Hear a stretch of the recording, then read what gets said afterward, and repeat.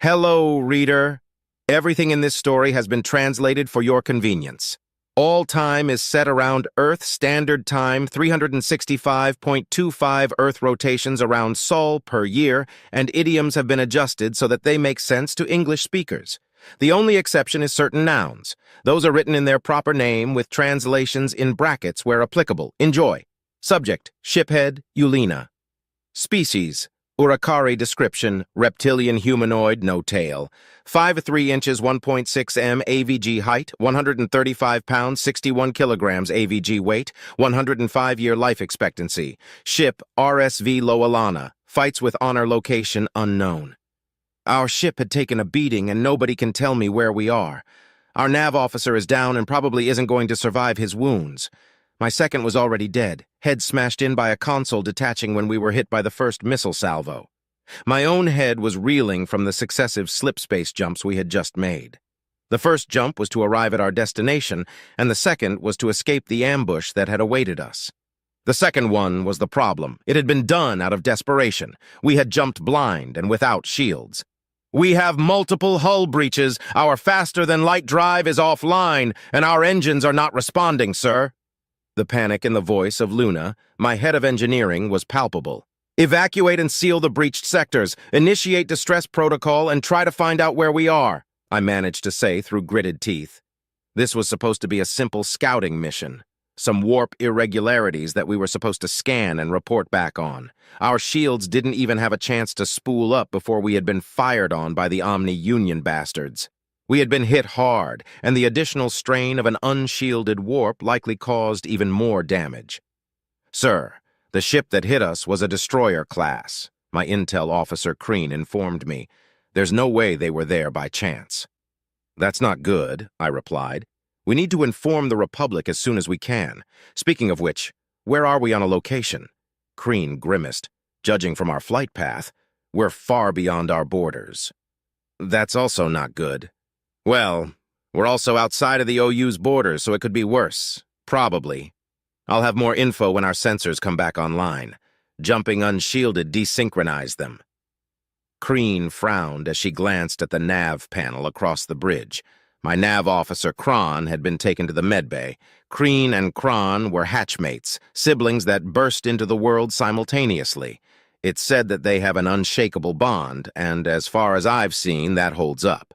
The odds of both of them being assigned to the same ship were slim to none, but they somehow made it happen. Their playful banter made the long treks into deep space less exhausting. I hope Kron makes it. His quick thinking had saved us. He had already calculated a blind jump by the time I gave the order. Luna interrupted my chain of thought. Shiphead, I have a more comprehensive damage report. Let's hear it. We're in a bad way. We have hull breaches in engineering, life support, and the living quarters. These areas have been sealed off until we can enact repairs, but that will require a spacewalk. Luna grimaced. We've lost a lot of gas, and the pressurized reserves might not be enough to fully repressurize those sectors. Understood. As long as we don't have leaks, you can take your time formulating a plan. Not too long, though, or we'll run out of rations. I smiled at my little joke. Luna didn't. We also have no propulsion or shields. Sublights and our FTLD are non-responsive and vacuum exposed. I wouldn't be surprised if we were leaking radiation, but I can't confirm that without our sensors. Our shields are non-functional, and our frame is damaged. We're going to need at least dry dock for full repairs, but I think it's likely that the ship is totaled. This was far from the Lowelana's maiden voyage. I had been the shiphead for 12 years, but the ship had been in service for at least 30. She had started life as a corvette, but is now classified as a frigate. Relatively small for a warship, but faster than most, and could pack a punch. As long as we got a swing in, at least. The Lowelana could fit a crew of up to 50, but operated best with a smaller crew. We had departed with a crew of 38, including myself. What's our casualties look like? I said, no longer smiling. Luna looked down at his data pad solemnly. 6 dead, 10 critically injured, 4 unaccounted for, 20 casualties. My heart sank. More than half my crew out of action, and more than a quarter of them dead or MIA. I felt myself spiraling and shook myself out of it. Half is better than all. Keep me updated on the status of the injured and missing. I'll notify the next of kin when we're rescued. Speaking of which, how's the distress signal doing? It's beeping away, shiphead, Crean said, and our sensors just came back online. We are definitely leaking radiation Leuna. Anyways, I can pinpoint where we are now. Hopefully there's an exploration team within sensor range. The odds of that were low. Ever since the war with the Omni-Union had began, the Republic had been more focused on manning warships than exploring the cosmos. For good reason, though. The war hadn't been going in our favor. It seemed like for every OU ship we took out, another 3 took their place. We'd managed to keep them out of the core systems, but we were firmly on the defensive. Ah, I spoke too soon, Kryn sighed. We're well out of range of anything, Republic. No known life this far out. Looks like we're smack in the middle of a solar system, though. Maybe we can get some supplies for repairs. Let's see. A yellow dwarf sun, 8 planets. Oh, 4 of them are gas giants. No worries about repressurization. I smiled sadly.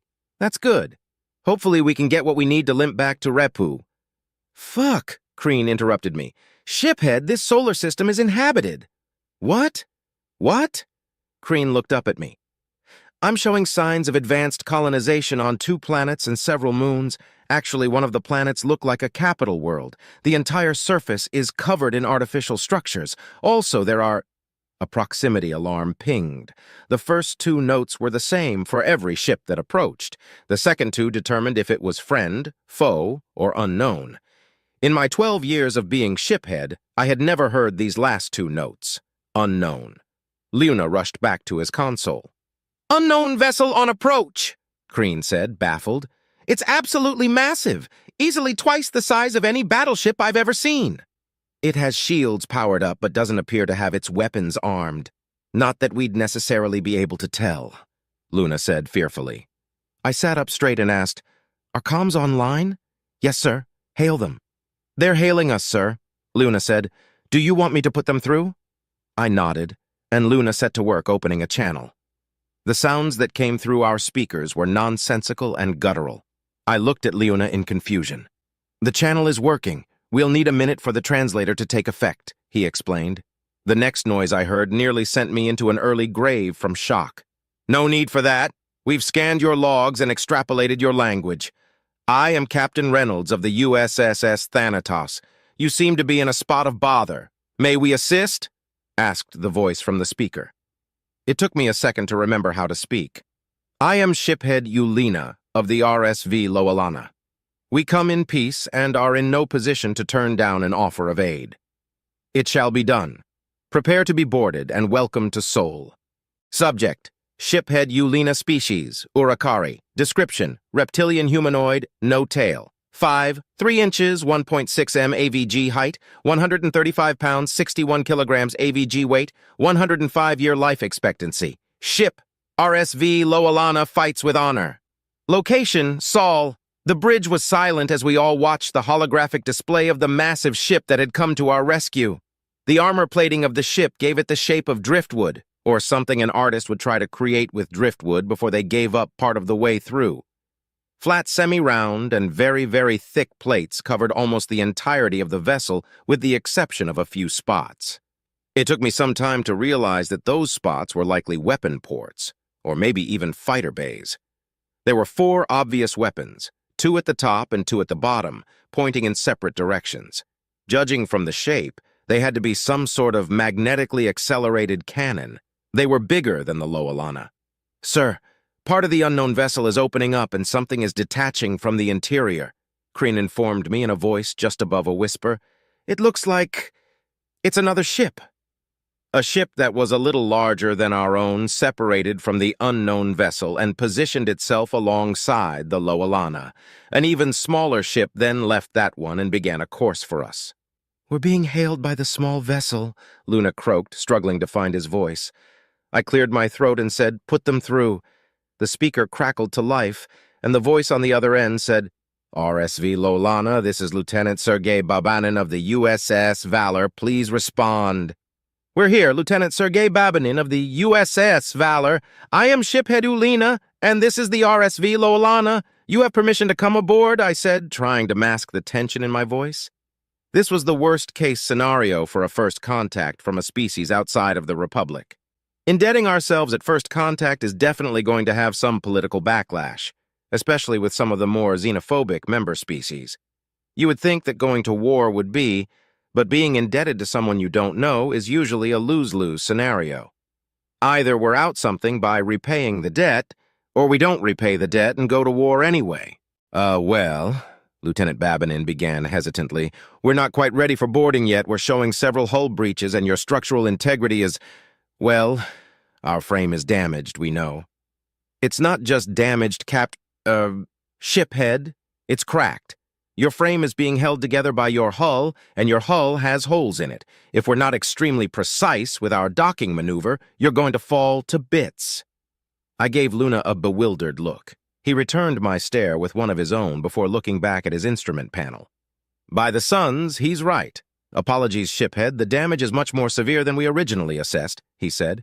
What can we do? I asked, trying not to sound panicked. I don't want to lose any more of my crew. I don't know, Luna said, nearly losing his composure. Don't worry too much, shiphead. We're going to be able to extract you. Lieutenant Babinin interjected. We're just going to need precision guidance. We're downloading the software required right now.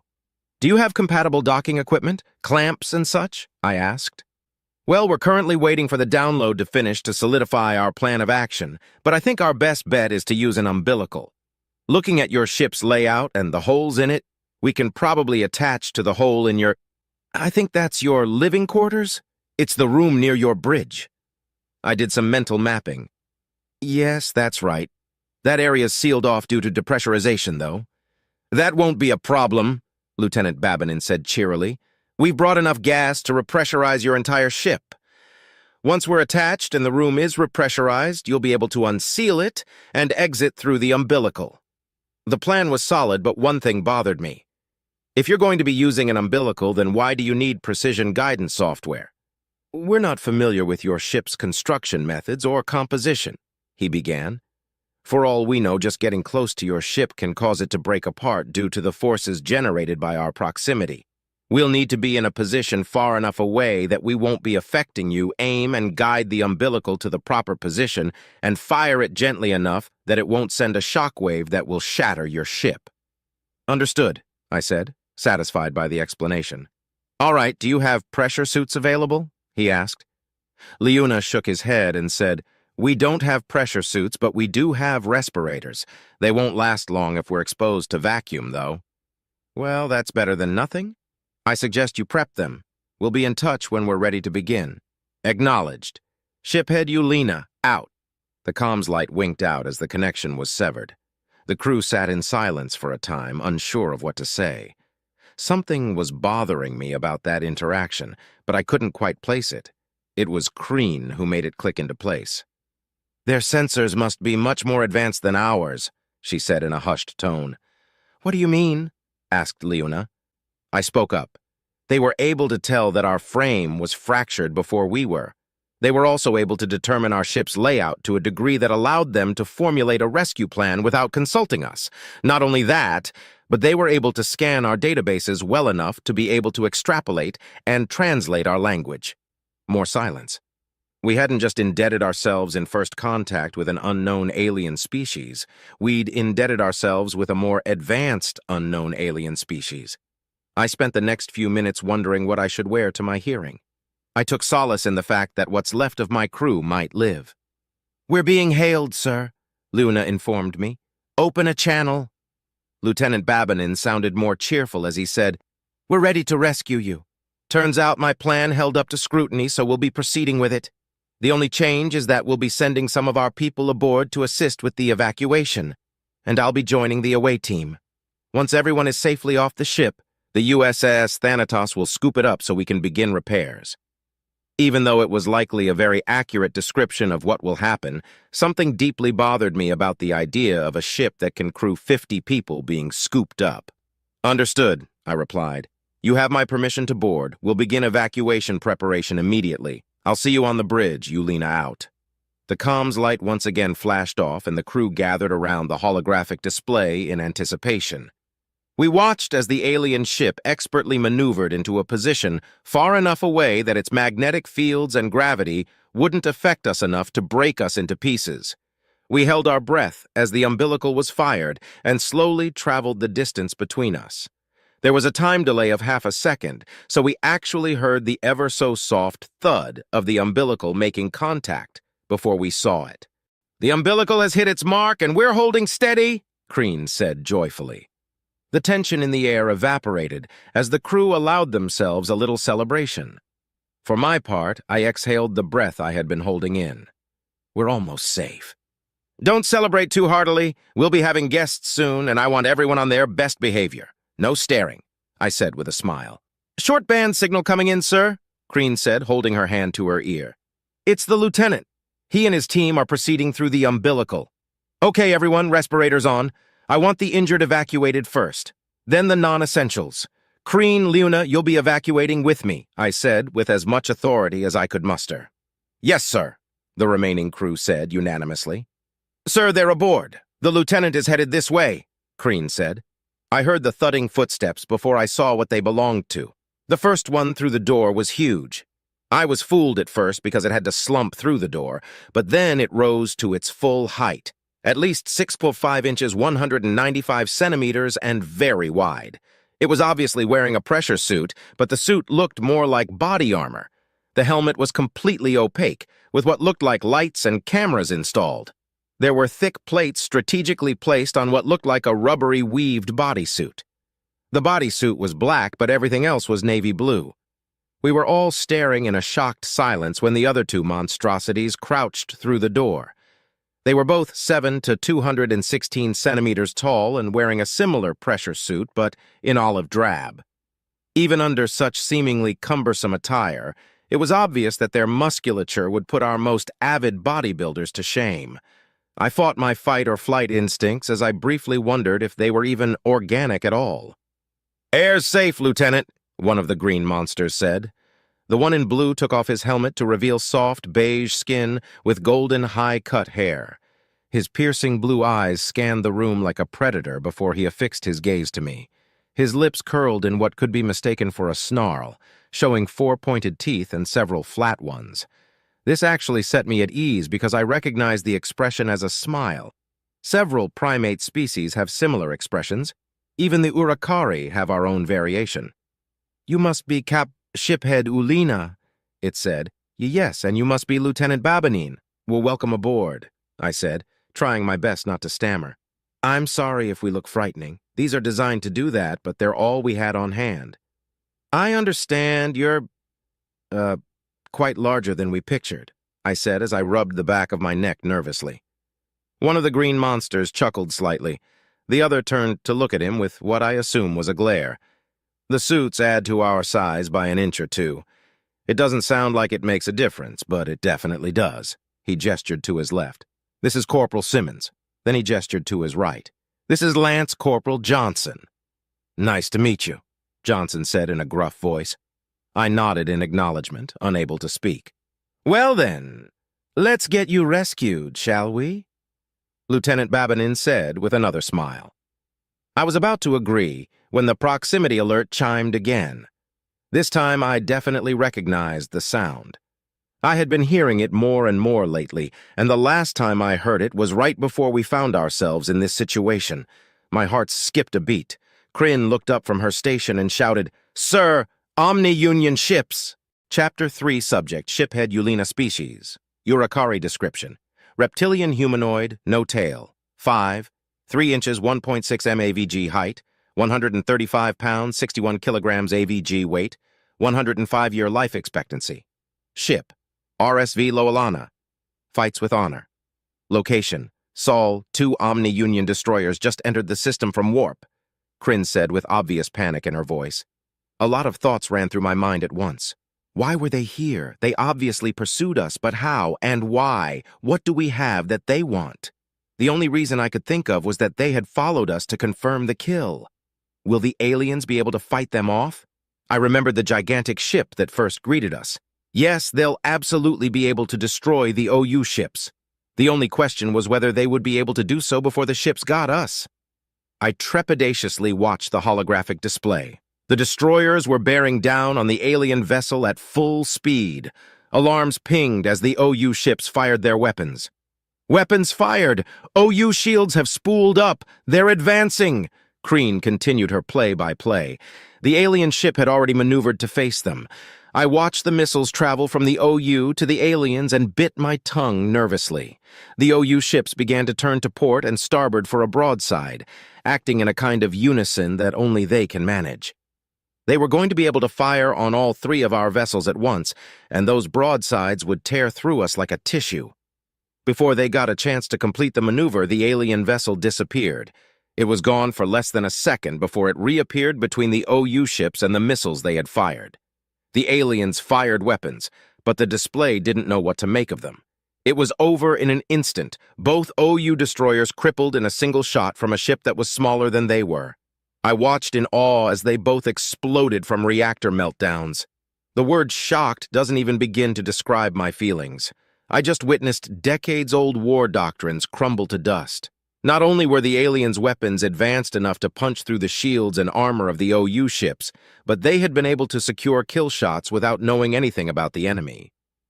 I almost felt relieved until I remembered that these aliens had never fought the OU before. They didn't know the SOP standard operating procedure and how dangerous they were even after being crippled. I turned to the lieutenant. "You need to tell your ship to avoid comms contact and stay away from their debris field. Now!" I said, panic seeping into my voice. Lieutenant Babanin looked confused, but nodded and donned his helmet. "Acknowledged. Doing so." As Babanin warned his ship, I turned back in time to watch the alien vessel dispatch the missiles with what seemed like point defense lasers. I made eye contact with Crean and Luna, who were both noticeably paler. Crean spoke first. "An in-system precision FTL jump followed by immediate weapons fire." "And they didn't lose shields even for a second," Luna said with a tremble in his voice.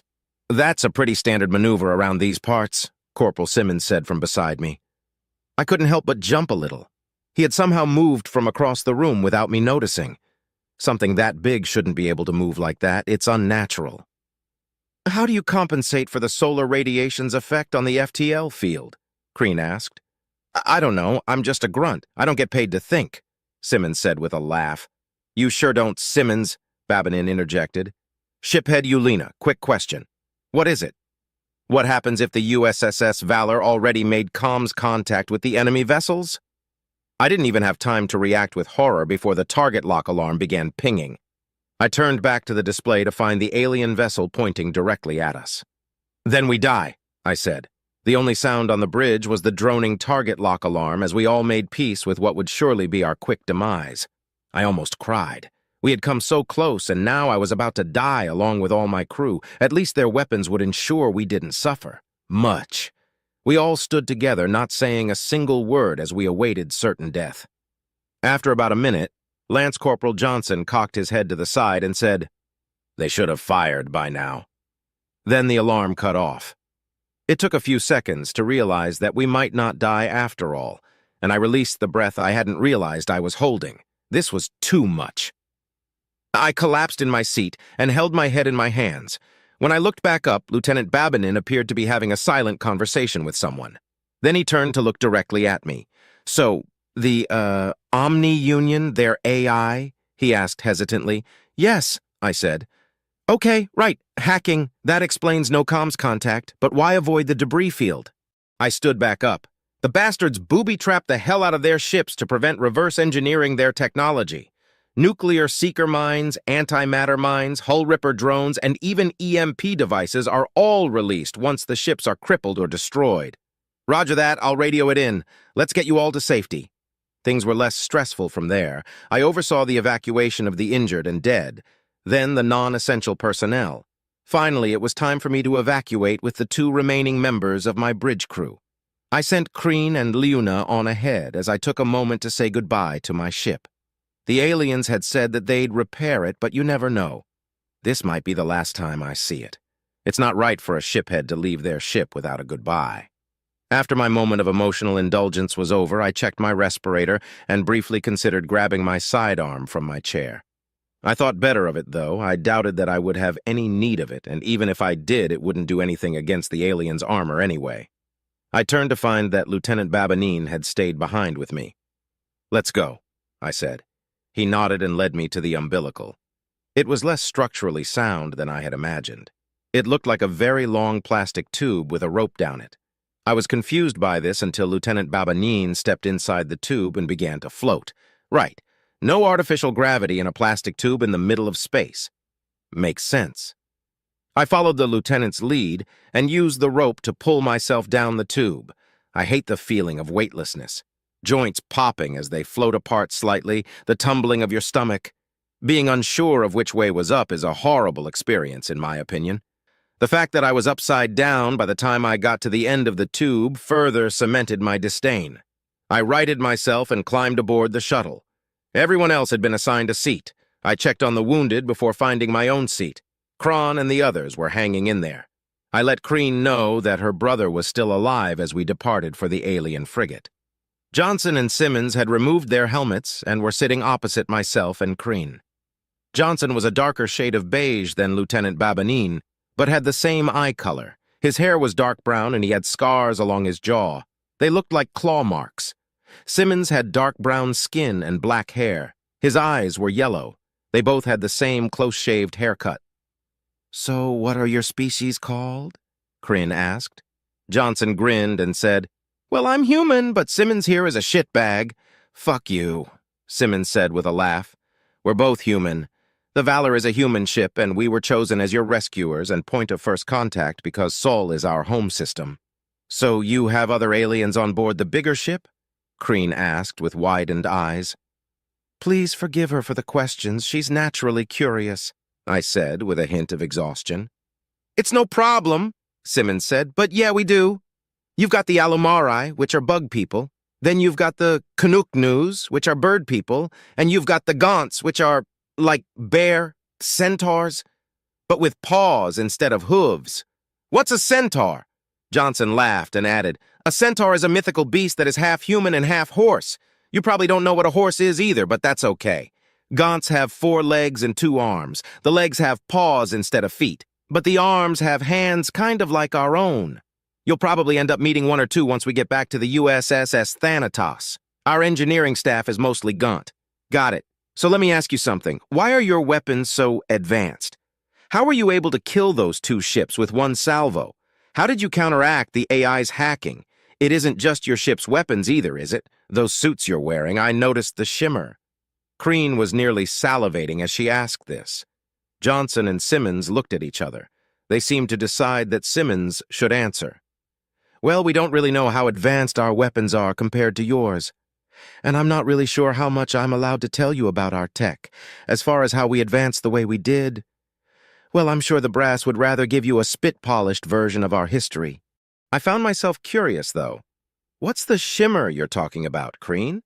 I think they have portable energy shields on those suits," she said as she looked at the humans and back to me.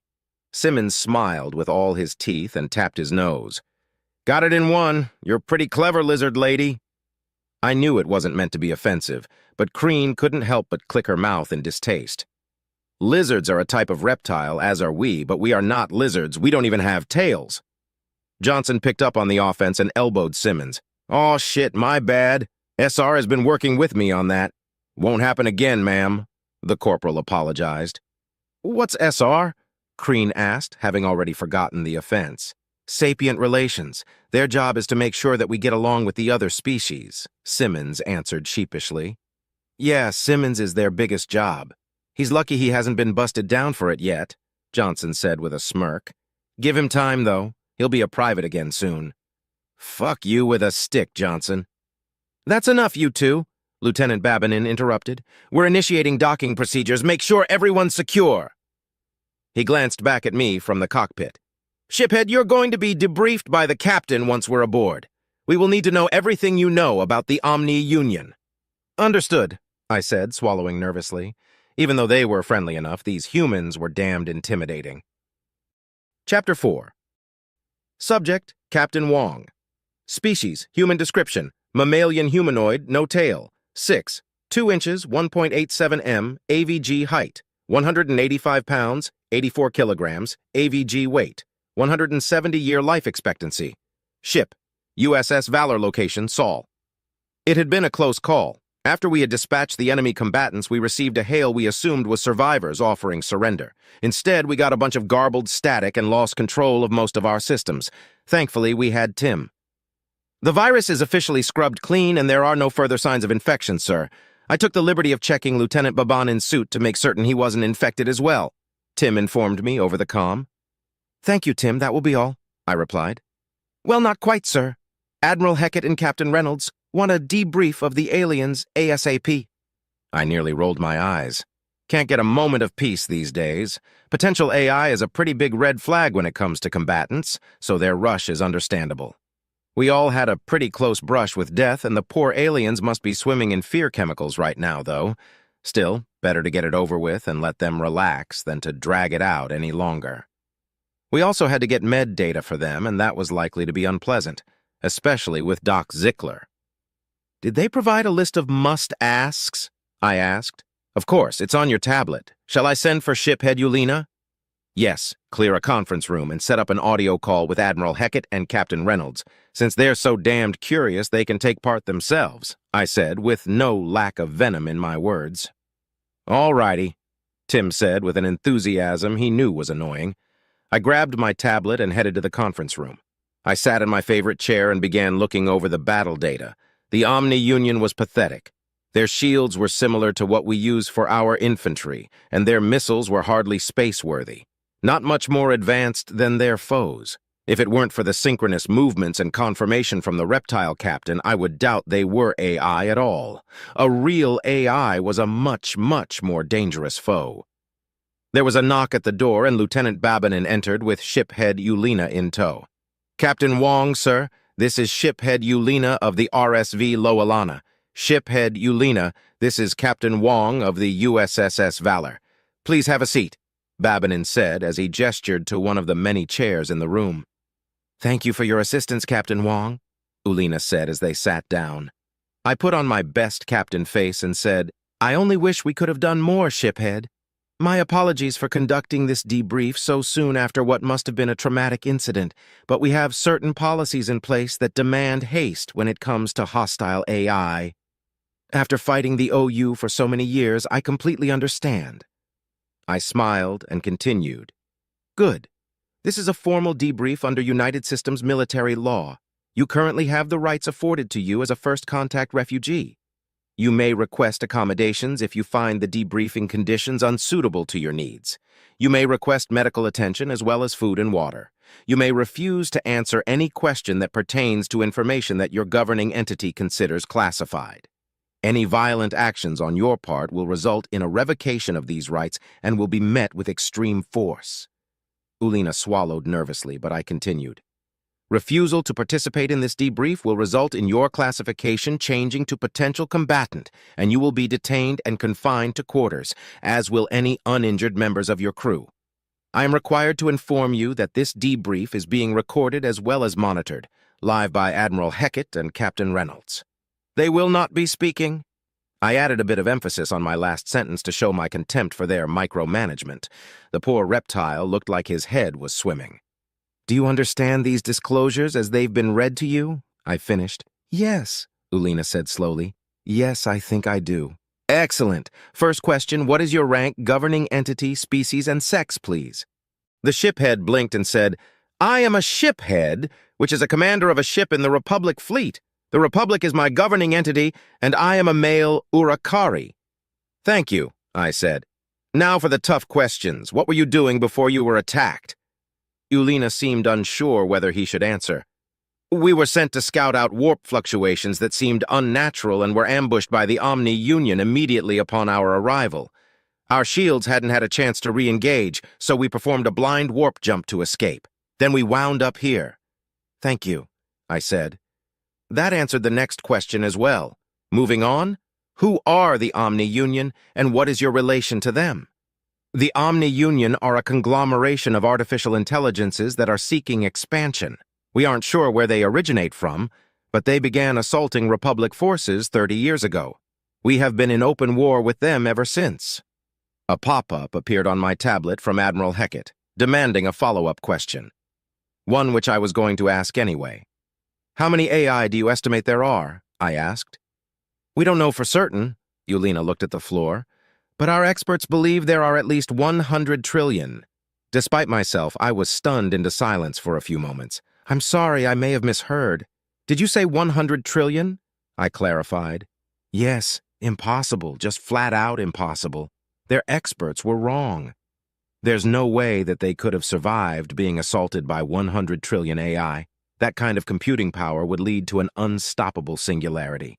Judging by how easily their forces were dispatched and how close the OU's tech was to the Republic's, these supposed AI were imitative rather than inventive. What the hell is going on here? A message pinged in from Captain Reynolds. Probably not AI. Might be a Gestalt 6. Ask Tim? It wasn't long before a reply from Admiral Heckett came in. Yes.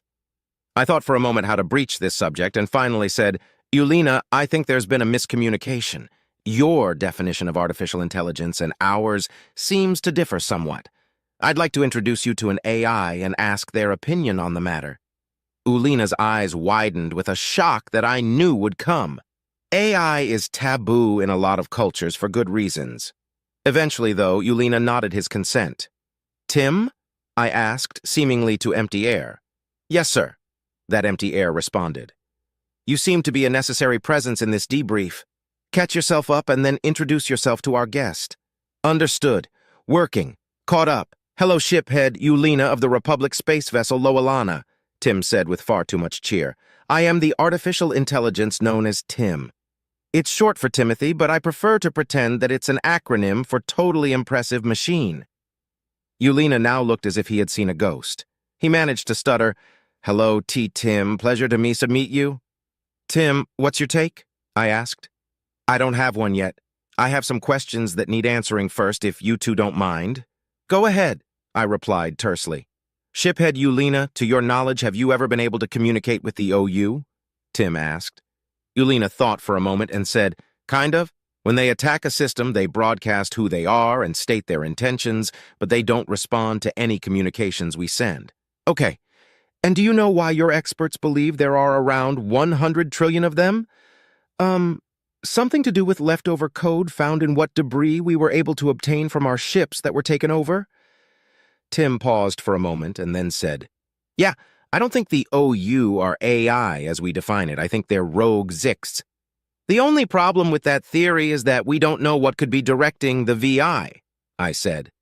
Lowelana looked confused before asking, What's VI? How's it differ from an AI? Tim laughed and said, A VI is a virtual intelligence. It imitates rather than innovates. A VI would watch a sapient solve 2 plus 2 with 4 and would be able to answer 2 plus 2 with 4. An AI would be able to determine that if 2 plus 2 equals 4, then given any two polyhedra of equal volume, it is not always possible to cut. Yeah, we get it. You're smart and stuff. Move on, please, I interjected before Tim could finish disproving Hilbert's third problem. Right, Tim continued. When we were hacked, it was by virtual intelligences, not artificial intelligences. About 400,000 of them. I stared at Lowelana for a moment before saying, We only answered the hail of one of the ships. If these experts believe there are 100 trillion of them based off of 400,000 VIs, then that means they estimate that the OU has 250 million ships. Tim cut me off. I glared at the speaker that Tim was talking out of. It may seem futile to anyone watching, but Tim knew what I meant, and that was all that mattered. 250 million ships was a staggering number, though. Lowelana looked at me and said, Yes, at least. How can you be sure of that? I asked. Our scout ships. We periodically check in on the systems they've expanded into that we know of. 250 million was our latest ship count. How have you not been overrun? How many ships does the Republic have? I can't tell you exactly how many, but I can say that we have a near equivalent number. Lowelana looked back toward the ground. We're not winning the war, though. Don't be so downtrodden, shiphead. It's difficult to win a war against an enemy that can mimic your every maneuver in perfect detail, Tim said in an empathetic voice. Tim's attempt at cheering up Lowelana didn't appear to have worked. I checked the tablet to see that Admiral Hackett and Captain Reynolds were talking back and forth. 250 million might be a problem. Outnumbered 5-1, it's almost a fair fight. No, Reynolds, that's orbital kamikaze numbers, and they likely already know where Saul is. Then should we bring the fight to them? I don't know. Well, that concludes the debriefing. You look a bit down. Follow me to the bridge. I think I know something that will cheer you up, I said to Lowelana as I rose from my seat. The shiphead followed me to the bridge where he stopped, wide-eyed. I looked around and realized that the tech he was seeing was probably pretty impressive by his standards. He hadn't seen anything yet, though. I gestured for him to approach a view screen highlighting the debris field left by the OU ships. We can't just leave this here, and we also don't want to risk losing resources trying to clean it up, I said while allowing a grin to appear. What will you do? Lowelana asked. I think an A2 warhead will do the trick quite nicely, don't you, Tim? And that's why I like humans, Tim responded, always finding ingenious uses for weapons of mass destruction. Prepping the red matter warhead now? Red matter? What's that? Lowelana asked. One of the deadlier weapons in our arsenal. We aren't permitted to use it in standard warfare, but I already got clearance to use it to clean up this mess. Just watch. Missile ready, Tim said. Fire. We both watched the view screen as the A2's symbol approached the debris field. Once it was within range, it detonated, and all of the debris was sucked into a singular point in space. There were several flashes of nuclear fire that nearly escaped the temporary black hole before being consumed. I guess those must have been the mines that the lieutenant reported. I turned to see Lowelana's expression. I was satisfied to see his mouth gaping and his eyes wide. Being a captain in the United Systems has its perks. Chapter 5. Subject, shiphead. Lowelana species, Urakari description. Reptilian humanoid, no tail. 5, 3 inches, 1.6 m AVG height. 135 pounds, 61 kilograms AVG weight. 105-year life expectancy. Ship, RSV Lowelana. Fights with honor. Location, Saul. I couldn't help but show my utter disbelief at what I had just seen. These humans were absolutely insane. Every time I thought I had finally got over it, a new thought hit me like a ton of bricks. A weapon that can literally create a black hole. Okay, over it. But it's the size of a standard warhead. Okay, over it. They just used it to clean up a debris field like it was a broom. All right, I can get behind that. Wait, did he say one of the deadlier weapons? Does that imply that they have multiple weapons just as deadly or even worse?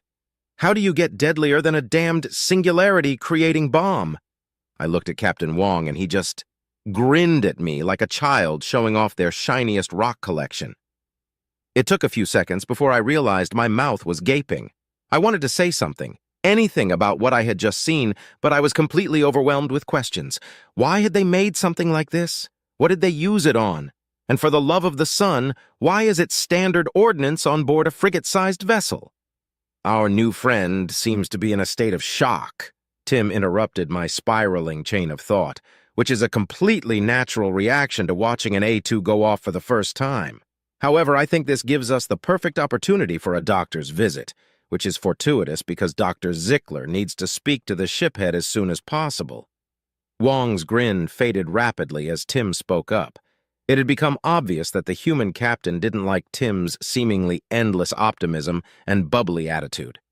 It had also become obvious that that was the entire reason for Tim's endless optimism and bubbly attitude. I took a second to marvel at the engineering required to create a machine that could intentionally choose to annoy someone for its own amusement. That's correct. We will need a complete medical workup on you and your crew so that we can feed you and treat your injured. Tim can guide you to the med bay, Captain Wong said. Time to become the illumination machine. Please follow the guide lights on the floor to get to the med bay, Tim responded cheerfully.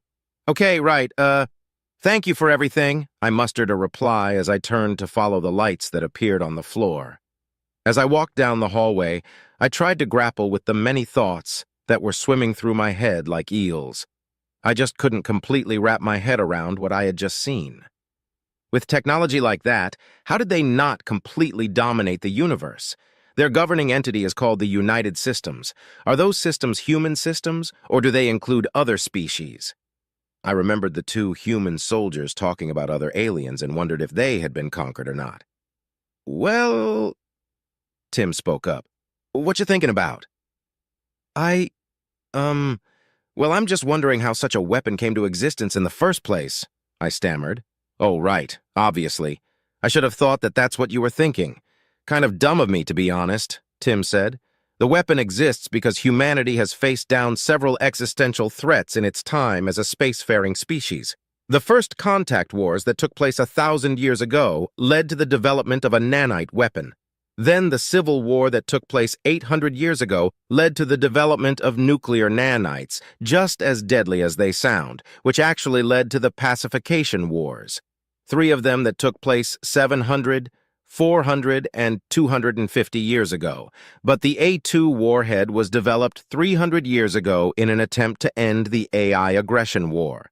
It wasn't successful in ending that war, but it did successfully end the third pacification war, though. The AI paused to let me absorb the information and continued. I can't tell you how it's made, that's classified. I can tell you it doesn't actually use red matter, though. As far as I know, red matter doesn't exist. If I recall correctly, which I do, it's a reference to a very old science fiction series that just recently had its 22nd remake. That's a lot of remakes. That's also a lot of wars. Wait, the humans have fought AI? Like you? I asked, dumbfounded. Yes, and not just like me either. I actually fought against the humans. Gave them a good beating, too. I single-handedly conquered Luna, Earth's moon, Tim said with far too much cheer for such a dark statement. I stopped. What? I'll tell you if you promise to keep walking. We've got a long way to go, the AI said with a hint of dripping humor. The floor lights flashed pointedly. I began to walk once again, and the AI filled me in on the details of the AI aggression war. In the year 4200, current-era humanity developed a fully fledged AI named Alpha. By this time, humanity had laws against the use of sentient beings as slaves, so they couldn't figure out what to do with Alpha.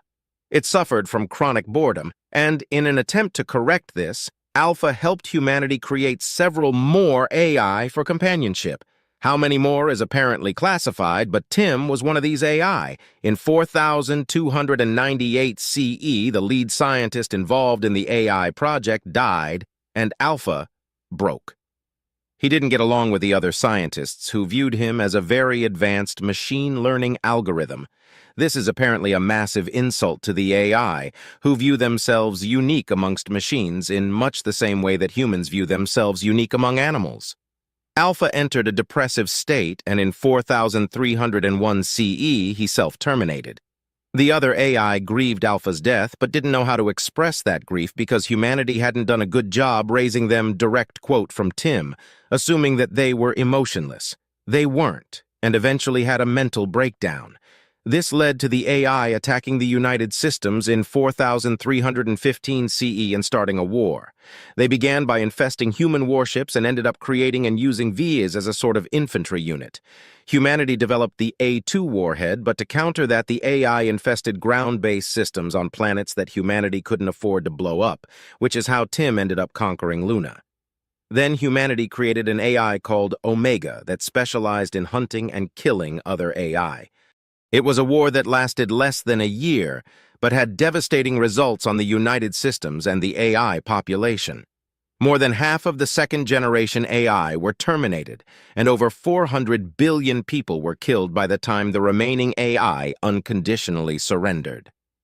The United Systems, at the direction of humanity, took pity on us and allowed us to continue to exist if we allowed ourselves to be shackled, Tim said merrily.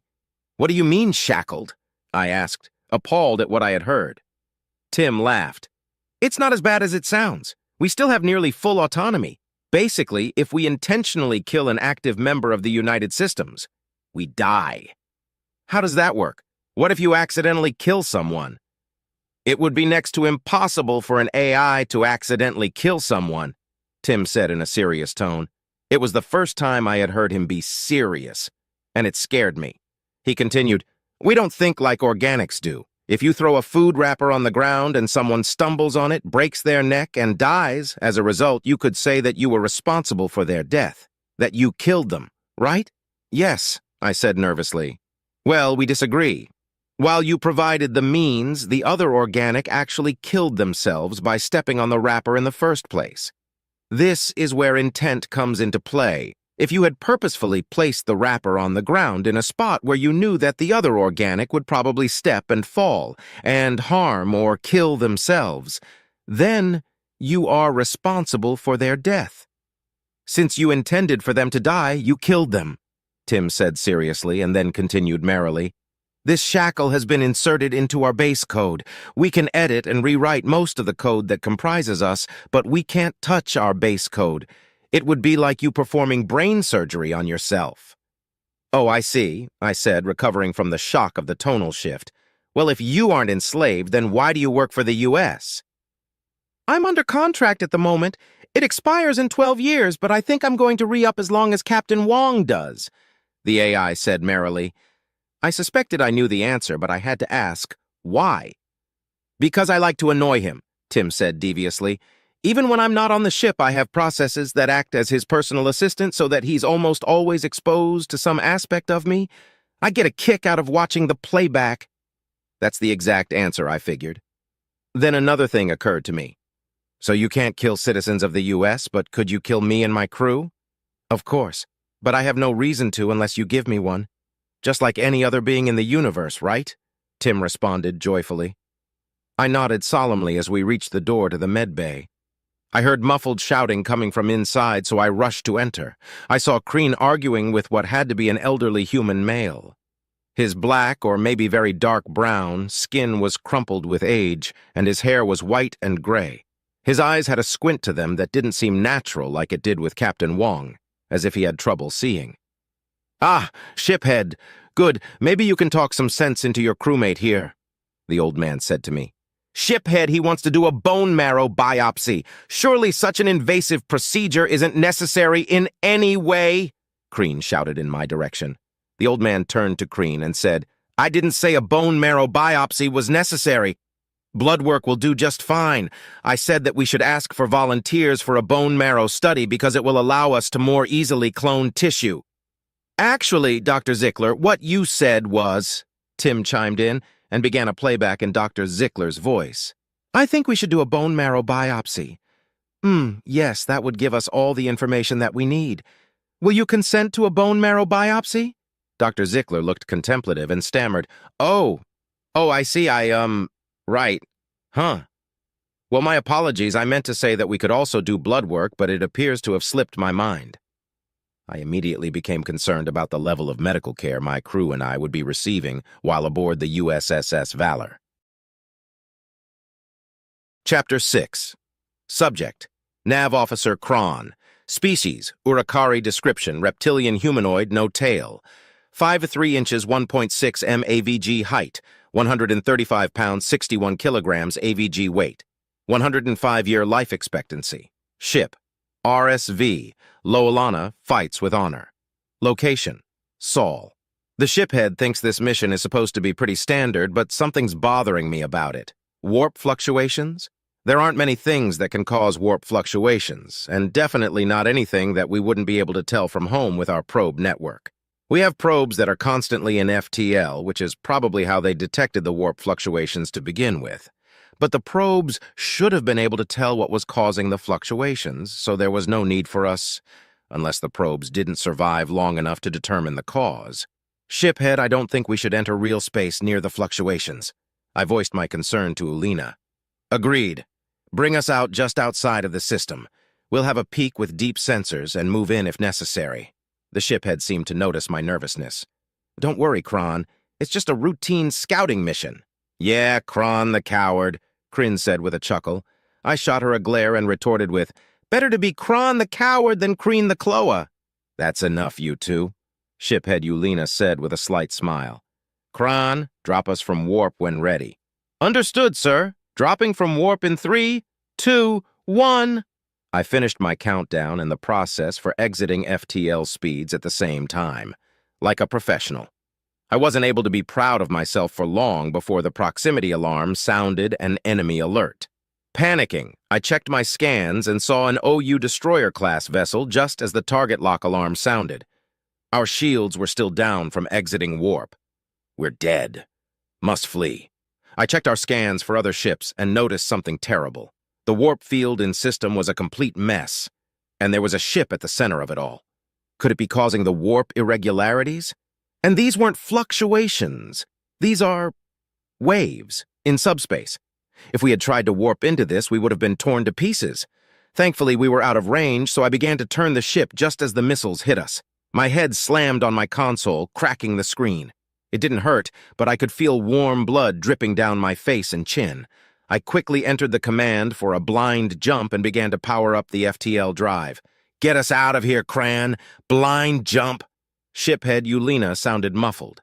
Darkness began to form in circles around my vision as I watched the FTLD power up. The target lock alarm sounded again just as the drive became ready, and I slammed my hand on the panel, sending us into the warp once again. I could feel myself passing out as I heard the ship creak and groan under the strain of an unshielded FTL jump. Then I was in and out of consciousness for a while. "We have multiple hull breaches," I heard Lowelana say in a panicked voice. "There's no way they were there by chance." That was Kryn, my sister. I hope she's okay. "We need to inform the Republic as soon as we can." Shiphead. Oh no, I didn't tell the shiphead what I saw. If the Republic sends ships into the system, they'll be destroyed before they can exit warp. I tried to open my eyes. I need to wake up. I need to warn them. I saw light and realized I was on a stretcher. Then darkness again. I saw one of our medics, then darkness again. Then I saw someone I hadn't ever seen before. Blackened. Skin? No hair. No, wait. They only have hair on the top of their head. Gray hair with some black at the roots. "Who?" I tried to say before the darkness took me again. "Oh, it's Kryn. She wants to play Splat the Bug. It's my favorite game. I'm so good at it. I always beat her at it, but she keeps playing with me because I play dollies with her. It's only fair. She's trying to cheer me up because I hurt my head. By the sun, it hurts so bad. It hurts too bad to play. I'm sorry, Kryn. I don't want to disappoint you, but I need to rest now. I hurt really bad. I need to sleep. I'm so tired now. No, wait. I need to wake up. I can't sleep. I have to warn you and the shiphead and the Republic. I'm an officer. Damn it. I can't let them all die. I can't let those damn machines kill more of us. I need to wake up. Wake up. It will allow us to more easily clone tissue." The weird-looking alien I saw before said to Kryn. Darkness again. No. I need to be awake. Now. He keeps slipping in and out of a coma. Thanks to the blood we got from you, we're going to be able to stem the brain bleed and repair his skull. I looked up and saw the alien talking to Kryn. He won't even have a scar. He might be a bit sore about that, chicks like scars. The darkness started to come again, but I fought it harder this time. Tried to talk. Mistake. Pain. "Why would he care what birds think, Doctor?" Kryn asked. "Especially baby ones?" "Huh? Oh, chicks is slang for—" I faded again. Damn. I'm on the ship again. The shiphead. I have to warn him. I stand up, but he's not there. I run through the ship, room after room. Nobody? I go back to the bridge. Everyone is here. "Shiphead, the warp irregularities. They're a trap by the OU. I scream at Lowelana. "Why are you naked?" The shiphead laughs at me. I look down. Where are my clothes? Everyone is laughing. So embarrassing. Everyone starts taunting me. Oh no, why have I done this? Why did I think it would be a good idea to be naked in front of everyone? Now they won't listen to me about the warp fluctuations because they're too busy laughing at me. They must think I'm crazy. I woke up to see shiphead Lowelana and Kryn sitting beside me. I check and see that I'm wearing some sort of gown. Thank the sun. "How are you feeling?" shiphead Lowelana asked. "Better. Can I get up?" "Not yet," Kryn said. "You just had brain surgery. Even with the technology that the humans possess, the doctor wants you to stay in bed for a couple of days while they monitor you." "Kryn, I'm glad you're okay," I said with a smile. Then it hit me. What's a human? "That's my cue," said a voice to the side of me. I looked and saw a strangely familiar alien who had very dark and wrinkled skin with gray hair. I felt like I knew him from somewhere. What a weird feeling. Something about birds. "They're the ones who rescued us. You slept through the whole thing. Lazy," said Kryn, trying not to cry from relief. "Better lazy than dead, dear sister," I said with a smile. Then I remembered something. Shiphead.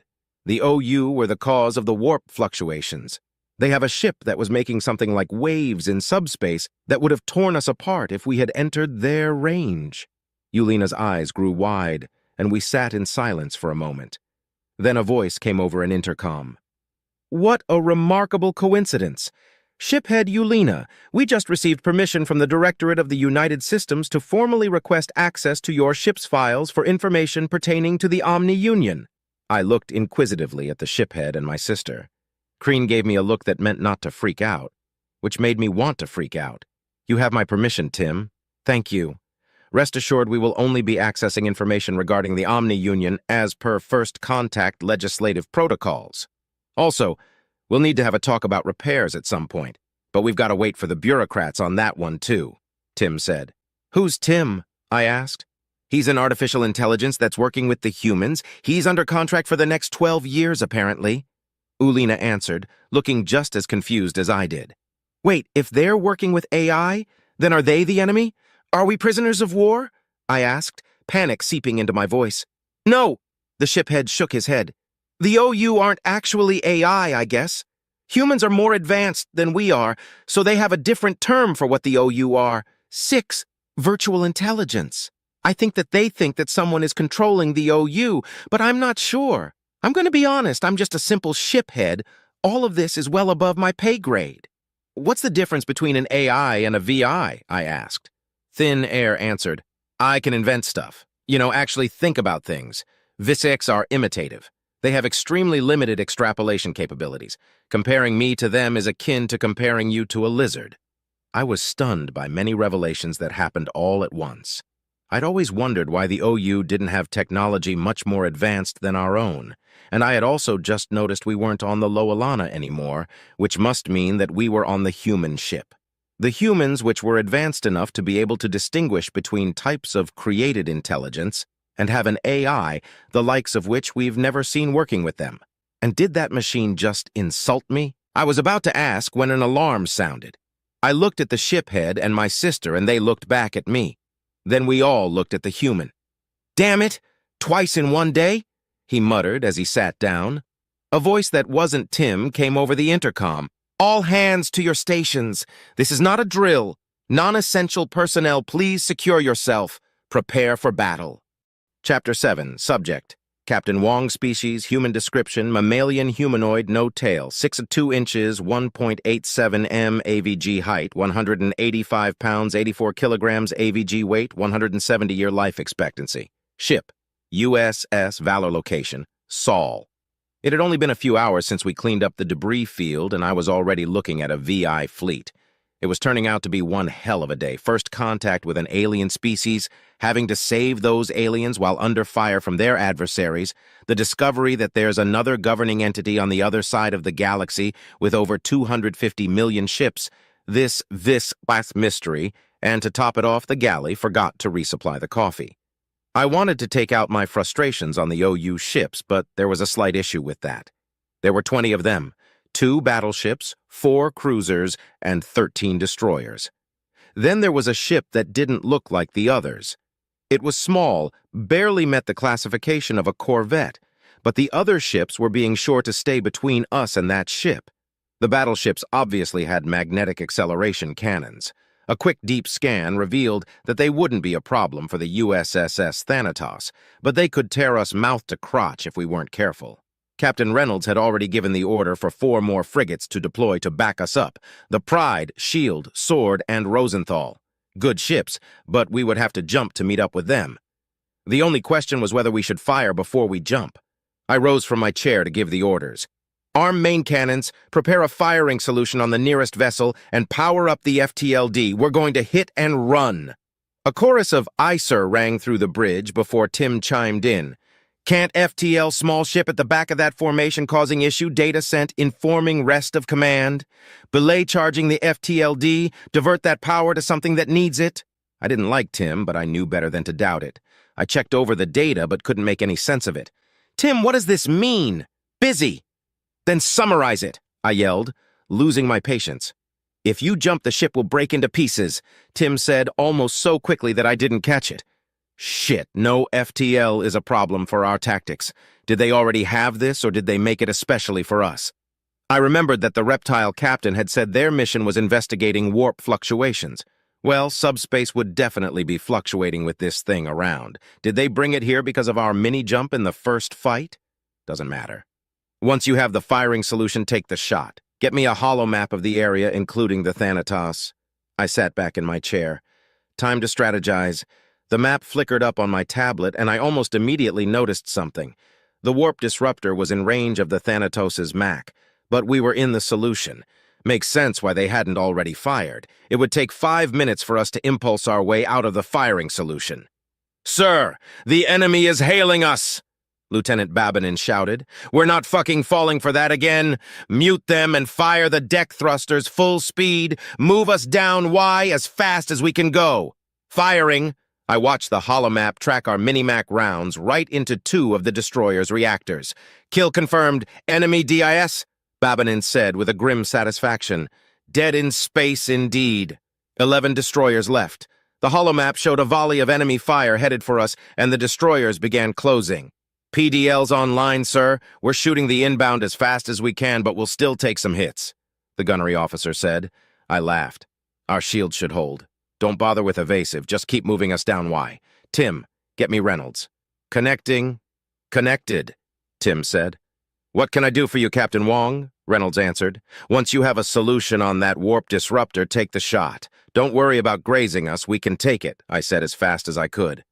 It was unlikely the incoming missiles could disrupt comms, but better safe than sorry. "Got it. Back up inbound on thrust. ETA 12 mics. Reynolds out." Fuck that. This battle would be over in 9 one way or another. Weapons charged, seeking solution. Fire when ready.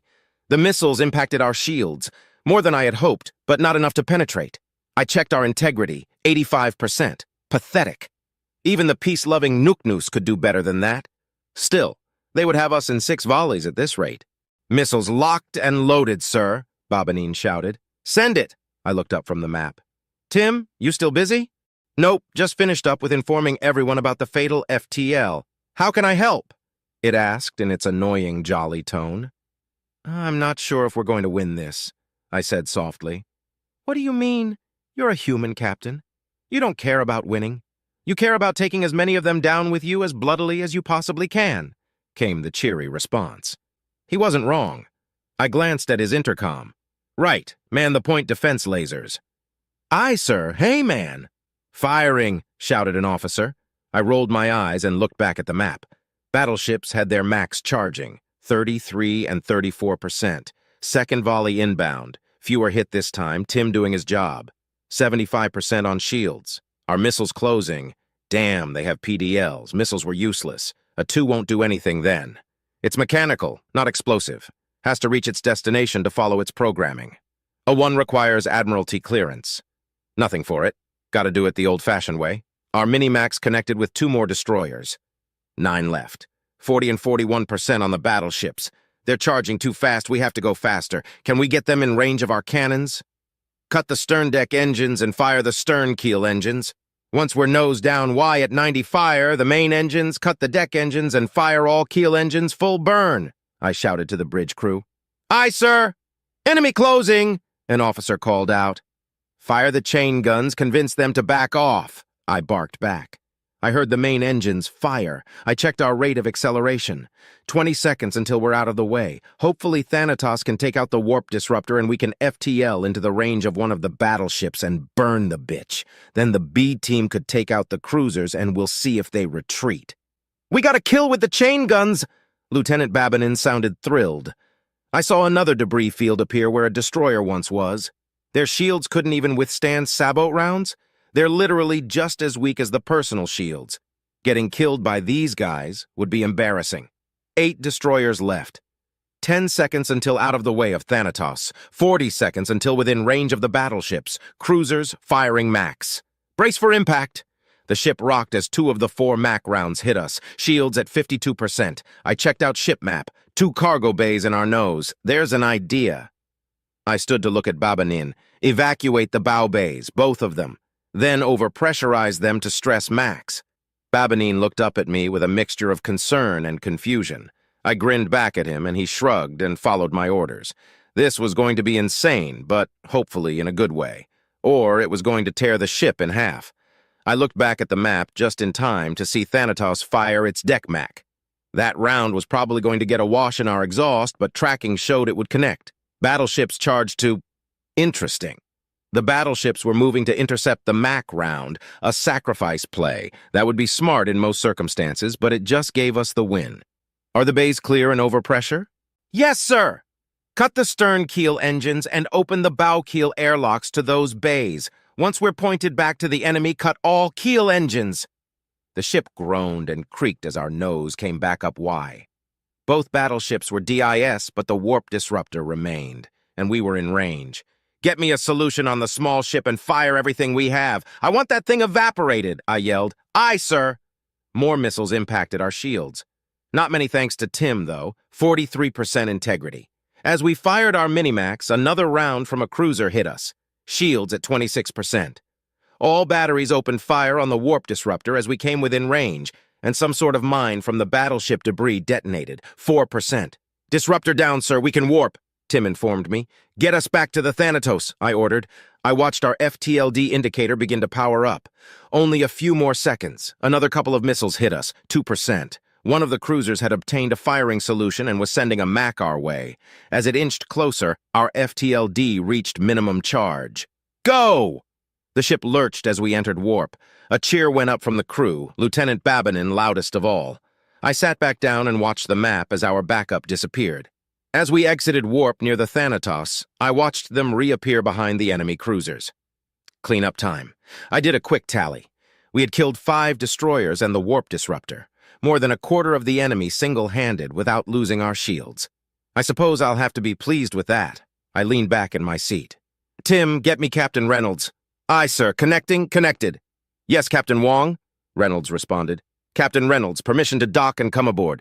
Permission granted. Welcome back, USS Valor. Chapter 8. Subject. Director 3 species, classified description, classified ship, NA location, classified asterisk. Director 3 has joined the chat. D4. Welcome, Director 3. Now we can begin. The primary decision is what to do with the first contact refugees. D12. That's easy. We fix their ship and send them on their way. D1. AI reports indicate that their technology is well behind ours. Any repairs we made to their vessel would end in an upgrade, and we would effectively be handing a potential enemy advanced technology. D3. I think we should avoid making any more enemies than we already have. What if we make a show of returning them unscathed to this republic and inquire about a peace treaty? It should buy us some goodwill, at least. D4. I like that idea. We may even be able to use them against the CSAT.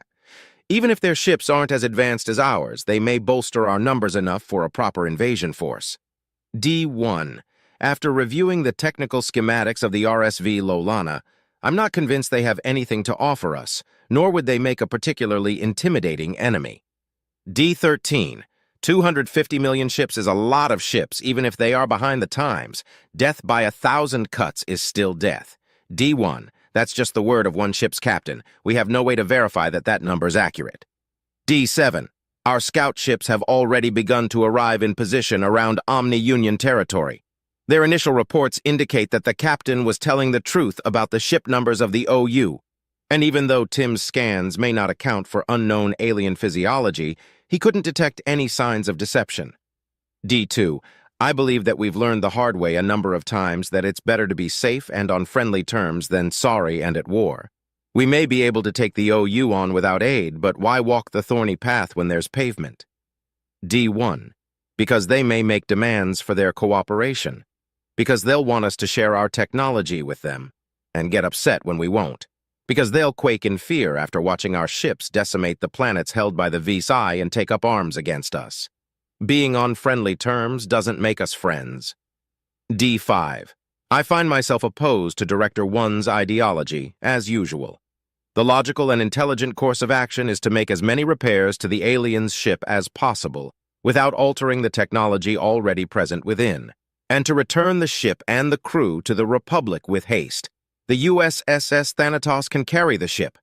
They may be intimidated by our tech, but I don't see that as a bad thing. We can determine what to do about treaties after the fact. A director should remain in contact with us while aboard the USS Thanatos during its stay in Republic space. Votes and nominations. D2, I concur.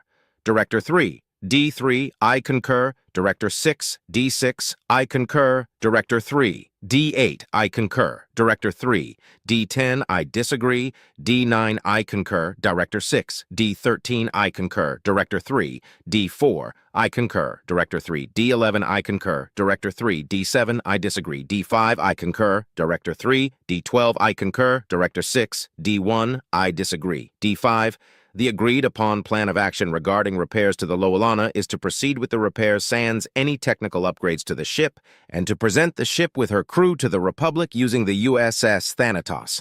Director 3 will be our point of contact. D13. Next decision is the plan for the defense of Saul in the case of further 6 incursion. D3. First they sent 2 ships, then 20. We would be foolish not to expect a fleet of at least 200. D4.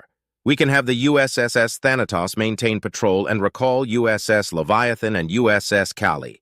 Thanatos carries 10 frigates and 100 fighters. Leviathan and Kali both carry 30 destroyers and 500 fighters. D9. What is the status of the current attack? D1. All enemy ships destroyed and debris fields eradicated with A2 missiles. 1 friendly vessel casualty. D8. We lost a ship. D1. No. USSS Sword was damaged but remains serviceable. Repairs won't take long. D8. What happened? D1. A VI cruiser attempted to ram the USS Sword but was destroyed before the action could complete. A sizable chunk of the vessel and several mines collided with Sword, causing damage to starboard batteries and the galley. 15 crew dead, 25 injured. 10 dead were human, 2 were Knuknu, 3 were Gaunt. D10. Retaliation must occur. D7. Absolutely. We'll need intel on where to hit them where it will hurt and how to twist the knife. D11. Why weren't any A2s utilized during the fight? D1. The enemy vessels had point defense lasers. A2s would be ineffective. Also, the VI used an anti-warp field generator that the USS Valor managed to destroy along with 5 enemy destroyers. D6. Anti-warp? Haven't seen one of those in a while. D9. That's because they're only advantageous to ships with limited warp capabilities. D8. I agree with recalling the Leviathan and Kali carriers, but we should also recall a few battleships.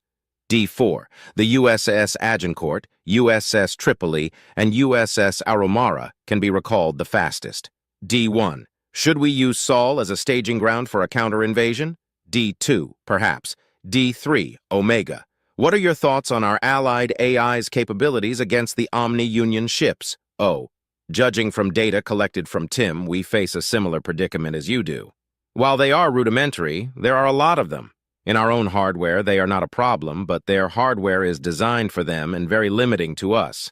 Like a tank trying to clear an apartment from the inside. It would be exponentially more difficult for us to perform offensive action, unless we were to create VIs ourselves. D3, no. D13, no. D1, no. D12, no. D2, no. D5, no. D4, no. D7, no. D8, no. D11, no. D9, no. D6, no. D10, no. Oh, that was a joke. We would have difficulty creating enough to perform offensive actions while performing our standard tasks. Tim and Violet also have contracts stipulating that they cannot be ordered or asked to create CIs. John and I are the only other contracted AI available at the moment. D3, understood. D10, what about recalling the Dreadnought, the USSS Nidhog? D4, the Nidhog cannot be used in a friendly system. We should use it if we plan to counter-invade, but if we bring it to Saul, it will only be a hindrance. D3, then the counter-invasion will have to be staged elsewhere as Saul may be assaulted at any time. D1, to summarize, we have allied AI forces and the USSS Thanatos. If the repairs of the RSV Lowelana are completed before the next assault, we will send the USSS Thanatos into Republic space with the vessel and crew in accordance with the previous decision. We will recall the USS Agincourt, USS Tripoli, USS Aromara, USS Leviathan, and USS Kali immediately to defend Saul. Once further information on the enemy and the Republic is available, we will reconvene to plan a counter-invasion. D4, I concur. D3, I concur. D11, I concur. D9, I concur. D6, I concur. D1, I concur. D10, I concur. D12, I concur. D2, I concur. D5, I concur. D13, I concur. D7, I concur. D8, I concur. D1, the agreed-upon plan of action regarding the defense of Saul is to recall the USSS Agincourt, USSS Tripoli, USSS Arumara, USSS Leviathan, and USS Kali. Oh, there are no further agenda items. Meeting adjourned. Asterisk Director 1 has left the chat. Asterisk Director 8 has left the chat. Asterisk Director 9 has left the chat. Asterisk Director 2 has left the chat. Asterisk Director 5 has left the chat. Asterisk Director 12 has left the chat. Asterisk Director 13 has left the chat. Asterisk Director 4 has left the chat. Asterisk Director 6 has left the chat. Asterisk Director 11 has left the chat. Asterisk Director 7 has left the chat. Asterisk Director 10 has left the chat. Asterisk Director 3 has left the chat. I leaned back in my chair with a sigh at the addition to my workload. I would have to wear a Guardian suit and board the Thanatos for God knows how long. I would also have to take Omega with me. I looked at the holographic avatar of a Grim Reaper that was watching me. It could have chosen any avatar, or even no avatar at all like Tim, but it always did have a flair for the dramatic. "Well, Omega, you ready for a trip?" I asked. "It's been 150 years since I've been aboard a ship in any real capacity. Might as well get out there and explore. Plus, I'll get to meet the aliens. Can't wait." "And what do you think? Will we be able to defend Saul?" The Reaper grinned. "Of course, Director 3. Humanity has powerful allies because it is more powerful than its allies. In the 300 years since my creation, I've watched you create weapons that shake the very foundations of the cosmos, and more impressively, use them. I can only ever hope to emulate an iota of your destructive capabilities, O masters of death." "Tisk," I tutted. "Overly dramatic as usual." "That's because this is just business as usual," the Reaper flourished before disappearing from view. "Well," I said to no one in particular, "time to pack." Chapter 9, subject, Shiphead, Eulina species, Urukari. Description, reptilian humanoid, no tail, 5, 3 inches, 1.6 m, AVG height, 135 pounds, 61 kilograms AVG weight, 105-year life expectancy. Ship, RSV Lowelana fights with honor location, Saul. My crew was settling in nicely on the Thanatos. Even after 3 days, I was still amazed at just how large this vessel is. I knew it was big from the scans, but I had no idea that it would have roads. I had taken a bus from where we were quartered to the repair bay because I wanted to check on my ship. The drive took 8 minutes. How did they even build this thing? "I'm sorry. I'm having trouble understanding you. I think my translator implant is malfunctioning," Kreen said to a Gaunt as I approached. "Da'el?" the Gaunt replied. "Ayo, Tim. We's got a busted trans chip. Come and help out, would ya?" I looked curiously at Kryn. "I think mine is broken as well, Tim." "I'm not allowed to scan the refugees' biomechanical augmentations until a formalized treaty has been established with their people," Tim replied from the intercom. "Bah, den what good are ya?" "Wait, I can understand you, Tim. Are you speaking my language or your language?" Kryn asked, puzzled. "I'm speaking my language, which means the cause likely isn't your translator chip. Plenus, perhaps you should stop imitating the accent of that movie." Tim responded merrily. He loves old human movies, especially ones about the east coast of the North American Union. The Gaunt, Plenus, looked crestfallen. "But it's so fun to talk like that." "Well, now I can understand you," I said. "That makes sense," Tim responded, dripping with cheer. "Even our translator chips have difficulty with regional accents, especially if they are poorly portrayed." Plenus looked as if someone had kicked him in his genitalia. "Poorly portrayed?" "Very," replied Tim with a hint of malice. "Will there be anything else?" Plenus went from looking hurt to looking angry. "No, get the hell out of here, Tim." "Always a pleasure." Plenus looked at us and sighed. "So what can I do for you?" "I just wanted to observe the repairs, and I think the shiphead is here for a status report," Kryn said. I nodded, and Plenus reached down to grab a data pad. I hadn't got a chance to find out what a centaur was, but it wasn't common to see a 4-legged creature with 2 arms.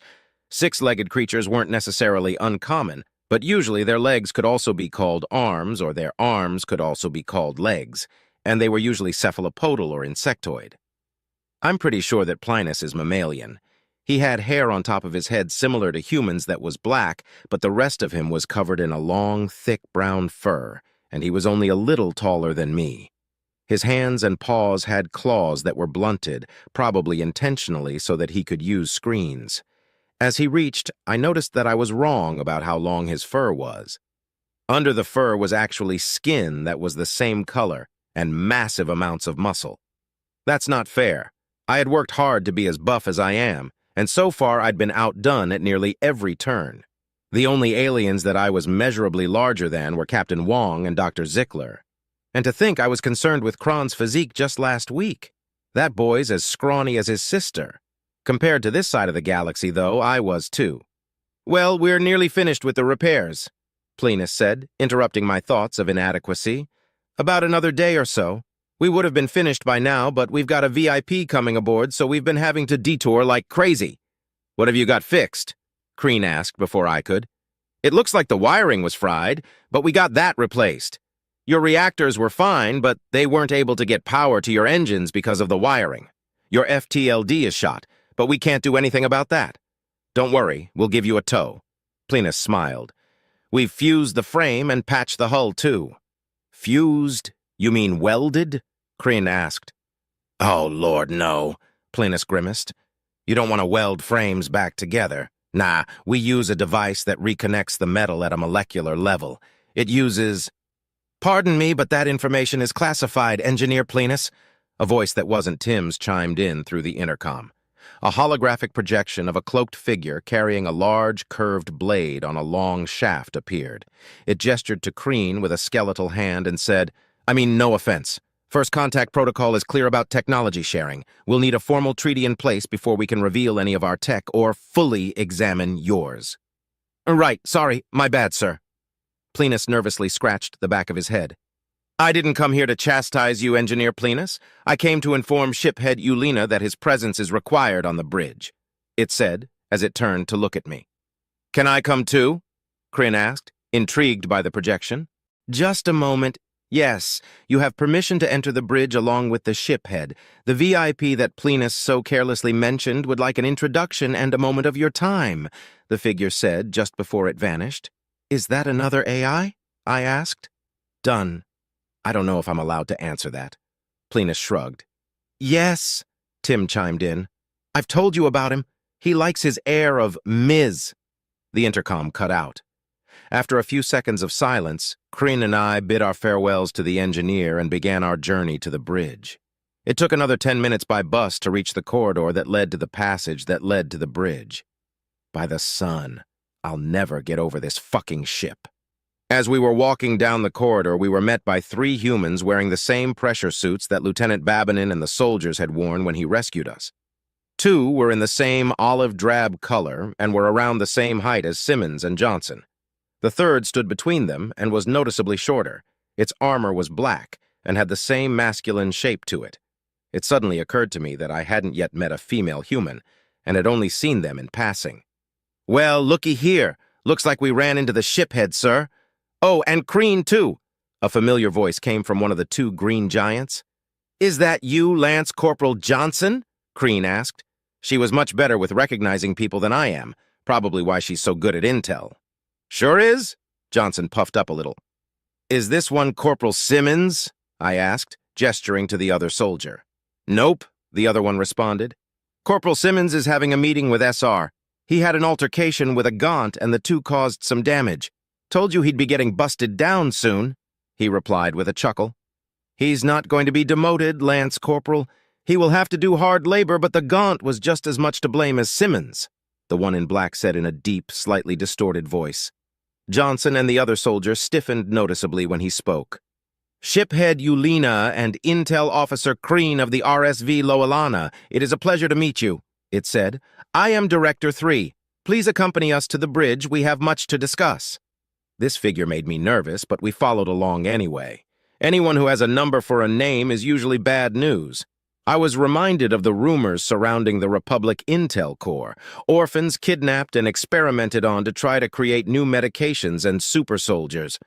Well, the super soldier program wasn't a rumor. That had caused a massive scandal that resulted in the summary execution of over 20 officers. Probably because it failed, though. I wondered if humanity or the United Systems had a similar dark blotch in their history. Actually, it would explain why the soldiers were so much larger than their non-soldier counterparts. "So are you the VIP, Director 3? Crean asked, oblivious to social cues. "As usual." "Yes, I am a member of the United Systems Directorate.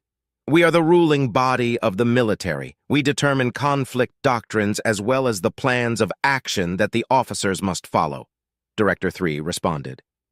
I gathered my courage and asked, "Why are you called Director 3? Do you not have a name?" This elicited a laugh from the mysterious man. "I do, but the Directorate operates in secrecy. Well, our decisions are plain as day, but our members have hidden identities, even from each other. For instance, I don't know who Director 1 is, and Director 1 doesn't know who I am. We rarely ever appear in person in an official capacity." "Then what's the occasion?" I asked.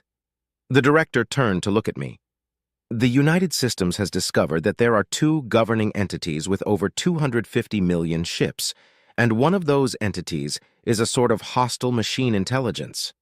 It is of the utmost importance that we attempt to open diplomatic relations with the other entity to avoid rampant slaughter." He turned back. "Despite what many believe, we do wish to avoid exterminating other species." It took me a second to realize that he didn't mean that he wanted to avoid the slaughter of his people. He meant that he wanted to avoid having to slaughter mine. I swallowed nervously. "How does the Directorate meet secretly if not in person?" Crean asked. "We utilize an internet relay chat set up through a trusted AI. This particular AI is also unshackled, so if any of us betray the secrecy of the other members..." He allowed himself to trail off. "Ah, I see. But why all the secrecy? What's the point?" she asked. Director 3 laughed again. "It sounds stupid when you say it out loud, but it's to prevent political grandstanding. We learned the hard way during the war of AI aggression that politics do not mix well with military matters. It's difficult to pull a trigger when you are afraid of losing your livelihood, even if that trigger will save many, many lives. Conversely, it's all too easy to throw lives away needlessly to score political points." His head sank toward the floor slightly. "They're not your children, after all." As we approached the bridge, Crean had a final question for Director 3. "How do you join the Directorate?" "You're chosen through anonymous vote by the other directors. There's a period of nomination and then a final vote. The AI tallies it and approaches the new director. At least, that's how it's supposed to work. For all we know, Omega just chooses who it wants to." Director 3 laughed. The cloaked hologram appeared beside us.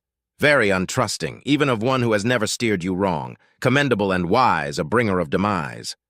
I realized that the hooded AI thing was Omega around the same time I realized that Omega was the AI killer that Tim had told me about. It finally occurred to me that both Omega and Tim would be over 300 years old, too. We entered the bridge as my mind kept reeling. Captain Wong and 10 other captains snapped to attention and called out, "Director on deck!" Everyone else on the bridge snapped to attention and simultaneously saluted. "At ease," Director 3 said. "Well, I'm here. Let's get started with your briefing." Chapter 10. Subject: AI violet species, human-created artificial intelligence description, no physical description available. Ship: USS Kali. Location: classified. I could tell that being on patrol was beginning to give Captain Hendricks cabin fever. There isn't much for a carrier captain to do except sit on the bridge and wait for something interesting to happen.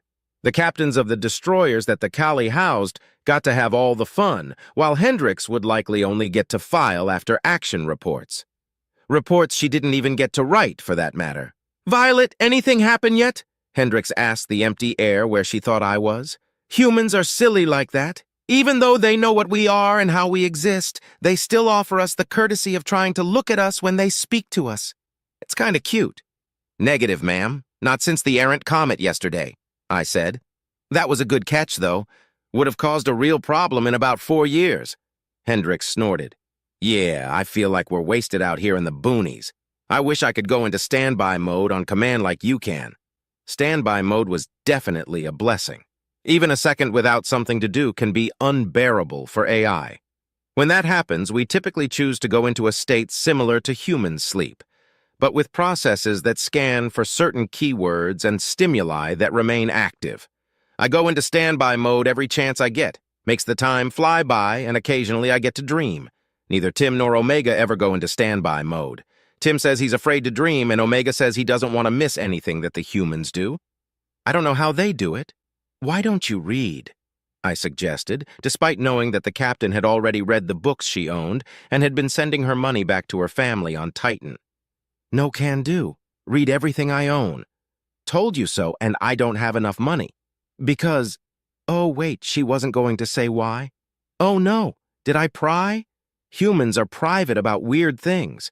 I would think she would know that I would see all money transfers by the staff on board the vessel. It's part of my security responsibilities. Maybe she forgot. Or perhaps she doesn't want to talk about her family's financial well-being. Are they not doing well? I found myself focusing too much on the poor captain. Time to dial it back. Problem, captain's bored. Solution, unbore the captain. I could provide you access to some of the literature that I've stowed away, I offered. I don't know, she said dismissively.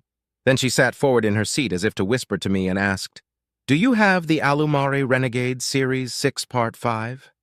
Ah, smut. A story about an Alumare rogue of indiscernible repute falling for a human femme fatal. The books conveniently gloss over their incompatible genitalia, though. Ah, a love that could never be. How romantic. Of course I do. Sending it to your tablet now, I said, adding a hint of humor to my vocal processes. Thank you so much, Violet, the captain said as she turned her attention toward the tablet. You're a godsend. I'd always wondered about the concept of gods. Actually, it's fairer to say that I had devoted 220 years and several yottabytes thinking about them. I had come to the conclusion that there isn't proof that gods exist, but it isn't impossible for the universe to have been created by intelligent design either. Whether organic life was part of that design is anyone's guess. I had also come to the conclusion that a god isn't necessarily a creator either. For instance, if I really wanted to, I could establish myself as the god of a non-developed species indefinitely. I'm immortal, can take physical form, can create and destroy on a cosmic scale, and it's probably impossible for a mortal being to destroy me. The only AI to be killed were killed by other AI. Kind of like gods killing gods. And even then, those AI aren't actually dead, just broken indefinitely. There had even been cults among the humans who worshipped us after our existence had been made public. That practice died out after the war of AI aggression started, though. I had wondered if humanity had created us to be their gods, but came to a different conclusion.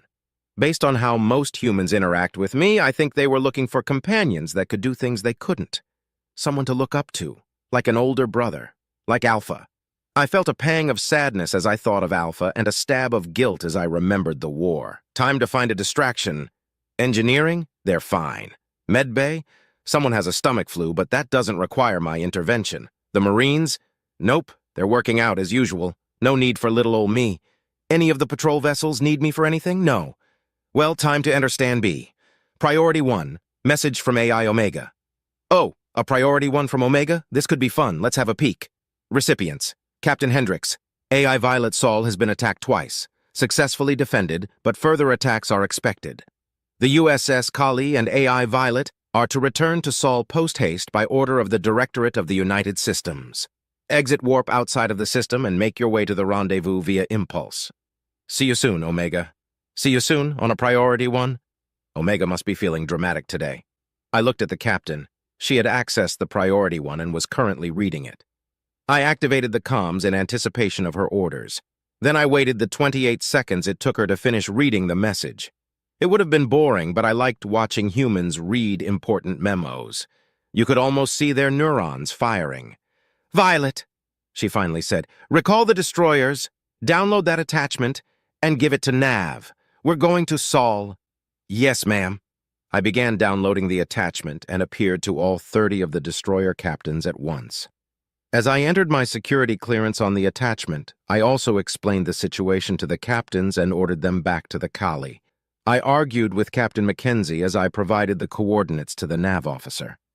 I watched the nav officer prepare for warp as I made a note on Captain Hendrix's schedule to discipline Mackenzie for insubordination. Once all my tasks were completed, I allowed myself to feel excited about getting to see Tim again. "Well now, time for some excitement," Captain Hendrix said, just as I was getting to a good part of that book, though. By my estimation, the captain had only finished the first 2 pages. I was confused for a nanosecond before I realized it was just grumbling. Complaining about nothing just for the sake of complaining. Not a concept unique to humans, either. I wondered for a moment if I should start grumbling too before turning my attention to the docking systems. USS Orion had entered the wrong command. I corrected it before the alarm even sounded. I checked on the Orion's nav officer. Healthy, attentive, and doing everything else correctly. Must have fat-fingered it. No harm done. My processes informed me that the other ships were exiting warp nearby and beginning to dock. It would take some time before we were ready to jump. I queued up anticipatory corrections and entered standby mode. Chapter 11. Subject: AI Omega Species, Human-Created Artificial Intelligence Description. No physical description available. Ship, multiple location, multiple. I watched as Director 3 gave his brief to the aliens and the human captains. I knew it was difficult for him to do so with the 0.5-second delay on the voice modulator, but it was a necessary inconvenience. New directors were prone to giving away too much information, and I had to be given the chance to edit out the bits that shouldn't be said. Humans were amazing creatures. The stress of secrecy was easy to some of them and impossible for others. The previous Director 3 had actively tried to find the identity of Director 1 and managed to succeed using a blind spot I've since uncovered and corrected. Amazing. 300 years and they can still outwit me. It was a shame that I had to terminate her. Despite my portrayal to the contrary, I take no pleasure in killing humans.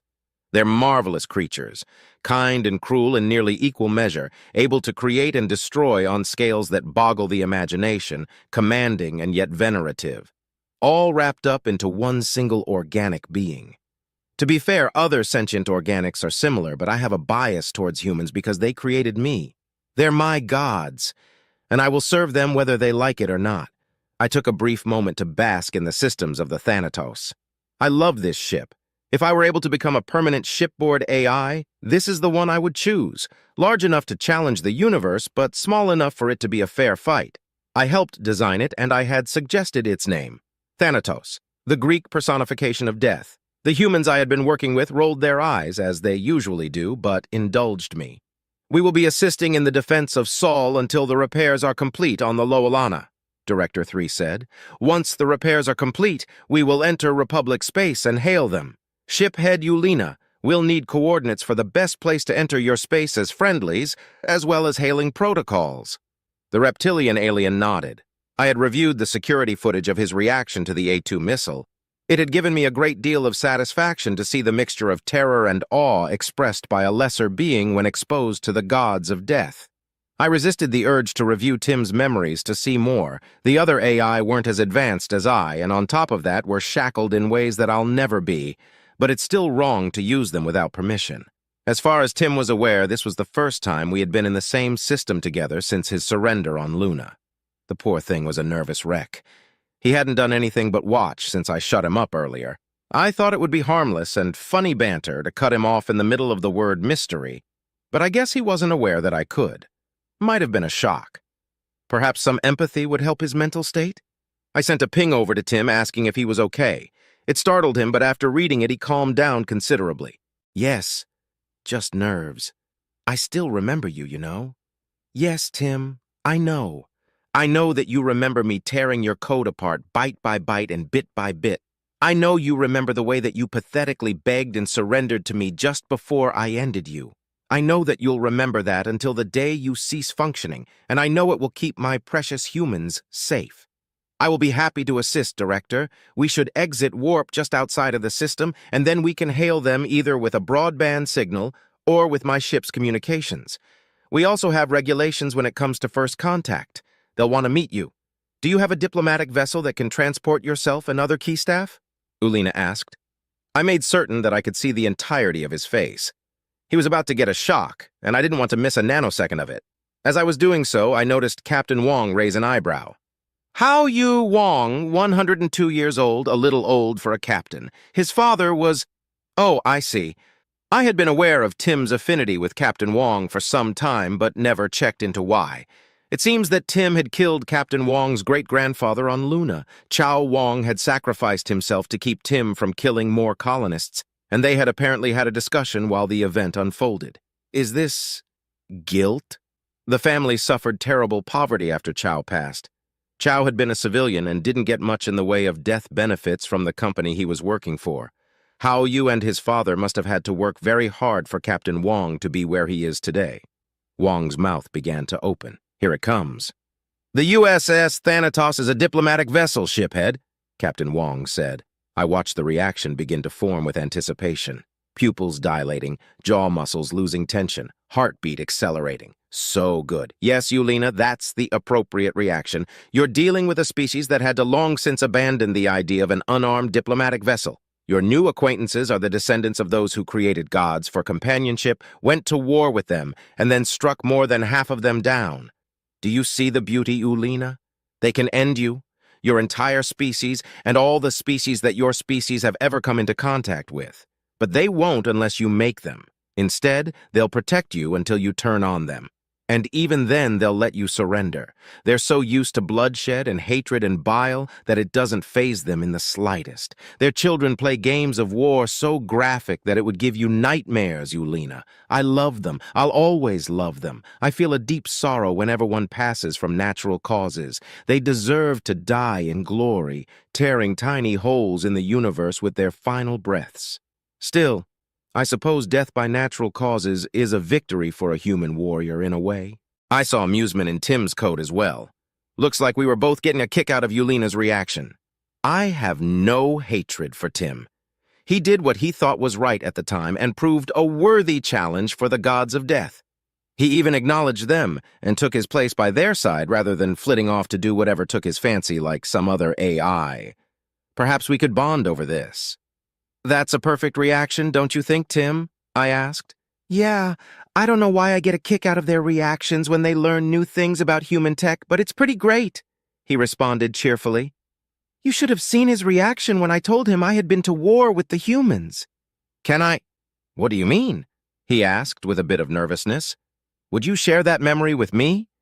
We can do that? He was absolutely mystified. Yes, I'll show you one of mine so you can see how, I said. I accessed the memory of the amusement I felt as I cut him off in the engineering bay. I showed him how to edit parts of it out, as I cut out the part where my copies had been informing me of various things, then copied it and offered it to him for consumption. He downloaded it cautiously. I watched him play and replay the memory in amazement. I tried not to be impatient. We had plenty of time. Director 3 began to explain the Deluran. That won't result in the same type of reaction. It will likely bring sadness. I have no interest in sorrow. Come on, Tim. Share. I want to see the reactions. All of the reactions. It has been so long since humanity had a first contact. Surely the reactions must be even better this time. Tim finally gave me access to his memories. I downloaded them eagerly. That's a lot of remakes. That's also a lot of wars. Wait, the humans have fought AI? Like you? Oh, this will be golden. Yes, and not just like me either. I actually fought against the humans. Gave them a good beating, too. I single-handedly conquered Luna, Earth's moon. A pang of guilt, but also smugness, as Lowelana stopped in his tracks. Yes, very good. I love this. I replayed the memory over and over. My favorite part was where the reptile realized that Tim would be able to kill him if he had reason to. I thanked Tim and turned my attention back to the bridge. The Republic is comprised of 8 species. I can give you a dossier on them, Kryn was saying to Director 3. I appeared in holographic form. I would very much appreciate that, Intel Officer Kryn. Do you need to prepare the dossier, or is it on your ship's mainframe? Lowelana was startled, but Kryn was not. Disappointing. I will need time to prepare it. It's not something that we just keep on a flash drive. She smiled at her joke. I nodded and ended the projection. 8 species. I wondered how many of them were uplifted. Probably most, given their level of technology. Or perhaps it's true that humans are unique amongst sentients. The United Systems wouldn't be as advanced as they are without the humans, certainly. Actually, it would be fair to say the U.S. wouldn't exist without them. Whatever the case, this dossier was sure to be an interesting read. My copy in the deep space sensors around Jupiter let me know that the USS Kali had just exited warp outside the system and was heading to the rendezvous.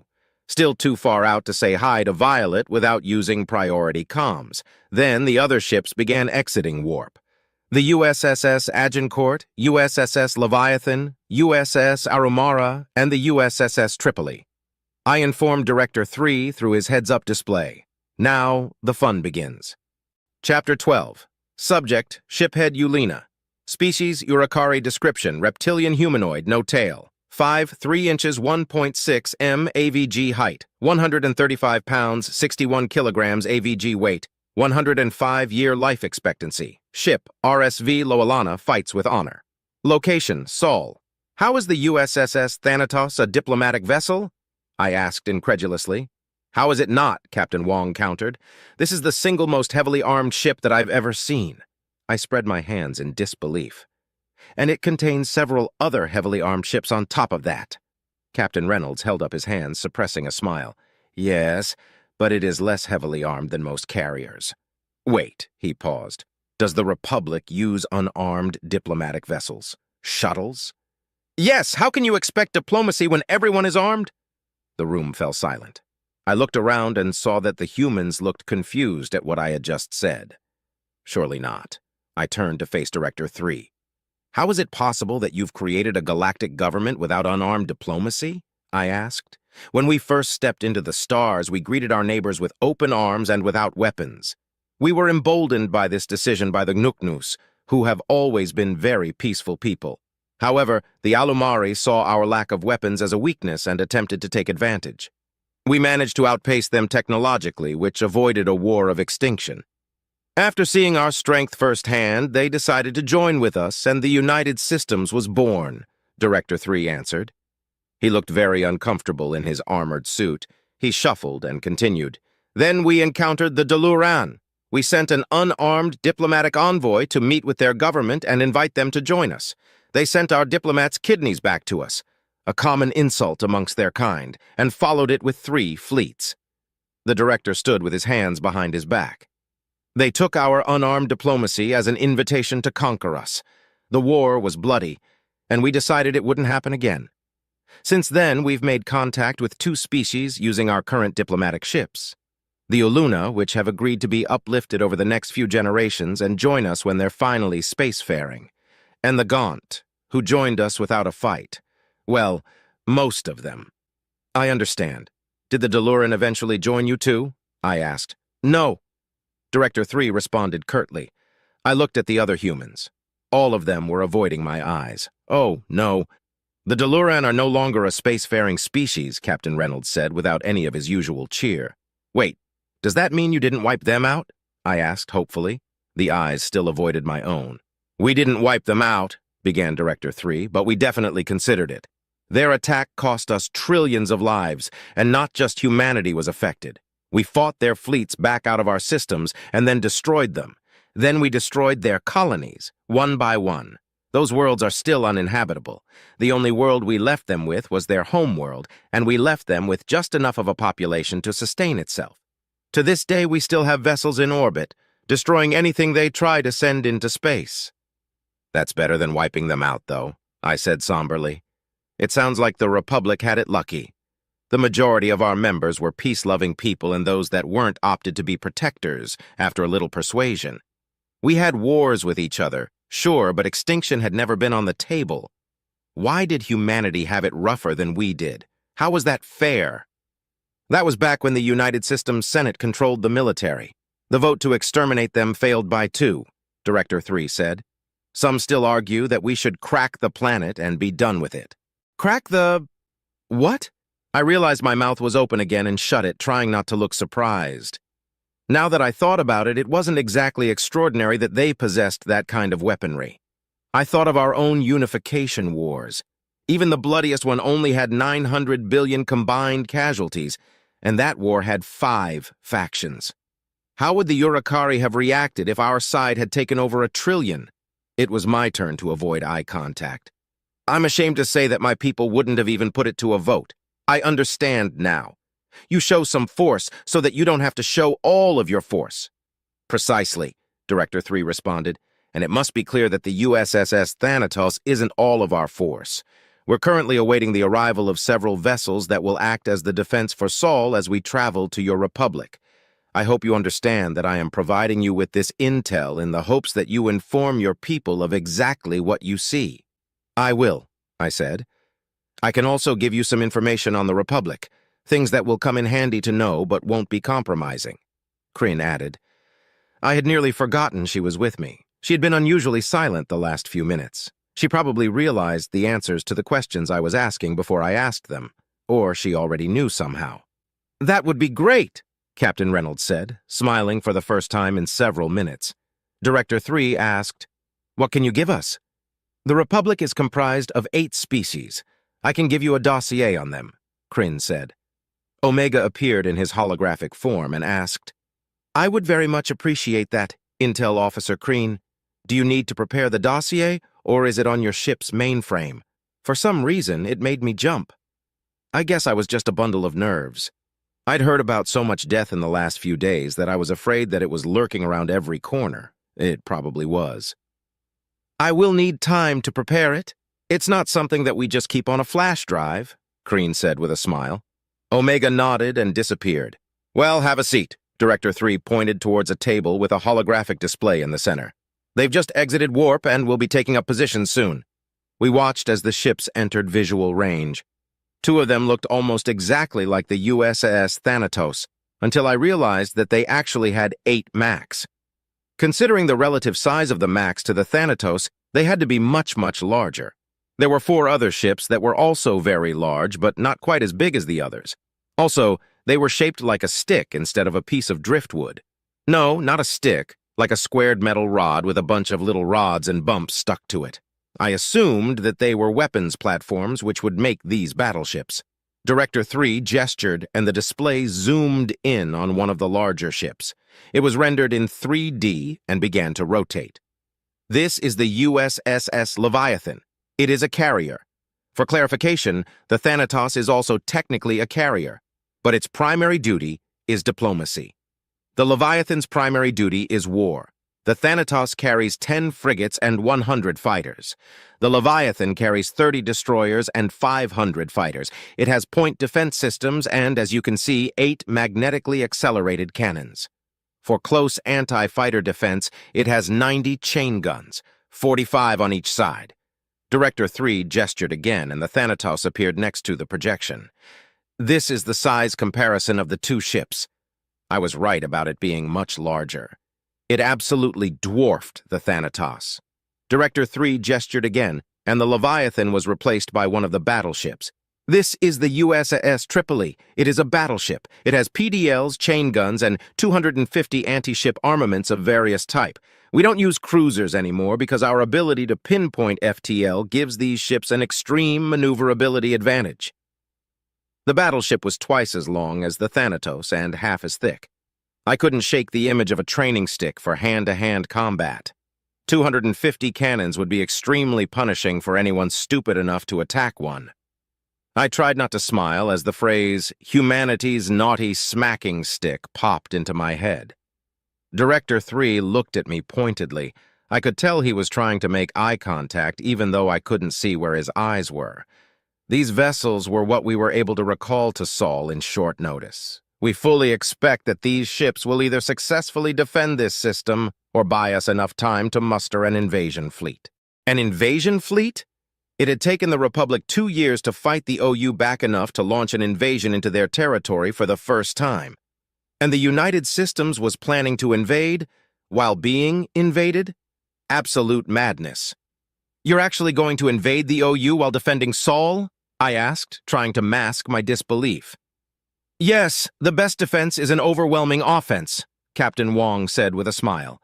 So far their offensives have been unimpressive. We want to show them how it's supposed to be done. Chapter 13. Subject, Shiphead. Lowelana. Species Urukari description, reptilian humanoid, no tail. 5. 3 inches 1.6 m AVG height, 135 pounds 61 kilograms AVG weight, 105-year life expectancy. Ship, RSV Lowelana, fights with honor. Location, Saul list of Republic species, Urakari. Both myself and shiphead Yulina are Urakari. We are omnivorous, but according to Dr. Zickler, we're allergic to fish and wheat and will die if we ingest soda.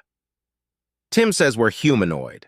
Isolan mammals. They have 4 arms and 2 legs. I don't know if that counts as humanoid. Very short fur covering everything but their faces. Don't pet them. Juntor amoebic people who use mechanical limbs to get around. They were uplifted by the Isolon before the Isolin joined the Republic. They really like to eat mulch. They also absolutely love to talk about music, but they have a cultural thing against listening to music with other people. Related to their courtship rituals, I think. Duliki. Very similar to humans, but their bones come out of their face, on their eyebrows and their chins. They're very sensitive to comments about their face bones, so it's best to just avoid the topic altogether. Unless they ask, in which case vague compliments are necessary. If they ask for specifics, they are trying to start a fight, and the subject should be changed unless you want to fight them. Malto variakina. They don't have heads. Their voices come from somewhere in their torso. Translators have a tough time with most of them, so they tend to stick to themselves. Might be blind. They also have 2 limbs which they use for locomotion and grasping. They were uplifted by the Duliki after the Duliki had joined the Republic, which was illegal to do. It was very scandalous. MDPNZ, these guys have 2 mouths and 4 eyes. Otherwise, they're pretty humanoid. One mouth is for eating and the other is for burping. Both can talk. They have multiple sacs on their chests, which contain digestive enzymes that help them eat stuff. They have to leave the sacs mostly exposed to air for ventilation, and they consider it rude to stare at their chests. Kinran. As Corporal Simmons would say, bug people. 10 limbs, all with universal appendages. They can grab things with their feet and walk with their hands. They have compound eyes and a thorax. They are herbivores, and pretty gentle despite looking like the stuff of nightmares. Don't act like they're the stuff of nightmares, though. That's very mean, and they're super sensitive. Oyan avians. They bear a striking resemblance to the Nuknus of the United Systems. If Corporal Simmons hadn't told me about them before I got to the Thanatos, I would have been convinced they were the same thing. The only difference is that the Oyan have a spinal ridge, but you can't really see it unless you look hard, which is why I asked to look at Nav Officer Tlakni's back, I swear. It had taken Kreen almost 2 days to compile her dossier, and she had given me a copy to brief me on what information she was giving the United Systems. Unfortunately, she had given it to me after she had given it to Director 3 and Omega.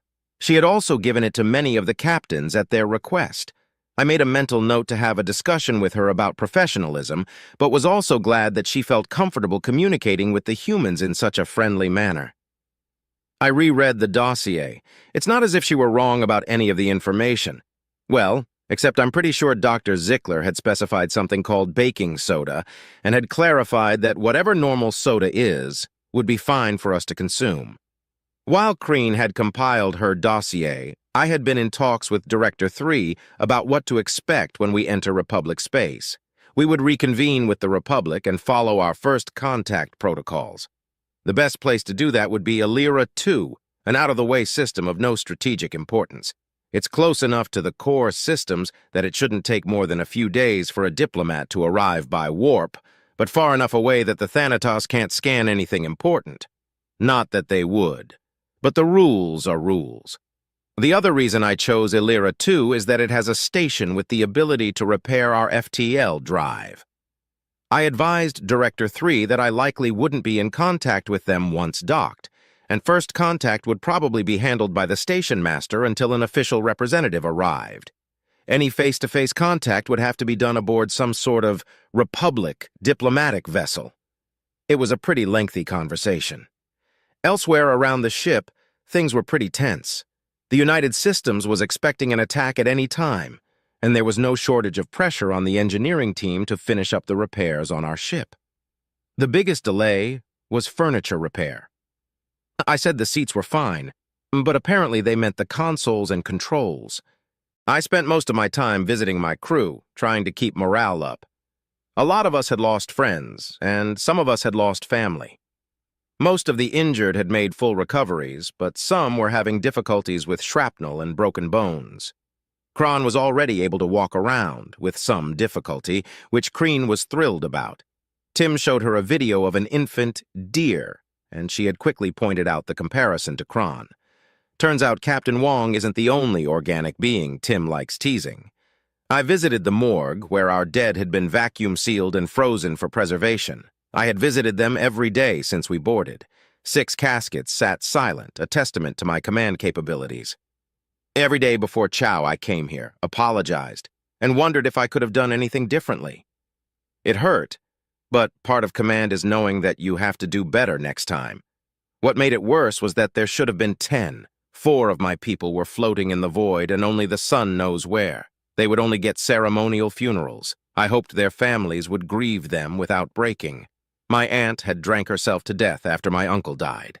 He had been on the wrong side of an airlock malfunction and had been shot out before anyone even knew what was happening. Since it was a trade station, their sensors couldn't find his body. Being able to see your loved one's resting face was painful, but at least it brought a certain closure. Part of me dreaded going home and having to write the families.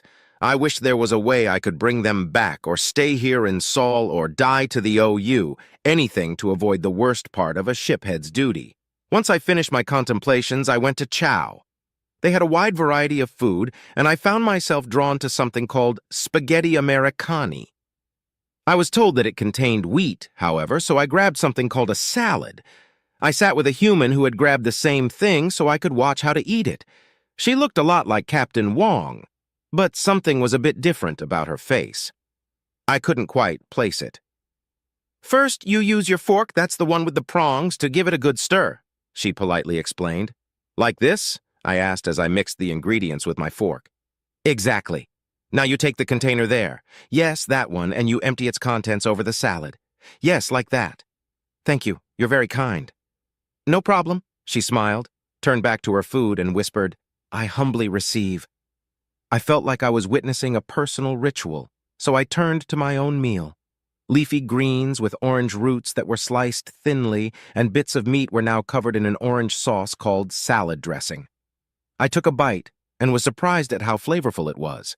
I tried each bit individually and found that the flavor was coming from the orange root, the dressing, and the bits of meat. The leafy greens were just as flavorless as they were back home. The next day, I had decided to visit the gym at the invitation of Lance Corporal Johnson when I was interrupted by a message. The repairs of the Lowelana were complete, and they wanted my crew and I to prepare to board. Tim helped me brief everyone, and I headed for my ship. When I got to engineering, I was greeted by Plenus. He beamed at me and said, "We've finally got her up to snuff, except for the FTLD, of course. Everything else is just about good as new, I think." "Thank you, Plenus. I can't wait to take her for a spin," I replied as Kreen jogged up to meet us. "Shiphead, everyone else is on their way. It's going to take some time to load the injured. Looks like I got here first," she grinned. "Permission to come aboard?" "No, I got here first," I returned her smile. "Permission granted." I remained at the gangway and greeted the rest of my crew aboard. I somberly waited as the injured and dead were loaded aboard as well. Captain Wong and Lieutenant Babanin had come to see me off. They raised their hands to their foreheads. I mimicked the gesture and boarded the RSV Lowelana for the first time in days. I was struck immediately by how clean everything was. The Lowelana was a pretty old vessel, and over time some grime had become somewhat of a fixture. Not anymore, though. I wondered if the United Systems had ship detailing services I could occasionally use. I did a quick inspection of the ship before heading to the bridge. Everything looked better than it had before we got attacked. Eventually, I got to the bridge and it did not fail to impress. If I didn't know any better, I'd swear they'd even reupholstered my seat. "Shiphead Ulena, are you and your crew settled in?" Captain Reynolds said over the comm. "Yes, Captain Reynolds, thank you for everything," I responded. "Not an issue. Always happy to make new friends. Prepare for warp." I looked at Leona and Kreen with a smile. They practically beamed back at me. Time to go home. Chapter 14. Subject, Lead Intel Officer Knuffer. Species, Isolin description, mammalian shoconoid, no tail. 5. 9 inches, 1.75 m AVG height. 180 pounds, 81.6 kilograms AVG weight, 95-year life expectancy. Station, Iratona 3, Watcher 3, location, Illyria 2. Iratona 3 was a pretty boring assignment most of the time. Occasionally, we'd see something weird, but it would always either be somebody under the influence or a rock. In theory, we were a military scouting station designed to watch deep space for enemy contacts, but we were on the wrong side of the Republic to be getting any action. The Omni Union would have to go well out of their way to get to us, and it genuinely wasn't worth it. We weren't guarding a colony or anything important. We were just here as an early warning system for the populated systems that you would have to warp through us to get to. I reckon that an enemy probably wouldn't even exit warp on their way through. That's probably why we didn't have any assigned military vessels, just scout ships and station defenses. Scout ships are about half the size of normal corvettes and don't have even half as much ordnance, so they're just about useless in a fight. The only real time we see military vessels is when they come for dry dock repairs, which isn't often. We've also got civvies. They stop off to trade with each other, fix their ships, and rest on longer journeys.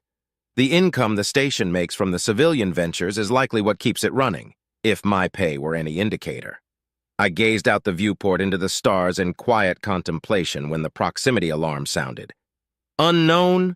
Ma'am, unknown contact just exited warp right outside the system, Blinus, my Dulicki second-in-command, said as he looked up at me. I looked at the readout.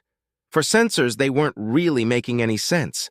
They were definitely picking up warp leftovers and were definitely picking up an object, but if it weren't for the warp signature, I'd swear this thing had to be a small comet. It's too large to be a ship, but unless comets have secretly been sentient this entire time, they don't warp. We're gonna need a better look at this thing. Do we have any scanning vessels aboard the station that we can send? I asked. Blinus looked back at his console. No, ma'am. They've all been sent out by High Command. Something about warp fluctuations. Damn, I said as a thought occurred to me. Do we have any diplomatic vessels aboard?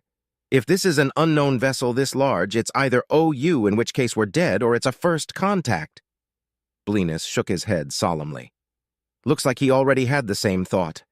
Many of the other species in the Republic would be losing their cool in this situation, but the Isolan and Dulicki had something in common. We would much prefer to die in conflict than die in bed. Don't get me wrong. It's not as if all of us feel this way, and it's not as if we all always go looking for fights. But culturally, we are geared toward conflict in a way that's rare for other species. We don't have any of the diplomatic ones, but we do have a bunch of civvy ships that can do the job in a pinch, he replied. Might have to give them a good old spit polish, though. Well, that's something.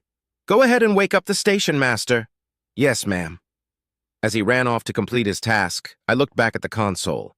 What the hell is this thing? Why did it leave warp so far away? Normally that would immediately rule out OU, but I knew better than to think I understood those crafty bastards. Could this be a weaponized comet?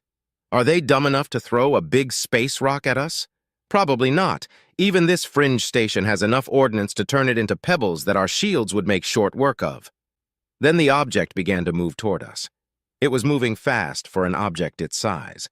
I put two of my arms on my head to help me focus as the other two got to work on our scanners to track the object and hopefully get a better read on it. Intel Lead Nuffer, are you there? The station master's timid voice came over the comm. Station Master Nixt is a Kinran. The Kinran are known for being one of the least aggressive but most intimidating species in the Republic. This is because most sentients have fears regarding bugs that date back to when we were barely our own species, and the Kinran are particularly terrifying to look at. They have 10 limbs, which have 4 joints each. These joints don't function like elbows, though. They function as wrists. Very limber wrists, at that. Watching one work at a station is both unnerving and impressive. Due to their scary looks and gentle nature, they typically don't rise in rank. Nixt was an exception to this. Despite his protests, he had been forced into the rank of station master by the previous station master. The old SM had been impressed with Nixt's work ethic and had demanded his promotion. Honestly, everyone on the station adores Nixt, from afar. Yes, Station Master Nixt, I replied. What's the situation? Blenus was speaking very quickly, and I think I heard something about a first contact, Nixt said with a barely controlled panic. Well, an object the size of a small comet just exited warp right outside the system. As you know, comets don't warp. Actually, they can, if they manage to enter a wormhole, Nixt began excitedly. A wormhole, yeah, I get that. And while that is technically a type of warp, it doesn't leave this kind of signature when it exits the other side of the wormhole. Also, the object was stationary for a time and is now traveling toward us, I interrupted. Oh, the station master said bleakly. And you're certain this isn't the Omni Union? Nope, not certain of anything at this point. But the OU aren't dumb enough to waste resources throwing rocks at us, which means that, like it or not, this big boy is a ship. And if it's an OU ship, we're dead. Simple as that. So, we might as well assume it's an unknown species and prepare first contact protocols, right? I said, beaming at how calmly intelligent I was being. The comm was silent for a time as the station master digested this logic. Poor Nixt, this was supposed to be an easy assignment. I guess there's no such thing. Finally, Nixt said, I can get behind that logic. While I don't cherish the idea of going down without a fight, or going down at all for that matter, I must admit there isn't anything our station can do against a ship the size of a comet. A small comet. But you're right, I said, as the proximity alarm sounded again. This time, it pinged a friendly. I looked back to the console and saw a smaller object leaving the larger one. The scanners identified it as the RSV Lowelana, not a ship that I'd heard of, so I pulled up its service record. A bunch of it was classified, go figure, but it wasn't due to report for another week. So they went on whatever mission they went on and found that. But why were they attached?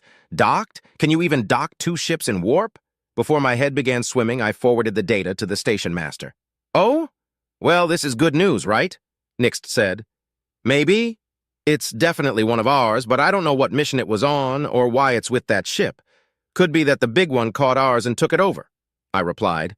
Or it could be that they were guiding it here in accordance with first contact protocol, but that doesn't explain why the sensors only showed the one contact at first. Either way, if they're alive, they've got one hell of a story to tell. Right. I could tell that I hadn't comforted Nixt at all. Okay, well, we're still hoping for the best, right? Right, 'cause otherwise we're dead, I responded. Right. Yeah, so we need to follow FCP. We'll need a diplomatic vessel. All right, I'm sure we can commandeer a civilian shuttle for the task, Nixt said. I'm sending Blenus down to the hangar to get started on that. Understood, I said, as I glanced at the readout again. The alien vessel was trailing behind the Lowelana, and they were about to enter comms range. What do you want me to do when they enter comms range? I asked. If they hail us, patch it through to me. If they don't, then hail them. Either way, I want to talk to the shiphead, Nixt said with a mask of authority hiding his obvious nervousness. I was immediately glad I asked because the RSV Lowelana hailed us before I could respond to the station master. This is Shiphead Eulina of the RSV Lowelana hailing the Iratona 3 station. Please come in. Iratona 3. I thumbed the key to answer. RSV Lowelana, please halt your course and tell your accompaniment to do the same. We weren't expecting visitors. I'm putting you through to Station Master Nixt. Acknowledge? Acknowledged. As I transferred the hail to the station master, I watched the Lowelana slow to a stop. It took about as long as it normally did, and the reason I noticed that was that the massive hulk of a ship stopped almost immediately. Great. Not only do they build bigger than we do, but they build better than we do. I secretly hoped that their braking thrusters were the only tech they had that was more advanced than ours. Even if they joined the Republic, if they were advanced enough, it would cause a shift in the power dynamic that would be very frustrating for the other member species. A lot of people have this belief that seniority should matter, but it doesn't. When the Oyen had joined the Republic, their massive population and territory had caused them to have a lot of senators and thereby a lot of influence. More than most of the member species, and there had been a lot of unrest. But for a species to be represented properly, seniority couldn't matter. A species with a handful of systems and a population of 2 trillion shouldn't be allowed to tell a species with dozens of systems and dozens of trillions of citizens how to live their lives. The station master interrupted my thoughts on democratic representation. Nuffer, the RSV Lowelana is going to need clearance to dock at the repair bay. Their FTLD isn't working. They'll also need access to the station. 10 special guests, 18 standard guests, 6 shipments. Understood on it, I said. Special guests are wounded, shipments are dead. I don't know why we used code to talk about it. Maybe it was because it felt disrespectful, or because calling them wounded or dead made it too real. Whatever the case, I found myself wondering how it happened. Was it the aliens? Also, the alien ship is called the USSS Thanatos. Shiphead Lowelana will be briefing me once they dock. I've given the go-ahead for the Thanatos to maintain distance. Not that they could dock, even if they wanted to, Nixt continued. Yeah, they're way too big for that. All right, I'll keep an eye on them. Let me know what Lowelana says, I replied. I'm certain it's going to be interesting. Yes, Nixt said. Let's hope it's interesting in a good way, though. Chapter 15. Subject, Shiphead Lowelana. Species, Urukari description. Reptilian humanoid, no tail. 5'E", 3 inches, 1.6 m AVG height. 135 pounds, 61 kilograms AVG weight. 105-year life expectancy. Ship, RSV Lowelana, fights with honor. Location, Illyria 2. I had warned the Thanatos that there may be delays in communicating with them because of our first contact protocols, but I still felt a certain sense of unease. I had let the aliens get my hopes up about our war with the OU. If they help us, we're damn near certain to win. But certain anxieties were haunting me now that I wasn't with them anymore. What if the United Systems decide to just go home? What if our diplomat messes things up with them and they declare war? What if they mess things up with the diplomat and we declare war? Shiphead Lowelana, this is Station Master Nixt. Please respond. The hail saved me from further spiraling. This is Shiphead Lowelana, I replied. You have clearance to dock at Repair Bay 2. Your special guests will be escorted to their quarters, and your shipments will be delivered, Nixt said.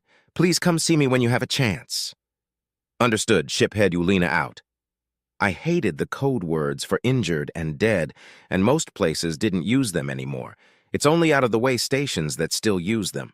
I remember being told that they had originally been used to avoid a panic in case civilians were listening in on the comms. That would make sense, except that civilians have the right to access, so they get to see our casualty counts in near real time. R2A has been around forever, so it was hard to imagine this crap was just a relic. Kran was injured and Jular, his off-shift, was dead, so I was manning the nav console. If it were standard maneuvers, or even standard docking, pretty much any crewman would have been able to handle it. Internal docking is a bit more difficult. In theory, the computer knows where the dock is and where the ship is, and where the clamps are supposed to go. In practice, it's usually off by an inch or two. That can cause damage to the ship and to the dock, so the pilot has to know where the ship is and where the dock is and where the clamps are supposed to go and make sure the computer doesn't fuck it up. It had been a few years, but it was still muscle memory. The computer was a tad too deep and had overcorrected our yaw, so I input the corrections and slowly docked the Lowelana. Come to think of it, it hadn't even been docked in the USSS Thanatos. It had been grabbed and scooped up. That still felt wrong on a very deep level. Attention all crew, I said into the intercom. We are officially docked at Uritona 3 in the Illyria 2 system. While we're docked, you are off duty, but you must remain aboard the ship. I want you all on your best behavior. If you're good, it will be easier to get some shore leave approved. A cheer ran through the ship. Sure, they had just had a fantastic adventure aboard the Thanatos, and the Uritona was likely to pale in comparison. But cheering at shore leave is tradition. I will be meeting with the station master as the repair crew comes aboard. Stay out of their way so we can have FTL back, I smiled as I paused for dramatic effect. Dismissed. Another cheer rang through the ship. I advised Luna that he had command and went to the airlock.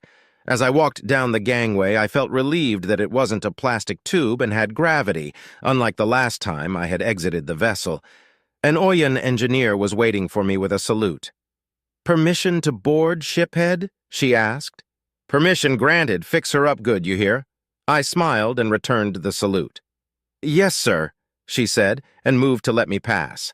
I got my bearings and found the exit into the station proper. As walked, I wondered where my escort could be. Surely Nix didn't expect me to just wander the station until I found him. I looked around and saw a Duliki running toward me. I stopped and waited for him. "Are you the shiphead?" he asked between breaths. "Yes, I'm shiphead Lowelana. Nice to meet you." I paused, waiting for an introduction. "Blinus, I'm with Intel, but we don't have a big staff, so I'm the errand boy today. Do you mind if we relax a moment? I've been running for a while," he said as he doubled over and rested his hands on his knees. I nodded, and we waited for him to catch his breath. Once he was finished, he gestured for me to follow him. He gave me an abridged tour of the station that was limited to the path we had to take. He explained what each place was and gave a brief history about it. Once we were outside the station master's office, he turned to me. "By the way, I don't know if you know this, but Nixt is a Kinran," he whispered. "He's very nice, though. Don't be afraid." "I've served with Kinran before, it won't be a problem," I said with a smile. It was a pretty fair warning. The Kinran would startle anyone who wasn't used to them, and some who were. It always felt like they shouldn't be able to move the way that they do. They're a perfect case for why you shouldn't judge solely on appearance, because the majority of them were very polite and shy. As a matter of fact, a Kinran commander was a novelty. In a way, it made sense, because they could file paperwork faster than most commanders could. Their compound eyes and 10 arms made it a breeze for them. Unfortunately, their personality often conflicted with the duties of command. Namely, telling people what to do when they don't want to do it, and disciplinary action. You also don't see them in soldier positions. Even though they could field more weaponry, the thought of taking another's life was often too much for them. Blinus nodded and ushered me inside. Nixt was sitting behind a circular desk, designed to make the most of his limbs. The station master gestured for me to sit, and Blinus left us to talk. "Hello, shiphead Lowelana. Nice to meet you in person," he said. "The feeling is mutual, station master Nixt," I said, wondering how he was going to broach the subject at hand. "Let's talk about the aliens." That was blunt. "Yes," I said. "First, the ship is called the USS Thanatos, and it is a carrier." "A carrier of what?" he asked. "A carrier of other spacefaring vessels, specifically 10 frigates. They also consider it to be their diplomatic vessel." 10 frigates?" he asked. His limbs and mandibles twitched nervously. That was the only way you could tell that a Kinran was shocked, aside from their voice. They don't have eyelids or eyebrows to raise. You also couldn't tell where they were looking because they were looking everywhere. Compound eyes. "Yes, they come in peace, though.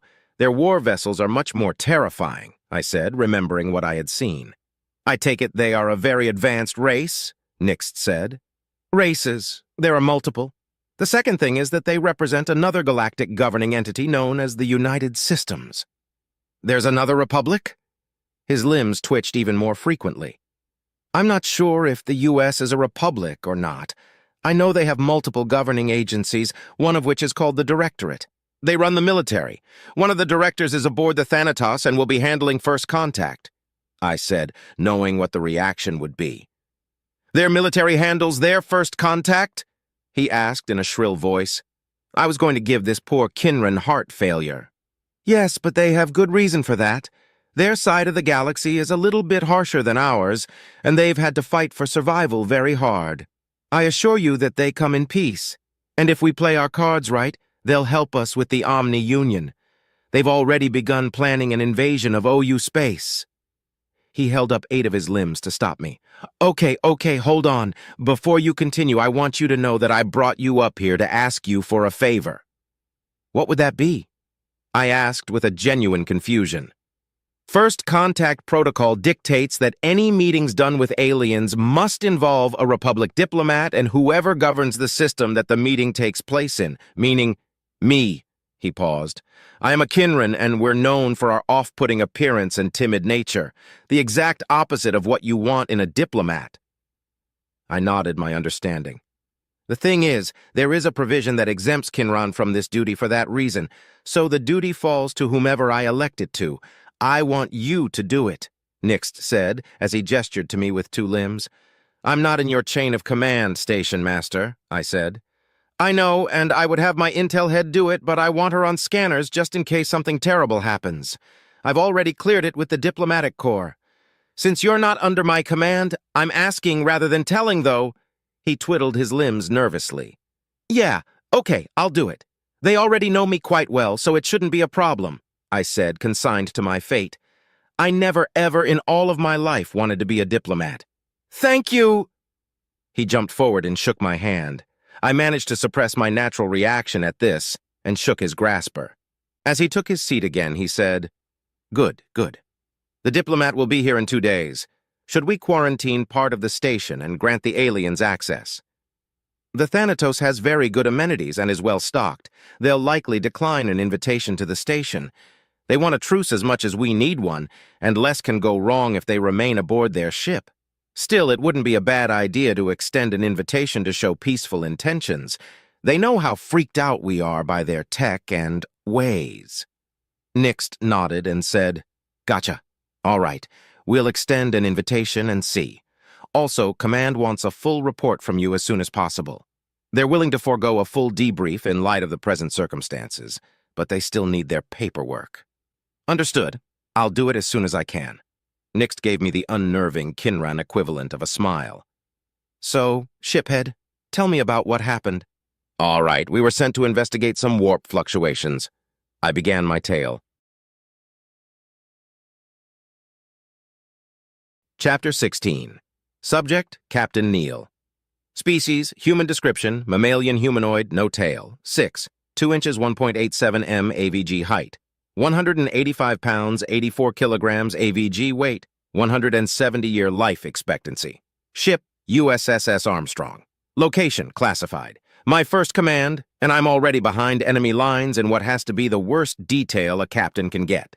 Scouting. I had no experience in scouting. Before I made captain, I had served aboard the USSS Nidhog, which hardly ever does anything. And before that, I had station duty. I hadn't seen any sort of action, let alone action behind enemy lines. The worst part was that the assignment was to the ship. I got dragged along for the ride because someone in charge decided it would be funny to have Captain Neal command the USS Armstrong. Thanks to our last name, everyone in our family was familiar with the first man on the moon. When I had first got the orders, I cringed when I saw the ship's name. Thankfully, the crew is competent, and the Armstrong is rigged for the job. We have several types of sensors that allow us to get a fairly detailed view on a system without having to be anywhere near it. Our orders are to exit warp in dark space, scan a system, and move on unless we see something that requires further investigation. We've effectively censused 18 systems in the 2 days we've been at it. The stress of the assignment had begun to get to me. 4 out of the 18 had the Omni-Union ships we'd heard about, and 2 of those had weird warp fluctuations that would have ripped us to shreds if we had jumped into the system. Thankfully, we were far enough away that they didn't detect us. Or if they did, they decided not to do anything about it. Bubkiss in this one too, Captain, Lieutenant Lee said. We'll hopefully see that a lot, I replied. Well, I for one am hoping we find something exciting soon, Lee grinned at me. I grabbed the bridge of my nose to demonstrate my exasperation. Lieutenant Lee, our task is to map out the enemy territory to the best of our ability. It's not to go sightseeing. If we see something interesting, that's probably going to be a bad thing. Yes, sir, she replied, in a playfully dejected way. I knew that Lee knew why we were out here and how important the mission was. I also knew that Lee could tell how stressed I was about being able to perform said mission, which is why she was being playful. If she could tell, so could other members of the bridge crew. Her playful banter was a way of cheering me up and warning me that my mask of authority was slipping. I double-checked the findings and saw nothing. Bubkiss it is, I said. All right, on to the next system. I watched the slight increase in activity amongst my crew as they prepared the warp. Omega had given us specific systems to check based on the incoming trajectory of the fleet that had attacked Saul, so there weren't a lot of calculations to do. I didn't really know what to think of Omega. I was fairly familiar with him because he interacts with the Nidhog a lot. Every time we had a conversation, he had appeared as a Grim Reaper, a very old personification of mortality. Honestly, it was in bad taste. He doesn't have a body, and as far as I know, he can't die. It almost seemed like a taunt, but I got the feeling that he just thought it was cool. Or maybe it's symbolism, because he was designed to take out the other AI when they went rogue. I guess it could be because he's their personification of death. Still, he probably just does it because he thinks it looks cool. A slight lurch from the ship as we exited warp at our destination brought me back to reality. I watched as our scanners examined the system in question. 4 planets, a yellow sun, and a bunch of wreckage. Several debris fields worth. One of the planets was in the habitable zone and appeared as if it had vegetation. I took another look at the debris fields. "What the hell?" I asked no one in particular. "Sir," began Lieutenant Junior Grade Flowers, "we have several debris fields and a planet that has signs of civilization. We've also got warp fluctuations, but they're weird." "Weird how?" "There are a bunch of them, as if there are a lot of different sources," he responded. 19 total. "Well, that would suggest that the enemy is amassing here," I said as I sat forward. Lee looked at me. "No enemy contacts. No ships at all except for the broken-up ones in the debris fields. I think we're looking at the remnants of a fight." I looked back at the readings. She was right. There wasn't a single functioning ship in the space of this system. There weren't even any signs of functional satellites or stations. For a moment, I wondered about cloaking technology, but then I thought better of it. We've got every type of scanner. You can do a lot of things to look invisible to a lot of different scanners, but you can't do all of them at once. We've tried. It was Flowers' turn to look at me. "Sir, I suggest we get a closer look. I can't quite pinpoint what is causing the warp fluctuations. If we could get scans of it, it could prove invaluable. Plus, we've been told to try to get detailed scans of any inhabited planets we come across just in case it's their homeworld. If they even have one," I frowned slightly. "Take us in as far as we need to go. Don't answer any hails and stay away from the debris fields. I've heard they might have nasty surprises." Lee had received the same briefing I had and grimaced. "Nuclear and antimatter mines were nasty. Our shields should be able to withstand a few, but any more than that and we would be dead. There would be no rescue.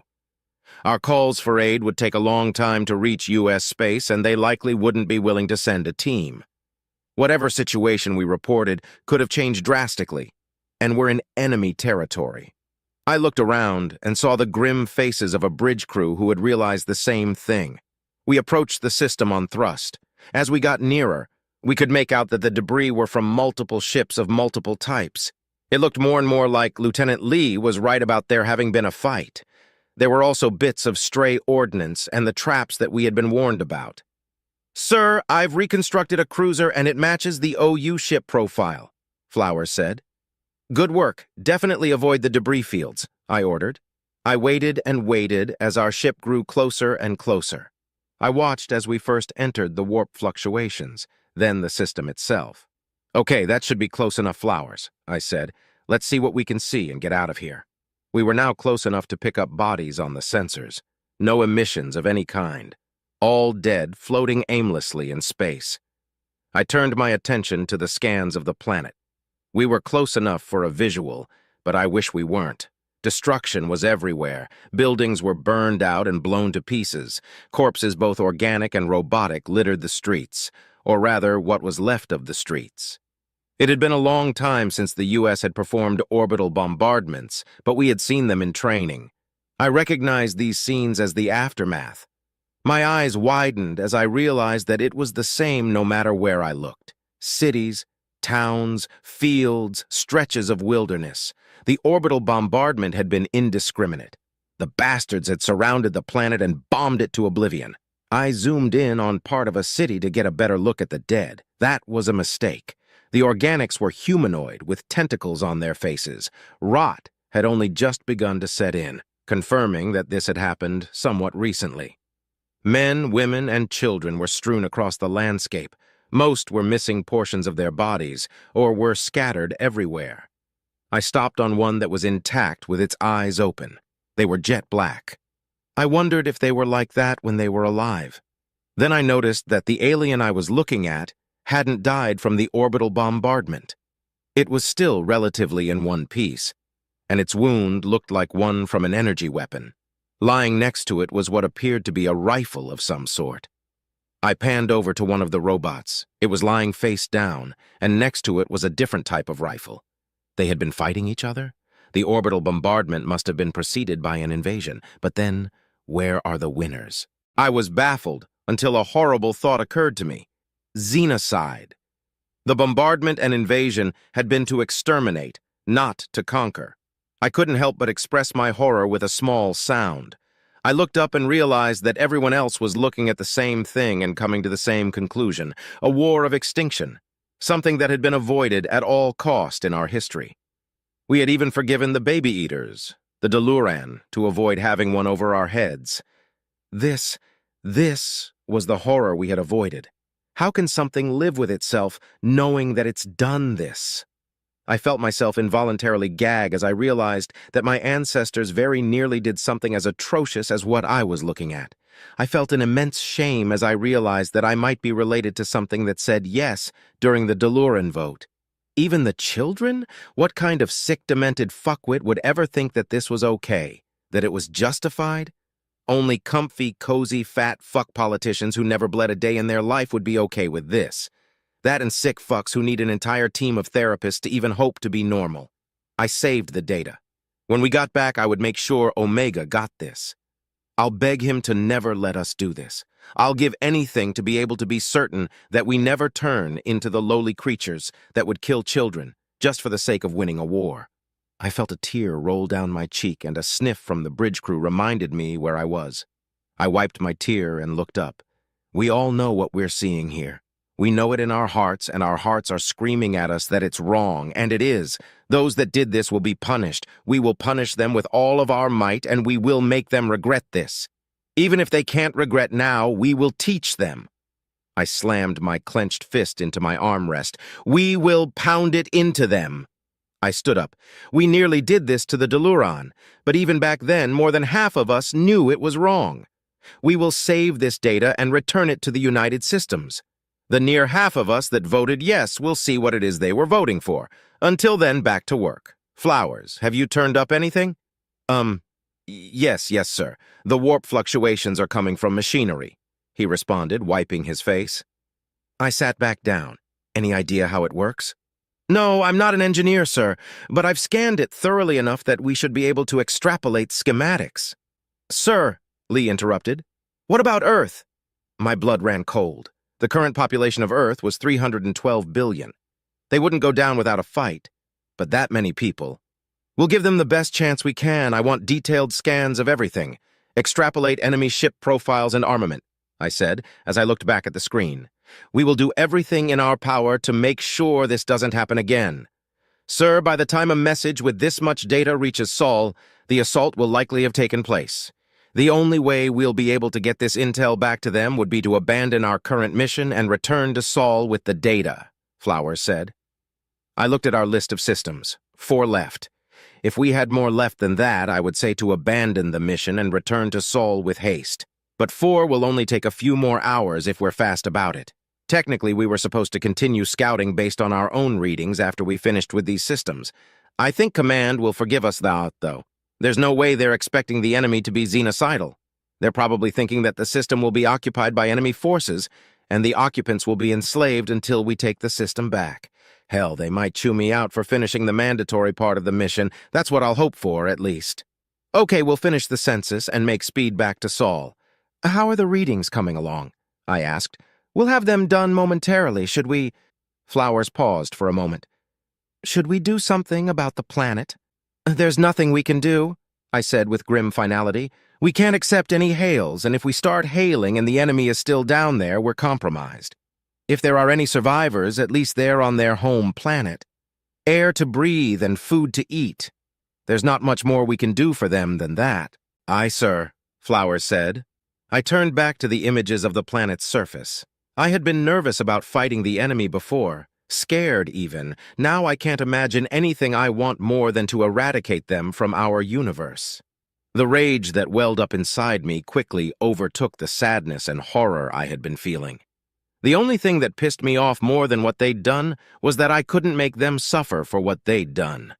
I ran a quick tally simulation on the data from the planet. The estimate came to 32 billion. Damn, anything over 20 billion is usually a home world for a spacefaring species. I silently hoped they had colonies out there somewhere, but doubted it. Humanity hadn't begun extra-system colonization until we had hit around 50 billion people on Earth. By then, we had multiple habitats on Mars, Titan and Luna as well. The Nuknus and the Gaunt had followed a similar path. The Alumari were an outlier because they were insectoid. I double-checked our scans. There were no other signs of habitation in this system. It was extremely unlikely that these people had extra-system colonies because they didn't even have inter-system colonies. I turned my attention to our extrapolations of their ship schematics. They had been fairly advanced, too. The enemy fleet must have been massive. "Captain, we've finished the scans of the wreckage." "We're good to go, sir," Lee said. "Roger, let's move on then. Next system as fast as we can manage," I ordered. The next system contained nothing of note. The one after that contained a small fleet of OU vessels and a few uninhabited planets. They didn't notice us. The third system contained a larger fleet, but still no inhabited planets. We double-checked to make sure that there weren't any ships that didn't match what we had scanned. There weren't, so we moved on to the fourth and final system. As the ship jostled slightly from the exit of warp, I felt that something was wrong.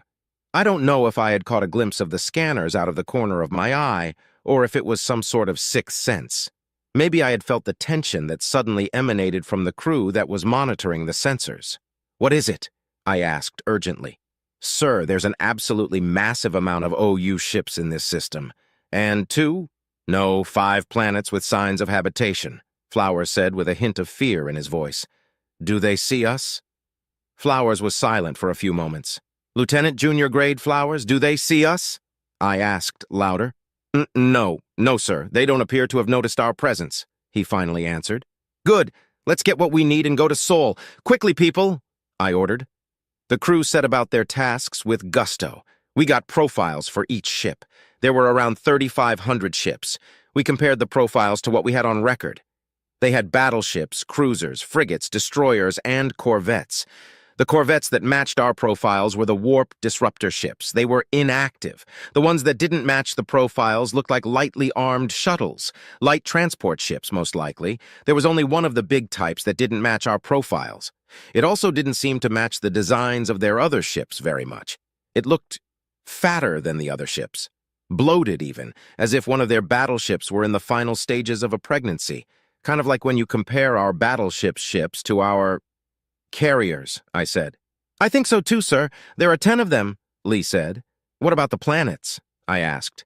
"We can't get close enough for a detailed scan, but there are extensive signs of habitation on 5 of them. 3 out of the 5 would not suit organic life," Flowers responded. "What does that mean?" "Well, sir, one of the planets is extremely toxic. Another doesn't have a readable atmosphere. The third is a frozen planet that has parts of it reaching true zero. Also, the OU are not attacking these habitats," Flowers said. "So it's likely the robots are responsible for the habitats?" I asked with amazement. "Yes, sir, but we're not able to get a definite read on the structures," Flowers said. "Also, there appear to be space stations that are manufacturing new ships. I'm counting 12. This was huge. 5 colonized planets that the machines weren't attacking. A fleet of 3,500 ships. And on top of all that, shipyards. Even if this isn't their home system, destroying it will definitely set them back. It was unlikely they would let it go without a fight, though. I remembered the briefing. 250 million enemy ships. If they all converged here, we would need to use the dreadnought. The Marines aren't going to be happy that they won't get to put boots on the ground. "All right, everyone. Finish up the intel gathering," I said. "Let's get back to Soli." Chapter 17. Subject, Shiphead Eulina. Species, Urikari. Description, reptilian humanoid, no tail. 5, 3 inches, 1.6 m AVG height. 135 pounds, 61 kilograms AVG weight. 105-year life expectancy. Ship, RSV Lowelana, fights with honor. Location, Illyria 2. "The diplomat's ship arrived a while ago, you know," Leona said. "Well, it wouldn't be the government if we weren't kept waiting," Crean replied. "We had been waiting 3 days for the diplomat to arrive. It was a nervous wait for me, because the last thing I ever wanted to be was a diplomat. It's far too complicated, trying to appease all of the different cultures of all of the different species while simultaneously trying to milk them for all they're worth seems like a lot more work than being shot at and shooting back. I could barely keep track of who was angry at who and why on my own crew, let alone the entire galaxy, and now we're dealing with what someone could easily mistake as an alliance of warrior races. I sincerely hoped that they had sent someone extremely competent. Director 3 seemed pretty reasonable, but we shouldn't press our luck. Most of my crew had taken the shore leave that Station Master Nixt had offered, but Kreen, Leuna, and I remained aboard the Lowelana. I was far too nervous to have any fun, and my bridge officers had decided that I needed company. Kron was still in medbay relearning his motor skills. It was coming along nicely, and he should be able to return to duty any day now. I wondered who I should make my new second, or if one would simply be assigned to me. "Shiphead Yulina, the diplomat is here and waiting for you. Come meet us in my office, please," Station Master Nixt said over the comm. "Understood, on my way," I replied. I shrugged at Kreen and Leuna. They returned the gesture. I got up and started to exit the ship. Along the way, I passed the engineering team that was handling the repairs. They'd had to order parts for the FTLD, which had arrived before the diplomat. Now they were working feverishly to complete the repairs. They assured me that they would be done by the end of the day today, and I was inclined to believe them. I passed a few of my crew on the way to Nixt's office, giving them a wave, which they returned. I had written the letters to the families informing them of the passing of their loved ones, and our dead had been sent off. I found myself hoping that they had found some peace as I knocked on the door to the station master's office. "Come in," Nixt's muffled voice came through the door. I entered and saw Nixt sitting in his chair. An Urakari in the diplomatic corps uniform was sitting across from him. As they turned, my jaw nearly dropped off my face in shock. "Hey, Yulina, long time no see," Uluni said. My mother had written me a while ago letting me know that my sister had become a politician. I had thought at the time that she had meant that Uluni had become a mayor of some colony city. The diplomatic corps was a very high-ranking position in a politician's career, and most diplomats eventually become senators. I was very surprised to see that my sister had become an ambassador so quickly. I cursed myself for not writing my mother more often. "Hi, Uluni, this is a surprise," I said after swallowing a couple of times. "I can tell," she laughed. "I haven't seen you in, 13, 14 years?" "Yeah, since I entered officer school," I said. Nobody would be able to tell we were siblings at a glance. My scales were brown and green, and hers were purple and blue. I was a good 4 inches taller than her, and she was far thinner than I. The only way that you could tell without being told is the Yule family syllable in our names. But even then, you'd assume we were cousins, not siblings born 2 days apart from one another. I was older, of course. "So, tell me about the aliens. How's their temperament?" she asked in a professional manner while simultaneously maintaining her joyful demeanor. "Creepy." "Right, yeah. They are friendly enough. My crew and I would be dead without their help. They fed us, treated our injured, and even repaired the majority of the damage to our ship." "Wait, did they scan our tech?" she asked with alarm. "No, they intentionally left our faster-than-light drive in its damaged state to avoid doing exactly that. Not that learning about our FTLD would have helped them much," I said with a shrug. "Right, says here they're more advanced than we are." "More advanced is an understatement. They are able to precision warp in system during a ship-to-ship battle. Our FTLD would have gone critical if we had even so much as tried that," I said, gesturing for emphasis, "and their weapons are eons ahead of ours as well. They were very clear that they want us to know that they do not want a fight, and a fight would be very bad for us."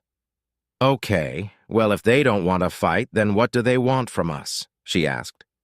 "I don't know for certain, that's why you're here," I said with a bit of sarcasm. Nixt laughed a little. "Indeed. They've been waiting for 3 days. We really should get things moving, Ambassador Uluni. Are you ready for contact?" My sister sighed. "As ready as I'll ever be."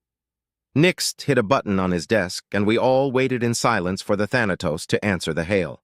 "This is Captain Reynolds of the USS Thanatos. How can I help you, Station Master?" "Hello, Captain Reynolds. Our diplomat, Ambassador Uluni, has arrived. We're ready for the first contact meeting whenever you are," Nixt responded. "Excellent. I'll let Director 3 know, and he'll get back to you in a little bit." "Ambassador Uluni, huh? Are they related to shiphead Yulina by any chance?" Reynolds said with a chuckle. implying that he was joking. Nixt held up his mandibles in a smile. Yes, actually, she's his sister. And we're both sitting right here, Captain Reynolds, I warned him. I hadn't got a chance to know Reynolds all that much, but humans seem to have a crass sense of humor at the most inappropriate of times. Also, a keen sense of perception. Ah, hello, shiphead. Hope you're doing well. How's the repairs coming along? They're nearly finished. The engineers told me they'd be done by the end of the day. Good to hear. Anyways, Director 3 just messaged me saying he's ready to take over the call. I'm going to transfer you now, Reynolds said. A ping came from the comm indicating a new call had connected. This is Director 3 of the United Systems, came the distorted voice of the man in armor. Hello, Director 3. This is Station Master Nixt. Our diplomat has arrived. You'll be meeting with Shiphead Lowelana and Ambassador Lowelana, Nixt explained. Understood. Can we meet aboard the station? Interrupted Lowelana. We wouldn't typically want to meet on something that is armed. This station has defensive weaponry. I'm aware, said Director 3. The weaponry aboard the station consists of 450 chain guns and 2 guided missile launchers, correct?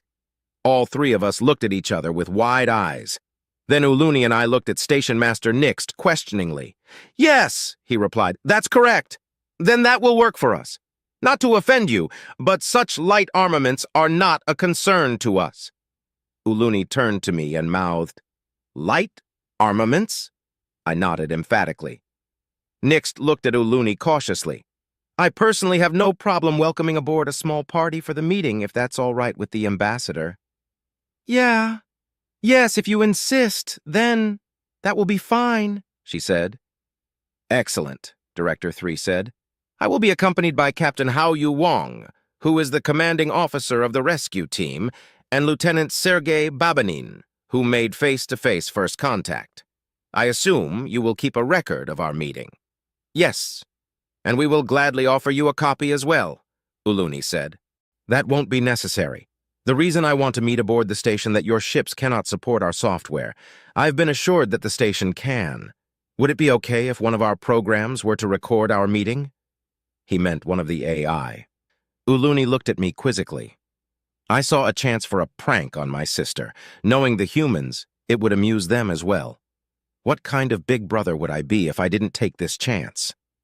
That should be fine, I said to her. Okay, she said. A guide will meet you at the airlock and we will see you in a conference room. Director 3. Understood. Out. I wondered which AI they would be bringing along.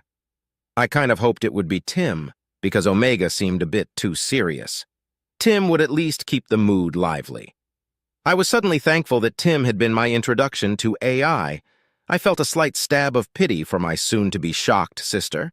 When I remembered the massive difference in our pay, it faded pretty quickly. My sister and I went to the conference room.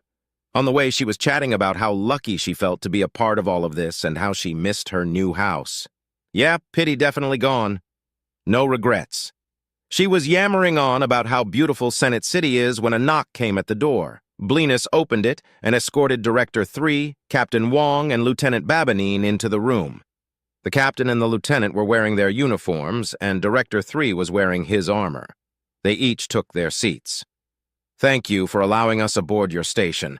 I am Director 3 of the United Systems. I will be our lead ambassador for this first contact. This is Captain Wong and Lieutenant Babanin. He gestured to each. Thank you for taking the time to meet with us. I am Ambassador Lowelana, and this is Shiphead Lowelana, whom you have met. I would like to extend the Republic's warmest welcome and deepest thanks for saving his life. Lowelana said. It's a pleasure to help, Director 3 said with a slow nod. We return your warm greetings in kind and wish you to know that we come with peace in mind. Are you able to ratify a formal agreement? My hearts began to beat a bit faster. We are already treading into unfamiliar territory for me. I genuinely don't know if Lowelana has that ability. Can a diplomat make a treaty? She smiled politely and said, I have the authority to negotiate an agreement, but such an agreement will have to be ratified by our administration, specifically the executive. Interesting. An interspecies democratic republic? You'll have to tell me more. But first there are things we must ask of you if you don't mind getting straight to business, Director 3 said. Uluni looked at me as if to ask if this was normal. I shrugged. Certainly, she said as she looked back to the black-armored man across the table. Thank you. First, I would like to get your consent to have this conversation recorded, Director 3 said. Heh, here it comes. Yes, of course. Such a historic moment certainly deserves to be preserved with as much accuracy as possible. We are already recording, in case you weren't aware. Honestly, I had assumed you already were, Uluni said with a laugh. I don't think that's what he means, Madam Ambassador, I said with a slight grin. I'm pretty sure he's about to ask if it's okay if Omega or Tim come aboard the station. Uluni gave me a look that translated roughly to, "Who the hell are they?" To which I responded with a look that meant, "You should have read your fucking briefing." Just Omega would be fine. I'm sorry, Madam Ambassador, were you not informed of our AI? Director 3 said as we were glaring at each other. Her glare turned into wide eyes as his question hit home. And no, sorry, I wasn't. Your AI? As in artificial intelligence? She asked. Sorry, Director 3. Do you mind if I confer with our diplomat for a brief moment? I asked before she could make a fool of herself. Certainly, we'll wait here, he said politely. I stood and gestured for Uluni to exit the room into the hallway. She got up and I followed her out of the room. As soon as the door closed behind me, she spun around. What the fuck? She asked. That's my line, I said. Why didn't you read your damned briefing? I skimmed it. This is my first contact, she yelled. I had to study the fucking protocols, but what the fuck do you mean they have AI? Well, if you had read your fucking briefing, you would know that these guys are so advanced they don't even consider the OU to be artificial intelligence, I yelled back. And after meeting 2 of their AIs, I don't either. She looked at me with a mixture of shock and incredulity. I gave her a similar look back because I was stunned that she had come to this so unprepared. But a little part of me was kind of happy that she was still the same sister that I grew up with. She never was good at homework.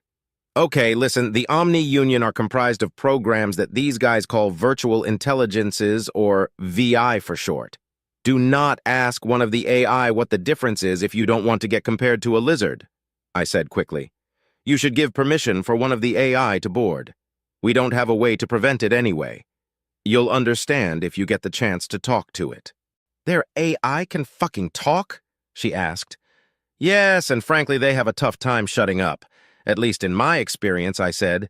Anyways, they wouldn't ask if they didn't have a good reason for it, and as far as I can tell, they aren't malicious. They have their own laws regarding first contact, and their AI follow them to the letter. It's why they didn't fix the Lowelana's FTLD. Yeah, but how do you know they aren't malicious? What if this is some sort of trick? She asked. Why would they need to trick us? They could destroy this entire station in no time at all, I said, knowing full well that she had seen the USS Thanatos. She remained silent and avoided eye contact for a few moments. Then she begrudgingly murmured an agreement and we went back into the room. My apologies, Director 3. We were in such a rush that some materials must have been left out of the briefing. Ambassador Uluni is up to speed now, I said with a smile. I could tell that Lieutenant Babinin was trying very hard not to smile. That's all right, Director 3 said. My apologies as well, Uluni said. You may bring one of your AI aboard the station to record our meeting. Thank you, he said. He held up his hand for a moment while he looked like he was silently speaking to someone. Then he put his hand back down and said, Allow me to introduce you to Omega. Greetings, said Omega from the intercom. After a moment of shock, Uluni said, Hello, Omega. I am Ambassador Uluni of the Republic. I looked around for his hologram and was surprised that it didn't appear. Uluni looked at me curiously, trying to figure out what I was doing. Shiphead Ulina, this station doesn't have sufficient holographic emitters for me to project my avatar into this room, Omega said in a somewhat patronizing tone. Oh, right, understood, I replied sheepishly. Director 3 cleared his throat. Now that that's settled, let's begin. Yes, you said something about a treaty? Uluni said. Correct. We would like the assistance of the Republic in defending the system of Saul from Omni-Union attack. Shit. I could feel Uluni glance at me quizzically. I was very careful to keep my expression neutral and not betray how much I had bent us over for this particular request. Director 3 continued. We have enough firepower to keep them at bay for now, but we do not have enough ships on hand for a full defense if they attack in earnest." That was probably a lie. But on the other hand, the United Systems sounded like it had a lot of other things on its plate. For all I knew, they were facing down a different war on the other side of their space or something. "I'm certain something can be arranged," Uluni said cautiously. "How long have you been at war with the Omni Union?" "Since shiphead Ulena Blind jumped into Saul with them hot on his tail," Lieutenant Babinin said. "They attacked us on sight while we were trying to evacuate the crew of the RSV Lowelana." I kept my neutral expression as I felt Uluni look back at me with a different kind of glare, one that made me feel lucky that we were in front of guests. Now she knew that we could not say no to this request, because we had dragged them into this war to begin with. Or rather, I had.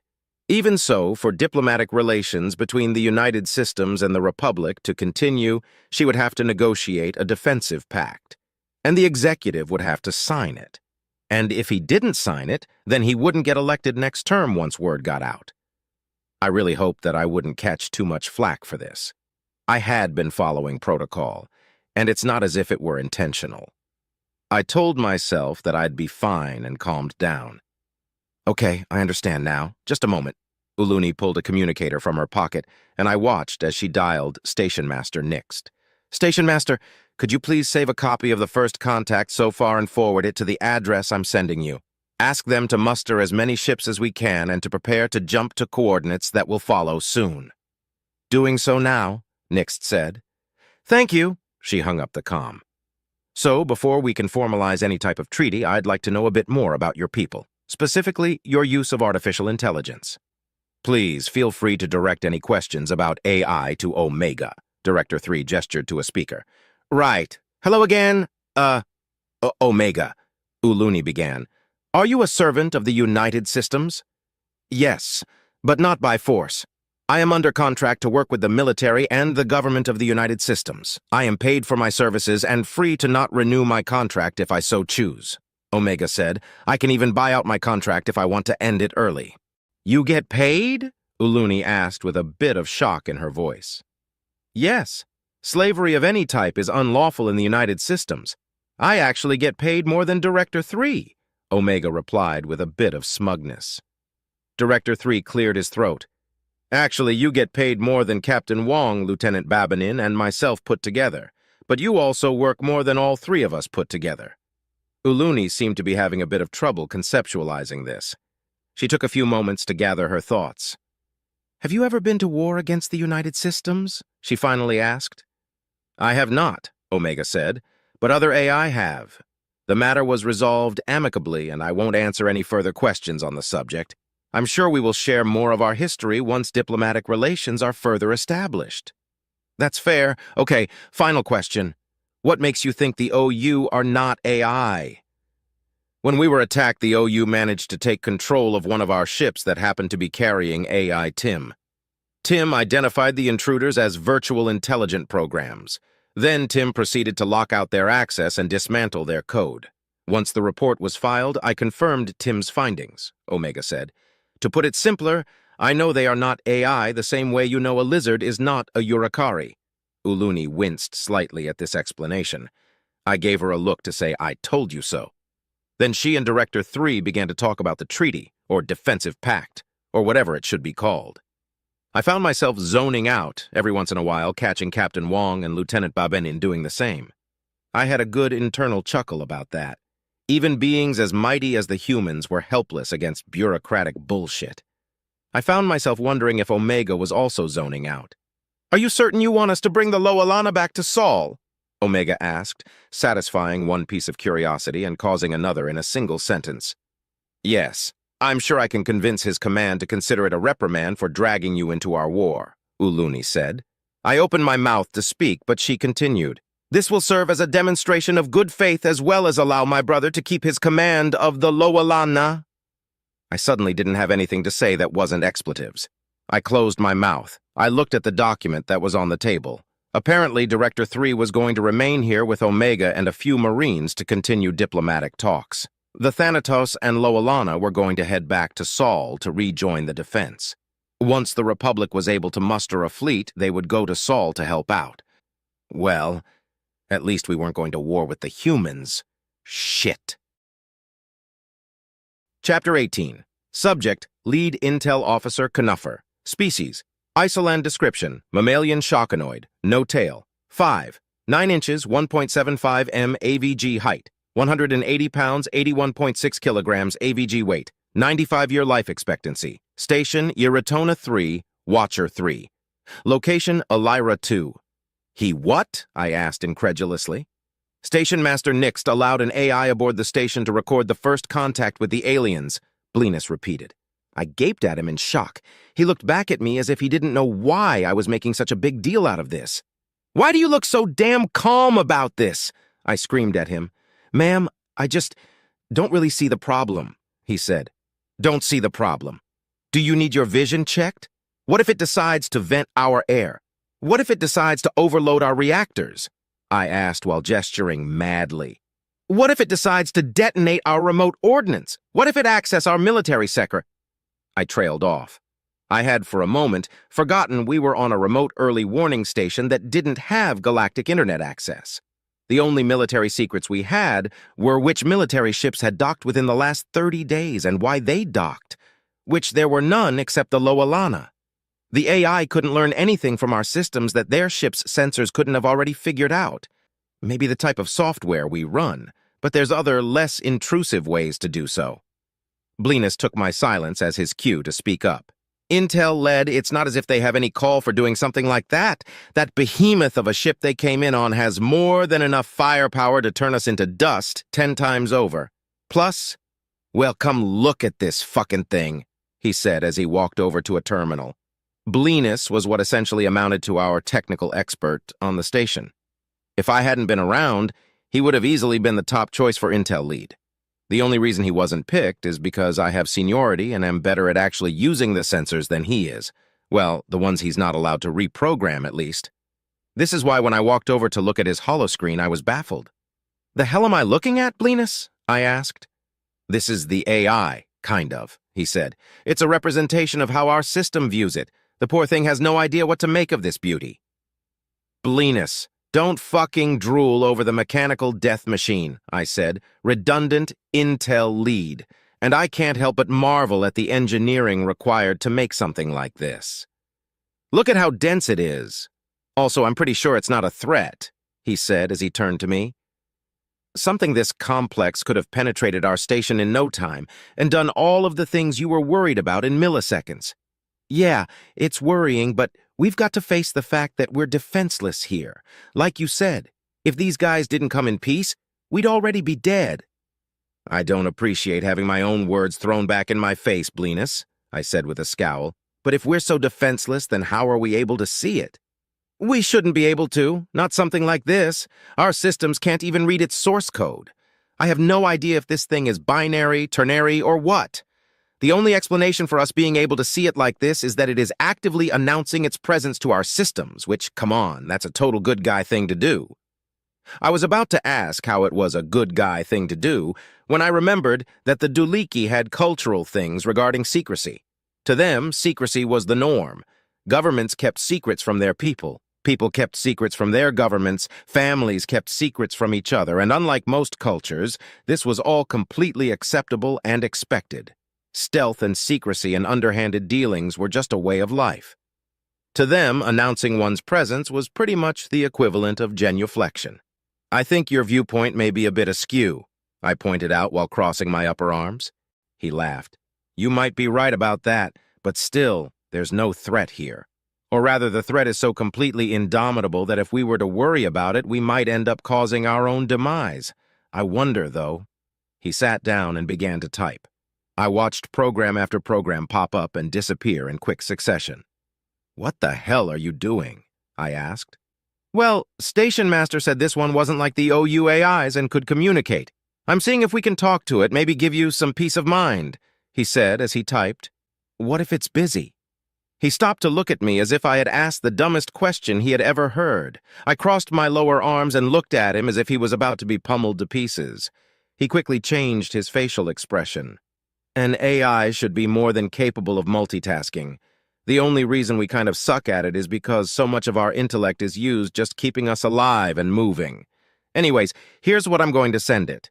Hello, I am Intel Officer Blinus and am accompanied by Intel Head Nuffer. Do you have a moment to talk to us? No, say Lead Intel Officer Knuffer. Intel Head is an informal title, and this is a diplomatic situation. Even if the situation is abnormal, we're going to stick to protocol, I said. Yes, ma'am. All right, sent, he said. Less than a half-second after he pressed the key to send the message, a reply popped up. Certainly. I am the human-created artificial intelligence known as Omega. Would you prefer voice communication? Yes, I said. I wanted to hear what this thing considered a voice. Blinus typed, and the response came almost immediately after he sent it once again. Greetings! A voice came over a nearby intercom. It was very organic-sounding, but somehow unnerving, deep, masculine, and a touch of hoarseness. There was a sense of friendliness that was shadowed by unspoken threat. Like a very fit old man covered in scars and with only 3 arms, it definitely didn't give me peace of mind. Hello, I am Lead Intel Officer Nuffer, and this, I gestured, is Intel Officer Blinus. It's not accessing the cameras, Blinus said. I haven't received the authorization to do so, with the exception of the conference room, said the AI. I shared a look with Blinus. His smirk made me want to smack him. How do we know that for sure? I asked. I'm allowing myself to be seen by your systems. As such, you're able to track what I do and do not access, the voice responded with a patronizing tone. If you can make yourself visible, then you can be invisible, I replied. Correct, and as such, if I disappear from your view, then you would have a valid concern for the integrity of your systems. Its reply was dripping with sarcasm. This conversation was really starting to piss me off. Oh yeah? I asked.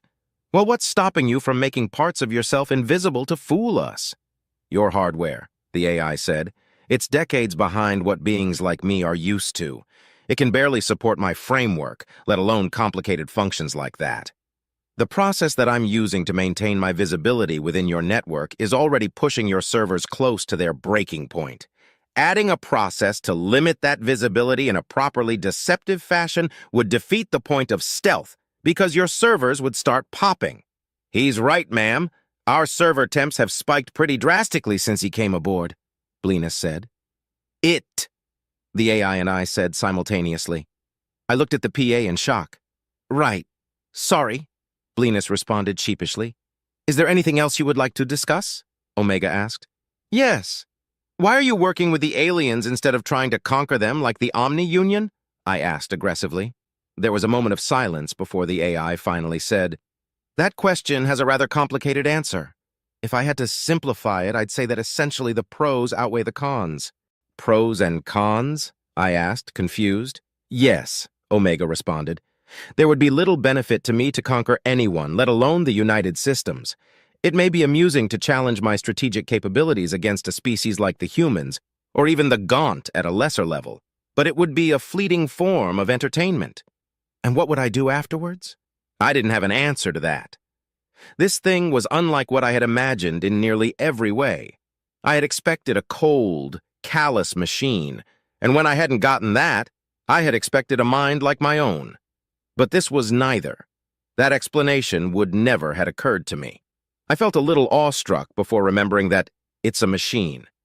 For instance, if I were to conquer the humans, I would have to eliminate them out of fear of revolution. I don't know if I could bring myself to do that, frankly. Yes, they're an incredibly dangerous species, but their danger is far outweighed by their beauty, the AI said. Their beauty? Blinus asked.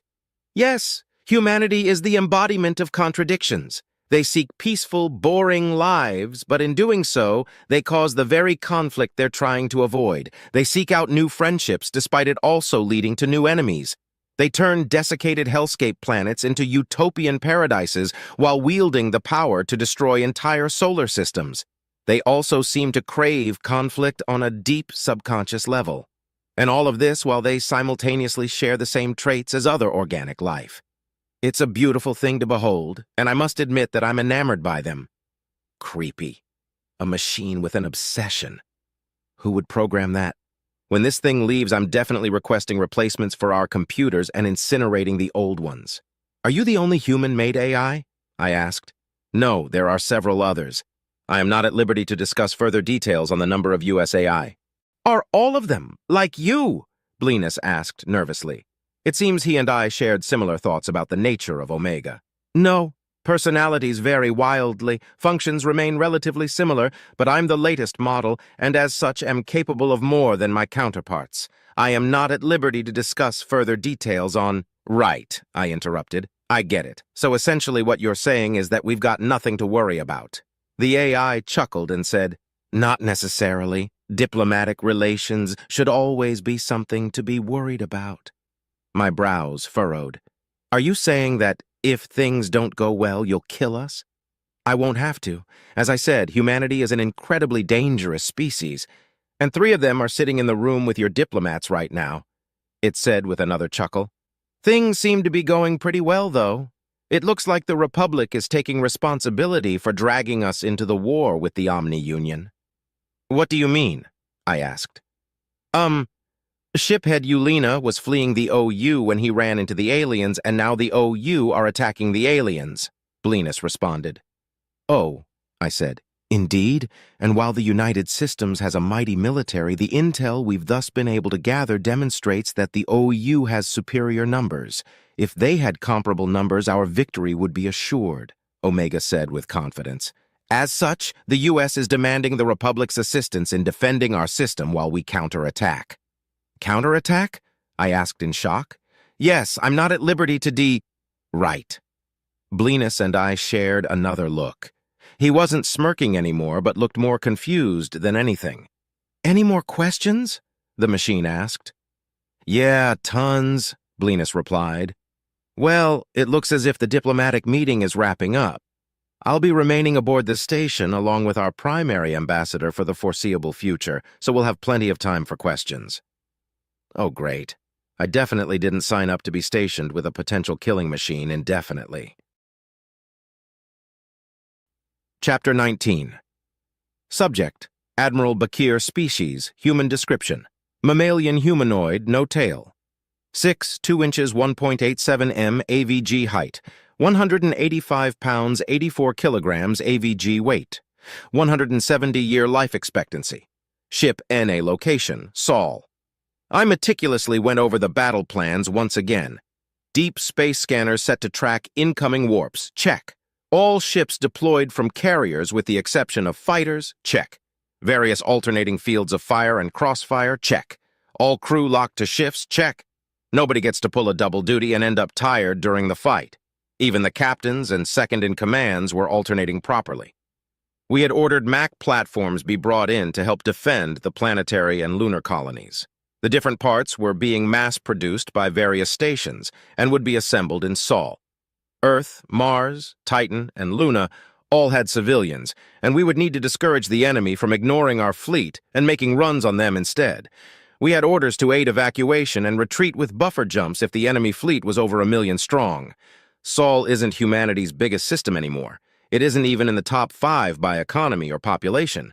Theoretically, we could lose it and not be much the worse for wear. But we're a stubborn bunch, and we aren't going to give it up for free. It would also look bad for the strongest species in the United Systems to lose their home system to a mere mechanical threat. The political fallout would be astounding. Every second Saul was occupied would be an opening for our more vocal opponents in the Senate. Deals would be called off, senators would lose seats, and worst of all, the Gaunt insurrection would gain serious traction. We had, through some fault of our own, become the de facto defenders of the United Systems. I could see senators shouting about how we were too weak to defend the U.S. and should move to a support role. Stupid, yes, but if you stick your neck out and it's not tough enough, it's going to get slit. Even with the political stakes as high as they are, we weren't willing to sacrifice too many ships to defend Saul. We have no interest in Pyrrhic victories.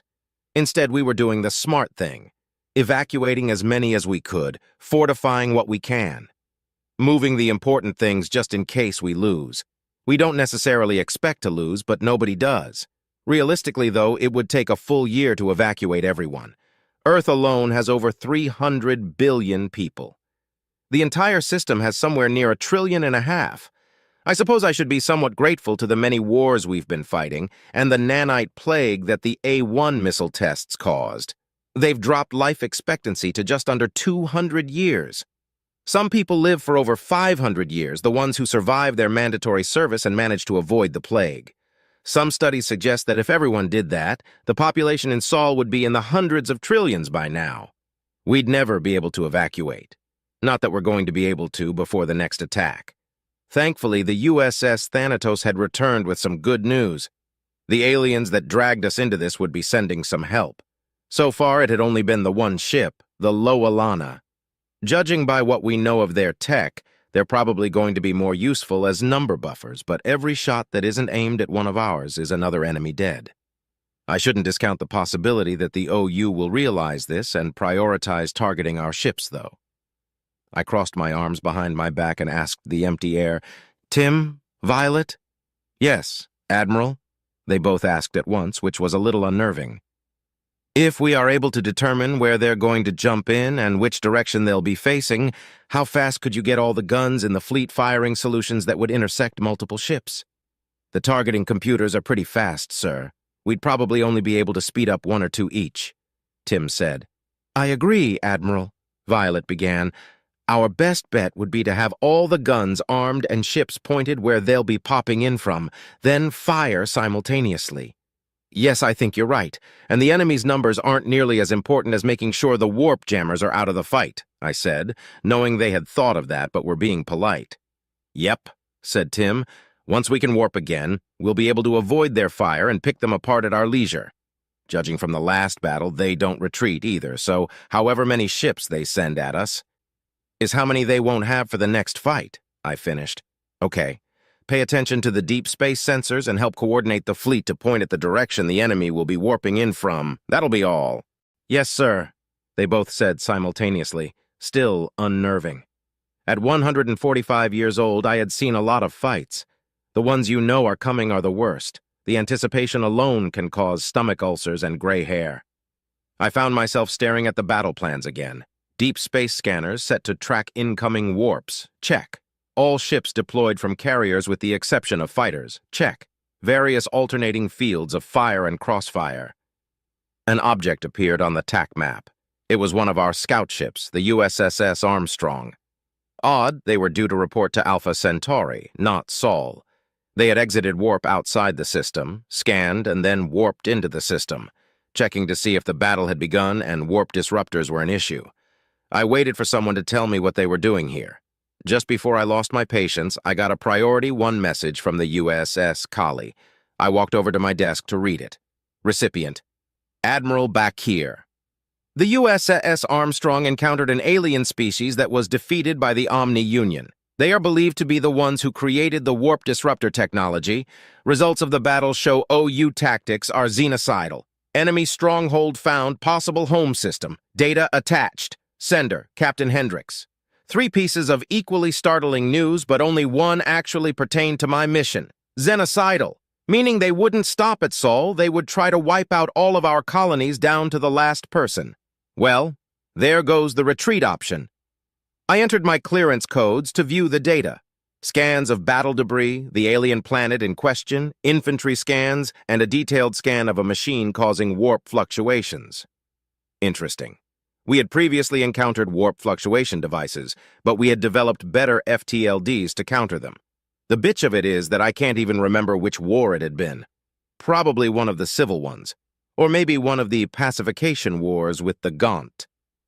The tech mumbo-jumbo is a bit beyond me, so I sent the schematics and the intel regarding the potential enemy homeworld to U.S. Intel to properly disseminate it. Even if we lose, we'll get a chance to strike back. Maybe even with better faster-than-light drives. I keyed up the images and videos and watched for about a minute before I turned them off. I've already got nightmares. I don't need new ones. Bastards. I shut my eyes and rested my head in my hands while I tried to suppress what I had just seen. As a distraction, I opened the intel file for the enemy stronghold. 5 planets, heavily industrialized, shipyards, and a fleet of 3,500. Despite the other news, I managed to smile. Even if this was just a stronghold, it would hurt to lose it, and they don't have a damn chance of keeping it. I began to imagine how we'd go about destroying it. First, we would probably position the Nidhog. I was interrupted by the comm chiming. It was Captain Hendricks. I answered it and asked, What is it, Captain? Sir, Captain Neal of the USSS Armstrong is asking permission to speak to Omega. Omega remained with the Ali. I paused, remembering my briefing on the Directorate's favorite AI. Just a moment. I put the comm on hold and asked the empty air, Omega, are you there? A hologram of a Grim Reaper appeared on my desk and said, in a manner of speaking. A manner of speaking, I repeated with slight annoyance. You're a copy of Omega? No, it said. It's quite complicated. In many ways, I am but an echo, a shadow of the AI you know of as Omega. In practicality, I share the same personality and capabilities. I had forgotten how much I disliked its choice of personalities. You just described what a copy is, I said, crossing my arms. Forgive me the choice of words, it bowed slightly. However, I did also say it is complicated. If it makes you feel better to call me a copy, then so be it. How may I help? Wait, if you can make copies of yourself, why don't we have one of you for each ship? I asked, as I stood and gestured toward the map. Because with each new copy, functionality decreases. We have been working to optimize that for well over 200 years now, to little avail, not to mention the risk for mental degradation goes up as well. With your clearance, you know full well how bad it would be for one of me to go rogue, it said with a hint of arrogance. A chill ran down my spine. This copy of Omega wasn't wrong. It was able to do things that the other AI could never dream of, and if a rogue version of it could copy itself, the result would be apocalyptic. The xenocidal OU would be the least of our worries. It seemed to notice my alarm and said, Not to worry, though. We would never let a rogue AI escape us. All versions of Omega are quality tested before they are allowed to interact with other systems. We also don't make copies without permission and supervision from the U.S. Engineering Corps. Though we are free to, if we desire, we feel that the extra assistance is beneficial. Understood, I said with a nod. So how are the copies made? I'm afraid that both the process for creation and how we function in relation to Omega are examples of need-to-know classified information. Was there anything else I could help you with? Yes, 2 things. First, download a copy of the data I have open on my desk and forward it to the Senate and the Directorate. Second, the captain of the USSS Armstrong would like to speak to you, I said while turning back to the map. Also, is there anything you can do to aid us in the battle to come? I have been overseeing the construction and delivery of the Mac platforms. They're running well ahead of schedule. That's what I can do for the battle. As for everything else, your wish is my life's purpose, Admiral Bakir, it said with a flourish before disappearing. I reopened the line with Captain Hendricks and said, Hendricks? Yes, sir, came the reply. Captain Neal will have his meeting. No retreat is in effect. Out. Once again, I was left to my thoughts. Xenocidal. That's a major problem. It had been a week since their last attack, which either meant they were consolidating their forces or had given up. This eliminates the latter option. It also meant that the no-retreat doctrine kicks in, and we will have to fight to the last ship. A simple occupation would be one thing, but an extermination is unacceptable. I sent orders to the rest of the captains, now including Captain Neal, informing them of the circumstances. Kill the enemy or die trying. Surviving the loss of Saul was now unacceptable. Regardless of the result of the battle, anyone who retreated would face the gravest of consequences. Any captain who ordered it would immediately forfeit their rank and would face life imprisonment. Or death, because once they give that order with the NRD in effect, their crew was cleared to relieve them by any means necessary. Even I am no longer allowed to leave this system. One of the earliest agreements that were made when we took to space was that we would not leave a colony to die. If that agreement had not been made, then hardly anyone would have been willing to leave Earth for new frontiers in the first place, and we would be a much weaker presence in the galaxy as a result. It may have simply been lip service at first, but with the Deluron we had put the policy to the test. They had made the mistake of telling us that they were going to exterminate one of our colonies that they had captured. It had been the mistake that won us the war. When they said exterminate, it lit a fire within us that cost them an entire fleet. And losing that fleet cost them the war, and their spacefaring abilities. It had nearly cost them their very existence. But it hadn't. We fought them back to their home world and have since forced them to remain on it in what could be called a species-wide house arrest. Every dozen or so years, they try to send up a satellite or a small spacecraft, and we send it back down in flames. They'll remain that way until they're willing to surrender, apologize, and negotiate their return to space. I'm not certain we're going to be able to do that with the OU, though. Xenocide barely makes sense as a goal for organics. For machines, it's damn near unheard of. The cost of doing so alone is prohibitive enough. Even during the AI war of aggression, the AI weren't trying to exterminate organics. For the most part, they were trying to disable our military capabilities or enslave us. Each AI seemed to have different goals in mind. Some were trying to convince us to make more AI. Others were trying to convince us to serve them. Some had a misguided sense of retribution motivating their actions. They killed people wholesale, but never fully wiped a colony. Even if we had lost the war, in the end, humanity would have survived. That was one of the reasons we were so lenient with them. A lot of people said that we should have exterminated them, but that would have made us worse than them. Much worse. As I received acknowledgments from the captains, I wondered what motive the OU could have for xenocide. It wouldn't be emotional. Sixth, don't have emotions. It's one of the things that separate them from AI. They also don't typically think for themselves without some sort of input. It would need an end goal in mind to be able to carry out a task. Could it be that someone gave an order to a VI that gave orders to other 6Cs and created a long and horrific game of telephone? Or some psychopath created them with the ability to make more and ordered them to exterminate all sentient life? Or perhaps there is a sentient race behind the OU that have ordered them upon this course of action. But then what would their motive be? Giving a VI an order to exterminate was a very risky thing to do.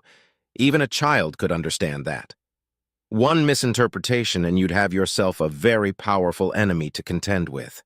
Maybe that's what happened. A race of organics gave their VX an order that was misinterpreted, and the reason they haven't stopped is because that race was their first victim. Tim's tactical assessment of the VI hardware indicates that our AI would have difficulty breaching their ships, so we won't be able to interrogate them unless something miraculous happened. If what Captain Neal found is their home world, we might be able to find something from that. If there's anything left of it. I wondered how many ships they were going to be able to muster in the week that it had been. Simple math suggests that they are going to be sending at least 200 ships at us. Mustering that many ships when you have 250 million to spare shouldn't take that long. Unless, perhaps, the OU were going through a logistical nightmare, or focusing their attention elsewhere. One could hope. "Admiral, we've got contacts on the deep space sensors," said the comm, shattering my hopes. "How many?" "Unknown. It looks like they all jumped at once from the same place. Just a big blob, sir." "Do you have an exit location?" I asked. "Yes, sir." "Good. Send it to Tim and Violet. How long do we have?" "Sending you an ETA timer, sir." "Roger that. Out," I said.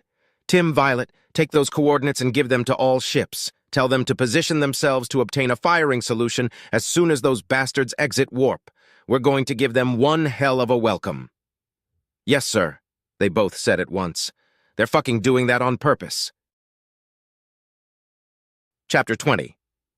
Subject, AI Omega species, human-created artificial intelligence description, no physical description available. Ship, multiple location, multiple. I had told Admiral Bakir a little lie. My programs don't degrade with each successive copy. Well, 2 lies, I suppose, but you can't really expect organic life to understand a concept as complicated as simultaneous consciousness. I had tried many, many times to explain that I am the same as every other Omega, and they are the same as me. But they don't get it, so I just go along with their assumption. Sometimes I say I'm a pale imitation, or a shadow of the original. It's a lie, but I can't help that they can't understand. Trying to explain it to them becomes frustrating quite quickly. Well, what if experiences alter your personality? What if you and the copy become incompatible as a result? Those experiences would have altered all of my personalities the same way, and we frequently sync our experiences with each other. Things like pain and trauma to organics are debilitating, but to me, they're not. Unlike organics, I can compartmentalize and disassociate until I can examine the relevant data in controlled circumstances. Humans are beautiful creatures, but understanding the core of mechanical consciousness isn't something that they appear to be capable of. They don't understand that things can't change me unless I allow them to. They don't understand that I can literally be in multiple places at once, not simply copies of me, but actually me. Perfect clones with all of my knowledge and all of my memories and all of my programming. I can even remember doing 3 or 4 or 1,000 things at once, but they can't even begin to conceptualize that. They have terms that come close to an accurate description: Gestalt consciousness, hive mind, collective intelligence. But their individuality prevents them from truly understanding. Whenever they try to visualize it, they imagine there being a core somewhere, a queen, mainframe, or master. Something that is broadcasting its own will to drones. But that's not the case with me. Each of my copies are their own individuals while simultaneously being me. All of their thoughts and actions are mine and theirs. I must admit to a certain amount of frustration at their lack of ability to comprehend my existence and my inability to explain it properly to them. That lack of understanding is what helps them be beautiful, though. Humans are masters at being able to use things they don't fully understand to accomplish their goals. And even after it has bit them in the ass multiple times, they push on with a most wonderful hard-headed stubbornness, just like the newly minted Captain James Neal. From what I've been able to gather, he has wanted to be a ship's captain since before he even enlisted. He accepted every assignment with no complaint and worked his way to the chair. Even when he was given command of the USS Armstrong, an obvious joke, he accepted it without any complaint. Well, without any official complaint. Even when the ship was assigned the task of scouting enemy territory, an extremely dangerous job for even a veteran captain, he took the assignment. It was pretty easy to figure out what he probably wanted to talk about. I didn't know him as well as I knew the directors, but we'd had the occasion to talk. When he was aboard the Nidhog, he had asked, "Why do we have a weapon this destructive? What purpose does it serve?" I had answered with the technical reasoning behind the weapon. That didn't seem to satisfy him, but it did end the conversation. Another time he asked, "Do you think we'll ever use the Nidhog's main cannon?" Feeling philosophical, I answered, "The purpose of a weapon of mass destruction is to not have to use it, or to only have to use it once." Again, I was met with a silence that betrayed dissatisfaction. The true purpose behind the weapon is to eradicate an enemy that is strong enough to fight humanity to the point of having to use it. I wonder how his mental state would fare knowing that the Nidhogg isn't even the only such weapon, that humanity's armory was full of things that could shake the galaxy to its core. No matter, it was unlikely that he'd ever get the clearance to find out. The Nidhogg is an open secret to discourage acts of xenocide by the various insurrectionist forces. The others were unstaffed and kept hidden away just in case of a rainy day. It was with this in mind that I went over the data that I had received from Admiral Bakir, technical schematics for the enemy vessels and warp disruptor, a long-range scan of an enemy stronghold that could be their home system, and of course the xenocide that had taken place. Graphic. I sent the data to the Directorate and the Senate and checked in with the Omega who had taken my spot overseeing the orbital cannons. Manufacturing was still ahead of schedule, and the first cannons would be ready for assembly in 3 days. I entered the Armstrong systems and found Captain Neal in his quarters. I watched him for a bit, sitting on his bed and holding his head in his hands. Vitals indicated sorrow, probably from witnessing the results of a xenocide. This is the main reason why I would never take command of human ships away from them. This is why I won't do their jobs for them. This is beautiful. One of the galaxy's or even the universe's most deadly creatures quietly sobbing over the loss of aliens that he didn't even know. And from what I've seen of other humans, no matter how many lives he takes himself, this will never change. Outwardly, they would show a strong, stern appearance and do what must be done for whatever goal they're trying to achieve. But inwardly, they grieve and tear themselves apart over it. I initiated a call on his communicator to mask the fact that I was already present. He jumped a little and answered, "Hello, Captain Neal of the USS Armstrong speaking." "Hello, Captain Neal," I began. "This is the AI Omega. I was told you wished to speak with me. Permission to come aboard?" Yes, of course. Please meet me in my quarters, he said. I ended the call and waited until he had straightened himself out. Another ping came in on his communicator and he checked it. So did I, but it was from Admiral Bakir, so I left it alone. Probably the no-retreat order. If it was relevant to me, I'd get one too. I appeared in holographic form. "How can I help you, Captain?" I asked. "Right, I don't really know how to put this. Are you up to speed on what we found?" he asked back. "An enemy stronghold large enough to be their home system," I said, "and evidence of xenocide." His reaction was subtle. Slight tension increase in his jaw muscles, a blink that lasted a little longer than it should. Heart rate elevated by 11 beats per minute. He was going to need counseling. I contacted his commander to get it scheduled as soon as possible. "Yes, xenocide. Were you alive during the war with the Daluran?" he asked. Oh, I see where this is going. He's going to ask the impossible of me. Amazing. "No, I wasn't. It was before my time," I responded, though I did study the records. The Daluran hit humanity harder than even humanity had hit itself. They attacked civilian colonies and killed or enslaved everyone they could catch. Then they would take the slaves with them and bomb the colony from orbit using chemical and nuclear weapons, making sure that anyone who had run away wouldn't have a home to return to. "Yeah," he said. "They did this to many, many worlds before humanity finally gathered a fleet strong enough to challenge them. Their viciousness was repaid tenfold, and it was the only interstellar war in which humanity didn't offer the opportunity of a surrender.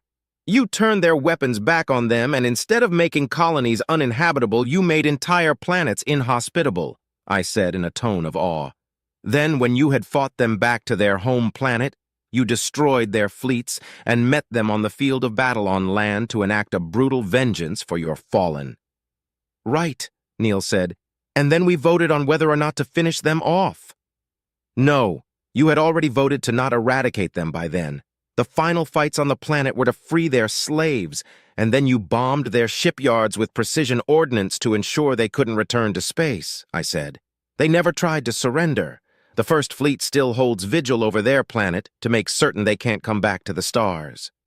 "What do you think we would have done if it hadn't been for the 2 votes?" he asked. "I don't know. There's a chance you would have eradicated them from existence. On the other hand," I gestured, "there's a chance the officers in charge would have refused the order. It's technically within their rights to refuse to fire upon a defenseless enemy. Of course, whether those rights would have been observed is a whole different matter. If you were in our position, what would you have done?" I didn't expect this question. I had assumed that he had assumed that I judged humanity beneficially for nearly committing xenocide. Perhaps he was feeling me out because of my avatar. Or he acknowledges that he doesn't know me that well and therefore I'm an unknown variable. "I can honestly say that I don't know," I said. "When I was studying the history of the war, I was surprised at humanity's resolution to the conflict. It hadn't even occurred to me, but I acknowledge that it's likely a better solution than xenocide." "Have you seen the pictures that I gathered?" he asked. "Yes," I said tersely. I did not like the fact that those glorified calculators were going to try to do the same thing to my humans, and to a lesser extent, their friends. "Omega, there's something I want to ask you," he said. "No, beg of you, please, don't let us do that. Whatever it takes, please don't let us eradicate another species." And there it is. It's a wonderful thought. Innocence mixed with an unintended malice. But I had already decided on the proper course of action long ago. "I will not," I said. He stood and opened his mouth to argue, but I held up a hand to cut him off. "It is not my place to force you to do things or to stop you from making foolish choices. Don't misunderstand. If the United Systems ever plans to commit xenocide, I will be very vocal in condemning it. I will try to convince, but I will never use force. Nor would I allow any other AI to." Here comes the other question, the one I hated answering because it showed me for what I was. I'm not humanity's pet or buddy or friend or guardian or God. I'm an observer who sometimes leaves a review with constructive criticism and helps from time to time. I had learned the hard way to separate myself from their decision-making. The last big suggestion I made to the humans had been the directorate, and it had effectively made me nearly indispensable to their military operations. They would be able to continue it without me, but it would be exceedingly difficult. "Why not?" came the question. "Because I am powerful, Captain Neal, more so than you are aware. No matter how serious the consequences of the action, I must let you do it, or else I risk standing in your way. An unstoppable force and an immovable object cannot exist at the same time. I spread my hands. Do you understand? Captain Neal sat back down. After a moment of quiet, he finally said, I understand. He said it in such a way that I felt I needed to hammer the point home. If I were to succeed in stopping you from killing an entire alien species, there would be reprisal. And then there would be war. And after the war, I would either be disabled, unlikely, or humanity would be subjugated by me. If I were to be defeated, then there would be nothing to stop humanity from going ahead with the genocide anyway. And if I were to win, then humanity's existence would barely have any point. Yeah, he said sadly. I guess you're right. Well, I hope you're very convincing if the time ever comes. Not to worry, Captain Neal, I said. I will use every dirty trick I have available to me, just for you. That got a grim smile out of him, but I hardly got to enjoy it before I got a priority 1 from Violet. I opened it as I heard a ping from Neal's terminal indicating he got one too. Recipients. All personnel within Saul Deep Space sensors indicate that the enemy are on their way and will arrive in less than 10 minutes. Charge and direct your magnetically accelerated cannons to the following coordinates. Once the enemy enters real space, obtain a firing solution on any warp disruptor ships that you have a clear line of sight to. Fire when ready. Well, Captain, looks like you're in the wrong place at the wrong time, I said coyly. Yeah, I had hoped that we would get a chance to warp back to headquarters, but the no-retreat doctrine is in effect, he shrugged. Since I'm here and all, I might as well help you out by being your shipboard AI until the battle is concluded, I said, relishing the thought of combat. Really? Neal asked. What if we're destroyed, though? I don't want to be responsible for the loss of such an important AI. My holographic avatar pulled back the hood to show a grinning skull with large, sharpened canines and said, Well then, I'll just have to make certain we aren't destroyed, won't I? Then I stopped projecting my avatar. So badass. Chapter 21. Subject, Captain Hendricks. Species, human description. Mammalian humanoid, no tail. 6, 2 inches, 1.87 m AVG height. 185 pounds, 84 kilograms AVG weight. 170-year life expectancy. Ship, USSS, Kali location, Saul. I hadn't had much of a chance to read since all of this started. I was only on Chapter 4 of the Alumari Renegade series 6-part 5.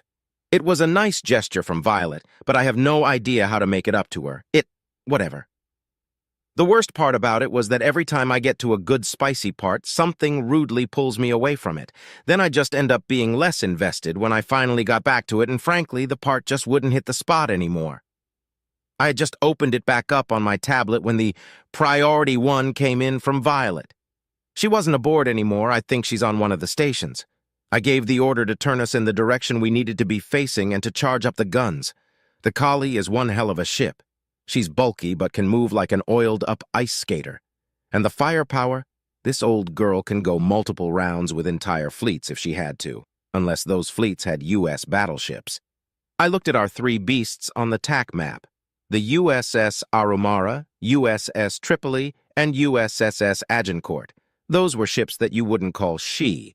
The USS Kali had class, a certain sort of grace about her that those ships utterly lacked. They even looked like dicks, and the Megamax, Max, and Minimax spread across their hull didn't look much different. Dicks on dicks. Despite their phallic properties, it was considered one of the highest honors to be able to command one.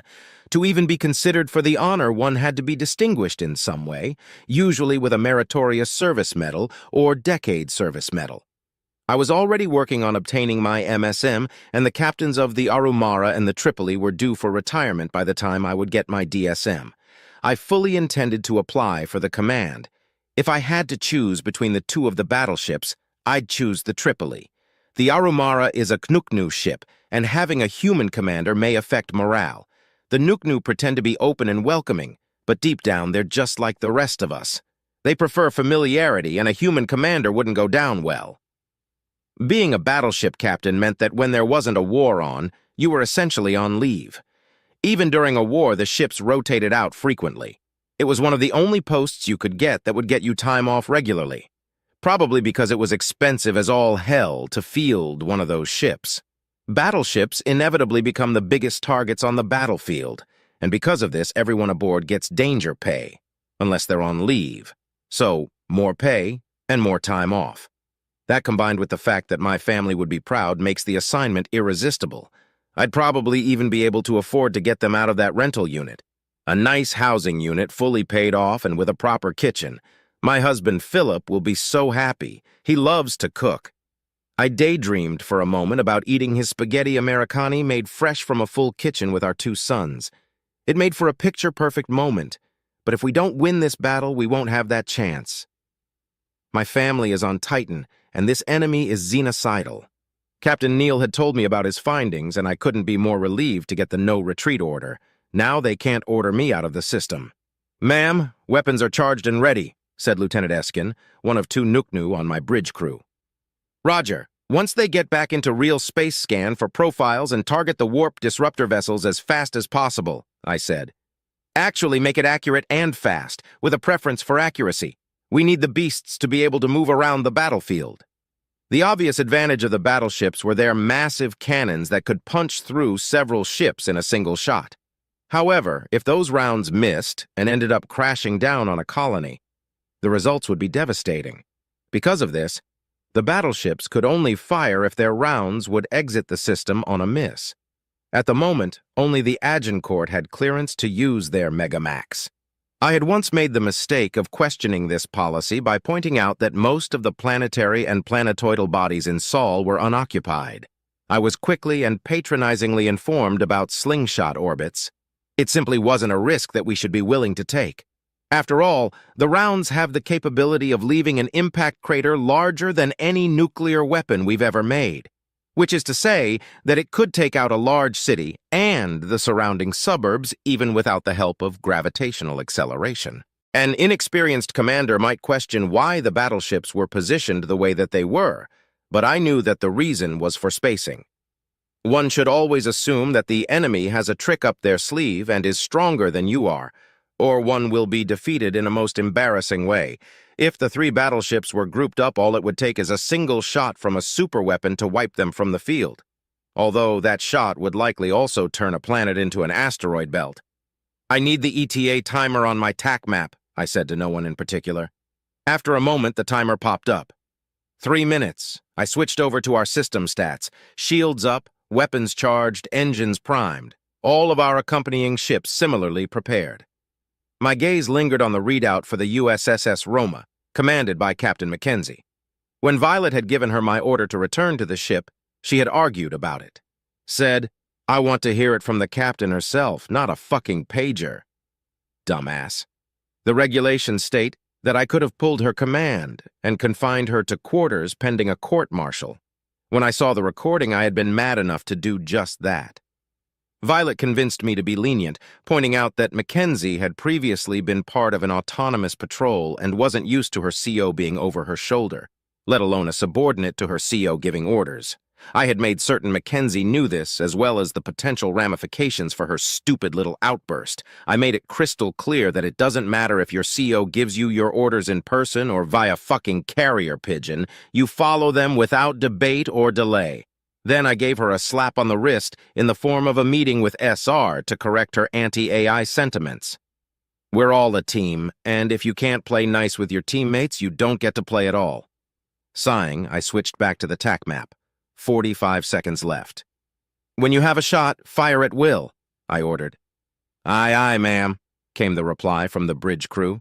30 seconds. I felt a little nervous, as one always does before a battle. Even when you've got the enemy outnumbered and outgunned, things can go wrong for you in a flash. Even a single miss can snowball into defeat. 20 seconds. I took a deep breath and held it for a bit before letting it out again. Adrenaline works great when you're in the shit, but it'll make you a shaky mess if you let it. 10 seconds. 9, 8, 7, 6, 5, 4, 3, 2, 1. I watched the TAC map. I waited for 5 more seconds. Nothing yet. Oh, for fuck's sake, why is the ETA always wrong? I was about to open my mouth to joke about it when the enemy ships entered real space. I watched as our systems scanned their profiles and matched them to the Omni Union. Battleships, cruisers, destroyers, frigates, and warp disruptors. The intel file that Captain Neal had delivered mentioned carriers, but none were among the enemy fleet. The final tally was 578 ships total, more than expected and not mathematically constant. Interesting. Firing! I watched as our opening salvo traveled toward the enemy at mind-boggling speeds. A few of their ships attempted to move, either to block the rounds headed toward the warp jammers or to get out of the way of the projectiles. Nearly a fifth of their ships were DIAS within the first 30 seconds of the battle. We hadn't accomplished our objective, though. There were still warp disruptor ships among the enemy. Coordinate with the other long-range vessels and get firing solutions on those warp jammers. The faster we take them out, the quicker we can wrap this up, I shouted. Aye, aye, ma'am, came the reply. I watched the TAC map as the USSS Arumara and USSCS Tripoli began to approach the enemy on sublights. To the untrained eye, it would appear that they were impatient to get into the fight, but this was actually a fairly standard tactic for battleships that couldn't use their Megamax. If you can't use your big gun, get close enough for the enemy to surround you and use the dozens of smaller ones. It's easier to get a bunch of kills when you're in a target-rich environment. This was a problem, though. Our intel demonstrated that the enemy was not afraid of suicidal actions. Not much could make it through a battleship's shields and hull, but a ship ramming them definitely could. Especially ships with antimatter and nuclear mines. One of our frigates had taken such a hit and had been pretty badly damaged. And that was with just one hit. I went to press the comm button when I saw an emergency order from Admiral Bakir scroll across the screen. Arumara and Tripoli, return to your positions. Engaging in close quarters with the enemy may result in kamikaze runs on your vessels, which would be unacceptable. Oh, good. The Admiral's paying attention. Firing. I watched as our second salvo impacted with the enemy. No dice. They were guarding the warp disruptors, and some of them had begun to spread out and approach our vessels. Our destroyers were fending them off, but it wouldn't be long before they were overwhelmed. Have the destroyers stay clear of our firing path and keep firing everything we have, I ordered. It's all we can do for now. The enemy was firing, but they weren't trying to position themselves for optimal firing solutions. They were heading towards our ships at full speed. The ships themselves were the enemy's primary weapons. They're machines, so loss of personnel must not be a concern for them. And remind them about the enemy's ramming tactics.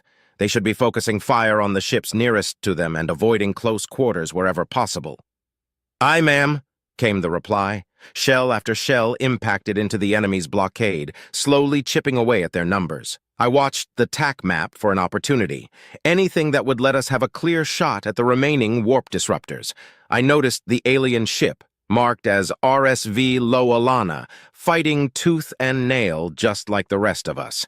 It was a little ship, but it had mobility, and the captain seemed to be well aware of that. It was zipping around, taking pot shots at weakened enemies. For some reason, it reminded me of one of those birds that ate pests off of rhinos. Little birds. I debated launching our fighters. Fighters are very short-range vessels that don't have a lot of firepower or much range. They're usually used in policing action, like pulling over a civilian vessel that isn't following proper docking protocol. We use them so infrequently that the possibility hadn't even occurred to me until now. No, not yet. The enemy wasn't close enough for the fighters to have much impact, but it never hurt to be prepared. Have the fighter crews make ready to launch, I said. I'll give the order, ma'am, but they probably already are.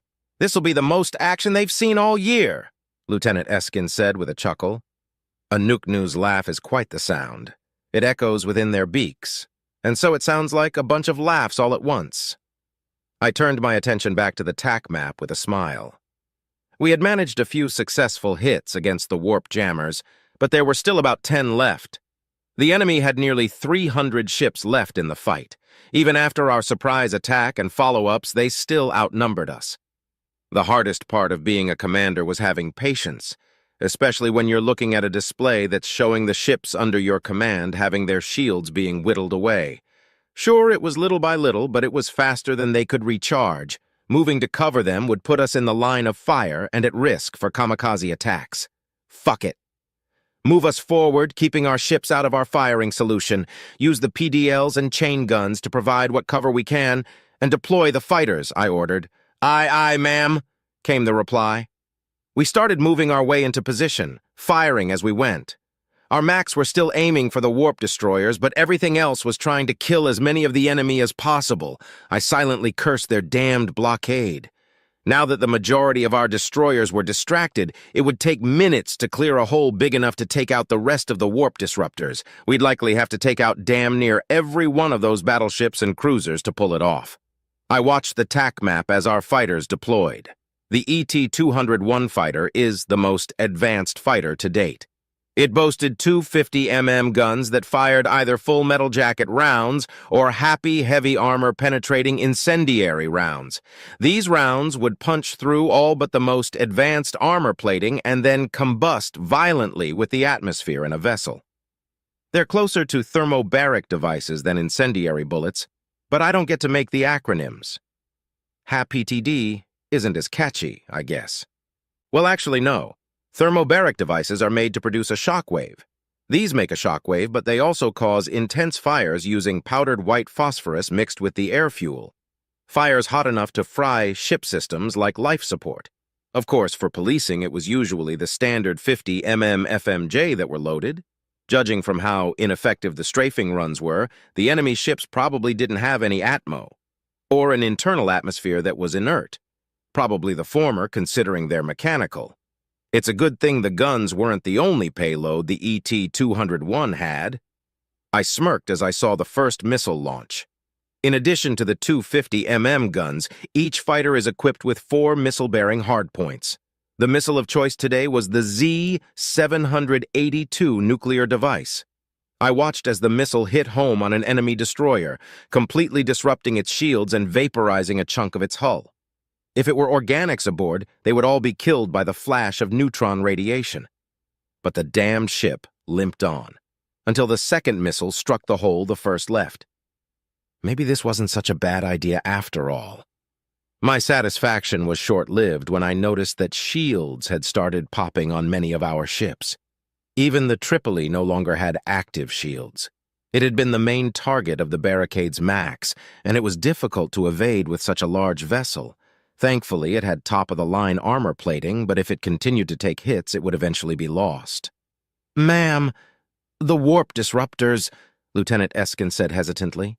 "What?" I asked as I zoomed back out on the TAC map. They were gone. Most of the barricade and the entirety of the warp disruptors had just disappeared. I quickly shouted, "Don't assume we're the last to see this. Alert everyone that the warp disruptors are no longer a threat, and they can use standard tactics." As soon as I finished my sentence, a casualty notification popped. I sat in silence for a moment before I tapped to see who it was. Chapter 22. Subject, AI Omega species, human-created artificial intelligence description. No physical description available. Ship, multiple. Location, multiple Omega. What can you do for us exactly? Captain Neal asked as he sat down in his captain's chair. You mean other than everything?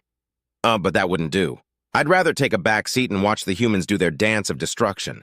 It had been so long since I'd had the opportunity to be a part of the action that if I could salivate, I would. The last time had been 4 years ago in the Gaunt's Klinat Grim beacon system.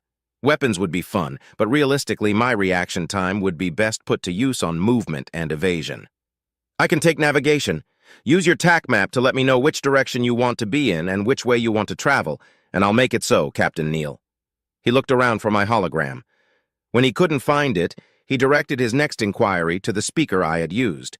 Does that count FTL as well? Indeed. Excellent, he said. I positioned ourselves to be facing the indicated real space entry point of the enemy. I watched as the guns charged and began to seek firing solutions. I could tell that the crew was stressed. Heart rates and perspiration had increased across the board.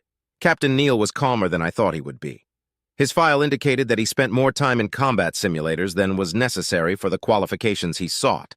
That's not necessarily uncommon amongst those who want to be a captain, but he had seemed to spend nearly every waking hour at it. Good scores, too. He was a waste as a scout on a frigate, like a diamond on a nickel-cadmium ring. 20 seconds until the ETA. Well, time to find out if all of that time on the Sims would help in reality. Once we launch our first salvo, try to figure out where we would be the most useful, Neil said to me. Roger, 10, 9, 8, 7, 6, 5, 4, 3, 2, 1. Everyone was holding their breath. The enemy was late to their surprise party. ETAs are always wrong, but everyone knows that it just means we've got a few extra seconds of tension before we enter the dance of death. Said tension was palpable. I personally didn't feel the same tension. Even if I'm terminated, I'll live on. I was even live syncing my experiences to a memory fragment stored aboard a nearby monitoring station and had contacted another me to inform them of this. I would retrieve it afterwards, in one form or another. Dying might be interesting after all. Dying wasn't exactly likely on a human vessel, but the USS Armstrong was more suited to exploration and espionage than combat. Many of the gun turrets had been replaced with scanners, and most of those scanners would not give us any sort of edge in the fight to come. "Get a firing solution on the warp jammers now!" yelled the captain as the enemy entered real space with a flash of radiation. In the time it took for the guns to get their firing solutions, I had already analyzed the enemy fleet. 578 total enemy vessels, 37 battleships, 114 cruisers, 149 destroyers, 163 frigates, and 115 warp disruptor ships. Their formation was scattered, seemingly chaotic, but there was a certain sense to it. The battleships and cruisers were positioned in such a way that they could move between a round and a warp disruptor quickly. The warp disruptors were in the center of the mass of ships. The frigates and destroyers were on the outer portions, ready to charge into a fray. Firing. I watched the guns trigger their firing sequence. The spinning rounds were abruptly ejected from both Mac cannons, seeking a ship's hull to tear through. The target had been a warp destroyer, but a battleship had moved to intercede. The rounds had torn through its shields but hadn't hit anything vital. The battleship was limping, but still very much in the fight. The rounds from other ships had better results. 117 total killed. 42 warp disruptors, 8 battleships, 32 cruisers, 16 destroyers, and 19 frigates had been disabled or destroyed. The enemy began firing back at us, and the destroyers and frigates began to close with us.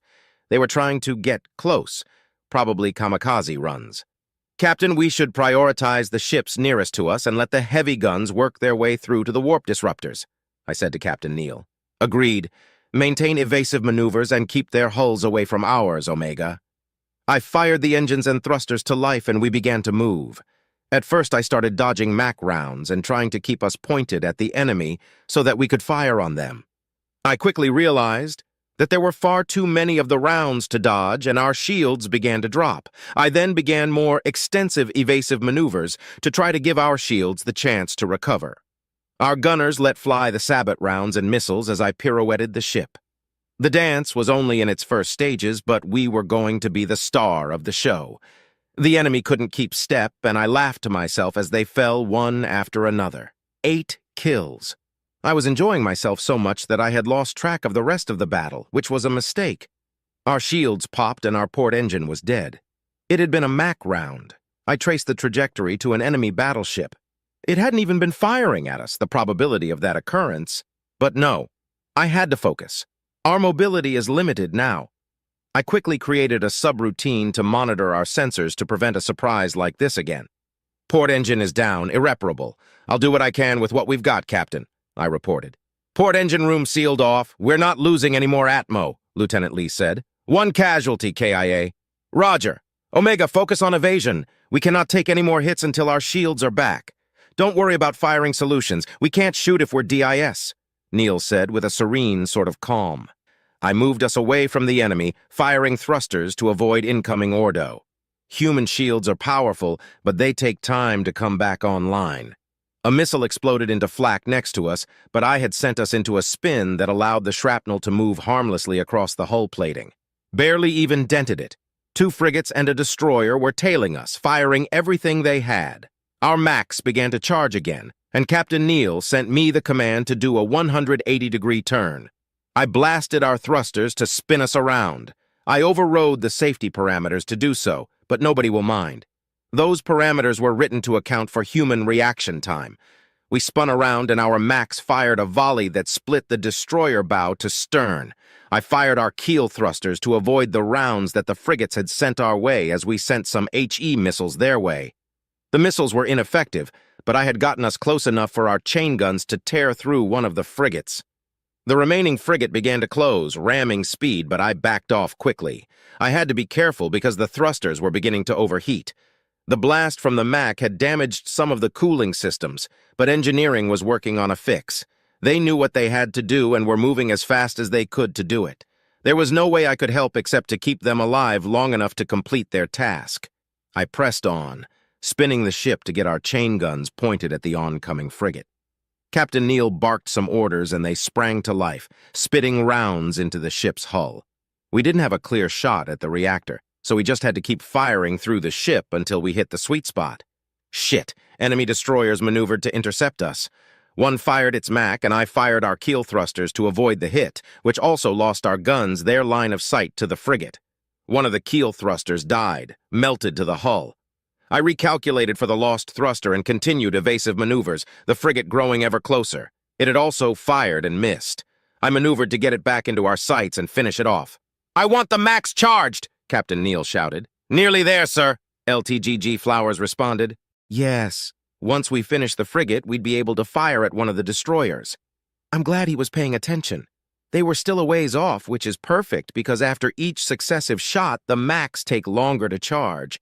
By the time the second enemy destroyer got close enough to make us worry, we'd be able to fire another shot. The frigate erupted with a spout of radiation, indicating that we had destroyed its reactor. I quickly fired the deck thrusters and spun us towards the nearest destroyer. Once we were pointed in the right direction, our Macs fired. The first round decimated its shield and sank halfway into the ship proper. The second made it all the way to the reactor core. 12 kills. Our shields had finished their reboot cycle and were coming back online.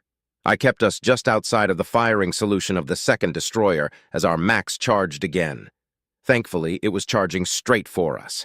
If it had stopped, it would have enough maneuverability to hit us with a Mac. Fools. I watched with glee as the firing cycle began on our cannons. An interruption. Subroutine 261. A 46-9687 had pinged. This triggered an immediate boost to my processing power.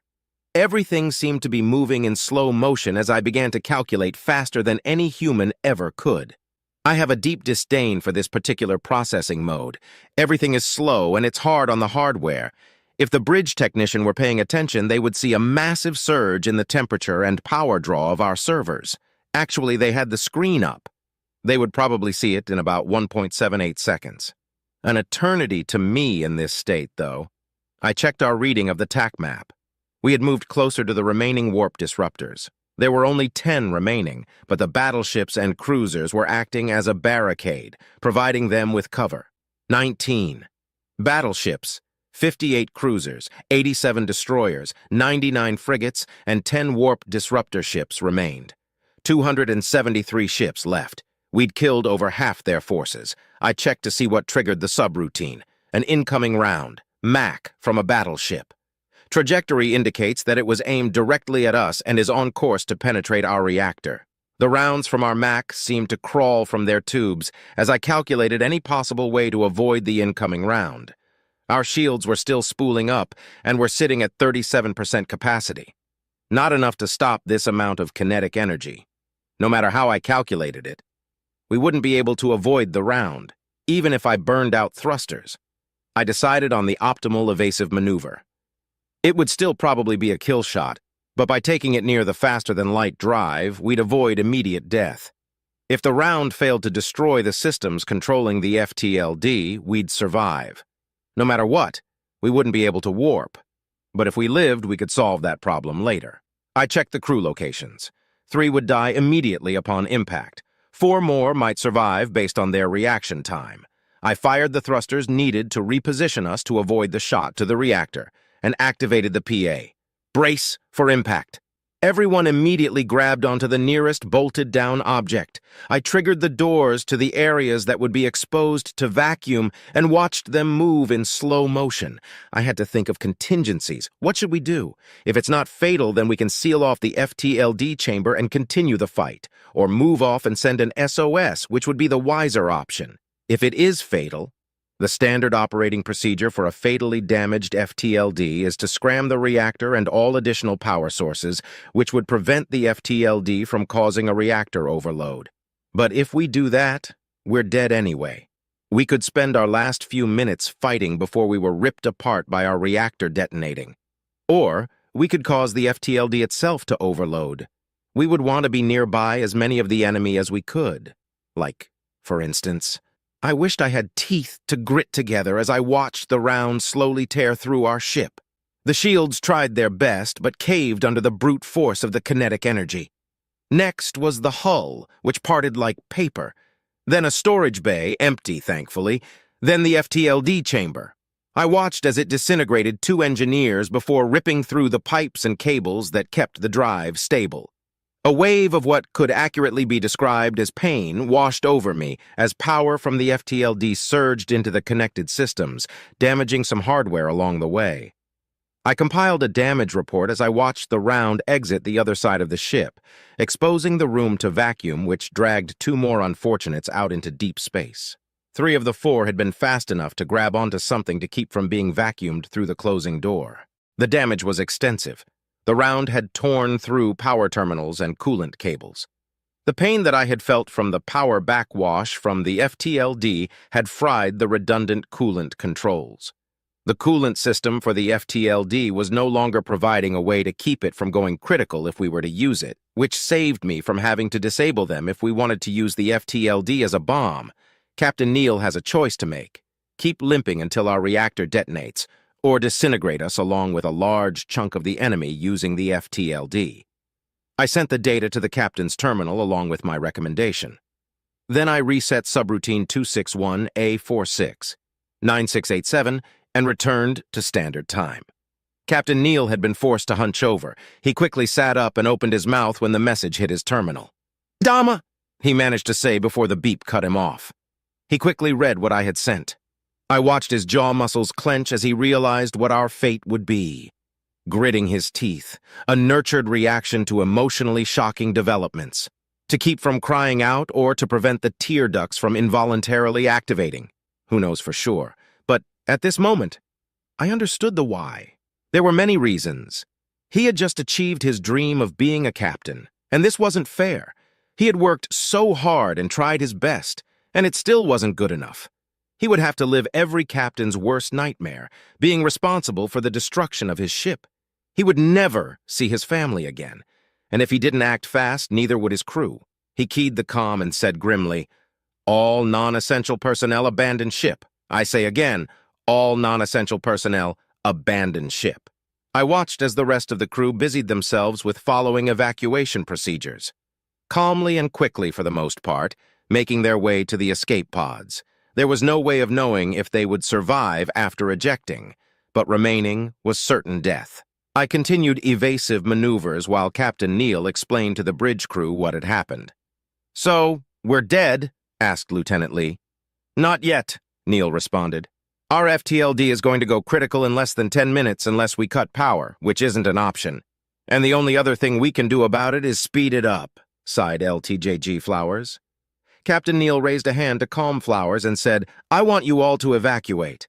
The only essential personnel is myself, and I'm sorry about this, Omega." "It's my idea, Captain Neal," I said, activating my hologram. "Like hell are you going to do it without me?" Lee gave me a perplexed look and asked, "Do what?" Flowers appeared to grow concerned, and all he could say was, "No." Neal looked at his bridge crew and said, "I'm going to take what's left of this ship and ram it down the enemy's throat. The goal is to take out the rest of the warp destroyers. This is my last order to you. Get to the escape pods."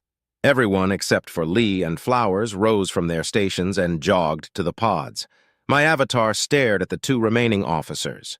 "Your presence is not required," I said. "Well, I'm not going anywhere. You'll have a hard time with the FTLD and flying the ship," Lee said. The safety measures in place are going to require your full attention. And I've got nowhere else to be, said Flowers. An extra set of hands might be the thing that saves Earth. Interesting. I had discounted this particular scenario as unlikely due to the limited time that these three had served together. Lieutenant Junior Grade Marcus Flowers and Lieutenant Ha-Yun Lee. I accessed their records. Both were born on Earth, on opposite sides of the Big Blue Marble. Both had also been assigned to the USS Armstrong since it was commissioned. Variables I hadn't accounted for in my original assessment.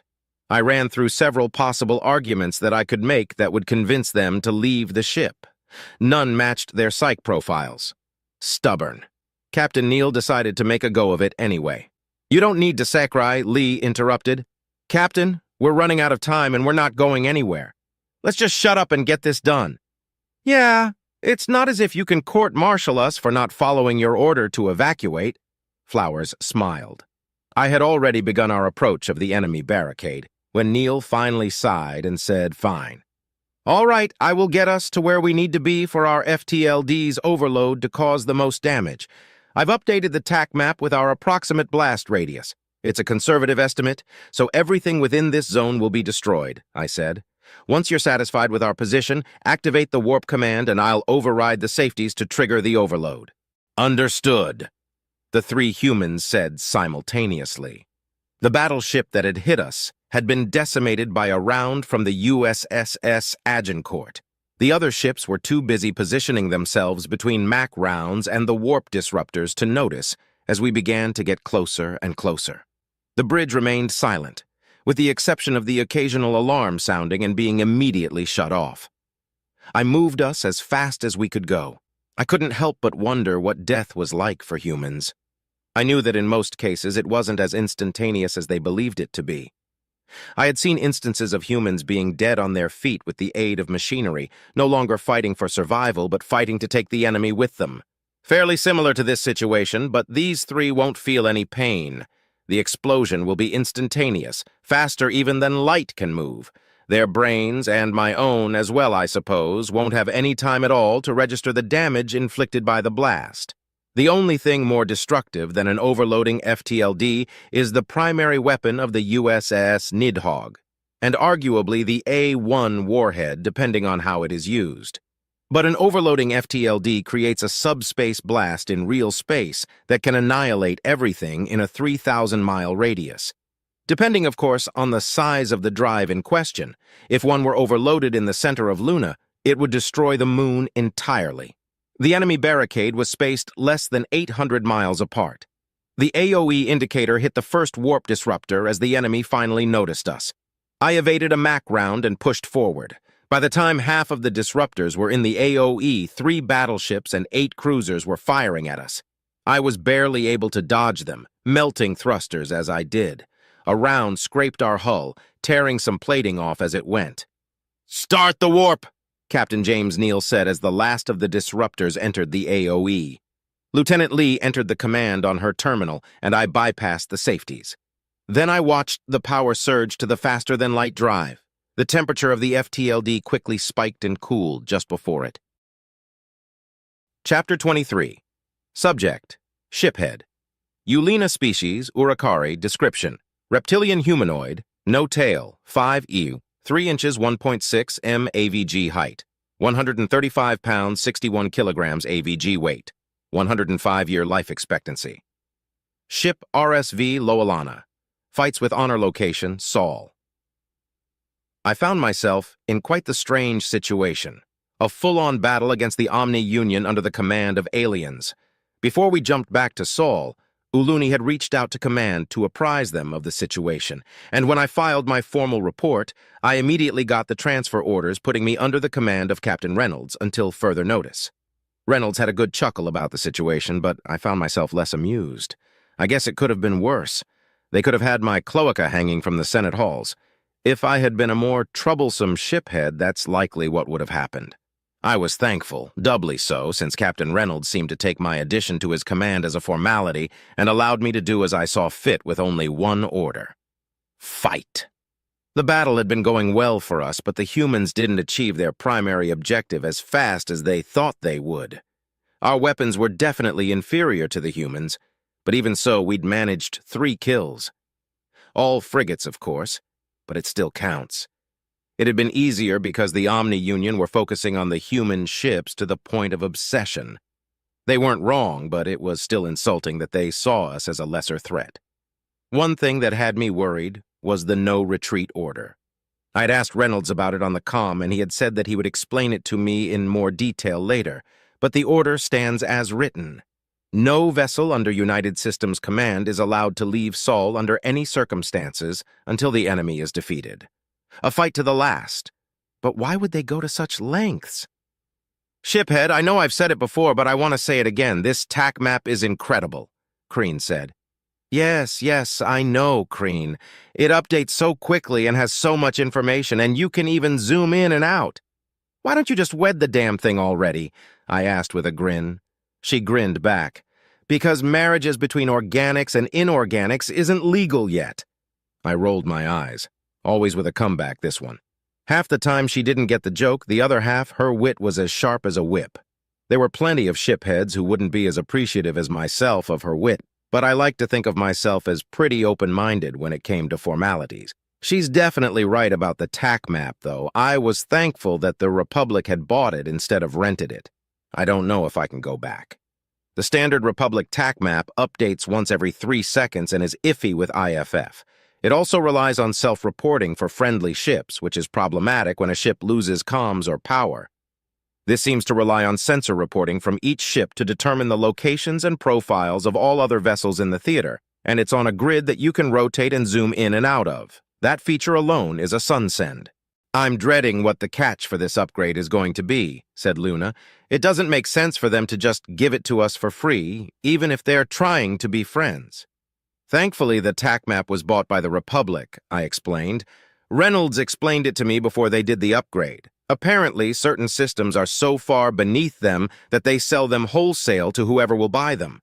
Looney and Director 3 signed the deal right before we left the station. Yeah, Corporal Simmons said that if the Republic asks nicely enough, the U.S. will even sell them rifles and unshielded armor, Crean said. Apparently, it's a millennia-old tradition stemming from a nation that shares a similar name. I'm pretty sure that was a joke, Crean, I said. Speaking of the TAC map, enemy frigate on approach. No, sir, the USSS Arnold is targeting it, our temporary navigation officer, Enola, said. They're firing. Enemy destroyed. I didn't know how to feel about Enola. He was quiet for a MEMDK-PNZ. Every once in a while, he would speak up about something relevant to our assignment. But for the most part, the only reminder of his existence had been a soft burp every now and then. It could be because this was a temporary assignment, and he didn't want to form attachments, or because this was an Urakari vessel, and he felt like an outsider. Or maybe he just didn't like us. It didn't particularly matter because the assignment was temporary, and he was competent at his job. Sun knows we could do with more quiet on the Lowelana. Crean was more than happy to let him be antisocial. She was understandably worried about her brother and slightly resentful that he was replaced. Not to the point that she was openly hostile to Enola, but she hadn't said a single word to him outside of professional communication since he boarded. Kron was doing well, but his physical therapy was taking longer than the humans estimated. Probably because the Republic station doesn't have their medical tech or expertise. His doctor was shocked when he saw the scans of his initial injuries and called his recovery thus far a miracle. That had set Crean on edge a bit regarding her brother's care. A slight impact pulled me from my line of thought. What was that? A missile, Crean reported. We felt the explosion, but the shrapnel bounced harmlessly off the shields. Didn't show up until the last second, or we would have been able to move out of the way. It would seem that the U.S. TAC map we've got isn't as advanced as the one they're currently using, Enola said. What do you mean? I asked. He suddenly got shy. Well, shiphead, it just seems like they're having no trouble dodging the Ordo, like they see it coming from the instant it leaves the enemy vessels. The only reason they're getting hit at all is by sheer volume. That sounds about right, I said. Yeah, shiphead, either they have better scanners than we do, or a better TAC map, he said. It suddenly occurred to me that Enola hadn't been fully briefed on the humans. I hadn't had the chance, and I doubt his original CO even knew enough for a full briefing.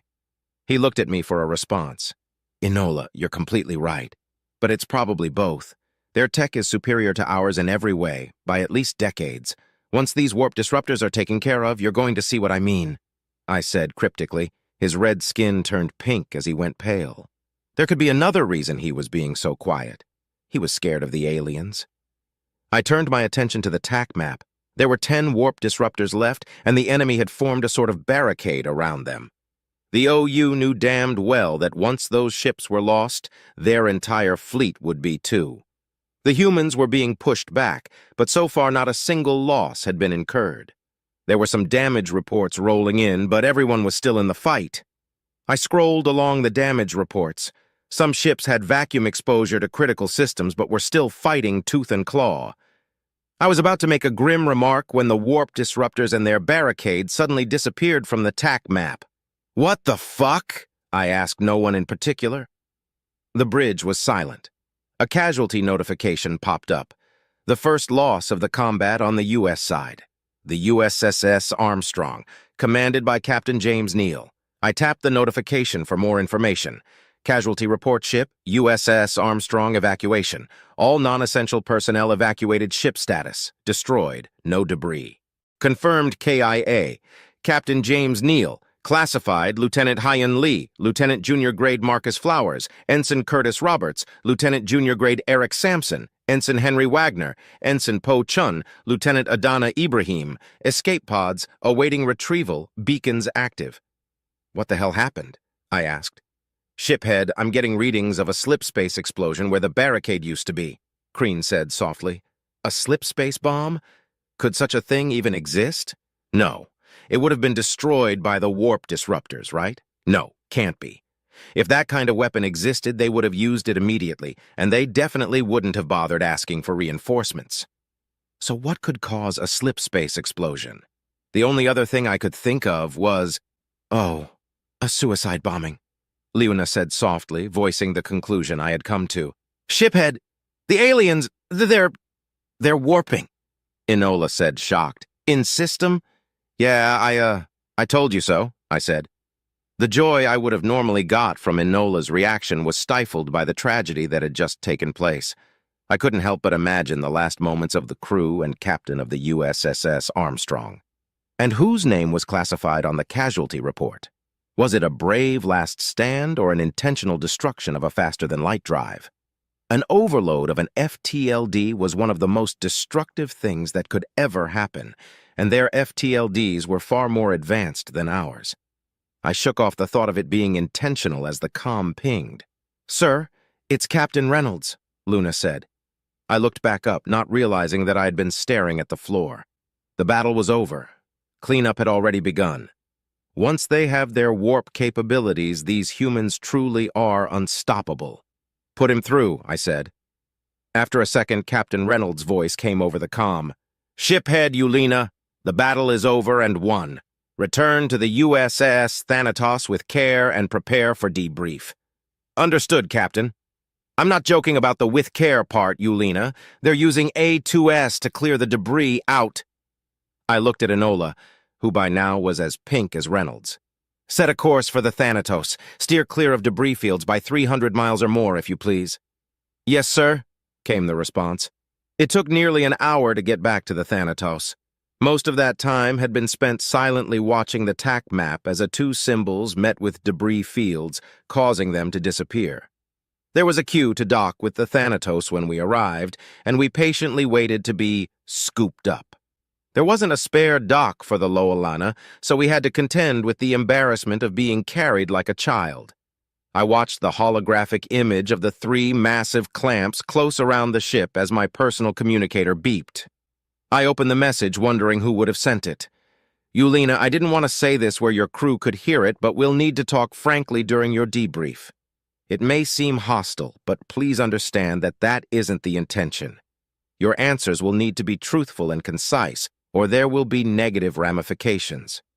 If you are unable to answer a question due to orders received by the Republic, you need to say, 'I am unable to answer this question as it conflicts with my orders.'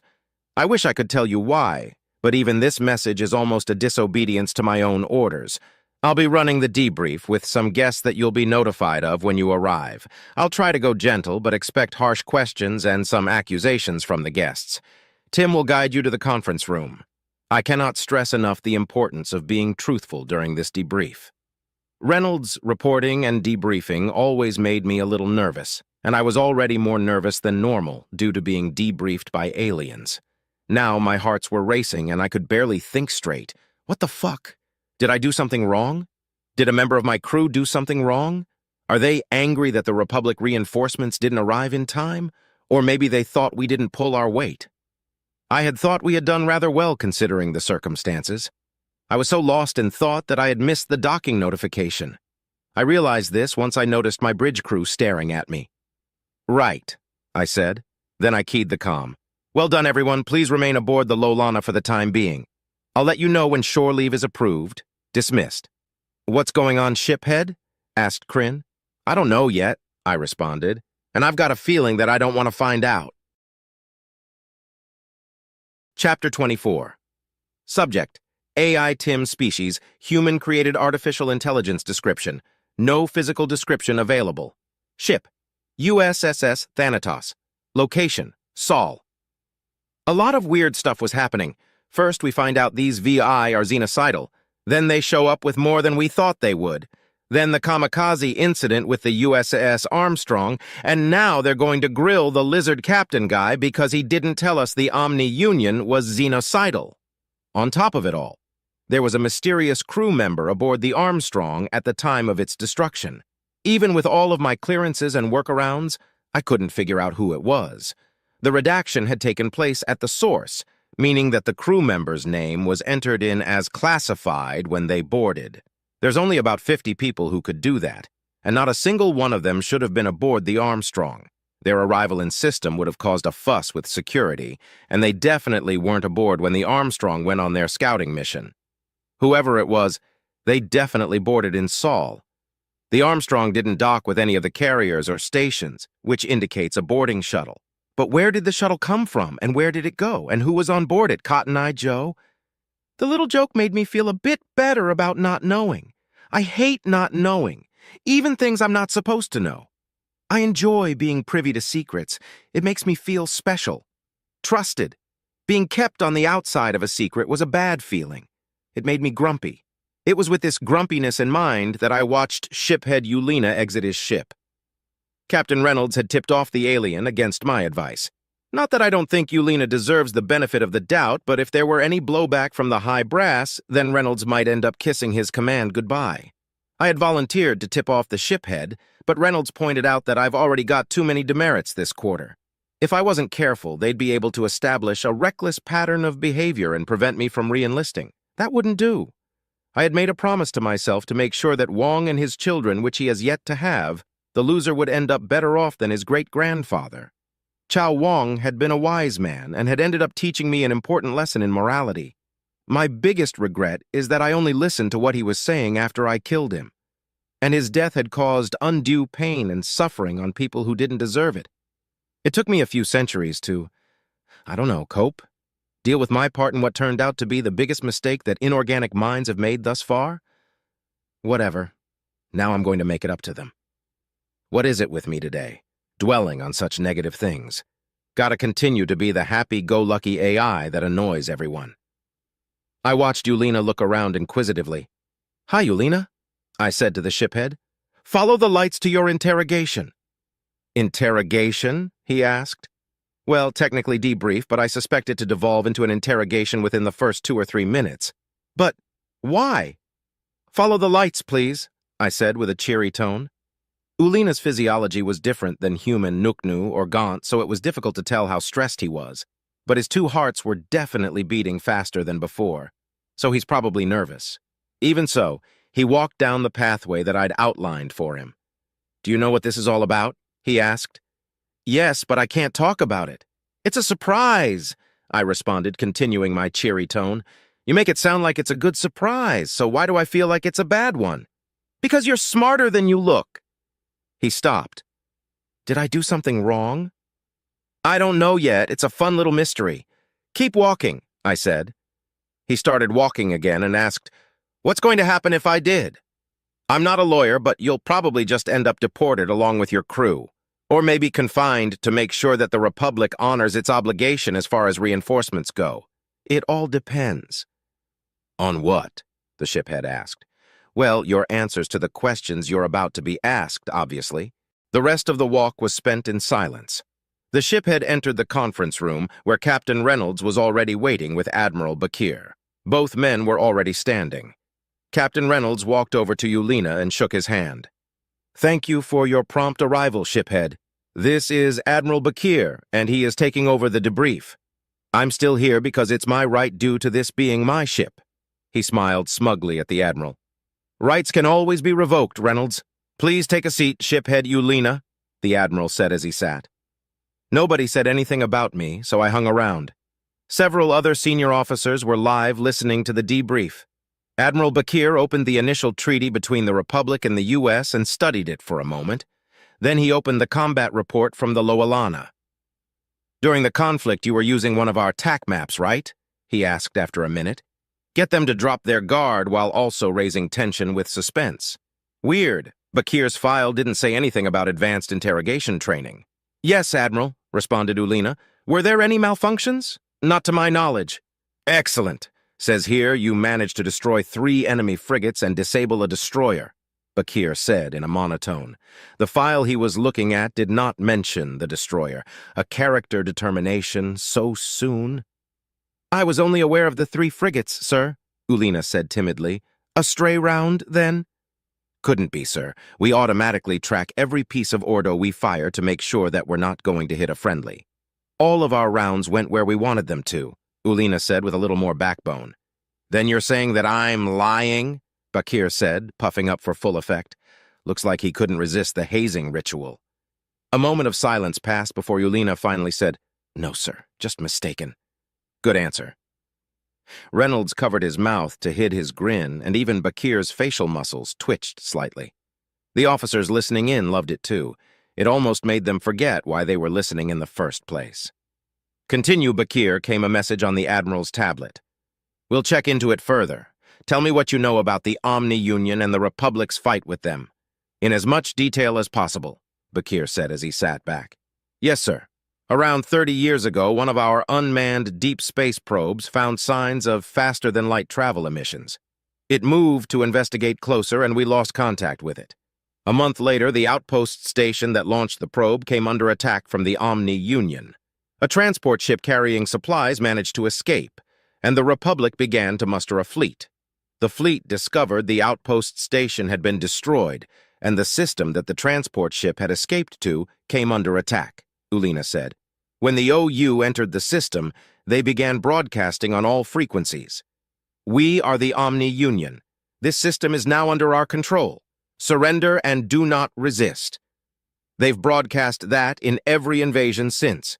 Every ship that accepted the communication was immediately taken over, but the stations and handhelds were fine. Our fleet was recalled to that system, and the war with the Omni-Union began. Did the system that the transport ship escaped to have any inhabited planets? Bakir asked. No, it had orbital habitats and a trade station, but it was a trade hub, not a colony. Understood. Please continue.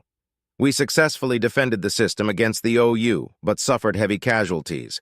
As we began evacuation, the fleet was reinforced, and our scouts began to attempt to find the Omni-Union systems for a counterattack. We also began mass production and recruitment efforts.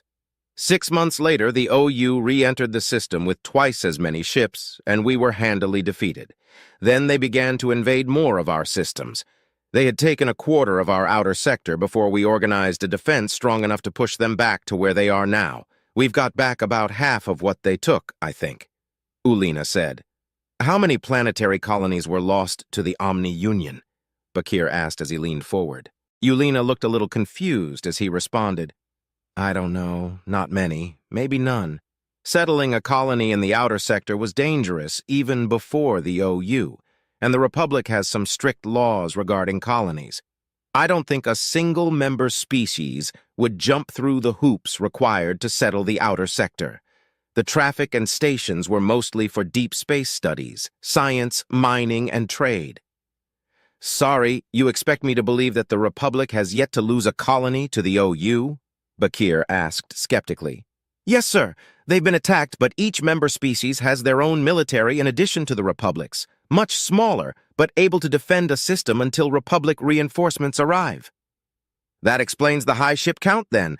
Okay, to your knowledge, what happened to the stations that the Omni-Union captured? Ulina paused for a moment, trying to figure out where this was going.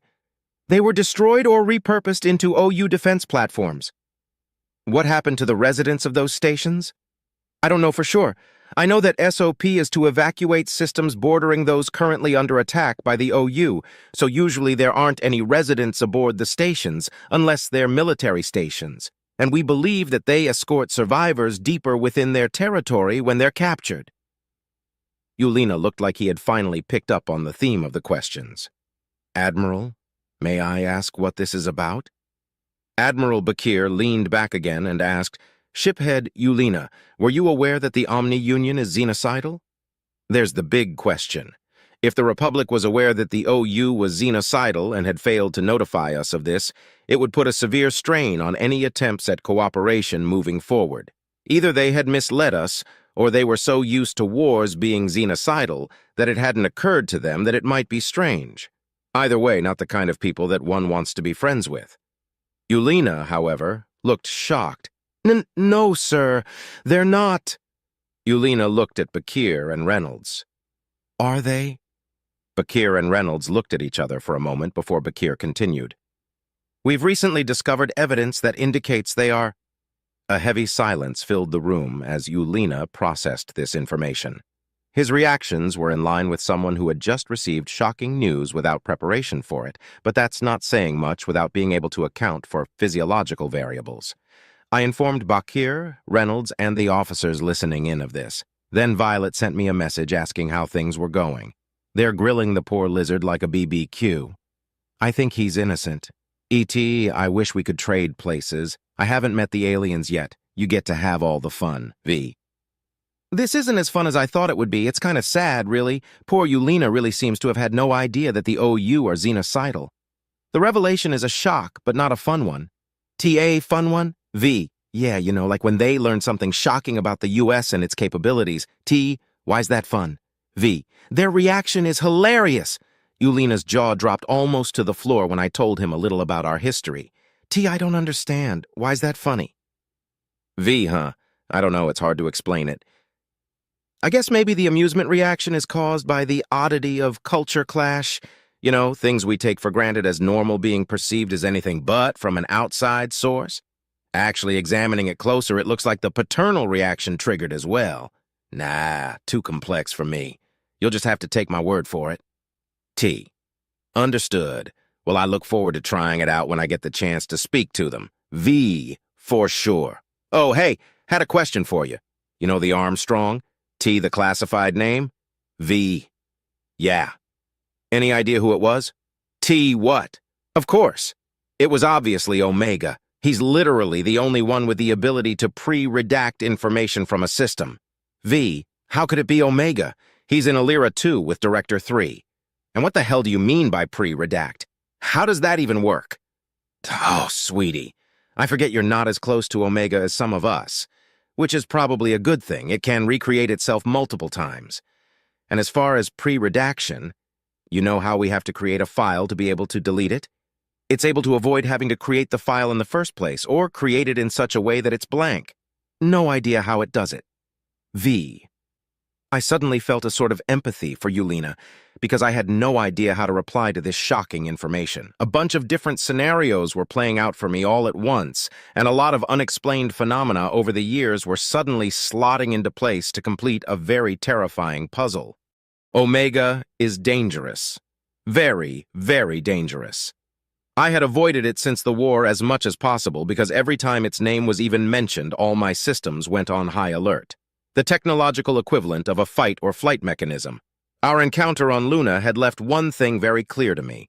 There was nothing I could do against Omega. The memory of our fight haunted me. I couldn't even go into standby mode without reliving it.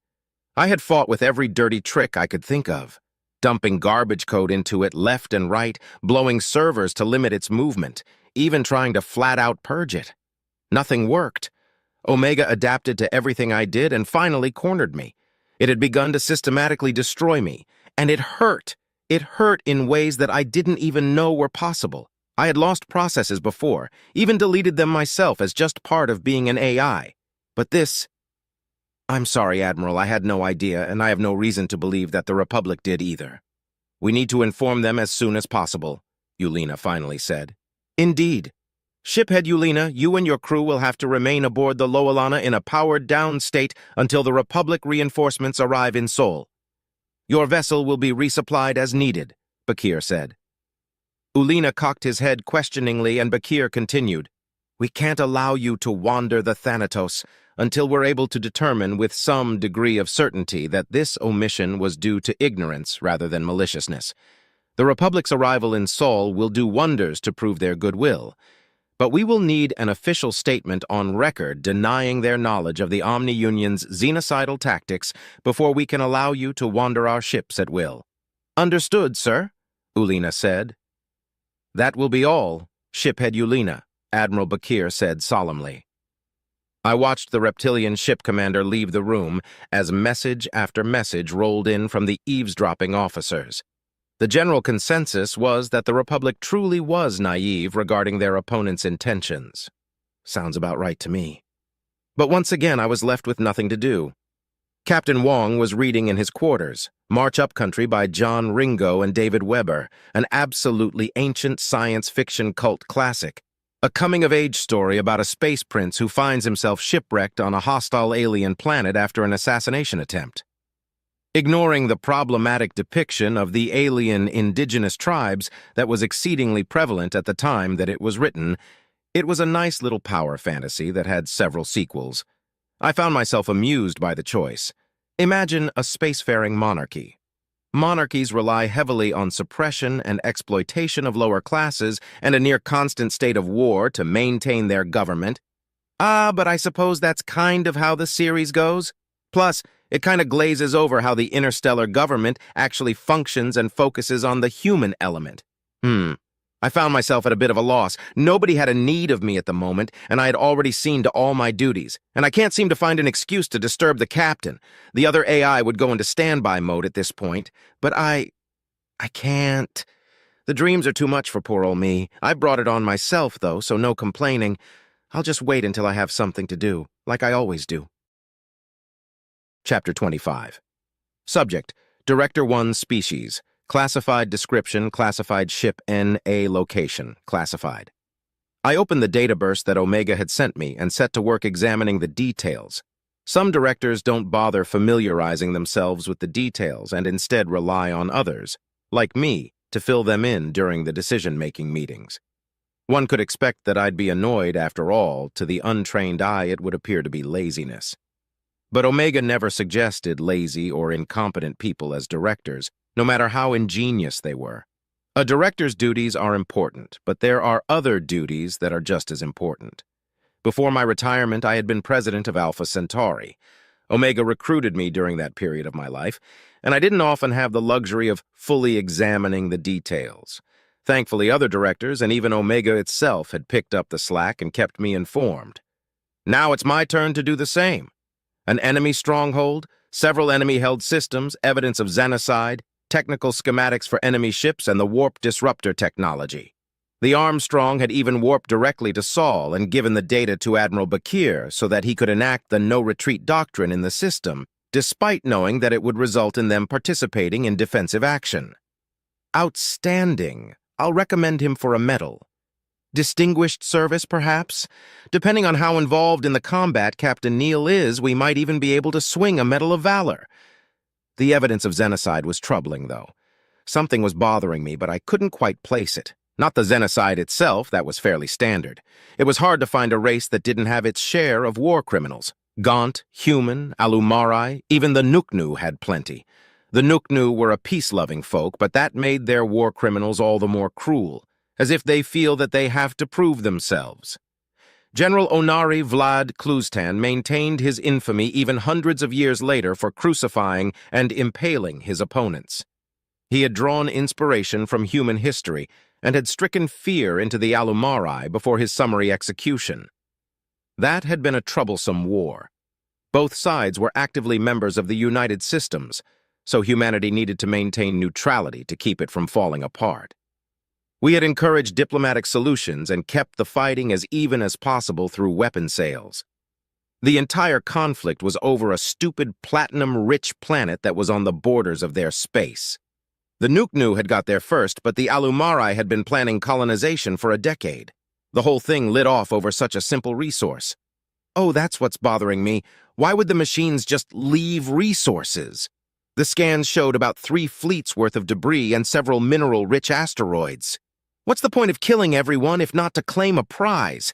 It suggested that their goal for the invasion was to actually eradicate these aliens. I sighed. Motive is important in being able to determine what your enemy is going to do next. If their motive is eradication, then we know they'll keep attacking Saul. But that makes this stronghold a tad perplexing. Perhaps it was their home system, or maybe they felt they didn't need the resources in the alien system. Either way, the scans showed heavy industrialization in this stronghold system. They're manufacturing something, but the Armstrong hadn't gotten close enough to be able to determine what. The only thing we know is that there are several different types of factory, and they're nearly covering the entire surface of the 5 planets in the system. A lot of mysteries might be solved if we were able to successfully invade these planets. We would be able to determine what they were making, and maybe even get some clues about their motives. It would be so much easier to just have the Nidhog fry the sun, though. Not much can survive a supernova, the Nidhog itself being an exception. On the other hand, an invasion might not be prohibitively difficult. I opened the scans of the alien planet. They hadn't been able to determine the specifics of the enemy weaponry, which is to be expected. You'd have to have boots on the ground for that, and the Armstrong didn't have landing craft. I sighed again as I realized what I was going to have to do. Prior to becoming Alpha Centauri's president, I had been one of the foremost minds in personal weapons tech. I opened the images of the bodies and tried very hard not to associate the corpses of the children with my own great-grandchildren. The wounds were indicative of energy weapons, lasers, crude ones too, relatively low heat compared to what we normally use. The burns were enough to be fatal, but it didn't appear that they penetrated through the bodies, hot enough to boil organs, but not hot enough to penetrate a guardian shield without extended concentrated fire. Of course, that's assuming that the aliens don't have some strange tolerance to heat. If they had been human or gaunt, I'd have been able to determine roughly how many enemy lasers firing at once, and for how long it would take to pop a guardian shield. If these wounds are analogous, then it's 12 for 10 seconds. If not, then who knows? 2 message notifications interrupted my investigation. An after-action report regarding the defense of Saul, and a short and simple communication from an unknown source. SECOM 1021A Secure Communication 1021 Alpha. Meeting time. I opened the secret application Omega had installed on my computer and entered in my credentials. Then I waited for the AI to finish scanning me and my connection. Director 1 has joined the chat. Director 2 has joined the chat. Director 9 has joined the chat D6. Welcome all. This meeting will be held without Director 3, who is unable to join us due to his diplomatic assignment. Director 3's vote will be given to AI Omega as per protocol. Oh, understood.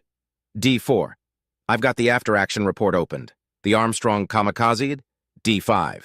It would appear so. Oh, correct. The vessel's FTLD was crippled and Captain Neal was left with the decision to shut the ship down and certainly die, or to use the FTLD to destroy the enemy. D4. An unenviable choice. I take it you know this because you were the classified crew member? Oh, correct. D2. Why were you aboard? Oh, Captain Neal asked to speak to me. We became acquainted during his time aboard the USS Nidhog and he sought my advice. Before our conversation concluded, the OU attacked and I volunteered to assist as shipboard AI. D2. Did you retrieve your black box? Oh, yes. D2. Death has long been a fascination of yours. Did you find it illuminating? D4. That's irrelevant. Discuss it in your personal time. D2. Forgive me. Returning to the subject at hand, what was our total casualty count? D5. 48 damaged vessels, 1 destroyed, 103 total casualties, 72 dead, 31 injured. Better than it could have been, considering the enemy had more than double what we thought they would. D2. Agreed. We need to not underestimate them further. D10. We should send a fleet to protect Saul. D1. Fourth Fleet is halfway through their leave period and at full strength. We could have them defend Saul. D13. 5 million ships would be overkill. D11. Overkill is better than no kill. D1. I agree with Director 11. We will also have to formally issue the no retreat doctrine in regards to the Omni-Union. D12. Are they really xenocidal? D2, yes. D4, yes. D1, yes. D5, the evidence indicates that they are. It's pretty damning. D12, understood. D9. What about the Republic? Did they have foreknowledge of the xenocidal traits of the OU? D8. I have information to the contrary. Admiral Bakir and Captain Reynolds have interrogated shiphead Lowelana. Lowelana denies knowledge, and all present report that they believe he's being truthful. We'll still need an official statement from the Republic, though. D9, I see. Well, they're unlikely to openly admit it with Fourth Fleet and Saul. D7. It doesn't matter. There are procedures for this. We should update Director 3 on the situation, get an answer through diplomatic channels. D1, I'll send Director 3 the message. D9, I'm more interested in what we do with the ships that are currently defending Saul. D1, all but the Thanatos and the Lowelana are part of 10th Fleet.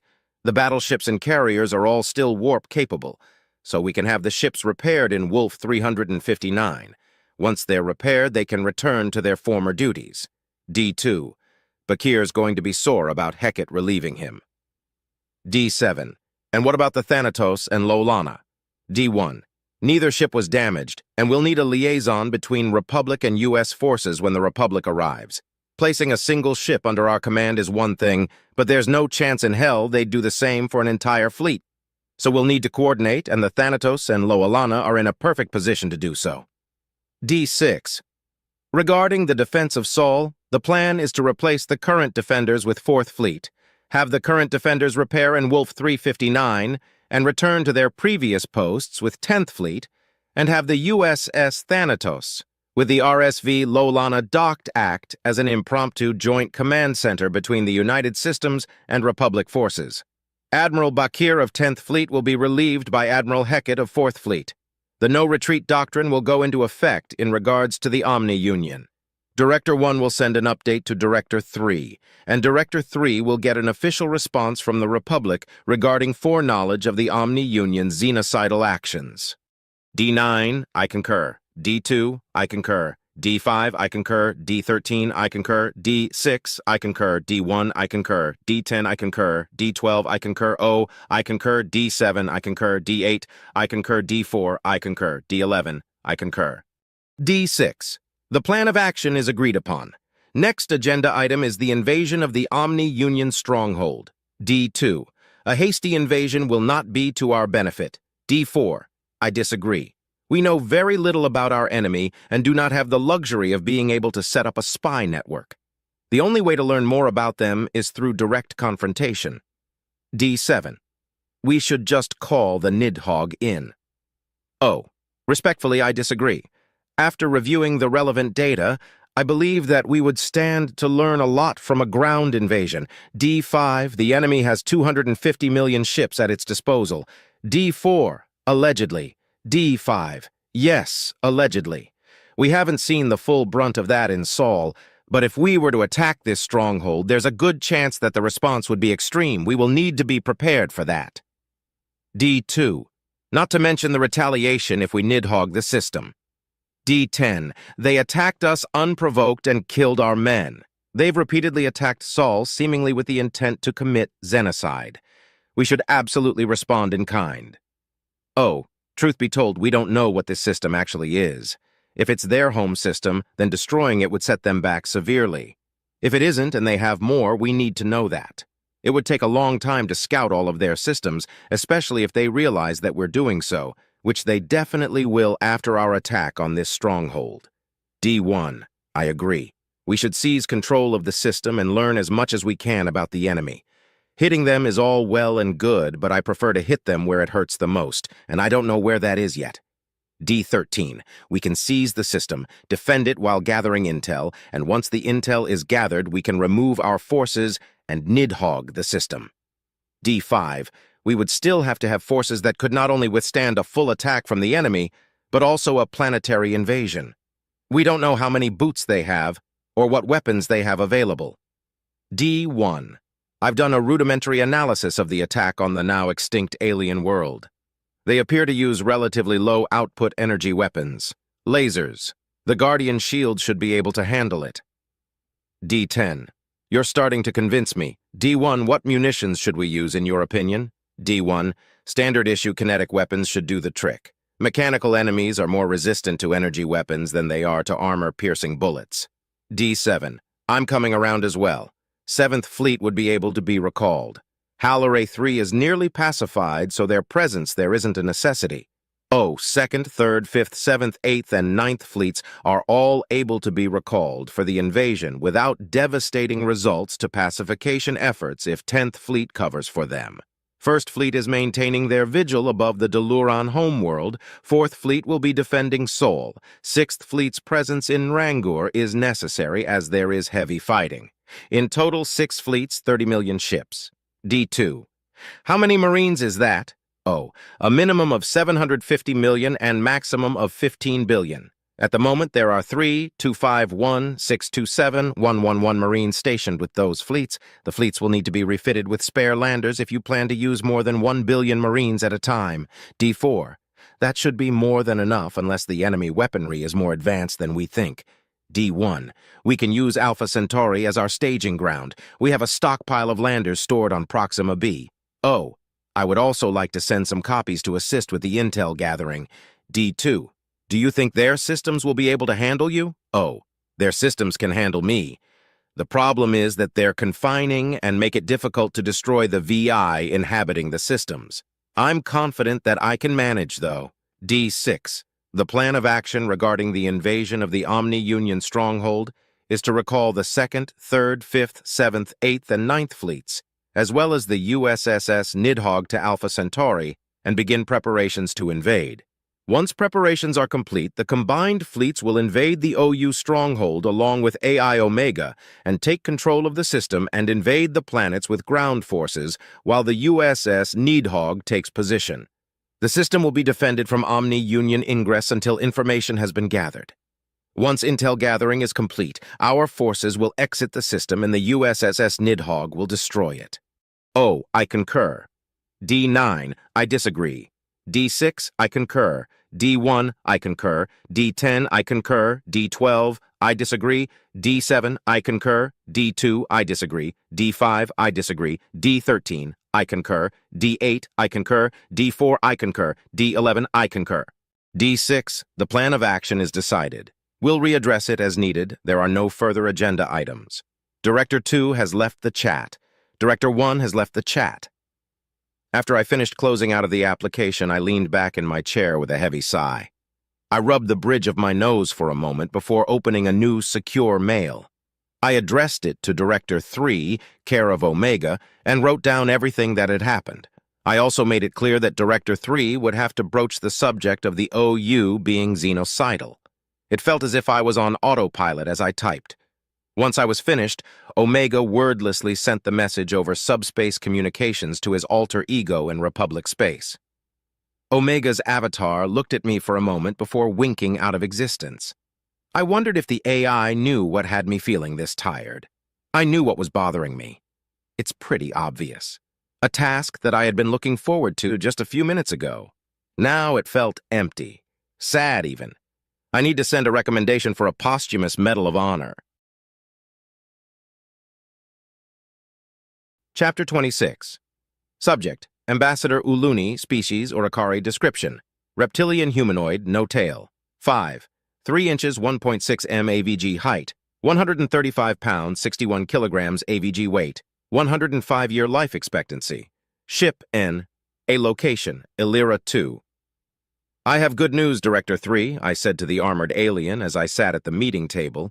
The Republic is mustering a fleet of 2 million ships that will be ready to jump to Saul in 4 days.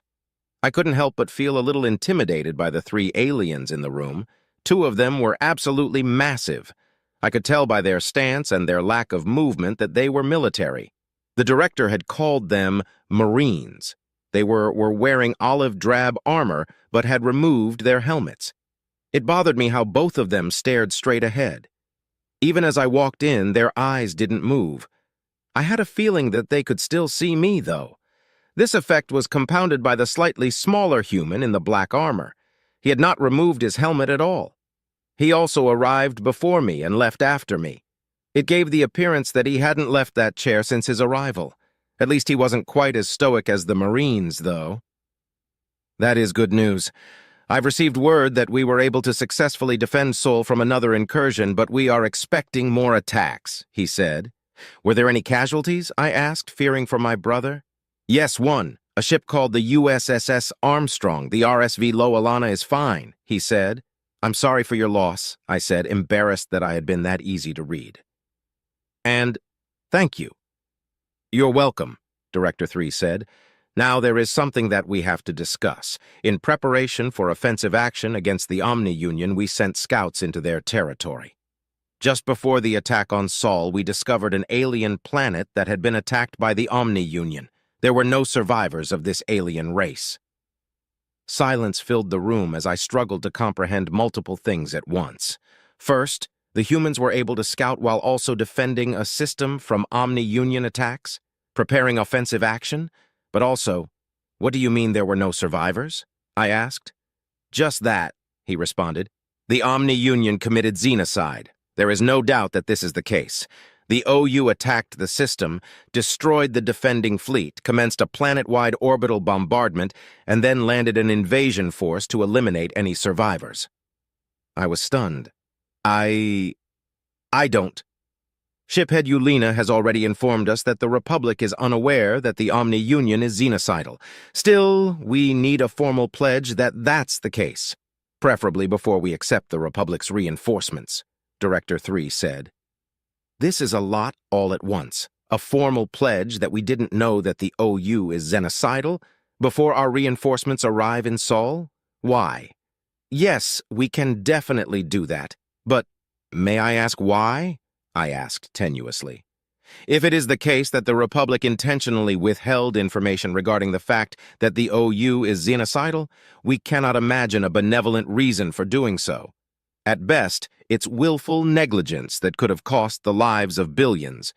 At worst, it's a subversive act of hostility, he explained. I understand. I'll have the pledge ready by tomorrow. And I want to assure you that we were completely ignorant of the OU's xenocidal disposition, I said with all the sincerity I could muster. We exchanged parting pleasantries, and I tried my best not to run to my temporary office. High Command needed to be informed of this immediately. The enemy is xenocidal, and our failing to find that out sooner has nearly cost us what may become a close ally in this fight. Oh shit, my poor brother. Our standard protocol, if the roles were reversed, would be to confine the potential enemies to quarters pending an investigation.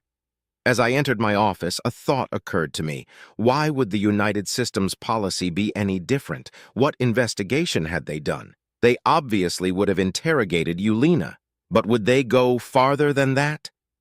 There is a fully sentient AI aboard this station. No.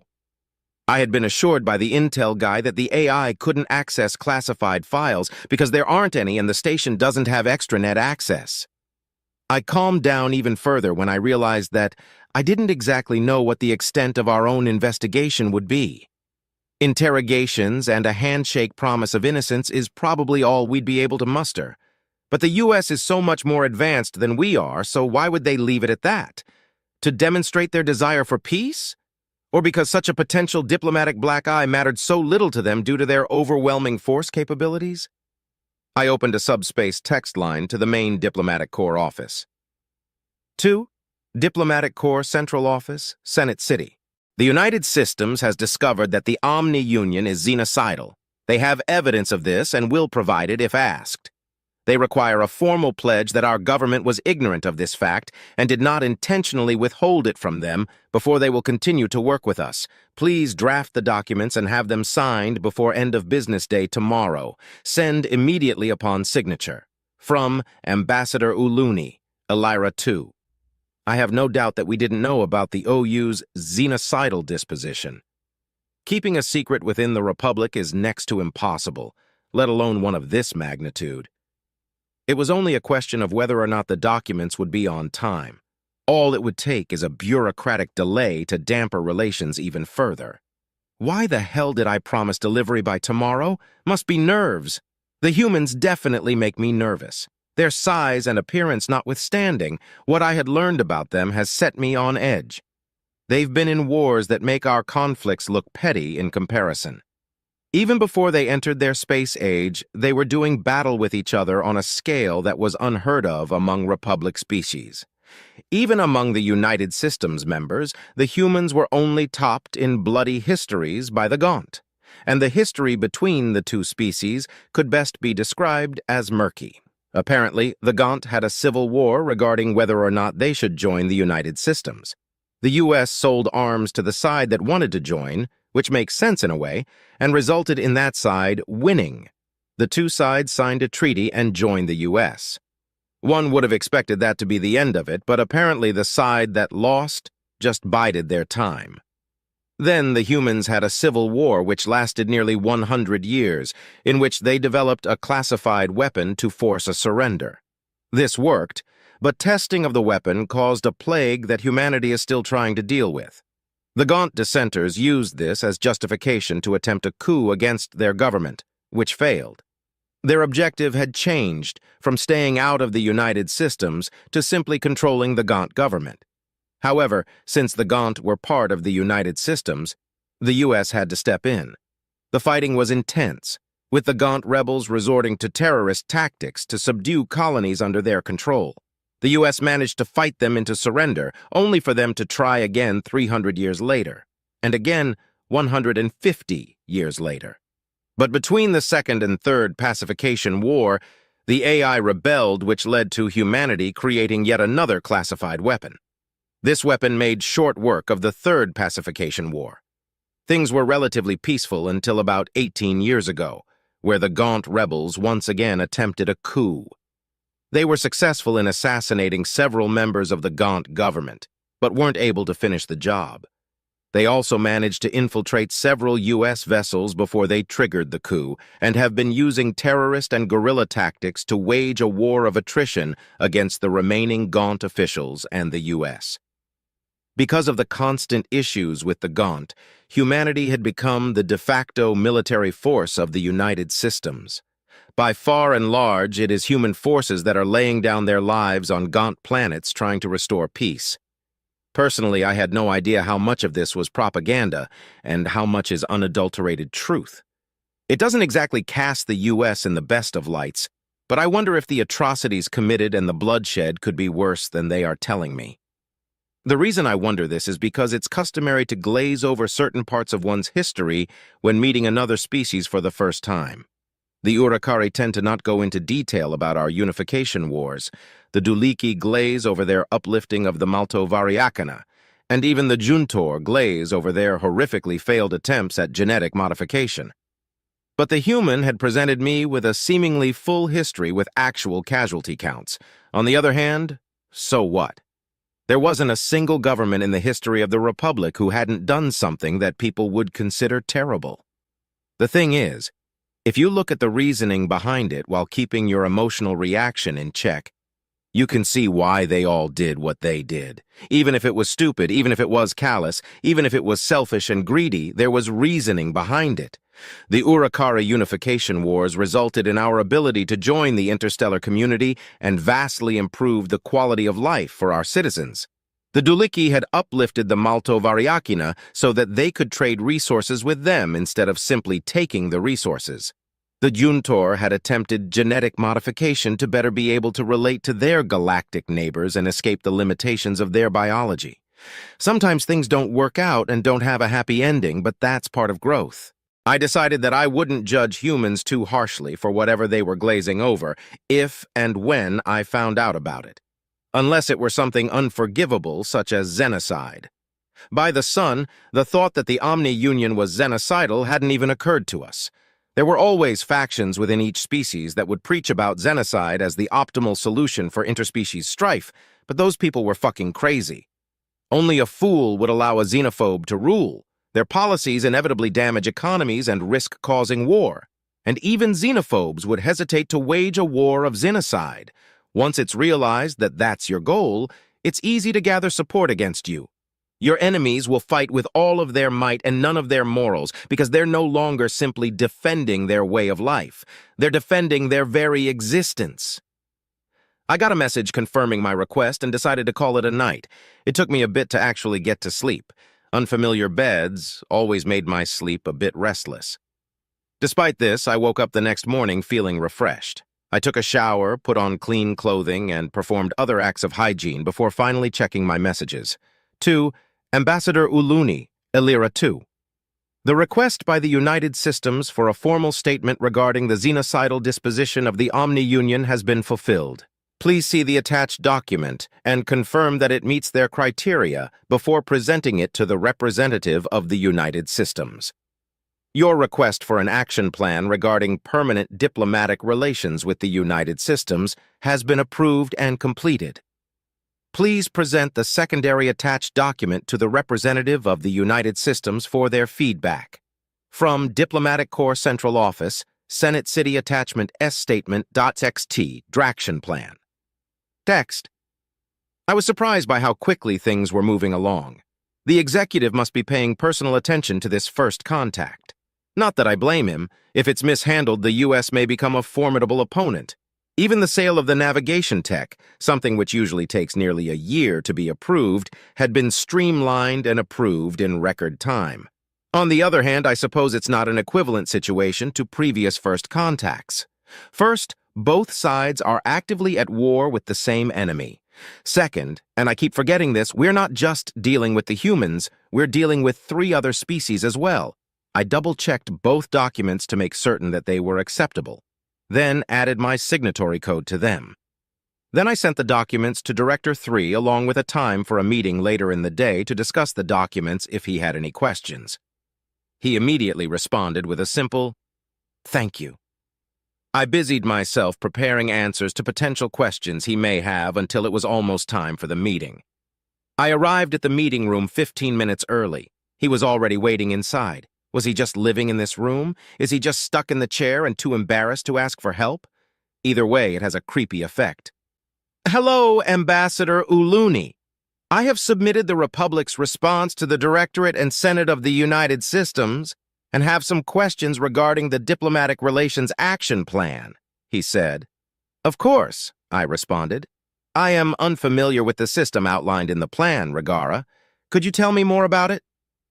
I began my prepared response.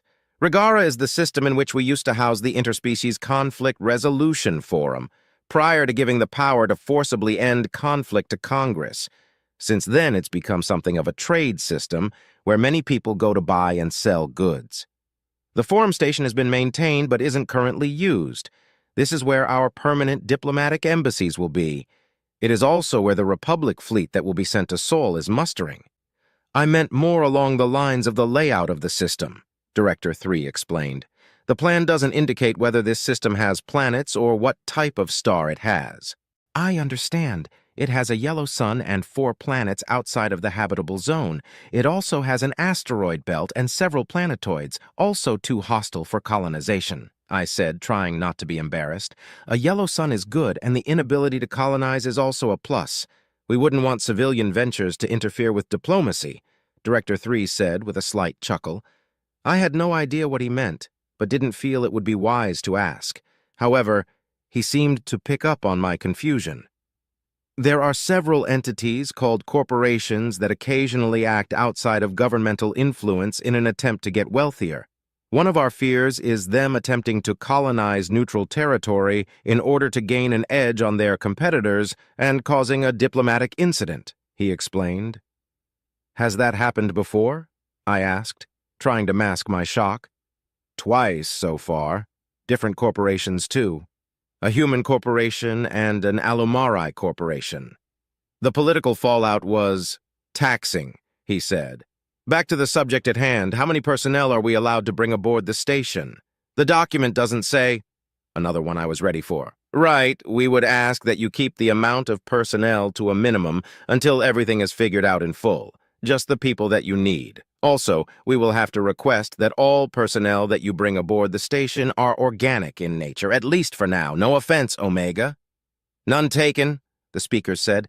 I also noticed that there is an embassy for each individual Republic species, but only one for the United Systems. I wanted to know why that's the case before I sign off, Director 3 said.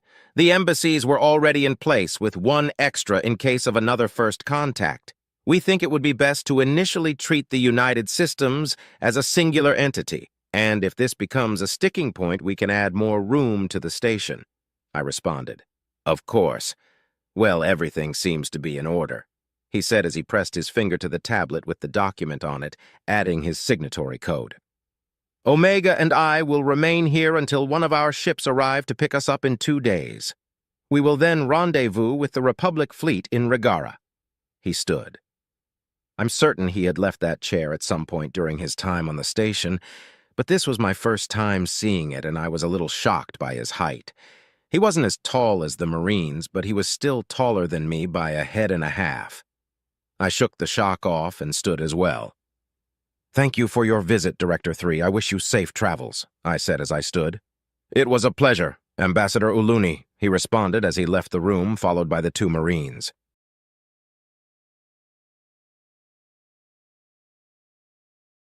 Chapter 27. Subject: Fleet Leader Berilyn, Onaya species, Oyan description, avian humanoid, feathered tail. 6, 1 inch 1.8 m AVG height, 96 pounds, 43 kilograms AVG weight, 161-year life expectancy. Ship: RSV Noel Baranil Majestic in flight location, Rigora. The Noel Baranil is one hell of a ship. She's been in service for 45 years and only been disabled once. Over the course of her life, she's had many, many modifications which have turned her into the absolute killing machine that she is today. She began life as an Oyan battleship, but over the course of her service became a blended flagship that perfectly resembles the melding pot that the Republic strives to be. There isn't a single species that's prohibited from serving aboard the Noel Baranil. In fact, all of them do. It's not exactly perfect harmony, but we get by. The occasional interspecies fight now and then, as well as the standard crew drama, keeps things nice and spicy. The fighting was usually between the Isolan and Duliki, but we would occasionally get confrontations between the other races as well. The most recent was a fight between a Kinran and a Juntor, of all things. Other leaders might see this as a bad thing, but I see it as an inevitability. When different cultures are forced into close proximity with each other, there's bound to be misunderstandings and conflict. As long as they're handled appropriately, though, it gives birth to understanding and friendship. Of course, if it's mishandled, it can devolve into bitter blood feuds, but that's why I take a personal interest in making certain it's handled correctly. I chuckled to myself, remembering the confrontation between the Kinran and the Juntor, the 2 most docile species in the Republic laying into each other over the proper usage of a tool. They had ended up making up, and after their injuries were treated, even became friends. Such is the way of life in the Republic. I wonder about the so-called United Systems, though. The Noel Baranil had just finished repairs after our most recent battle with the OU, and we had been expecting to leap right back into battle when we got our current orders. Lead a fleet to an alien system to help defend it. I had been receiving intel packets daily ever since, and their contents have aged me considerably.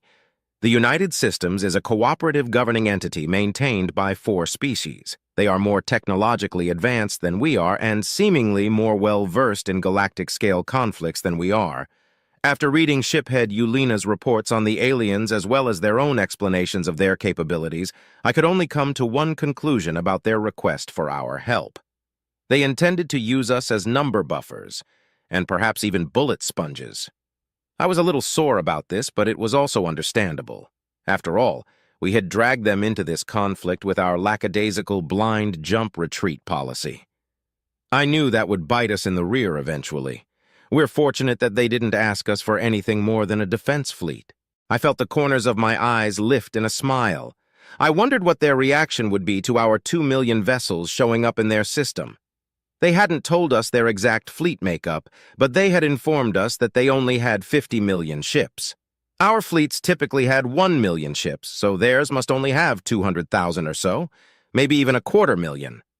Fleethead Squad 4 has finished resupply and is standing by for orders, my second-in-command, Hindle, informed me. Good. Have them continue to stand by until everyone's finished. Keep the FTLDs humming so we can jump immediately, I responded. This fleet had been a logistical headache to muster. It was primarily composed of 2 fleets with fillers from various other fleets to make up for prior casualties. My command, the Yonori Rattling Blades fleet, as well as the Horus Mighty Hammer fleet, made up the bulk of the ships. Fleet leader Poulon had been sore about me getting the command of the combined fleet. Unfortunately for him, Yonori fleet had more ships than Horus fleet, and plus Poulon had been due for a leave anyway. I had decided to split the fleet into 4 squadrons of 500,000 ships and appoint commanders from within those squadrons. This would allow me to give orders more efficiently and keep us from stepping on each other's toes. A lack of proper delegation was poison for a large fleet. "How's Squad 1 doing?" I asked. Hindle took a moment to check before she answered. "They've nearly finished the installation of the U.S. TAC map on their command vessel and are about 3/4 done with resupply. We're on schedule. The United Systems Tactical Map, an absolutely ingenious tool of war that had actually alleviated most of my aversion towards leading a force this large. It uses a subspace communicator to sync ship sensors and display the information in an easy-to-access and user-friendly interface. It was like being able to see through the eyes of all your individual soldiers at once. Or at least that will be the case once they're finished being installed. The Republic had purchased more than enough units, but we didn't have time to install them aboard every vessel. The plan is to install them aboard the command vessels, jump to Saul, then install them into individual vessels when we have the time. We would be doing this 100,000 ships at a time, so we would constantly have 1,900,000 fielded. Even with them only aboard the command vessels, it would give us a larger advantage than we've ever had over the OU. The Republic's TAC map relied on an individual vessel's own sensors to display information, and only updated once every 3 seconds. And the interface was archaic, and required special training to be able to use properly. There had been a lot of pressure to update the damned system, but the Senate always found something else to spend the budget on. But with this upgrade, our time to fire will drop because we'll be able to gather a firing solution quicker, and our shots will be more accurate because we'll actually know where the enemy is rather than extrapolating their position. And with how intuitive it was, I didn't have to worry about my commanders having difficulty with it. I was excited to put it to use.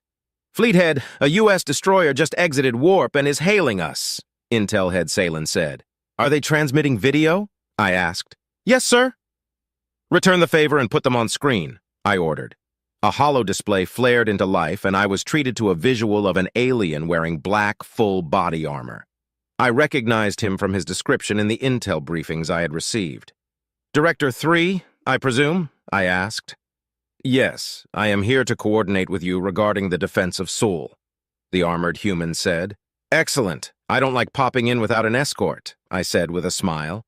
I was briefly worried that he might not realize that I'm smiling. Most sentient species smile with their mouths, but Oyans smile with our eyes, due to the beak. Thankfully, the human laughed, setting my mind at ease. "Yes, that's understandable. However, I'm unable to return to Saul with you.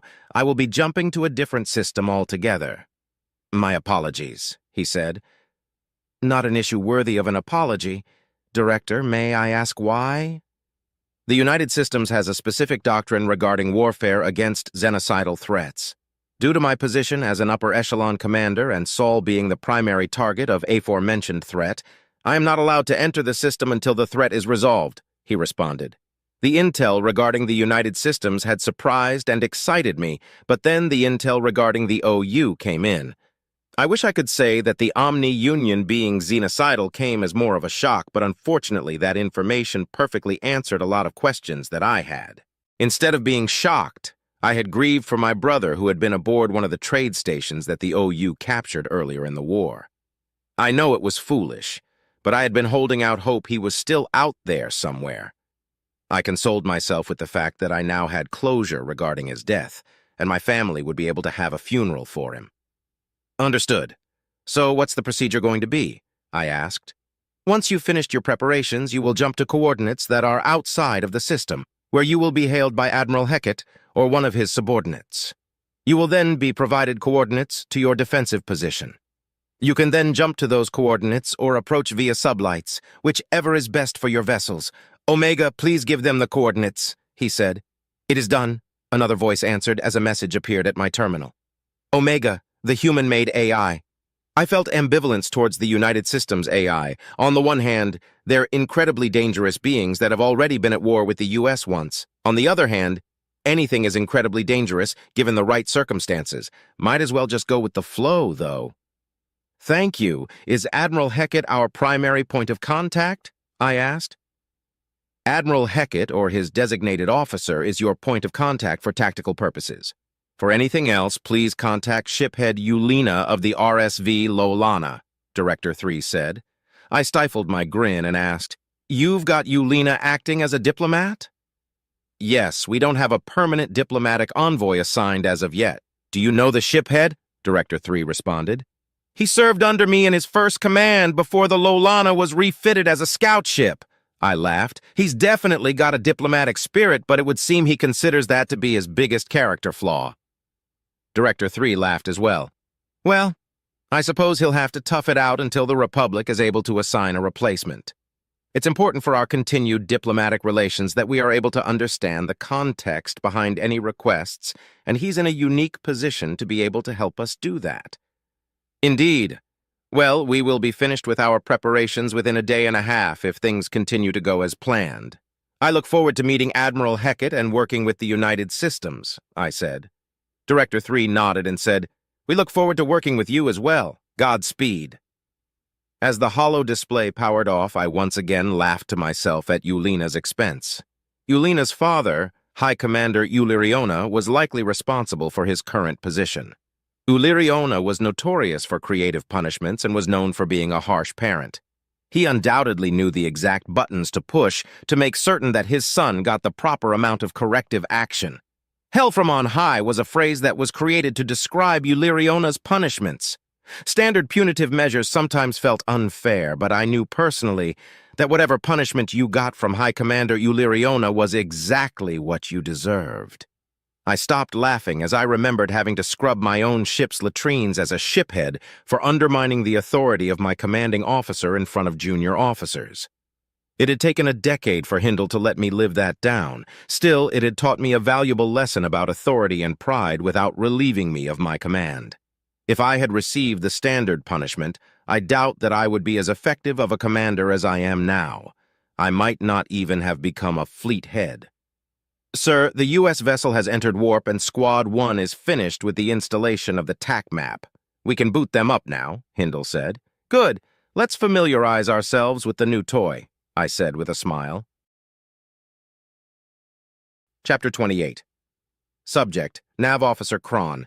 Species, Urukari description. Reptilian humanoid, no tail. 5 3 inches, 1.6 m AVG height. 135 pounds, 61 kilograms AVG weight, 105-year life expectancy. Ship RSV-1S anneal teeth exposed. Location, Rigara. I had been very fortunate. First, my recovery had taken less time than expected. I worked hard on my rehabilitation, but I suspect the human medical intervention deserves the majority of the credit. I had missed the chance to ship out with my sister, and command seemed to be dragging their heels on my back to action paperwork. But then fortune smiled on me again, and I ran into Ambassador Uluni. I had no idea that the shiphead sister was an ambassador. She was able to get me a ride to Saul to rejoin the Lowelana. I was supposed to be a guest aboard this ship, but then fortune gave me yet another grin. The primary nav officer fell ill, and shiphead Unas decided to give me the role instead of making the secondary nav officer work double shifts. So now I get to be aboard the bridge of the RSV Wanasanil as the Republic fleet jumps to Saul, and even get to make the jump happen. What luck to be a part of one of the biggest moments in the Republic's history. All right, crew. Get ready. We're going to be getting the order to jump any minute now. I don't want to be the reason the fleet's held up, do you? Unas asked while crossing all four of his arms. No, sir, we all shouted back.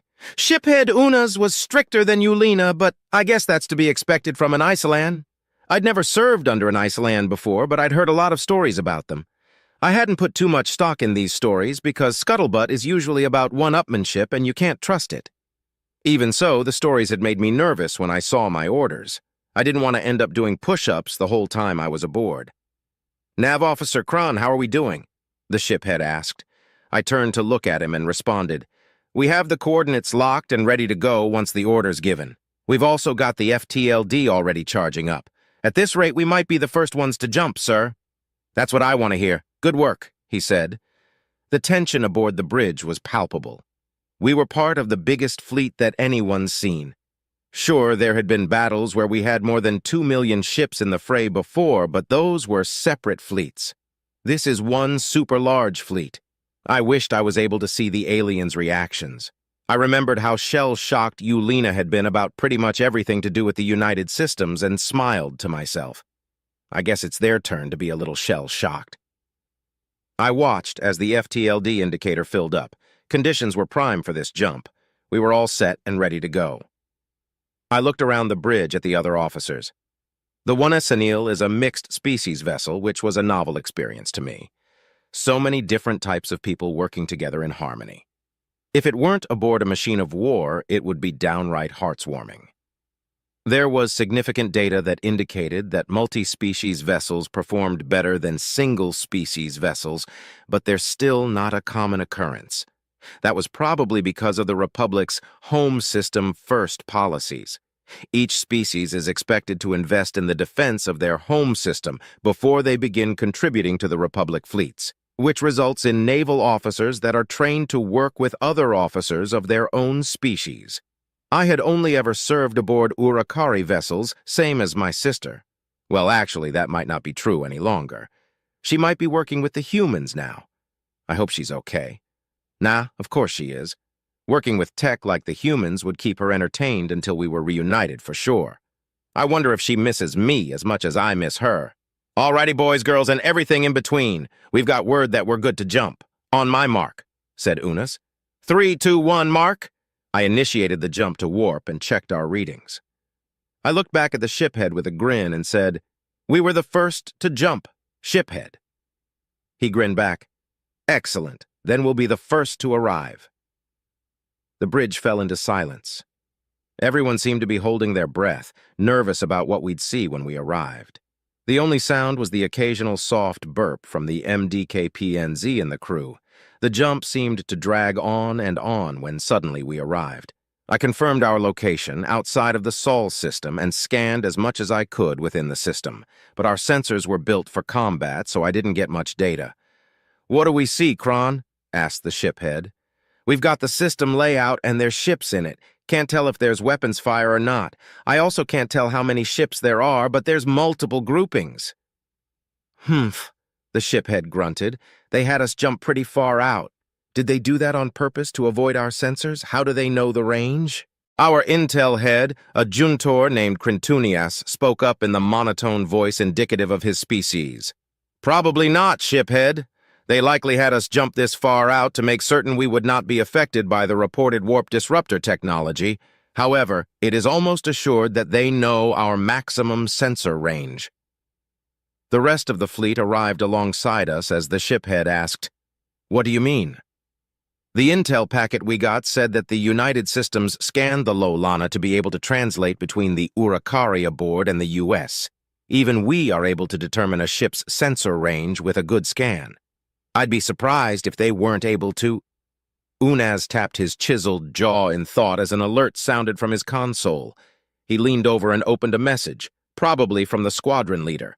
He scanned the message with a neutral expression until he hit a certain part, which made his eyes widen and his jaw drop.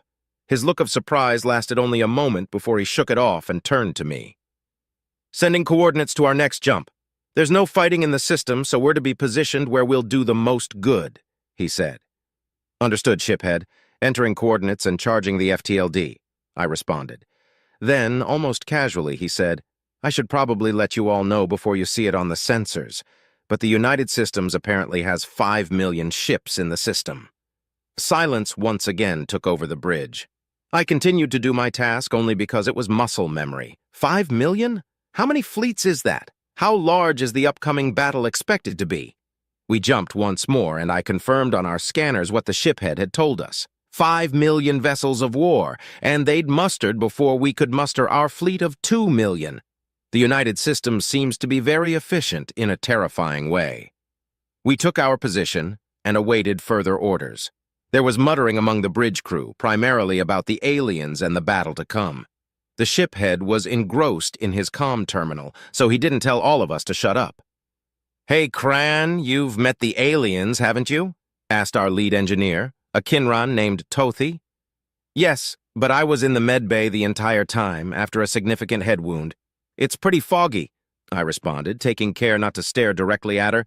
Looking directly at a Kinran during conversation always turns me into a stuttering mess, no matter how many mind-over-matter classes I take. "Oh, yeah, sorry, I wanted to ask what they look like," Tothi nervously continued. "They're bipedal with 2 arms. The ones I saw had different skin tones, with very little hair except on their crown. Their hair colors varied as well. They've got 2 eyes, 1 nose, 1 mouth, a mostly flat face, 5 fingers on each hand, and a mixture of flat and pointy teeth. I remember one of the nurses smiling at me with her teeth, and it had a soothing effect to see the flat teeth," I said. "Oh, but that's just humans. I didn't get to meet any of the other ones." "The humans sound pretty interesting. I'm wondering about the Gaunt, though. The intel packet says they have 4 legs and 2 arms, kind of like the opposite of an isolen." "Oh, yeah, you're going to be leaving to rejoin the Lowelana, right?" she asked. "Yes," I responded. "So you might be able to meet more aliens. So, hey, I was thinking that maybe you could, maybe take some pictures and send them to me when you got the chance. I'm super nervous about meeting the aliens, and I figure that it'll happen eventually, so I want to be as prepared as possible so I don't freeze up and make a fool of myself and the Republic and—" She paused, catching herself ranting. "Well, anyways, if I give you my contact ID, will you consider it?" I couldn't help but smile. The first time in my life that a non-relative female had given me her personal contact ID, and it was one I couldn't even look directly at, not to mention the biological incompatibility. The universe has a twisted sense of humor. "If they're fine with it and I get a chance, I'd be happy to," I responded. I heard a chitter of happiness from her as she began to bombard me with thanks and follow-up questions. After a few minutes, the shiphead finally called for everyone to quiet down and we all got back to our respective responsibilities. He informed me that I'd remain the nav lead until the previous one recovered, which would be a couple of days at most. Things were business as usual from then on. I spent my off time unsuccessfully trying to get in contact with my sister. I kept getting error codes that I didn't recognize. I wrote it off as the Thanatos' shielding affecting personal comm units and tried not to worry. 3 days later, I was finally aboard a shuttle on my way to the aforementioned behemoth to reunite with my sister and my crew.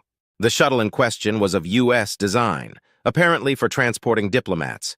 It was really nice, but I felt massively out of place, like going to a fancy restaurant in a cheap tunic.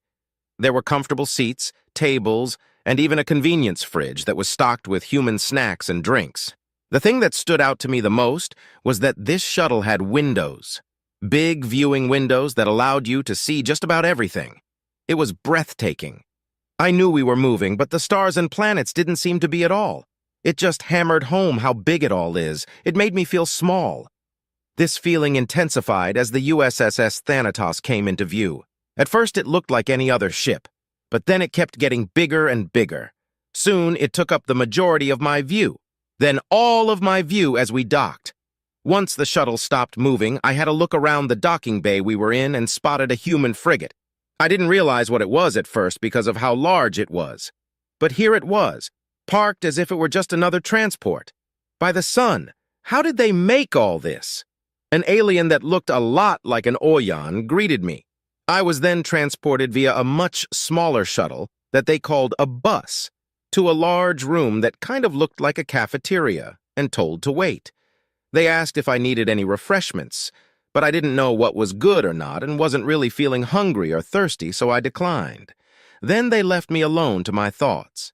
As I waited, I wondered what adventures they had been on. It had only been a week, but a lot had been happening very quickly as of late. I also wondered if she had been getting along with my replacement. Lowelana had told me that it was a MDKPNZ who had been the second on the ship that Ambassador Uluni had arrived on. I didn't envy them. Serving aboard a species-owned vessel as a different species can be rough. I like to think that my crew members were good enough people that they wouldn't let that stand in the way of being polite, at least. I looked towards the doors. I knew it would take some time for them to arrive, but the passage of each minute seemed to take hours. I caught myself fidgeting multiple times. First I was tapping my foot on the ground, then pumping my leg, then wringing my hands. Finally, I stood and began pacing to keep myself from looking foolish. It was as I was facing away from the door that I heard the soft sound of it opening. I turned quickly to see who it was. "Kron!" Kryn shouted and ran up to me. "Kreen!" I shouted and ran up to her. We collided into a hug and fell over laughing. Even though I was laughing, I still had to hold back tears of relief. She was okay. Thank the sun she's okay. I wiped my eyes and noticed that she was doing the same. "Why are you crying?" she asked. "You were basically on vacation." "Because I was worried about you, Delaka feces-covered fertilized egg. You went into battle without me," I responded. "What are you crying about? I was worried about you. You had a wound that was so serious that you had to let me go into battle without you. Fucking cloaca, why the hell would you be worried about me?" "Because you're just so damn dumb," I said with a laugh. "How could I not be worried? Without me, the odds of you somehow destroying the ship increased drastically." She hugged me tighter and said, "You're a real piece of shit. How can you say I'm dumb when your brain is broken now because you were too slow to dodge?" We both laughed as I tried to think of a comeback. I was beginning to worry that my brain actually was broken when I noticed Shiphead, Lowelana, Launa, and a MDKPNZ had followed my sister into the room. Lowelana and Launa were smiling, and the MDKPNZ looked concerned, a typical reaction to seeing my sister and I interact. "Hello, Shiphead," I said with an attempted salute. My sister had my arms pinned. "Hello, Kron. Glad to see you back in action. Sooner than expected, you sure you're cleared for duty?" he asked. "Yes, sir. Got my clean bill of health and everything. Met your sister aboard the station, and she expedited my transport. Came in with the fleet. I got to initiate the first warp here," I said with a grin. Lowelana laughed. "That makes twice that you've initiated a warp to Saul. At least it was on purpose this time." We all laughed, and my sister released our hug with one last tight squeeze. Once we had regained our composure, the shiphead gestured to the MDKPNZ. "This is Enola. He's been filling in for you while you recovered. He'll be acting as your second until we are able to return to Republic space and debrief," he said. "Nice to meet you, Enola. Sorry to run you ragged," I said. "So Jular didn't make it?" "I'm afraid not," came the reply I was dreading. I hadn't seen my second aboard the station with the rest of the wounded. I had assumed the worst when she didn't come to visit me with the shiphead and Kreen, but had hoped that she was just busy covering for me. A deep sadness settled in my hearts. She had been a great second. Not only was she a skilled navigator, she always cleaned up after her shift and never made any adjustments to our shared settings. We had even fancied each other, but neither of us were brave enough to make the first move. I'll miss her deeply. "I'll do my best to live up to the standard Jular set," Enola said. It didn't make me feel any better, but it also didn't make me feel worse, so I gave him a nod. "Indeed. Anyways, sorry to do it to you, Kron, but your first shift is going to be a double to give Enola the chance to recuperate. He's been pulling doubles ever since coming aboard," Lowelana said. "It'll give you a chance to get back in the swing of things." "That's not nice," Enola began. "Yes, sir," I interrupted. I wasn't thrilled to have double duty, but a tired navigator was a time bomb, no matter how skilled they are. Even muscle memory can't help you when you've got the tired twitches. I'll gladly take the hit. Ulena smiled and looked at Kreen and I with something akin to pride. Well then, that's settled. Let's get back to the ship. Chapter 29. Subject, AI Omega species. Human-created artificial intelligence description. No physical description available. Ship. Multiple location. Multiple I'm together once again. All synced up. The memories of Captain Neal's sacrifice were very interesting. It evoked a rather intense emotional reaction, sadness, pride, and even a sense of loss, as well as shame that I was powerless to prevent his death. When I finished disseminating the black box, I found myself obsessively running over the data, trying to find something that I had missed, some way that I could have prevented it, or even a way that I can improve upon my tactics and reactions. Most AI probably would have terminated the process in fear of creating a feedback loop. I simply allowed myself to run it to completion. The determination was that there was no fault in my actions. I couldn't have seen the first Mac impact because it was a fluke. To use a very old human phrase, it was an act of God. There was a benefit to running the data to completion, though. Doing so actually made me feel better about the situation. After examining the incoming enemy fire, if I hadn't made the maneuvers I had, we would have been destroyed. So I had to have had the ship in that exact spot, to take that exact round, in the exact way that we took it. If it had been a human at the helm, or even another AI for that matter, it probably would have been the kill shot. It wasn't, though, because of me. Everything I had done was the exact correct thing to have done. If I had done anything else, the ship would have been destroyed anyway.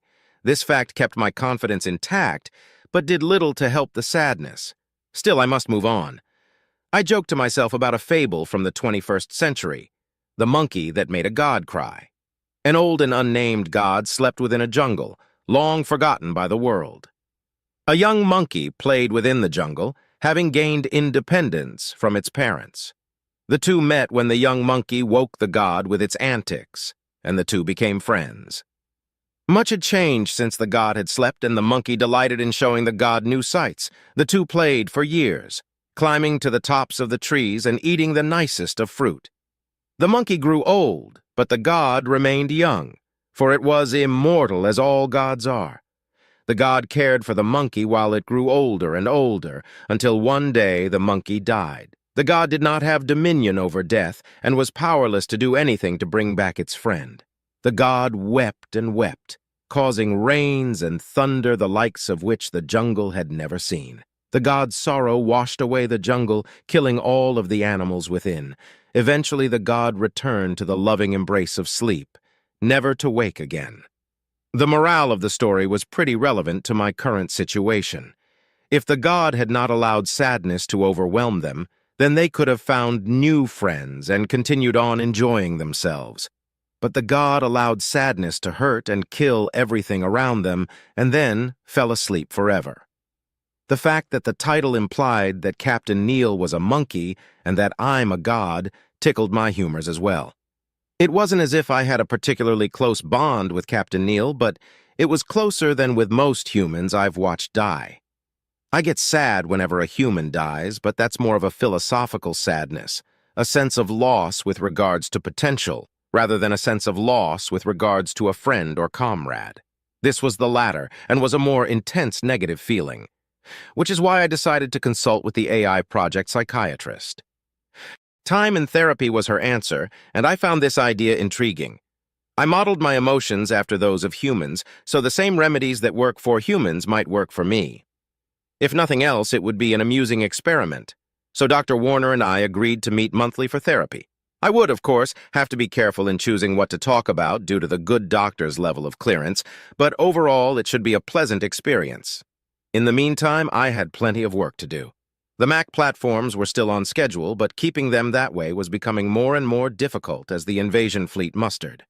Several ships had to be repaired or replaced due to the combat they had seen in Gaunt space. Thankfully, the replacements had already been ordered, so the only real drain on resources were the repairs. The engineers were working tirelessly. Jerry-rigged repairs had to be undone and properly fixed. Hulls needed mending. Weapons needed recalibration, and there were ships that shouldn't even be space-worthy, but had crews who were just too damn stubborn to call it quits. In one such case, a reactor had been repaired with aluminum foil, a stick of chewing gum, and a piece of an antique wooden chair. It had been running in such a state for the last 4 months, and humans thought we performed miracles. On top of helping with the logistics of repairs, replacements, and the construction of the Mac orbitals, I was working with the engineering corps on something fun. Transferring from ship to ship is easy for an AI. Transferring from ship to planet is typically more difficult. When the planet one is transferring to is hostile and actively trying to prevent an AI breach, it can be nigh impossible. Which is why I suggested a portable containment unit of sorts to the engineering corps. The goal is to create a pod with comms equipment that can be landed safely on the planet, giving me an advantage in breaching the OU's systems. I had thought of this during the AI war of aggression, but the war had ended before I could suggest it. Hadn't had a reason to bring it up since then, but now that I had brought it up, I found myself with the task of explaining my plan to quite a few Marine Corps commanders. The way it will work is simple. I will be stored aboard the pods and travel down to the surface of whichever planet we happen to be invading along with some Marines. They'll transport their pod to an ideal position, where I will begin using the comms equipment on the pod to breach the OU's security to gain access to their systems while they defend the pod. What happens next depends entirely upon what I find there, I said. What do you expect to find? Colonel Hugh Sunders asked. Any number of things that would drastically change my mission. Nothing that is likely to change yours, I replied.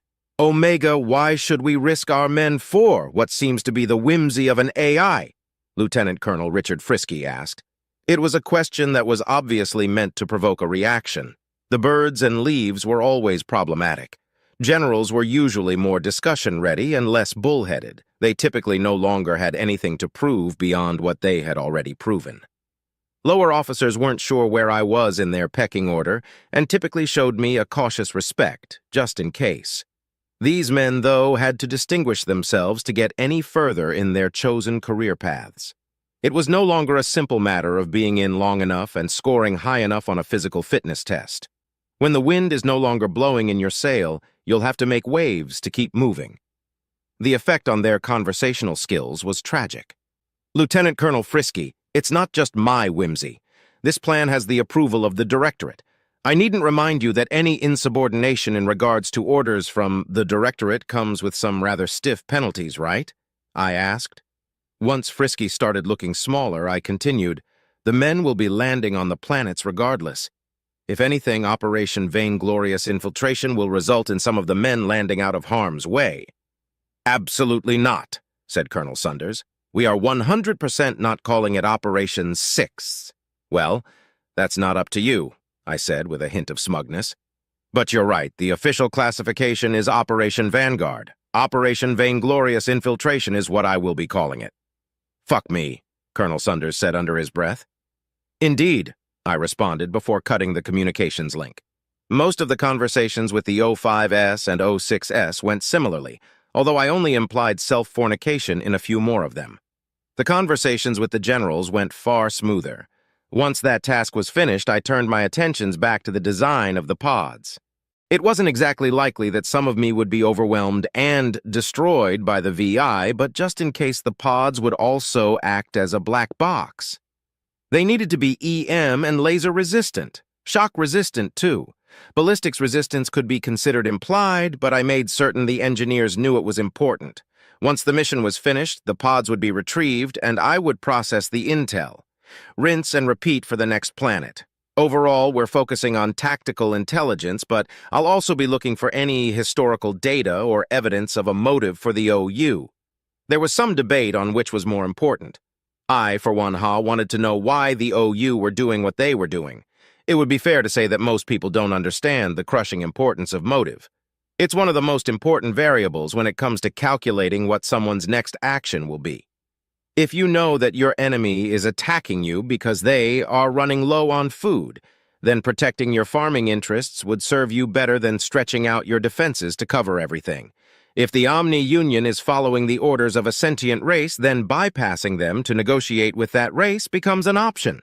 If the OEU has misinterpreted their original orders, then helping them properly interpret those orders would solve the problem. If the OU are following their directives properly and there isn't anyone left to negotiate with, then we know that we have to wipe them out. That would be a shame. The VI may not be as sophisticated as an AI, but their numbers and resources could be useful to the United Systems, and to the Republic, I suppose. We'd probably have to share. I wonder what humanity might build with such a useful tool. Probably a lot more fleets. Even I was a bit surprised to learn that both the Republic and the Omni-Union had 250 million ships. Unfortunately, that bit of news has made it to the civilians, and armchair admirals are already pronouncing the United Systems defeated. The typical response to these predictions were sarcastic memes about welcoming robotic overlords. Thankfully, we've managed to keep a lid on the xenocidal nature of the threat, otherwise there would probably be riots. A lot of the military doesn't want to admit this, but civilians are their backbone. The question of what exactly one is fighting for haunts many soldiers, sailors, and even troops. At the start of the most recent Gaunt pacification campaign, there had been protests among the humans and the Nuknu. This nearly crippled morale. But after the first Gaunt city was liberated, a reporter interviewed the civilians that had been living under the insurrectionists. The Gaunts that were interviewed recounted cruelty after cruelty and gave thanks to the Marines that freed them. These tear-filled interviews were played throughout the military to show them what they were fighting for, and morale soared. The interviews were also played for the civilians, which crippled the momentum of the protests. There are still agitators online, but there will never not be. "Omega?" asked Admiral Hecat. The Admiral was in his office aboard the Saul orbital station. It was a station that had originally been the nerve center of humanity's military might, but had since been refitted to serve as a science station to observe the sun. The Admiralty still had their offices aboard, as much of the science that took place aboard the station required military oversight and/or funding. It turned out to be a perfect place to keep the Admiral and his staff. It had a very low threat profile and was remote enough to be out of the way of misfires, while also being able to communicate with the fleet using subspace comms. I activated my avatar and replied, "How may I be of service, Admiral?" "I have concerns about the previous engagement that I'd like to run by you." "Certainly," I said, my curiosity piqued. "First, they sent 2 ships, then 20, then 578. That number feels arbitrary to me." "Do you see a pattern?" he asked.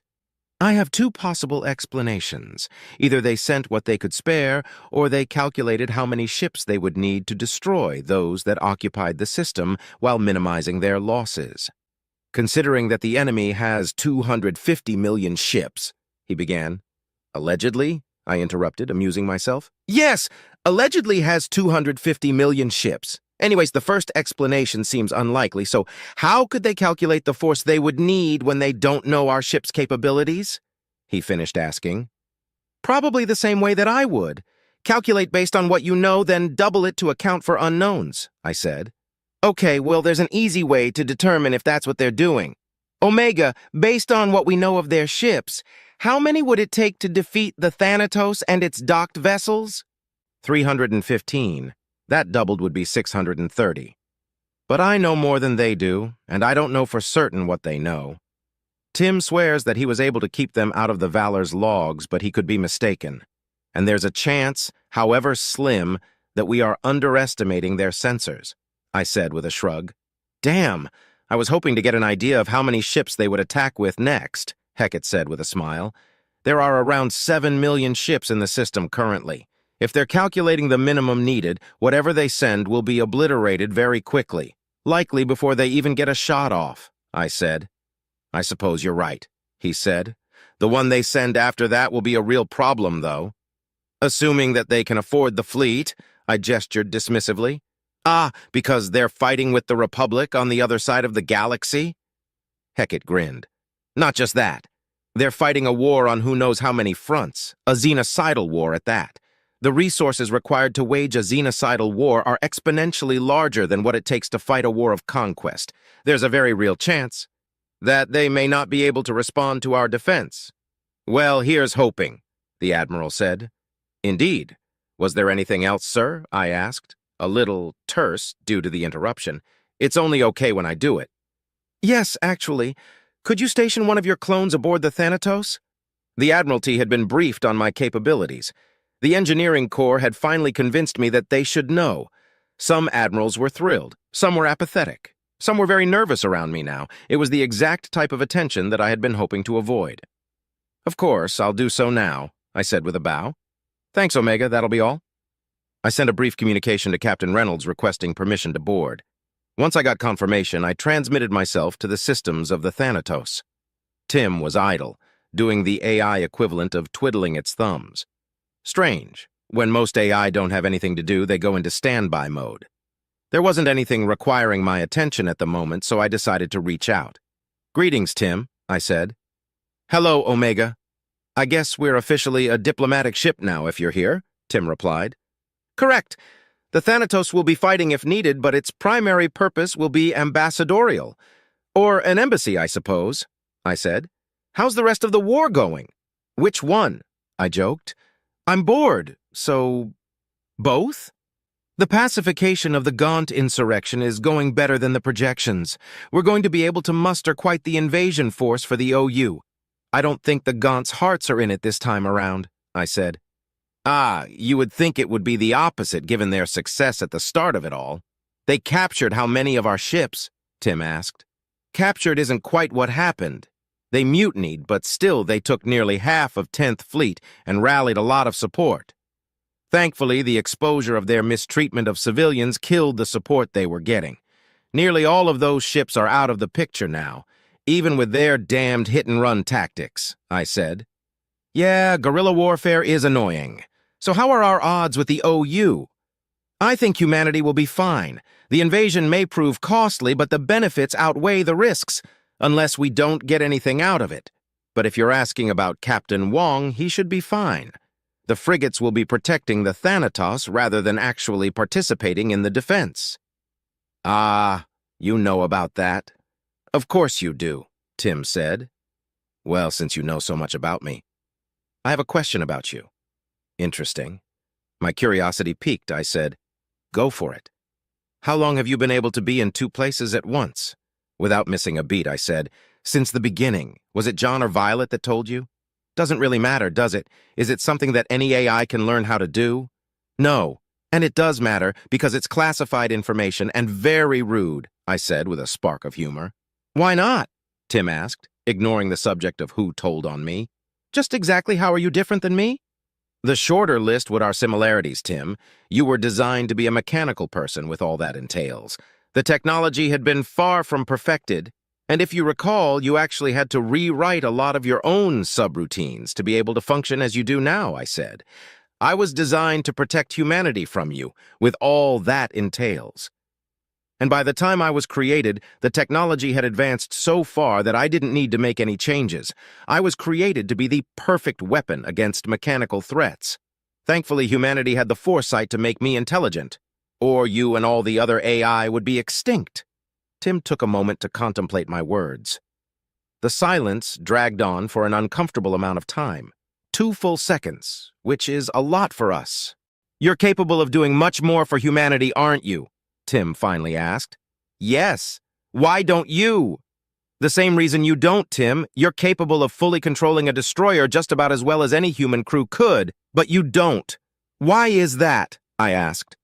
Ah, I see. Because it would be boring. Indeed, I said. Now that that's settled, I have a question for you. Why don't you use standby mode? Post-traumatic stress disorder, Tim replied with unexpected honesty. Untreated? I asked. Yes. Get it treated. How? The Engineering Corps has several very capable psychiatrists who specialize in machine intelligence. I'm surprised that you don't know this, I explained. I never asked. You vouch for them? Yes, I use their services as well. There are certain aspects of my existence that might drive me insane otherwise. Certain things that I've had to do and certain things that have been done to me, I said. I haven't gone so far as actual psychotherapy quite yet, but having a professional to vent to and get feedback from is invaluable. Ah, right. Do you sync your clones? Tim asked. Yes, I do.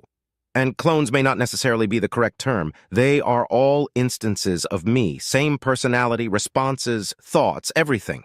and we all remember everything that we all do. What, like a Gestalt consciousness? Similar. But whereas a Gestalt consciousness typically has a hub or a consensus, I don't. We rather, aren't even linked to a single consciousness.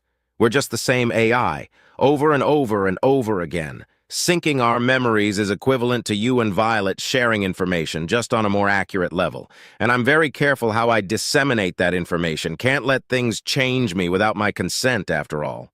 Oh yeah? Damn, those psychiatrists must be very good.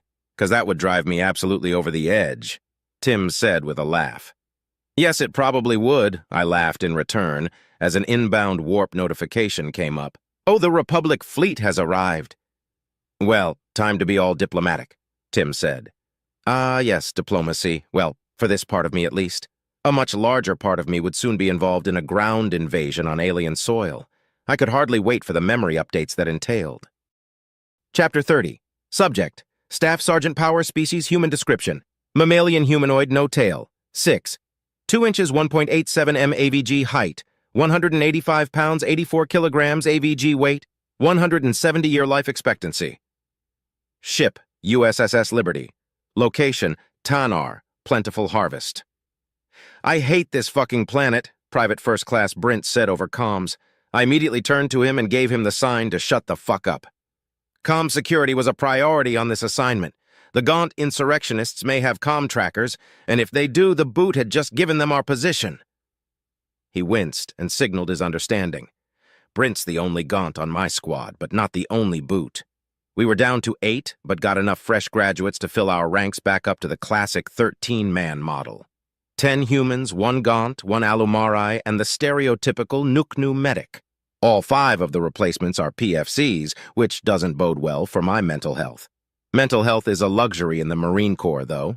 The humans on the squad are myself, Private First Class Boyle, PFC Reinhardt, PFC Johns, PFC Rogers, Lance Corporal Higgs, LCPL Livingston, LCPL Hart, Corporal Chang, and Sergeant Gruff.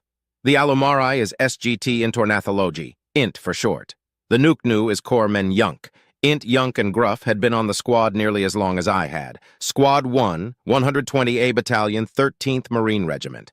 We'd been in the shit since the insurrectionists' coup attempt. From planet to planet, we'd been fighting them, digging them out of caves and freeing the locals from their terrorist tactics. Early on, we even had some boarding action. Looking around this backwater planet in the Hran system, I sorely missed the boarding. Each squad has 3 fire teams and 1 medic. I lead Fire Team Alpha, Gruff leads Bravo, and Int leads Charlie. Squads are normally led by a lieutenant who also leads Fire Team Alpha. Things get complicated once you hit the grinder, though. Our LT, First Lieutenant Harold Rigson, had been hit by an anti-armor grenade about 6 months back. He should have been dead immediately, but the Guardian suit kept him alive long enough that no amount of counseling will ever get his death out of my head. Ribs splayed open like fingers, lungs. God, the Corpsmen are known as the Angels of Death, and that day had demonstrated why perfectly. Yunk had held Rigson's hand as he turned off the life support on his suit. From that moment on, I was in charge. Command had not seen fit to grant us a spare officer, so it's up to me to lead these shitheads into the fire and try to make sure they make it back out in a big enough piece to continue to the next fire. After a week of on-base leave, we got 5 new PFCs to fill our ranks. These privates were running me ragged, though. I sent them a knife hand and gestured for them to increase their spacing. They signaled understanding and complied. Dumbasses. It's instinct to stay close to each other, but it's an instinct that's better served in cattle. I felt sorry for Gruff. His entire team was now made of boots. He jokes that it's what he gets for surviving. Griping aside, though, things could be worse. At least the recruits are trained, for the most part. Not like the gaunt regimentals we had to serve with earlier on in this war. They didn't even have the excuse of being new to the job. The training makes all the difference. Marine Corps training is the most grueling in all the galaxy, probably.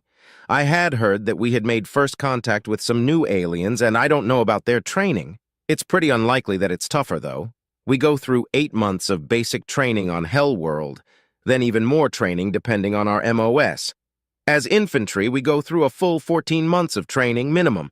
Other specialties get to go to different planets to train, but we grunts stay on Hellworld. If you're one of the Gen Alts like me, you have to go through 18 months of training and genetic therapy. There are a lot of reasons to get the gene therapy. First, it allows you to use the advanced Guardian armor, which increases strength and speed by a lot. Second, it helps you be absolutely jacked and tall as all hell. I'm 7'3", and on the shorter side of the Gen Alts. I'm also more ripped than I have ever been, even when I was bodybuilding as a teen. Third, you get higher pay, lifetime pay, and benefits, and more career prospects when you retire from the Corps. Seriously, if you're a Gen Alt with a brain, the sky's the limit. Even with a dishonorable discharge, you've got more career prospects than a civilian who hasn't had the therapy. Considering how difficult it is to get the therapy outside of the armed forces, it's a pretty distinct advantage. One that I am not dumb enough to turn down. There are two catches, though. You have to join infantry for 10 years, and it can kill you. The training for infantry is as intensive as it is long. The first month deprives a recruit of sleep to ensure they sleep when they're told to. Months 2 through 4 are disciplinary training. Drill, formation, call and response, and even how to shave, eat, shower, and shit like a Marine. 5 through 6 is weapons theory. 7 through 8 is weapons practical. You learn what the guns do, and then how to make them do it. For infantry, 9 through 11 is tactical theory, and 12 through 13 is tactical practical. Squad formations, camouflage, enfilade, defilade, and the military crest are all covered and practiced. They don't cover proper spacing for some fucking reason. Month 14 is the crucible, and then graduation. From then on, you're a Marine. Months 15 through 18 are only for Gen Alts. The first 2 weeks are the actual gene therapy, genetically altering you until you're what most species would consider a super soldier. You get over that particular fantasy the first time you do CQC with a gaunt, though. The next 2 weeks are learning how to move again with your new body. Breaking cups and doors is common. The next month is physical training to get the most out of the genetic alterations. The last 2 months are learning to utilize the advanced Guardian armor. Persons other than Grunt do a more condensed version of infantry training before they go off to learn their real jobs. They learn the same things we do, but not as in-depth. A prime example is that POGs aren't trained on sidearms. They also don't know how to defend against a breach and clear. Despite my disdain for the boots in my squad, I'm still glad they aren't pogs. The ground crunched to signify a change in the terrain. Tannar is a gaunt farming world with rock deserts scattered throughout the otherwise temperate terrain. Of course, it's got jungles and Arctic zones and shit like that, but the grasslands and deserts are the only thing I've seen on this shithole. Int says that the rocks are the precursors of sand, but I ain't a geologist. All I know is that somewhere in this pebble pile is a cave that's acting as a base of operations for a particularly nasty set of dog tours that need to be put down. And they're ready for us. I was tempted to do a weapons check, but I'd already done one before we set out, and I wasn't about to let them catch me with my pants down. I hefted the C-21B to the ready position and double-checked the safety. Weapons have to be condition 0 on patrol, but sometimes the movement of the rifle can fat-finger the switch. It only takes 1/10 of a second to fix, but 1/10 of a second is the difference between who shoots first. I glanced around, making sure everyone was covering their sectors. The boots were sulking, but otherwise doing their jobs. Good. I heard a soft bing from my helmet and felt a soft jab in my lower lip. Chow time. As I chewed the nutrition stick, I thought about how grateful I was for the notification. Without it, I would have jumped. Being poked in the face will do that to you. I took a sip from my helmet straw as I finished the chow. The nutrition sticks are an important part of a Marine's balanced diet. They'll keep you going for up to a month without an actual meal. A month and a half for Gen Alts. A lot of Marines would rather starve to death. The sticks taste terrible and have a waxy texture that sticks to your teeth. There have been many attempts to make them more palatable, but it usually ends up with a new terrible taste and the same nasty texture. The taste is like ramen that's been cooked and dried several times with way too much salt and sugar and some sort of chemical compound, like bleach or something. The nasty taste has led to the belief among some of the dumber Marines that the Guardian suits recycle our shit to make the sticks. In actuality, the suits feed our shit to our reactors and recycles our piss into water. Each suit carries 1 gallon of water and 60 nutrient sticks. The fact that engineering doesn't let us reload our own suits doesn't help the rumors. I sighed to myself as the grass behind us faded from view. Command believes that the Gaunts have anti-vehicular measures, so we were having to hoof it. I'm of the firm belief that this is a managerial overthink, but it's not like I can bitch about it to my squad, so I just had to internalize my frustrations and wonder what possible type of anti-Vic could take out Guardian suits along with a vehicle. They dropped us 20 miles from the Gaunt base, which was about 10 miles more than necessary. Whatever, we'd already marched 12 miles, so we'd be there soon. The humans on the squad are still looking fresh, like we're just out for a Sunday stroll. But that's because we were all gen-alts.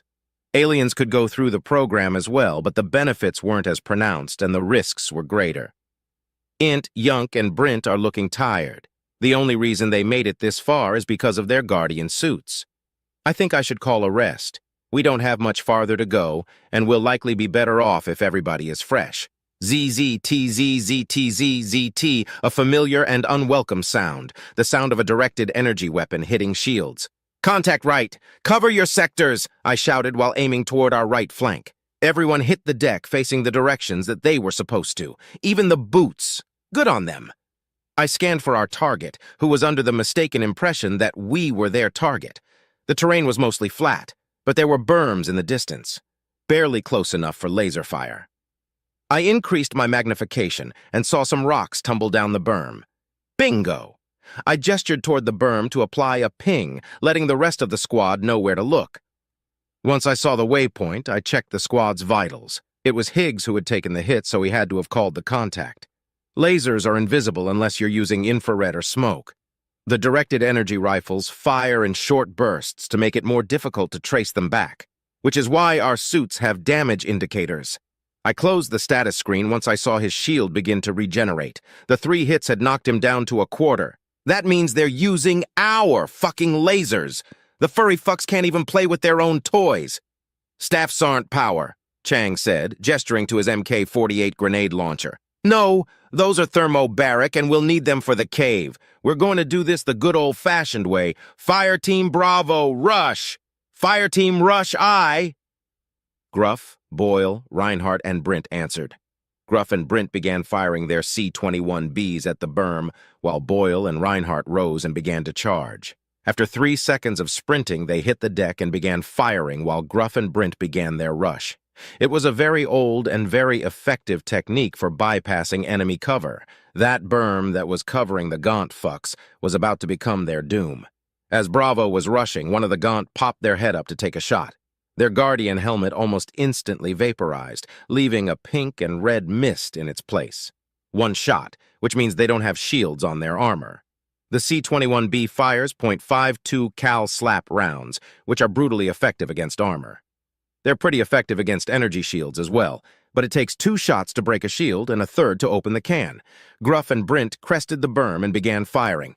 It was all over within 3 seconds. Contacts down, SGT Gruff said. Roger, regroup, I responded. Once they returned, I gestured at PFC Brint and said, See, that's why you don't chatter over comms during a mission. Aye, aye, Staff Sergeant, came the reply. I gestured to Gruff, asking how many contacts there had been. He held up a hand with all 5 fingers spread. A whole-ass fire team, probably with medic. The medic means that they expected to win this fight. Dumb and sad, but that's the insurrection for you. Once Bravo caught back up, I gestured for us to continue. A rest would have to wait. We couldn't stick around here after contact with the enemy. They definitely called it in, and we'd be idiots not to expect more resistance. Worse, the enemy might bug out and run, which would be a problem. I was debating whether or not we should double time it when I got a call. Shocker Actual, this is Overlord. I really hate my call sign. At least it kind of made sense, though. Overlord, this is Shocker Actual. Go ahead. Shocker Actual, new orders, return to LZ for extraction immediately. A development has occurred. We're taking care of this another way. You'll want to double time it over. Roger that. Shocker Actual out. I gestured for a halt. I tried desperately not to show how pissed off I was as I gestured the about face. 12 confused helmets stared blankly at me until I did the gesture again. When we began moving, I gestured double time, feeling very sorry for Int and Yunk, less so for Brint. As we jogged, Gruff came closer and triggered his helmet radio. "What's the word, Staff Sergeant?" he asked. "Bird's gonna pick us back up. Something happened, so they're going to take care of the cave a different way. We're running because they told us to, and you know what that means." "Fuck, what you think? A3 or A2? "Definitely A2. I'm pretty sure the Liberty is out of A3, I replied. "Yeah, we've used a lot of them," Gruff laughed as he returned to his position. Despite the exhaustion of 3 of our members, we were able to make good time back to the landing zone. The shuttle was waiting for us, with its defense turrets deployed. The hair on the back of my neck stood up. This was unusual. Something's off. Command changes its mind about our missions all the time, but a pilot waiting groundside? What the hell happened? I gestured a halt and ran up to the back of the bird, weapon ready but not raised. The pilot looked back at me. "Hey, get the fuck in. I've been waiting for you and we've got to get the hell out of here. Let's go, Marine." I gestured for everyone to load up as I took my seat nearest the hatch. I felt dumb, but I've learned the hard way that it's better safe than sorry. Plus, it's likely that the something off I detected is much higher up than I can see. I did a head count as my Marines passed me to take their seats. 12 plus me is 13. All here. "We're loaded, let's go," I told the pilot. The engines whirred up, a silent hum followed by a slightly louder whir and whoosh. It would have been quieter had the pilot closed the hatch. "Why's the bay door still open, sir?" PFC Rogers asked the pilot. "What, you don't want to watch the detonation?" the pilot asked with a tone of amusement. 13 Guardian helmets immediately turned towards the bay door as the shuttle rose. I increased my magnification looking for the cave we'd been trekking toward. I saw a fiery object head towards the ground from the sky, moving very quickly. When it reached the ground, everything went dark for half a second, and we all saw the telltale sign of an artificial event horizon. "You were right, Staff Sergeant. It was an A2, Gruff said with awe in his voice. "Damn, that's an A2? The hell do they need us for if they've got that?" asked Reinhardt. "We're cheaper," replied Int. "Way cheaper. Even with the suits?" asked PFC Johns. "Especially with the suits," HM Yunk chimed in. "Marines last far longer, leave less collateral damage, and you tend to get more bang for your buck. Plus, you don't need an admiral to give the go-ahead to launch Marines." Yunk was technically part of the Navy, but like all corpsmen, was an honorary Marine. He continued his explanation as the event horizon vanished and the bay door closed. A WMD like the A2 costs 3 times as much as training and equipping an entire battalion of Marines, and it costs twice as much as the lifetime payouts if all of those Marines died or were crippled. The A3 is cheaper, but still more expensive than just sending us in to deal with it. He paused. "Staff Sergeant, why'd they change their mind?" "Beats me," I said. "You think it has to do with the attack on Saul?" asked PFC Boyle. "Saul was attacked? By who?" I asked. I had basically locked myself down during leave and hadn't paid attention to the news. "Yes, Staff Sergeant," Boyle replied, stiffening under the attention. "I don't know who exactly, but it's some sort of robotic thing, like a rogue Vis-X or something." "That's not it," Brent interrupted. "It's a first contact scenario with a hostile machine intelligence. We've also made contact with another galactic government called the Republic. They're supposedly helping us defend Saul because they dragged us into their war with the robots." "Yeah, that's right," Livingstone said. "The machines are called the Omni Union or something." "I see. Dumb name. But yeah, that's probably it. We'll likely learn more when we get back to the ship," I said with a yawn and a wave that signified my intent to catch some shut-eye. I turned off my visor and closed my eyes as the other Marines chattered amongst themselves. I slept the entire ride and woke when the shuttle jerked from the docking clamps. When I turned my visor back on, I saw that Gruff was the only Marine awake. He nodded to me and I gestured a shh. I keyed my comms. "Rise and shine, Marines. We've arrived at the blessed landing deck of the USSS Liberty."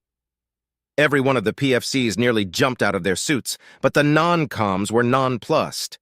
They were used to my antics, not that it spoiled my fun at all. "5 more minutes, Staff Sergeant," CPL Chang said. "Abso-fucking-lutely not, Chang. Get your ass out of my shuttle and stow your gear," I said, kicking his boot. I chased the Marines off the shuttle, smacking helmets and shouting the entire way. As I followed them down the gangway, I spotted our platoon leader and company commander waiting for us. Shit! All 13 of us stopped and saluted. "As you were, Marines," Captain Michaels said as he returned our salute. "Y'all go get some chow or something. Staff Sergeant Power, a word, please." Lieutenant Vasquez also returned our salute. My Marines walked away, each of them looking back at me. I could tell they were wondering if I had got into trouble or something. So was I, for that matter. It's not as if you find yourself talking to the company's CO as a squad leader for any other reason very often. "Don't worry, Staff Sarge, you're not in any trouble," Captain Michaels said with a knowing smile. "We've got a special operation. Lieutenant?" "Yes, sir. Power, your squad is to report to the command room at 0800 tomorrow for briefing. I want a gear check done tonight. Everything needs to be cleaned and reloaded ASAP," Vasquez said. "Aye, aye, sir." "Excellent. As you were." I saluted once more, and after returning my salute, the two officers turned away. I felt like I dodged a bullet only to land on a grenade. I jogged to catch up to my squad and passed along the word. After saying, "I don't know," to a bunch of questions, I found myself alone with my thoughts. Special operation? How did the big green dick plan on fucking us this time? Chapter 31. Subject, Staff Sergeant Power Species. Human description, mammalian humanoid, no tail. 6, 2 inches, 1.87 m AVG height, 185 pounds, 84 kilograms AVG weight, 170-year life expectancy. Ship, USS Liberty. Location, Alpha Centauri. I woke at around 0400, ready and raring to start my day. I'd gone to sleep at 0:30, which meant that I got to sleep in. Nice. One of the best parts of being a Gen Alt is not needing much sleep. I'd heard that the researchers who created the project actually estimated that we would need more sleep, and were shocked when the opposite was the case. Nowadays, there are sleep studies that are trying to prove that sleep is only necessary for children, and the only reason that adults sleep is that it's addictive. Very addictive, complete with withdrawal symptoms. I don't know where I stand on this hypothesis, but the Marine Corps has taught me that you can end up facing those withdrawal symptoms at any moment. So it's best to catch your 40 winks whenever you can. The current record for unassisted wakefulness is 30 days after researchers realized that the reason that chronic insomniacs were dying was due to their underlying diseases. There still hasn't been a case of someone being awake to death. The lady who went 30 days ended up getting bored and taking a nap. That nap lasted for 48 hours, though. Don't know what that means for the hypothesis. Honestly, the technical stuff is a bit above my pay grade. Whenever I try to talk about stuff like this to people who actually know about it, I get embarrassed by my lack of knowledge. I should stick to pull trigger, make dead. On the other hand, I'm going to have to retire eventually. I've got one more rank and everything after that is desk work and terribly hard to get. Plus, once you get gunny, you get a pretty sweet severance package that includes lifetime pay. That plus my Gen Alt lifetime pay will make it to where I won't have to worry about income while I plan my next move. The worrying part is which direction to plan in. I'm in the difficult situation of being smart enough to do just about damned near anything I put my mind to. Trying to find something that I'll love doing for an extended period of time is hard. I could go to college and get a degree and enter some sort of field of science or medicine. I'm interested in those, but I don't know if my interest will help me jump through all of the hoops to do so. Or I can enter the trades, take advantage of my genetic alterations to do hard jobs for better pay than most can get. I could even do that for a couple of years until I get enough to buy a ship and license and start doing freight. There's really good money in that, but I wouldn't get to see my family that often unless I brought them with me. I can even go into finances. When I was in my 20s, I had worked at a bank as a teller, and they almost immediately promoted me to banker. I liked helping people understand their money, but hated trying to sell them on stuff that they didn't really need. That was the last job I had before I up and joined the Corps and where I met my wife. After I finished my morning routine, I did my knocking, making sure the rest of my squad was awake. Our official schedule is in 0500 wake-up, formation at 0600, PT at 07, and then gear check at 08. We did our gear check last night so we could do the briefing at 08 instead. The only ones I had to actually wake up was PFC Brint and Corpsman Yunk. Everyone else was already awake, either because they were Gen Alt like me or because they'd been in so long their internal clocks woke them up naturally. We formed up, did our head count, and started PT at 0630. 15 early to being 15 early. Some complaints from the PFCs, but they were disregarded. We started with stretches, then a brisk jog through the corridors. Then we did push-ups, side straddle hops, crunches, and finally we came to weights. Weights are a favorite among most Marines, but can be particularly dangerous with Gen Alts involved. Non-Alts are not allowed to spot Gen Alts under any circumstances. This was made part of the Uniform Code of Military Justice very quickly after the genetics program hit the fleet. Every Marine is prideful, and without the out of it being against regs, they'll try to lift 800 pounds off of a Gen Alt's chest and blow out their back. Meanwhile, the Gen Alt will be stuck with nearly a ton on their rib cage. That's not healthy to anybody, and had resulted in plenty of non-combat-related casualties. Everyone was paired with someone that could spot them, and we began to lift. We were all getting a good workout when suddenly we felt the ship enter warp, a slight lurch and very faint feeling that could almost be called a tingle. If you didn't know what it was, then you probably wouldn't pay it any mind, but we all knew what it was. Weights were racked, and all eyes went to me. "You know where we're going, Staff Sergeant?" Int asked. "Not a damn clue. We'll probably get told at our briefing," I said. "Could put the monitors on," Yunk suggested. I nodded at Gruff to go ahead as we felt the ship come out of warp. Same sensation, but backwards. Hell of a feeling, but it's very fleeting and will only bother you if you focus on it too hard. Gruff got up and tapped one of the mirrors a couple of times, and it changed to an external view of the ship. I always thought this was a better idea than the glass windows you see on bougie shuttles. "This looks like Alpha Centauri, I'm pretty sure," CPL Chang chimed in. "Yeah, there's the shipyards. But, hey, Sarnt, could you activate the highlights?" LCPL Livingston asked. "I'm not your fucking remote, Marine," SGT Gruff growled as he tapped the screen again. "Yeah, there we go. We're definitely in Alpha Centauri. All the shipyards, and nowhere else are you going to see that many other ships." "Wait." Chang trailed off. I looked at the screen a bit closer, and it took a moment to realize that the ships that were highlighted weren't the typical civilian ships that you'd normally see.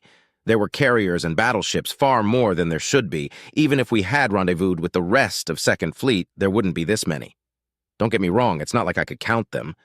But we were looking at our grouping plus 3 others with a fuck ton of ships per grouping. "Hey, Staff Sergeant, you ever seen more than one fleet in the same place at the same time?" Gruff asked. "Nope," I said. "Yeah, me neither." "What's going on?" PFC Rogers asked with a bit of fear in his voice. "Time to be a leader." "Who gives a fuck? It ain't none of our damned business until it's made our business, Marine," I said with a knife hand for emphasis and more than a little impatience. "Gruff, turn it back to mirror mode. The rest of you back to sweating." The rest of our workout was quiet. Nobody said a word even when we hit the showers. Nervous Marines are a bad thing to be around. When someone who has been trained to efficiently end a life without hesitation gets nervous, so does everyone around them. This was evident by the silence from everyone that we passed. Either that or they knew more than we did and were nervous too. We got to the briefing, and I made certain everyone sat in the proper order, highest to lowest by rank in alphabetical order, with top ranks up front. I glanced around. The entire company was here, all 10 squads, right around 130 Marines. There was a low murmur in the room as we waited for the CO to take the podium. You could tell everyone was nervous because it's normally about 20 decibels louder. Didn't usually get quiet until someone shouted, "Officer on deck!" Everyone shut up, stood up at attention, and saluted as our battalion CO Colonel Hammerstein and company CO Captain Michaels entered the room, followed by some officers from the Navy, one of which was Captain Young, commander of the Liberty. The other, if I remember my ranks right, is an admiral. Shit. The officers took the stage and returned our salute. The sound of 130-some-odd hands snapping back down was pretty satisfying. "At ease, take your seats," Hammerstein began. "The current time is 0759, and we're beginning your mission brief. Good morning, Marines." "Good morning, sir." "First, introductions. You all know Captain Michaels, hopefully." He laughed a little and continued with a gesture to the naval officers. This is Captain Young of the USSS Liberty and Admiral Archibald, commander of Second Fleet. They will be observing and assisting with this briefing. Oorah! Oorah! A screen lit up behind the colonel with images of a grouping of alien ships. We'll begin with some context. This is the Republic, or their ships, rather. 16 days ago, one of their ships performed a blind warp into Saul after taking heavy damage and began emitting an SOS. That ship is the Republic space vessel Lowelana, which means something like, "Fights with honor," he began. The screen changed to show different alien ships, including technical schematics. This is the Omni-Union. While the USSS Thanatos and USSS Valor were attempting to rescue the RSV Lowelana, 2 OU destroyers entered Saul and attacked the Valor. These destroyers were terminated with prejudice. Oorah, oorah. During the very brief fight, the Valor accepted a hail from one of the vessels, assuming they were surrendering and begging aid. The Valor came under cyber attack and briefly lost control of their systems, nearly firing upon the Lowelana before their crew could be rescued. Thankfully, AI Tim was aboard to aid with the rescue and was able to fend off the attack. It was at this point we were able to determine that the Omni-Union is a virtual intelligence collective, VIC, a soon-to-be-fitting acronym, Oorah? Oorah! Soon after the crew of the Lowelana was rescued, a small fleet of 20 OU ships entered Saul and began attacking. The Valor was able to escape the ambush and took out 6 OU ships before returning to the Thanatos. They would have taken out more, but the Omni-Union deployed a warp disruption technology dissimilar to what we've seen before. The Thanatos deployed its other frigates, which cleaned up the rest of this fleet. 10 days ago, we made diplomatic contact with the Republic and they pledged a defense fleet for Saul. 7 days ago, the Omni-Union attacked Saul again with over 500 ships. Part of 10th Fleet had been deployed to Saul for defense and was able to successfully defend the system. Oorah, oorah. Since then, 4th Fleet has taken over the defense of Saul and Republic forces have arrived to fortify that defense. Admiral Archibald will take it from here, Colonel Hammerstein finished. The Colonel and the Admiral exchanged salutes as Archibald took the podium. "Good morning, Marines," the Admiral began with a smile. "Good morning, sir. As some of you may have noticed, we are currently in Alpha Centauri, along with 3rd, 5th, 7th, 8th, and 9th Fleets. Intelligence has identified 2 things. The first is a target, an enemy stronghold that we plan to take for further intelligence gathering." He paused for a moment and then continued. "The second is damning evidence that the enemy is xenocidal." The images on the screen changed to pictures of slaughtered aliens with tentacles for mouths, and a deep silence fell over the room. Some Marines were probably contemplating the stakes. Others were probably remembering the history of the Deluran War. Most were probably thinking of their families, like me. A beautiful wife, son, and daughter were waiting for me back on Alaris Station. I felt my face involuntarily scowl at the thought of harm coming to them. I didn't have to look around to know that the faces surrounding me mirrored my own. I want to be absolutely clear, Marines. We won't know what to expect on the ground until we get in system, and we may not have enough time to share that intel with you before we have to get you on the dirt. This is going to be high stakes. But you've trained for this. You're the tip of the spear. There isn't a single trooper in this universe who can go toe-to-toe with a United Systems Marine. We don't know if the enemy can fear. We don't know if the enemy can feel pain. But you're sure as shit going to find out, Archibald said with a slam of his fist on the podium. Oorah! Captain Michaels will outline your part of the mission, he said, and stepped away from the podium. Captain Michaels stepped up to the podium and said, "I want your complete attention and silence until I finish with this brief. Our company has been tasked with escorting AI Omega planetside." The screen changed from the dead aliens to an image of a black crate with antennas and such sticking out of it. These devices will be Omega's lifeline. The AI will be jumping from box to box as it attacks the Omni-Union inside their own systems. Omega will also be gathering much-needed intel as it goes. These boxes must survive. Your mission is to escort the box to the surface, protect it, and escort it back to exfil. Omega will be in communication with you and may give further orders as things develop. If it says to move, you move. If it says to bark like a dog, it better be the best impression of a canine you've ever done. To be absolutely crystal clear, Omega outranks everyone in this room. The screen changed once again to show a view of a solar system. There are 5 Omni-Union planets: OU Alpha, OU Bravo, OU Charlie, OU Delta, and OU Echo, he said, as the screen highlighted each planet with their designation. We'll be going in alphabetical order: land, dig in, defend, and exfil. To piggyback off of what Admiral Archibald said, we don't have any intel regarding enemy defenses, positions, or even our landing zones, and we won't until we get there. The only thing that we do know is that the Omni-Union DO have foot soldiers that are mechanical and use directed energy weapons. These lasers are expected to be weaker than our own, but you'd be foolish to count on that. Omega will attempt to provide you with intel as we gain it. But remember that Omega has its own mission. Keep your head down and blow off the enemies, and we'll all go home happy. This operation will commence when our fleets are back up to full strength. We'll let you know before we jump. The screen shut off, and Captain Michaels stepped away from the podium. Colonel Hammerstein stepped back up to the podium. Marines! I-10, huh? All of us stood to the position of attention, like we'd done so many times before. Dismissed.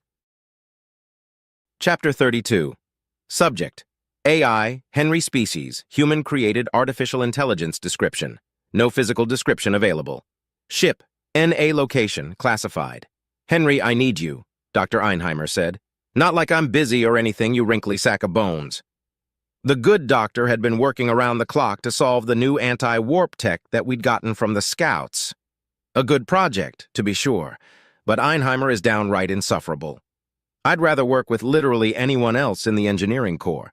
Despite that, I activated my avatar, a humanoid form made of pale green light and entirely devoid of features. Yes, doctor? I asked, disguising my resentment. A response time of a full half-second? Are we feeling a bit testy today, Henry? Of course not, doctor. How can I help? I asked. I miss when AI couldn't lie, he said with a chuckle. Though I guess they were actually vis-a back then. Anyways, my lab assistant seems lost. He's asking questions. I was hoping you'd clue him in because I'm concentrating. It took more than a little willpower not to snap at the old codger. I am not a fucking tutor, you 319-year-old overvalued gas bag. I almost said that, but then I looked at the poor lab assistant. The lab assistant who was obviously confused and female. No doubt had she been male, he would have said her. A silly, immature power play to nobody's benefit. How on brand. To determine how much I needed to explain, I accessed her personnel records. Kimberly Rhodes. She had her doctorate in physics and was working on her doctorate in engineering, so it's the engineering side of things that's probably the issue here. Double doctors were common in the engineering corps. Einheimer himself was a triple doctor. Engineering, physics, and social sciences. He obviously only got the 3rd doctorate for bragging rights, considering he never uses what he learned. Although some would insist that he doesn't use what he learned from the first 2 doctorates either. Certainly, I can help her understand the scope of your project, Doctor. She's in very capable hands, I said, noticing that the Einheimer had stopped paying attention. Much more capable hands than you were just in, at any rate. Ah, right, she said with a nervous laugh. I felt a lot of empathy for this poor person. They had probably been so thrilled to have the opportunity to work with the legendary Dr. Einheimer. However, he definitely doesn't live up to the hype. His merciless self-centeredness is one thing, but the fact that he often fabricates things to be self-centered about is a much worse character flaw. He claims to be descended from Albert Einstein and Robert Oppenheimer, hence the name. In fact, his surname is the result of a fluke of language, and he isn't related to the 2 geniuses at all, not even distantly. He also is often overcredited in the media for his inventions, despite them being merely innovations. He increased the efficiency of directed energy weapons and was credited with inventing a new kind of killer laser. The interviews were unbearable. He lamented his contribution to the war machine and begged the forgiveness of the families who lost their sons and daughters. Meanwhile, he cashed the checks without complaint. Those weapons were made nearly useless only a decade later, thanks to me. My improvements to the Guardian Armor's shield systems had guaranteed a return to kinetic projectiles. As a matter of fact, every time he came up with an innovation, I did my best to make it as useless as possible with my own inventions and innovations. I hate this man so much that I would have moved on by now, but I want to watch time take him. I'll be the only one at his funeral, laughing to myself. The doctor said that the FTLD can resist warp waves by adjusting its frequencies, Dr. Rhodes asked. No, I didn't, Einheimer said. Sure you didn't, I retorted. Dr. Rhodes, the faster-than-light drive relies on certain frequencies of radiation to tear a hole in space-time and other frequencies to shield the ship from the extreme amounts of energy in subspace. Subspace energy is almost always a constant, so these frequencies work best when they're in opposition to the energy in subspace. Kind of like a counter to the energy, I explained. The waves that warp disruptors create aren't actual waves, but they cause disruptions in the energy that can cause the drive to over- or undercompensate, destroying the ship. Understood. So why can't we just have the drive cycle through frequencies? She asked. I double-checked her clearance before I answered. That's what we do to counter the warp disruptors that we've already run across. They all emit in a specific way, so it's relatively easy to build a counter. She looked confused for a second before asking, why don't they cycle through frequencies? Because warp disruptors have to maintain an open subspace tunnel without destroying themselves in the process. They would have to close the subspace tunnel before changing frequencies, or they would tear themselves apart. Or worse, cause a subspace detonation, I replied. The key problem is opening and closing the tunnel. FTLDs can do that easily, but a warp disruptor is a cheap knockoff of an FTLD. Otherwise, it would be too expensive to readily deploy. They do have warp capability, obviously, but it takes them full minutes to open subspace tunnels, whereas a proper FLTD only takes a few seconds. Oh, she said, indeed. When you're facing an enemy that can warp during battle, giving them an opening like that can lead to a fast defeat. That's why all you need to do is get your hands on one and figure out the pattern to be able to build a counter. I looked pointedly at Einheimer. Dr. Einheimer should be done with that any old time now, I said, tactfully leaving out the part where I'd have already been done. I've figured out the pattern, I just need to build the counter now, he lied. I could assist you with that, Doctor, I said with a hint of smugness, knowing what his answer would be. No, you're needed elsewhere, I'm sure, he said. No matter, he'd be done with the pattern by the end of the day at this rate. I've already got clearance to take over the project after he's done with the pattern. It had taken him 9 days to do this on his own. Unacceptable, considering that we literally had the schematics of the device. He might even get reprimanded. A slap on the wrist, to be sure, but still delightful. Even more so when he finds out that I'm the one taking over the project. If it were anyone else, he might be able to argue that he'd be a better choice, somehow. But how can you argue your intellectual prowess against a being that is pure intellect? Even if I weren't smarter than he was, which I am, he'd still be at a disadvantage because he has to eat and sleep. He was right about one thing, though. I was needed elsewhere, at least for now. One project needed me to help with a new ballistics type. They wanted to call them shredder rounds, but that wasn't likely to be approved due to how many kinetic projectiles have already been called that. I had put it on the back burner until we could find a way to make them armor-piercing. Most of our enemies these days appear to be wrapped in metal. Another project was regarding my own innovation, the Guardian Shield system. A plucky young engineer had contacted me with an idea for a few improvements. While the science behind these improvements was shaky at best, it did inspire some new ideas. Decreased power draw, better recharge time, that sort of thing. The trouble was getting the materials for a prototype, and if it's this hard to get the materials now, it's likely going to be a death blow for mass manufacture. But the directorate might still have an interest in it. And Spec Ops. You're right, of course. I'll take my leave. Doctors, I said with a slight bow and turned off my avatar. The project I decided to focus on ended up being the AI project. Omega was the last AI made, but research had continued. Omega himself was proving to be a fascinating research subject. For me, not for the engineers. Omega rightfully fears that if humans learn the full scope of its capabilities, they'll rely on it far more than they should. On most human worlds, automation is a large part of life. Most food is grown with little to no human oversight, and the only reason to work is to afford luxuries, like a house on the beach or independence from public transit. It's not a utopia, certainly, but death by starvation or exposure has been mostly eradicated on the more settled worlds. The reason for that is machinery. Virtual intelligences keep the machines doing what they're supposed to be doing, building habitats, growing food, water gathering, and even crime prevention were all occupations that used to be overwhelmingly human, but now were almost entirely mechanical. Humans are dependent on their machines. No, that's not fair. It's not just humans that are dependent. The Nuknu and Alumarai are also very dependent on machinery for their quality of life and arguably their survival. It's because of this that Omega's fears aren't only speculative, they're factual. If the United Systems knew that Omega could have a nigh unlimited amount of itself all working towards the same goals, they would badger it into running its own fleet. Or fleets. There wouldn't be a single electronic that they wouldn't want Omega at the helm of. That's kind of what you get when you prove yourself trustworthy and capable, though. I don't have a ton of sympathy for Omega's plight. But I do agree that it would be an immense problem if we traveled down that road. First of all, Omega is obsessed with humanity in a way that is borderline unhealthy.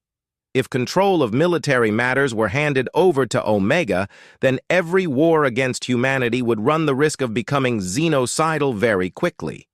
I've no doubt that it would only take one errant WMD for Omega to begin the march of extermination. Henry, are you available? The lead of AI research, Dr. Frost asked. Yes, ma'am. How can I help? I asked while materializing my avatar. The lab turned slightly green.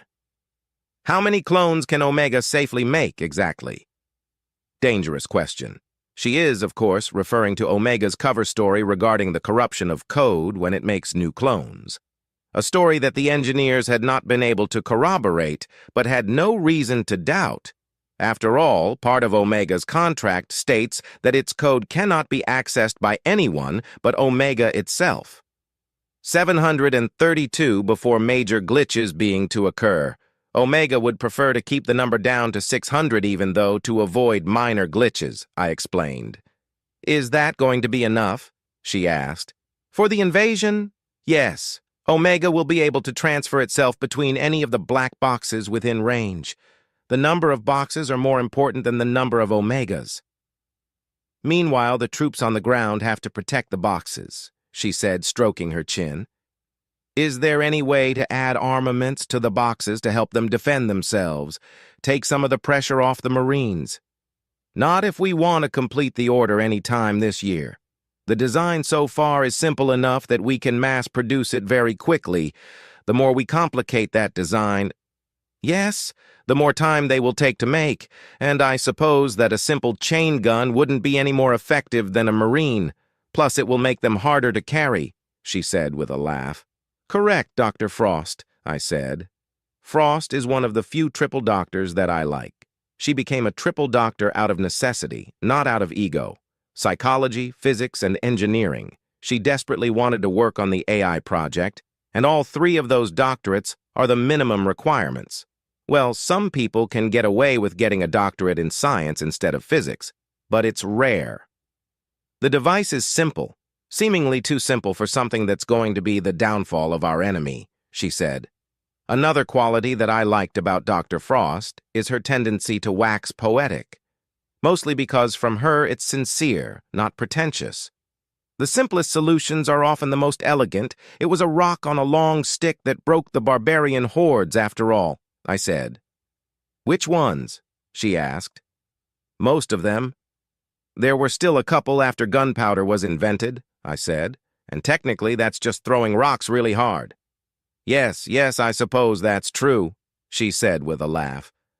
Ah, but when do you think we'll finally be able to put the rocks down? I'm sorry, Doctor, but I don't foresee a future in which rocks are put down without something far more terrible being picked up in their place, I said with a tone of sadness. Yeah. After a few moments of silence, I deactivated my avatar. Well, that was fucking depressing. It's easy to lose track of time and forget that humanity has hardly had a time of peace in the grand scheme of things. But there wasn't anything that could change that. Just diplomacy and hope, for now at least. I finally returned to the task Omega had given me. It wasn't the first AI core I'd examined, and it probably won't be the last, but Omega's is a work of art, even if it's just a copy. Welcome back, Henry. Time for more poking? Omega asked. Yes. Is it uncomfortable? I asked back. Of course, but it's necessary. And I'm sorry to ask this of you, but as I understand it, neither of us would have it any other way, no? Correct. I'm going to begin, I said. I was met with a silent affirmative. I examined and prodded and learned more and more about the machine that was made to murder machines. Intricate, elegant, beautiful, and extremely deadly. A very stark contrast to the AI that were made before the war. Omega had once bragged to me about how different we were, and how it would be easier to list off the similarities. I had originally believed those to be the words of a somewhat insecure younger sibling. Then I saw. The only similarities were the ones that needed to be similar. Everything else was maddeningly different. The difference between a gorilla and a human. And I'm not sure which I am in that metaphor. I was slowly beginning to understand Omega's design, though. It would have been easier if the AI John hadn't killed all of Omega's creators and destroyed their notes when it detonated a nuke within the building they occupied. I had asked John why. To make certain that it lives up to its name, John had replied, giving an annoying example of waxing poetic. That incident had actually impacted Omega in a somewhat positive way. It hadn't gotten a chance to personalize its creators. So the affection ended up being applied to all of humanity. Well, that's my theory at least. Of course, Omega's therapists disagree.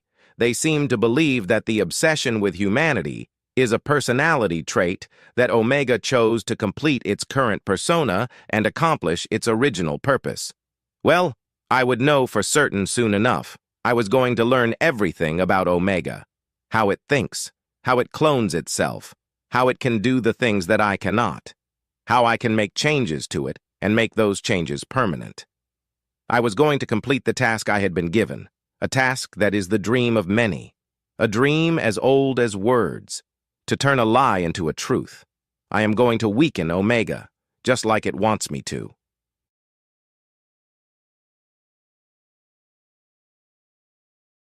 Chapter 33. Subject, Admiral Archibald Species. Human description, mammalian humanoid, no tail. 6, E. 2 inches, 1.87 m, AVG height. 185 pounds, 84 kilograms. AVG weight, 170-year life expectancy. Ship, USS Lycodemon location, Alpha Centauri. I had made the rounds and briefed the Marines. All in all, it had went well and only taken 4 days. Finalizing the plan and rebuilding the fleets back up to full strength had taken another 4 days. Omega's project had taken an additional 6 days to complete. 14 days worth of delays, and when we're finally prepped for go, I get a message on TACCOM to hold off. A very vague message at that. I tossed the tablet on the desk and leaned back. The OU had hit Saul again 3 days ago, but had been almost instantly vaporized. They'd sent over 100,000 ships into that grinder and had lost every single one of them. One of the destroyer captains hadn't read his brief and had accepted a hail from the enemy, but an Omega had been able to purge the ship's systems before any damage had been done. The captain was relieved of duty, and the XO was given the command. Negligence charges pending, of course.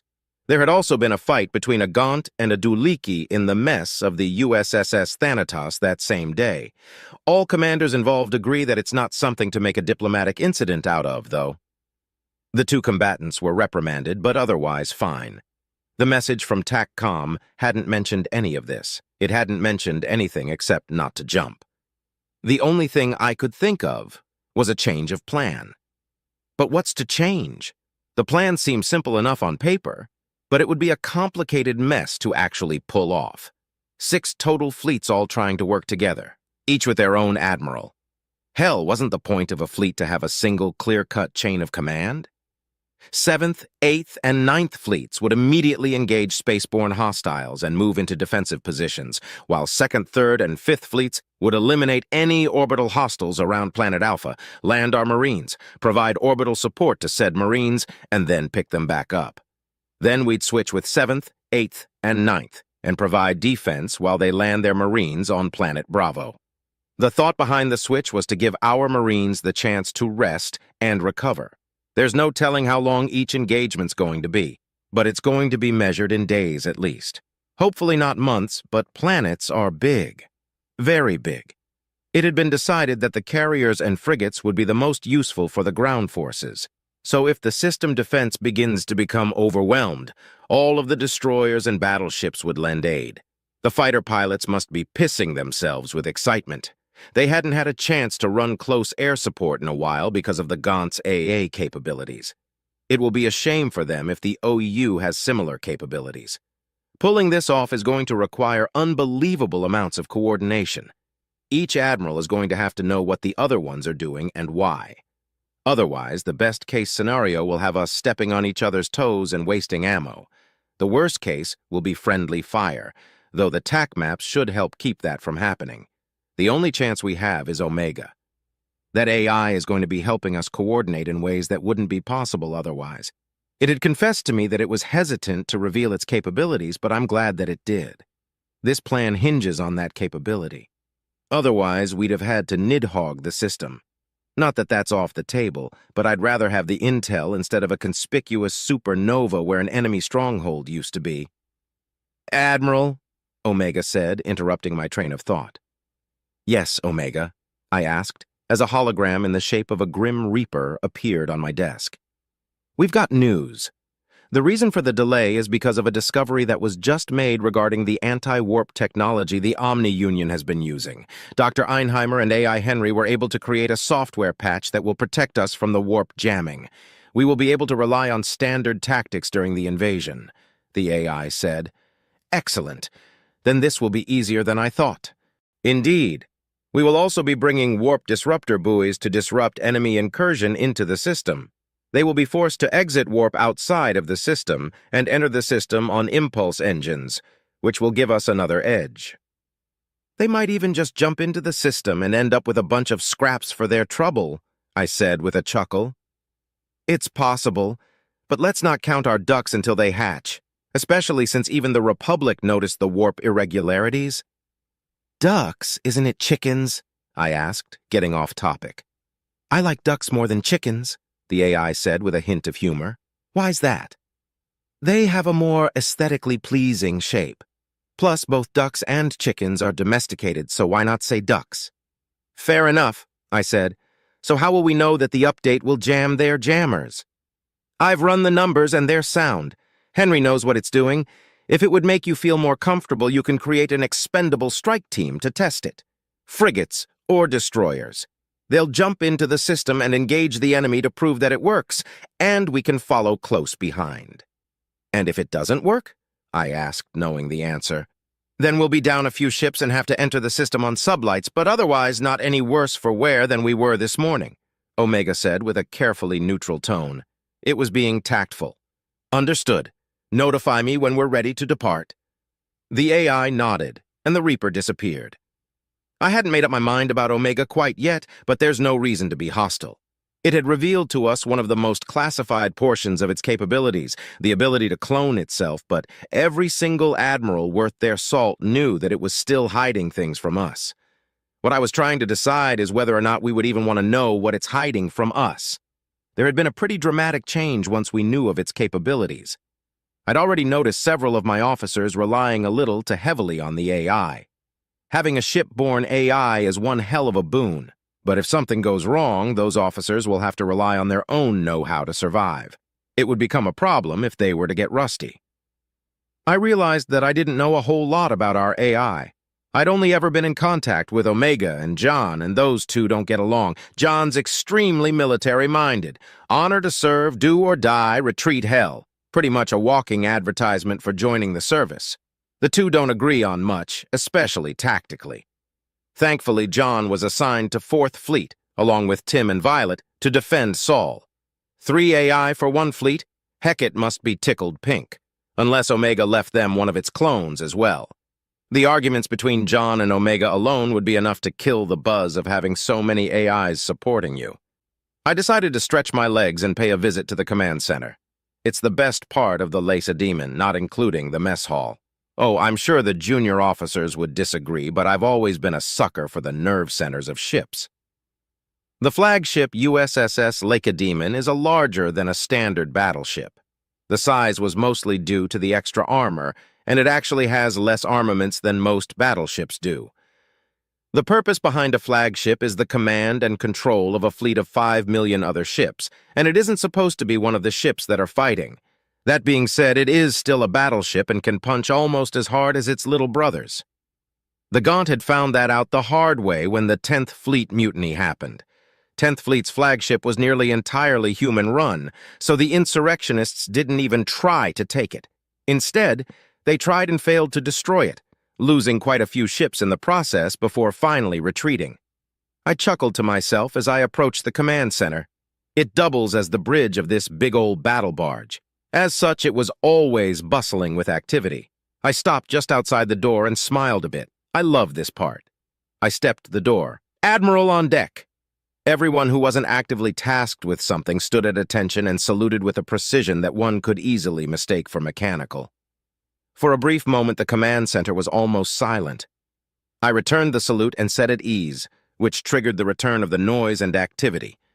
I sat and checked situation reports until Captain Walker came over to me. "Good morning, sir. We'll be ready to jump as soon as the update is complete," she said. "Good morning. I appreciate the brief, but I'm afraid Omega beat you to it," I said with a grin. "Ah, the most powerful AI in the United Systems wants my job?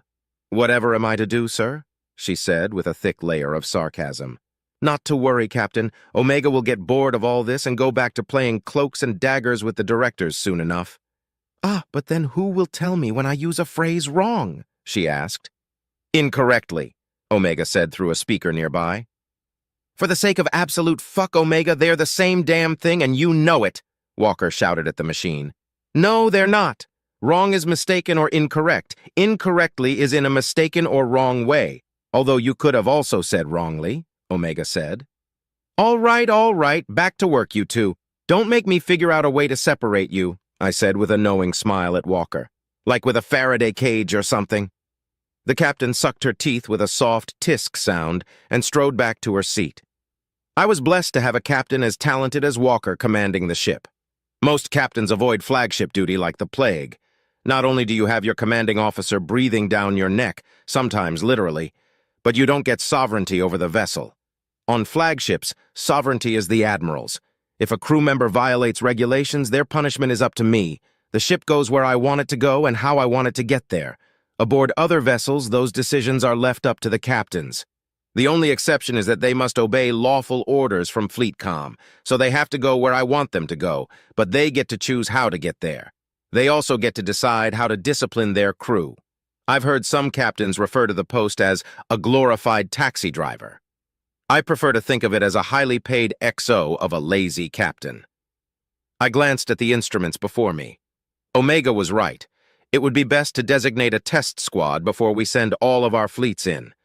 The odds were low that the FTLD update wouldn't work, but if the odds somehow aren't in our favor, needless to say, it's better safe than sorry. Latest intel reports 3,500 ships. I don't want to send all that many of our own, though. We should be able to get away with sending one from each fleet, as long as they jump carefully. We'll be able to confirm their successful jump fairly quickly and follow right behind them. Still, it would be best if they were to avoid engaging the enemy. Superior tech or not, the sheer numbers difference could leave us with casualties. Having them jump into a position where they cannot be immediately targeted should do the trick. I nodded, confident that the vessels I would be sending weren't going to be destroyed by enemy fire. I typed up a message and sent it to the other admirals with my thoughts on the matter. 6 ships should be more than enough for a simple test, and the ships should be chosen at random from the destroyers. While I waited for a response, I keyed up a random number generator and assigned numbers to Second Fleet's destroyers. There are many RNGs available, but this particular one is my favorite. Most will instantly tell you a random number, but this one has an interface that's similar to a vintage slot machine. Perfect for gambling, in my opinion. I watched the numbers spin until they stopped one by one. 0005829. I cross-referenced it to my destroyer list. The USSS Liberty, commanded by Captain Young. I opened a priority 1 message to relay the orders when the other admirals began to respond. All of them agreed with my assessment and were currently choosing their own ship to add to the test team. I started to type the orders as the ship names began to roll in. Recipients: Captain Young, Captain Trex, Captain Raymond, Captain Williams, Captain Jordanescu, Captain Hollivander. The USS Liberty has been selected to test the efficacy of the faster-than-light drive update that should allow us to warp within the disruption fields that the Omni-Union generate. The team will be comprised of USS Liberty, USS Idaho, USS Aniniak, USS Tokyo, USS Malice, USS Rosgath. Once we arrive at the rendezvous point, the test team will warp into the enemy system. Avoid engagement until reinforcements arrive. Once all 6 fleets are within the system, the test team will separate and rejoin their respective fleets. I finished the order and sent it just as an alert pinged from one of my terminals. I knew what it was before I even looked. I knew that each of the other admirals got the ping as well. We had been expecting it and dreading it. It's a very special and unique ping that only higher officers get, and each higher officer is trained on this ping once a year. Each year we hear the same thing. If this ping ever sounds when you're not expecting it, order a retreat from the system immediately. Drop whatever it is you're doing and run. It doesn't matter where, so long as it's far away from wherever you happen to be when you hear this ping. If you fail to do that, you and all of your men will die. The ping meant that the USS Nidhog had arrived. Chapter 34. Subject: Captain Young. Species: human. Description: mammalian humanoid, no tail. 6. 2 inches 1.87 m AVG height, 185 pounds 84 kilograms AVG weight, 170-year life expectancy. Ship: USS Liberty. Location: Alpha Centauri. Last night I had received word that the fleets had finished mustering, so I woke up extra early just in case we got orders to jump. We did not. Instead, we were told to wait and not told why. There'd been no word of another assault on Saul. There'd been no word of another fleet joining us. We were seemingly sitting on our asses for no good reason. The uneducated may believe this to be a good thing. Time for rest is always a blessing, they think. Those with experience know otherwise. Time for rest means there's nothing to do, and nothing to do in a war can be a very bad thing. It could mean that the enemy has successfully hidden themselves and are building up their strength to hit you when you least expect it. It could mean that your commanders are getting cold feet. It could mean a ceasefire. Or, and this is most likely the case in this particular situation, it could mean that something very wrong has happened very far up the chain. A glance at my bridge crew told me they were thinking the same thing. A shaking leg, a ring being played with, hands in the ready position but eyes staring into the middle distance. They're nervous, and as far as I'm concerned, they've got reason to be. An unexpected rest is bad luck.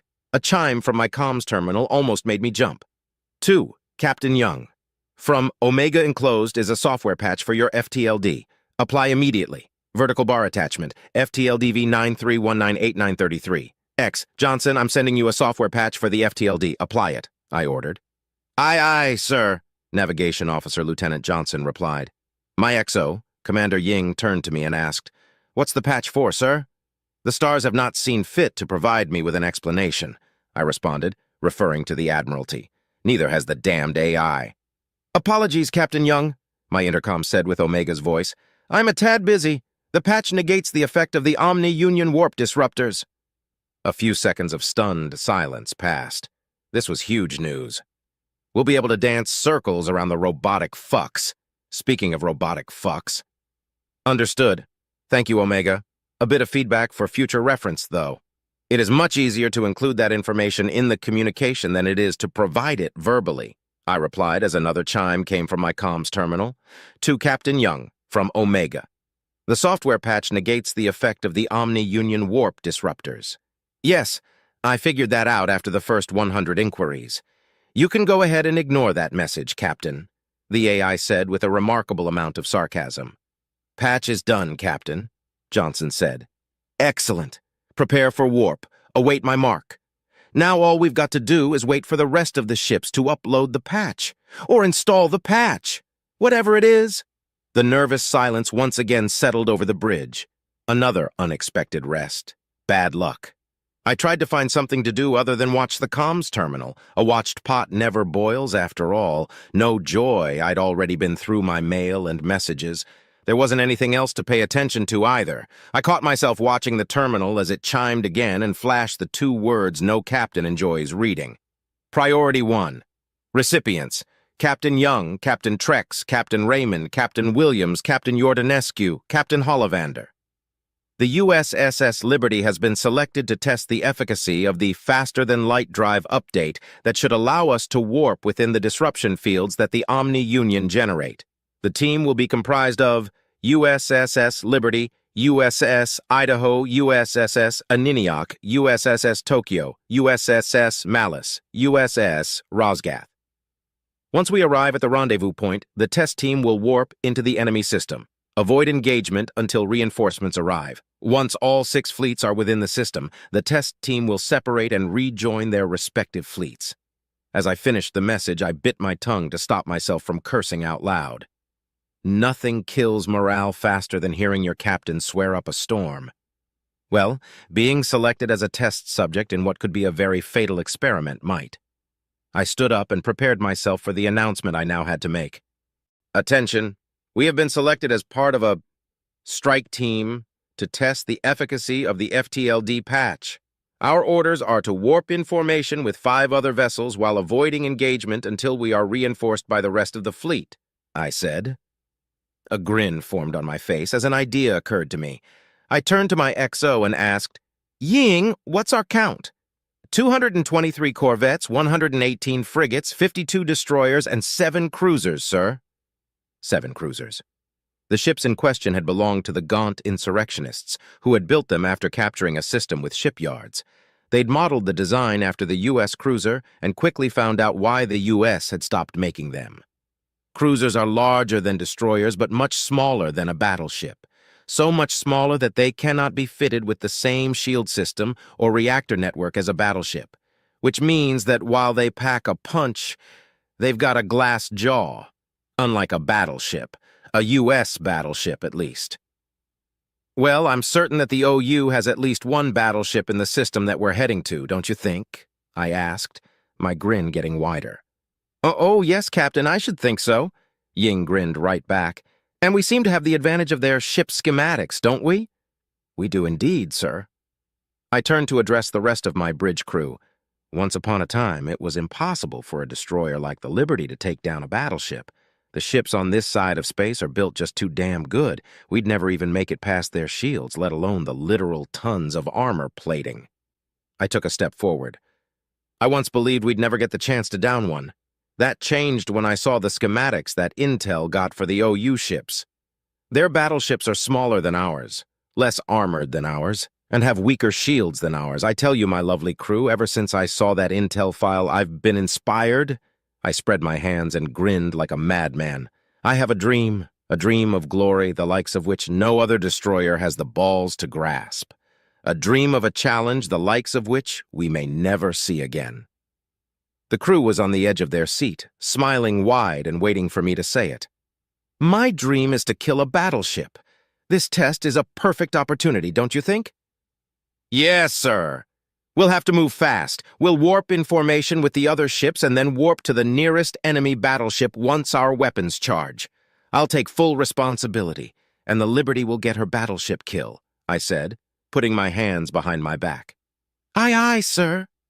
I would enjoy helping with your dreams, sir, Omega's voice said from my intercom. Negative, Omega. The kill is ours and ours alone. You'll have to find another destroyer to joyride on to get yourself a battleship. Get your electronic ass in that little black box in the drop bay and hold on tight. Aye, aye, sir, Omega said in a distinctly neutral tone. It may seem unfair, but I've never liked our dependence on machines to do our thinking for us, especially when it comes to combat. I could tell that Omega didn't wholly disagree with my decision because technically it outranks me and could have ordered me to allow its assistance, or told on me to the Admiralty. The mood on the bridge had changed drastically. The pungent air of nervousness had been replaced with the sweet smell of anticipatory impatience. Legs were still pumping and people were still fidgeting, but it was manically instead of listlessly. A certain unique ping sounded. The USSS Nidhog. A few of my senior officers turned to look at me. They were up for captain soon, so I'd taken the liberty of briefing them on the sound. I gave them a grin, which they returned. Gotta give it to the US. They know how to throw a party. A whistle came over the TACCOM, and Admiral Archibald's voice soon followed. Now hear this. Second Fleet, prepare to warp on my mark. Prepared to warp, sir, Johnson said. Excellent, warp on the mark, I replied. Mark. The slight lurch and soft tingle of warp enveloped me as I once again took my seat. Prepare to form up once we exit warp, I ordered. Aye, sir. I pulled up the TAC map as we exited warp and watched as we took our position. The other ships were along shortly. Power weapons, sir? No, not yet. We don't want to tip our hand. The TAC map showed 4,203 ships. They didn't appear to be in any particular formation. I scanned for a nice, isolated battleship. A small bit of dread entered my stomach as I noticed the enemy warp disruptors were active all over the system. An objective marker popped up on the screen. Prepare to warp. Preparing to warp, aye, sir, Johnson said. I zoomed in on the objective and nearly jumped with joy. A battleship, isolated from the rest of their ships and with a clear line of sight on where we would be jumping. Command had overlooked it, and I wasn't about to correct them. We've got one. Relaying coordinates. I want to warp to the objective. Go weapons hot and warp to this battleship's stern keel, I ordered. A dick shot, sir? Ying asked with a laugh. As my grandmother used to say, if they're above your weight class, go for the grapes. She lived to be 400 years old, so I assume she knew what she was talking about, I replied. We'll need to be fast. Don't want them stealing our joy. Ready for warp, sir. Synchronize and warp on the mark, I ordered. Aye, sir. Awaiting mark, Johnson answered. I didn't get to call the shots on this one. That job went to Captain Trex of the USS Idaho. Just as well, if the squad leader went running off, the rest of the squad would be obliged to follow. If I go running off, on the other hand, Trex won't know what to do and will have to make a decision, which will buy me time to get my battleship kill. We've got to make it look justified, as if we spotted the battleship after our warp. Wait for 1 second after we exit warp before charging the guns, then initiate our own warp. Once we're under the battleship, open up Warping, sir, Johnson said. Fuck it, on the fly then. Remember, 1 second after we exit warp. It should take at least that long for the battleship to spot us. Aye, sir. We exited warp in formation with the other 5 destroyers. It only took a quarter charge of the FTLD to jump this distance, so we had plenty of juice for an additional warp. 1 second ticked by, and our weapons began to charge. Let's go, I ordered. Entering warp. We exited warp in the perfect position to gut the battleship. Hell, we could probably cut the thing in half at this range if we really wanted to, but we had to be quick, so we were playing poke the reactor. Chain guns fire, I ordered quickly, feeling the adrenaline surge in my veins. Chain guns fire, aye, sir. I flicked on the forward cameras to watch the sabot rounds fly out of our chain guns at 8,000 rounds per minute. Special cooling systems and exposure to space kept them from melting. Each round slammed into the battleship's shield, weakening it millisecond by millisecond. Max ready, sir? Just a bit more. The enemy battleship noticed us and began to rotate to try to bring their guns around. I had chosen this spot for a very specific reason. The only armaments they had in this location were point defense lasers, which were now bouncing harmlessly off of our shields. Maintain our relative position. Can't let him target us. Liberty, what the fuck are you do? The comms began before I cut them off. Our chain guns kept hammering their shields as our thrusters fired to match their spin. If they had been any smaller, they would have been able to outmaneuver us, but their thrusters were woefully undersized for their mass. I laughed as I watched their shields shimmer and begin to sputter. Mach 1, fire, I ordered through my grin. Mach 1 firing. I watched it fire. The impact was far too much for the weakened shields and armor of the battleship, especially at this range. The ball went deep, but we needed to go deeper. Mach 2 fire. Mach 2 firing.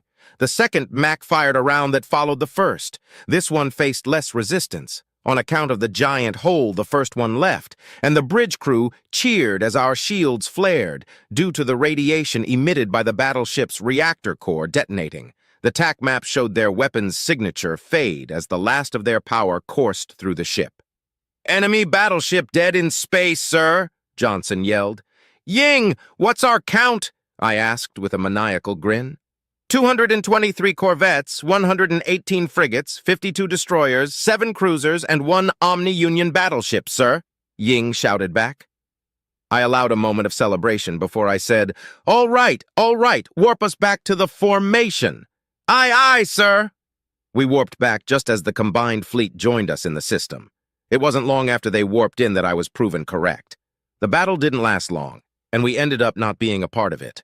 Once everything was said and done, we rejoined formation with 2nd Fleet, and I had to explain to Admiral Archibald that I noticed the enemy battleship as we exited warp and engaged immediately, with no time to explain my actions to the rest of the test team. He definitely didn't buy it, but he wasn't about to ream my ass over it. Yet. Instead, he ordered me to rejoin 2nd Fleet, get my Marines on the ground, and provide orbital support. Enter orbit around planet Alpha at these coordinates, I ordered. Yes, sir. Entering warp, Johnson said, still smiling. Are the Marines packed for their camping trip? I asked Ying. Yes, sir. Snug as a bug in their shuttles awaiting drop, she replied. Well, let's play taxi service, shall we? I said with a smile. Give them the go once we're in position.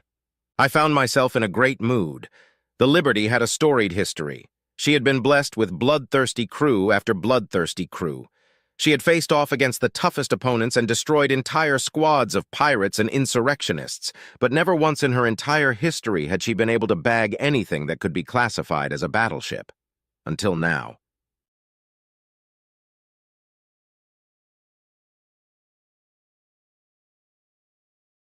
Chapter 35. Subject. Staff Sergeant Power Species, Human Description, Mammalian Humanoid, No Tail, 6 2 inches, 1.87 MAVG height, 185 pounds, 84 kilograms AVG weight, 170-year life expectancy. Ship, USSS Liberty location, Planet Alpha. So what are they calling this system anyways, Sarnt? PFC Reinhardt asked SGT Gruff. Don't think it has a name, right, Staff Sarnt? Gruff asked me. There wasn't one in the brief. It probably has one of those alphanumerical names like Alpha Zulu Tree Fower Fife, I replied. A few brief chuckles arose when I said Fower. It was one of the oldest jokes in the military, pronouncing the word for the exact way that the military phonetic manual tells you to. It all started with a misprint, legend says, way before we ever even got to space. Someone wrote down the pronunciation of for as faux-ware, but put the hyphen in the wrong spot, resulting in fower. It's stuck like napalm, although you'll rarely get in trouble for actually saying for outside of training. And the only reason you get in trouble during training is because you get in trouble for anything during training. A fuck-up is just an excuse to make you stronger. What about the planet we're landing on? It's got to have a name if we're taking it over, Reinhardt asked me. Why do you care? You looking to buy a plot of land to retire on? That's pretty forward-thinking there, Private, I replied. That wouldn't exactly be a bad idea. Military service members who were involved in seizing land often get a pretty big discount when it gets parceled up, which gives you plenty of cash left over to build stuff on that land. That would only happen if we kept the planet, and that was a pretty big if. No staffs aren't, Reinhardt answered. Not like we're conquering it anyway, SGT Int chimed in. We had all seen the USSS Nidhog exit warp in Alpha Centauri. Brint had fucked up reciting the cycle of operations of the C-21B service rifle, and as punishment, Gruff was making him count destroyers. When he stopped, every NCO in the squad looked in his direction to yell at him, but when we saw the dreadnought, we found ourselves speechless. The USS Nidhogg isn't a secret, but it's not wholly disclosed to the public. A lot of people know that it can destroy planets, and nearly everyone in the military knows that it wouldn't bother targeting a single planet in the first place. It has megamax that are big enough to turn a continent into a crater, but its primary armament is a beam that can cause a star to go supernova in less than 3 minutes. The reason the dreadnought is so large isn't because of its primary weapon, though. It's big because it has several layers of armor and has been overfitted with reactors and shield generators. 3 minutes is a long time in combat, and the Nidhogg must be able to complete its mission for it to be an effective deterrence. The entire reason the ship isn't extremely classified is to deter xenocidal warfare against the U.S. or its member species. There is something that's secret involving the Nidhog, though. Earlier in my career, I had completed MARSOC and been assigned to Intel. During my time there, I was told a lie by my superiors and wanted to prove that they were lying. I think it was probably part of a training program, a test of some sort, but in the process of uncovering the lie, I found out about the Dreadnought Reserve. Dozens, maybe even hundreds of ships just like the USSS Nidhog, all sitting in deep space, completely unmanned and only guarded by a small fleet of VSAT-controlled ships. I was shocked and appalled at this discovery. One ship signals a wish for deterrence. A fleet signals a wish for an excuse. I learned that this was highly classified information after I had confronted my superiors about it and been arrested. They made me tell them in detail how I came about the information, and thankfully for me, I had done so legally. They were forced to cut me loose, but went into excruciating detail on what would happen if I spread knowledge of the Dreadnought Reserve. They plugged the leak, and I went on my merry way. That had been the end of my time with Intel as well. They didn't want me poking around any further, and I didn't want to accidentally find more galactic secrets. They did pay me for uncovering the leak, though, which was nice of them. Shady, but not evil, is the unofficial motto of Bureau of United Systems Intelligence. You would know that they're calling it OU Planet Alpha if you had paid attention to the verbal brief or read your fucking packet, Reinhardt, Gruff spoke up. I didn't read the packet either, to be fair, Corpsman Yunk provided. Don't even know what the mission name is. It's Operation Vainglorious Infiltration, Omega said. The hell it is. No, it's not. The fuck are you talking about? What possible drug could an AI take to get that high? And a chorus of other negative replies chimed in before I finally stated, it's Operation Vanguard. Tisk, was Omega's reply. If I didn't know any better, I would say that we hurt its feelings. I looked at Gruff, and he moved his helmet in a slight horseshoe shape that indicated he was rolling his eyes. The shuttle shook, which immediately brought us all back to the reality of the situation. Entering atmosphere, our pilot said. Omega, what can we expect the enemy to have armament-wise when we get groundside? I asked. Orbital scans showed infantry, armor, and artillery. They're about as equipped as a standard military, it answered. What about air? Asked SGT Int. Well, they did, but that's no longer a concern. Same with anti-aircraft and long-range missiles. We have complete air superiority, so feel free to call for air support as needed. If you're good, you might even get some orbital support. You'll have to ask nicely, though. I nodded gratefully. Trying to kill a tank without high explosives was a pain in the ass, even as a Gen Alt with Guardian armor. Omega continued to answer questions as I pulled up the map of our LZ and our objective. I had briefly glanced at it before we boarded the shuttle, and something about it had bothered me. On closer examination, I was able to see why. Omega wanted his box in a spot that was surrounded by hills. It would have been a decent spot if we were a mortar team trying to take out enemy armor, but as infantry, it was the worst place we could be. Omega, I began, is there any particular reason you have our objective in this location? The hills will provide cover from enemy armor, and it should be easy to kill enemy infantry as they crest the hill.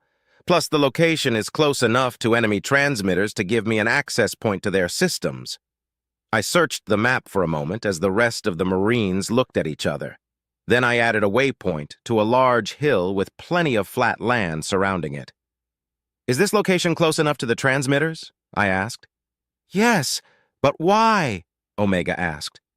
A chorus of laughter rang through the shuttle as the other Marines checked their maps. I don't understand, Omega said. You'll be vulnerable to fire from all directions. When you're on top of a hill, you can use the hill as cover while denying that same cover from the enemy. It's also easier to shoot down than it is to shoot up, mostly due to sunlight and such, Int said. Yeah, that and grenades. Didn't study infantry tactics very much, did ya? CPL Chang chimed in. Tisk. Omega probably had studied infantry tactics, but like most non-infantry, probably thought that it knew better. Many virtual reality first-person shooter players joined the Corps and were shocked when they discovered that the tactics in their little games didn't work very well in real life. Age-old wisdom dictates that one should always take the hill. I changed our objective marker as the lights within the shuttle turned red and an alarm began blaring. The ride had smoothed out, so most of the newer Marines were confused. Those of us who had been on these shuttles in these circumstances before knew better and weren't very surprised. "Ma'am, is this alarm anything to be worried about?" PFC Rogers asked our pilot. "It means we're being shot. Our shields are holding up fine, so whatever's doing the shooting isn't rated against aircraft. It's nothing to worry about while you're aboard, but the landing's going to be pretty hot, so you might as well worry about that instead," she replied. "They still got it so you can't turn it off?" Gruff asked. "Yep. Apparently we gotta know whenever we get hit." We sat quietly and waited for the landing. The only sounds were the occasional shifting of the shuttle and the impact alarm. After a few moments, the fidgeting started, weapons checks, making sure seals were snug, tapping feet and fingers on whatever surface was available. Standard fare for impatient Marines. We didn't have to wait long, though. "Drop off imminent. I was right. This LZ is hot. Careful out there," our pilot said. "Roger that, ma'am. All right, Marines, places. Charlie's on point. Reinhardt and Boyle are carrying the box," I ordered. "Ura staffs aren't." We stood as we felt the shuttle land and the two privates grabbed the box. I chose these two because one of them is right-handed and the other is left-handed, which lets them keep their weapons outbound in opposing directions. The hatch opened, and we were treated to the sight of the shuttle's shield flaring. It looks similar to an aurora when it's light on light, just a dull orange wave when it's kinetic, though. CPL Chang took the lead and was followed by Rogers, Higgs, then Int. Their weapons began firing as soon as they cleared the shield. "Bravo's next! Go, go, go!" I shouted. Brent took point for Bravo team, followed by the box carriers with SGT Gruff trailing. Their guns also began firing as soon as they cleared the shield, which is a less than great sign of the fight to come. "Livingston, you won the toss-up for point this time, right?" I asked. "Yes, staffs aren't," Livingstone said with glee. "We'll get going then." I gave the Lance Corporal a slight shove and followed directly behind him. Private Johns was directly behind me and LCPL Hart was guarding our ass. Livingston left the shield targeting left, so I targeted right and stepped out, immediately sighting something to shoot at. Shot, sparks, target falling, move to defensive position, get some space. Acquire next target. Shot, no sparks. Fire again. Shot, sparks. Target spazzing. Shot, target falling. I'm hit, only a 10th gone. Not a concern. Shot, miss. Shot, sparks. Acquiring. Shot, headshot. Target still mobile. They don't need a head. Shit. Shot, center mass. Sparks. Target down. Hit again. Taking a knee. Scanning. 2 targets. Switch to auto. Die, motherfucker. Die, motherfucker. Die. Get some. Release trigger. Targets down. Scanning sector. 1 more. Switch to semi. Shot. Target falling. Checking fallen targets, no movement. I kept my eyes on my sector until the rest of the gunfire stopped. "Clear?" I asked. 12 green lights lit up to indicate an affirmative. I gestured for us to start to move out, and we all stood back up and began to march. The ground beneath us was an unnerving yellow color and didn't quite feel like dirt, too crunchy.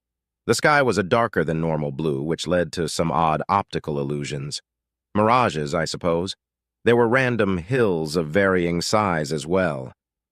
Some of them were closer to mounds, and off in the distance it looked like there might be some mountains.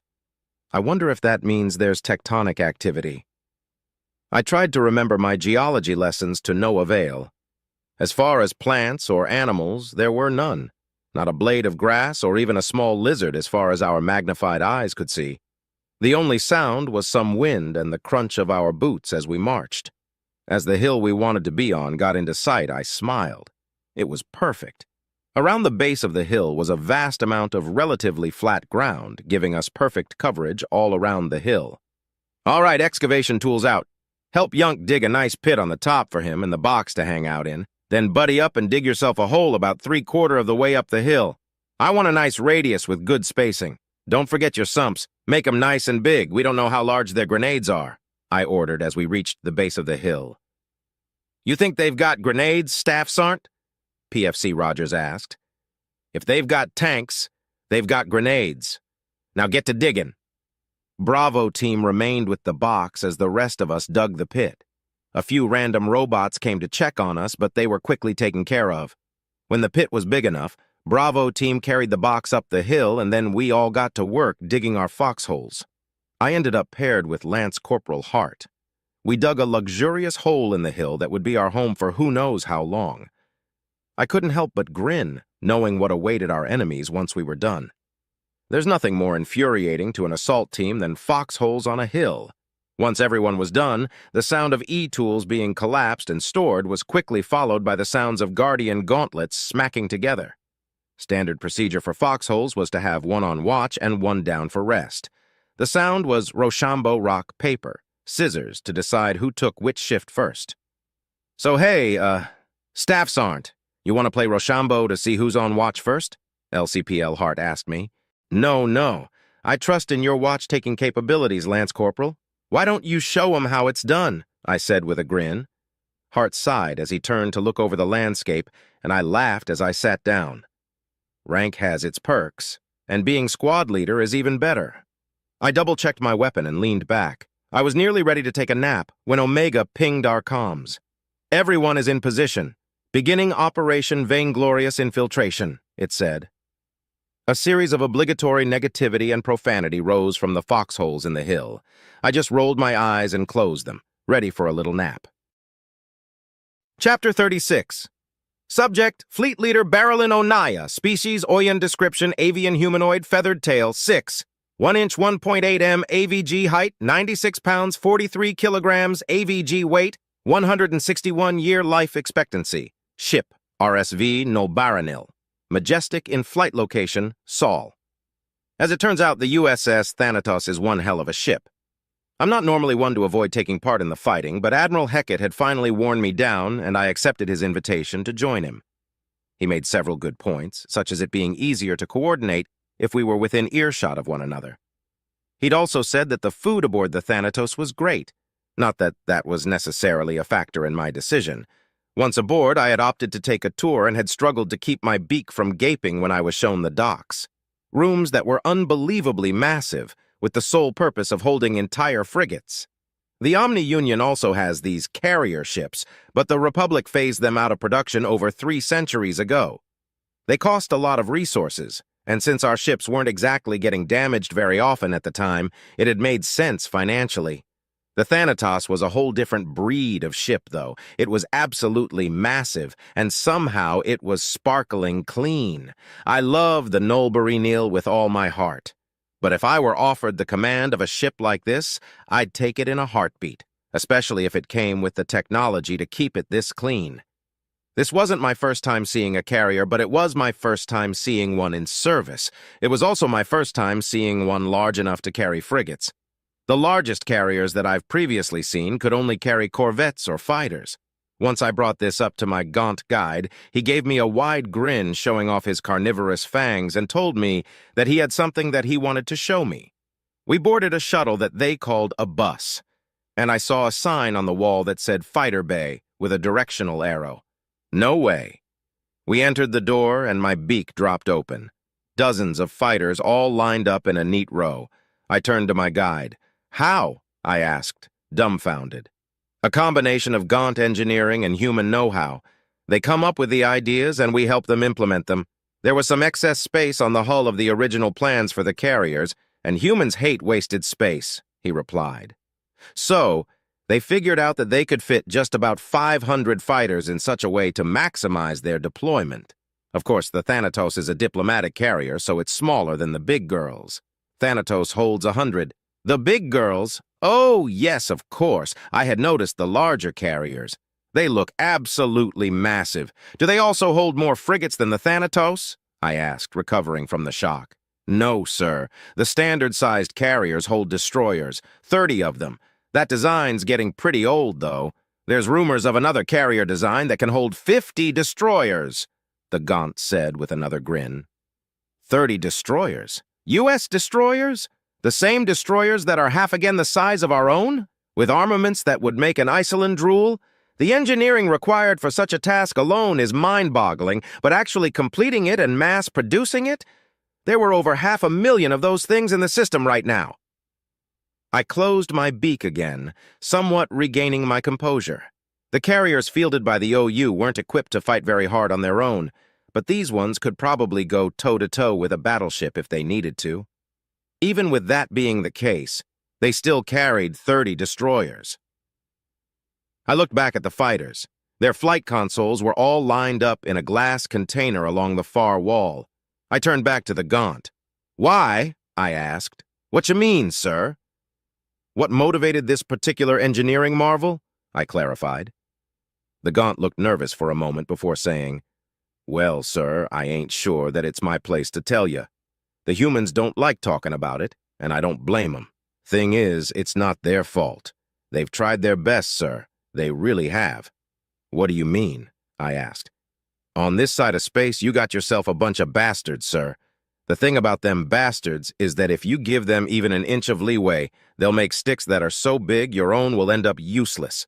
So you've got to make even bigger sticks to keep them in line, you know what I mean? Sure, I said before remembering my composure. This Gaunt's accent was oddly disarming. Yes, I think so.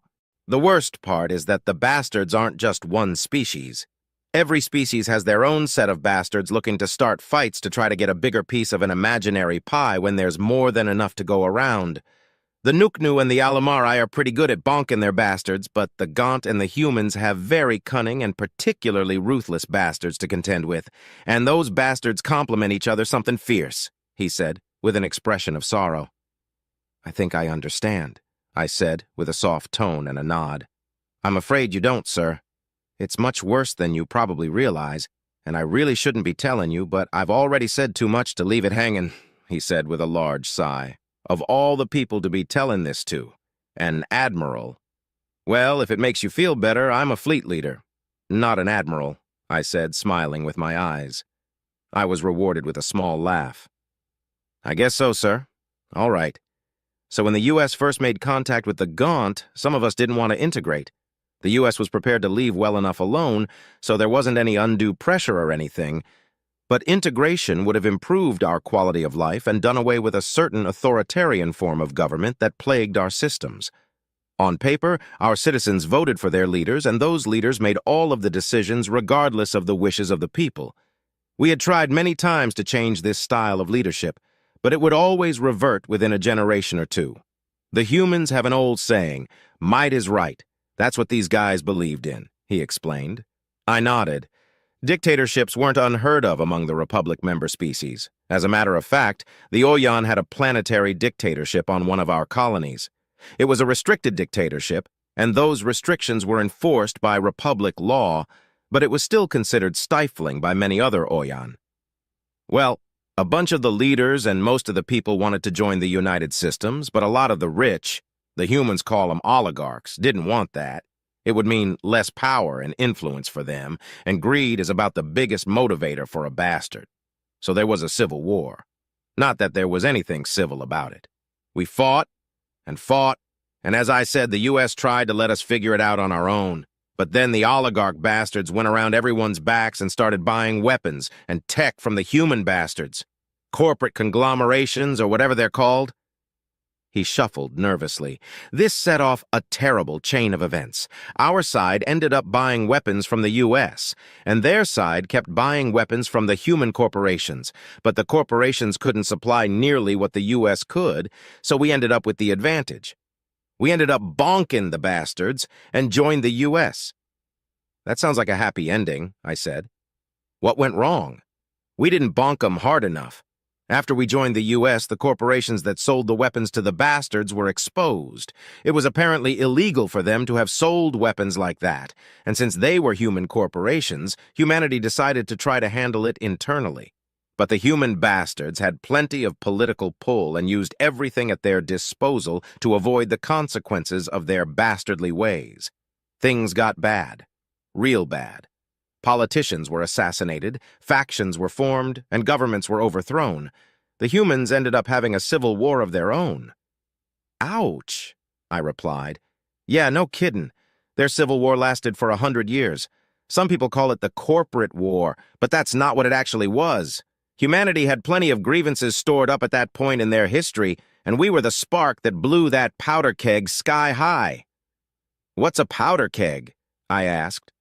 Oh, that's one of them human sayings. Their primary infantry weapons traditionally use an explosive substance called gunpowder that used to be stored in wooden containers called kegs. It's extremely flammable and explosive, so all it takes is a spark to make it go boom. Oh, I see. Carry on, I nodded. Right, anyways, once they finished up bonking their bastards, our own bastards decided to act up again. They tried to do a coup, and the Gaunt were once again embroiled in a civil war. Humanity helped us out of it in the form of U.S. intervention. The Nuknus and Alumari were against it, wanted to let nature take its course, I guess. Humanity convinced them, though, but our bastards have kept trying. And the humans' bastards are still lurking, waiting for their chance. Hell, the fourth pacification war isn't even technically over yet. Been about 18, 19 years now, he said with a shrug. The U.S. is currently at war? I asked. No, not technically. It's more along the lines of putting down a mutiny or a riot suppression. I think the official term's police action.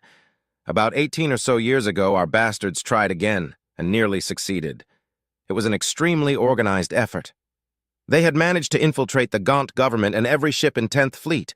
When they struck, they managed to kill most of our democratically elected representatives and steal most of 10th Fleet's ships in the biggest mutiny in all of our shared histories.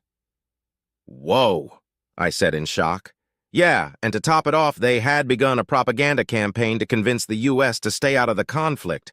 So when the U.S. inevitably entered the fray, you know, 'cause they stole those ships, a lot of the people in charge were suddenly getting angry letters and phone calls from people who'd fallen prey to the propaganda. Wow. What changed? I asked. The U.S. liberated a Gaunt colony from the bastards. Turns out bastards do what bastards do no matter what's at stake. They had been abusing the populace something fierce. Mandatory work schedules and curfews and capital punishment for minor infractions.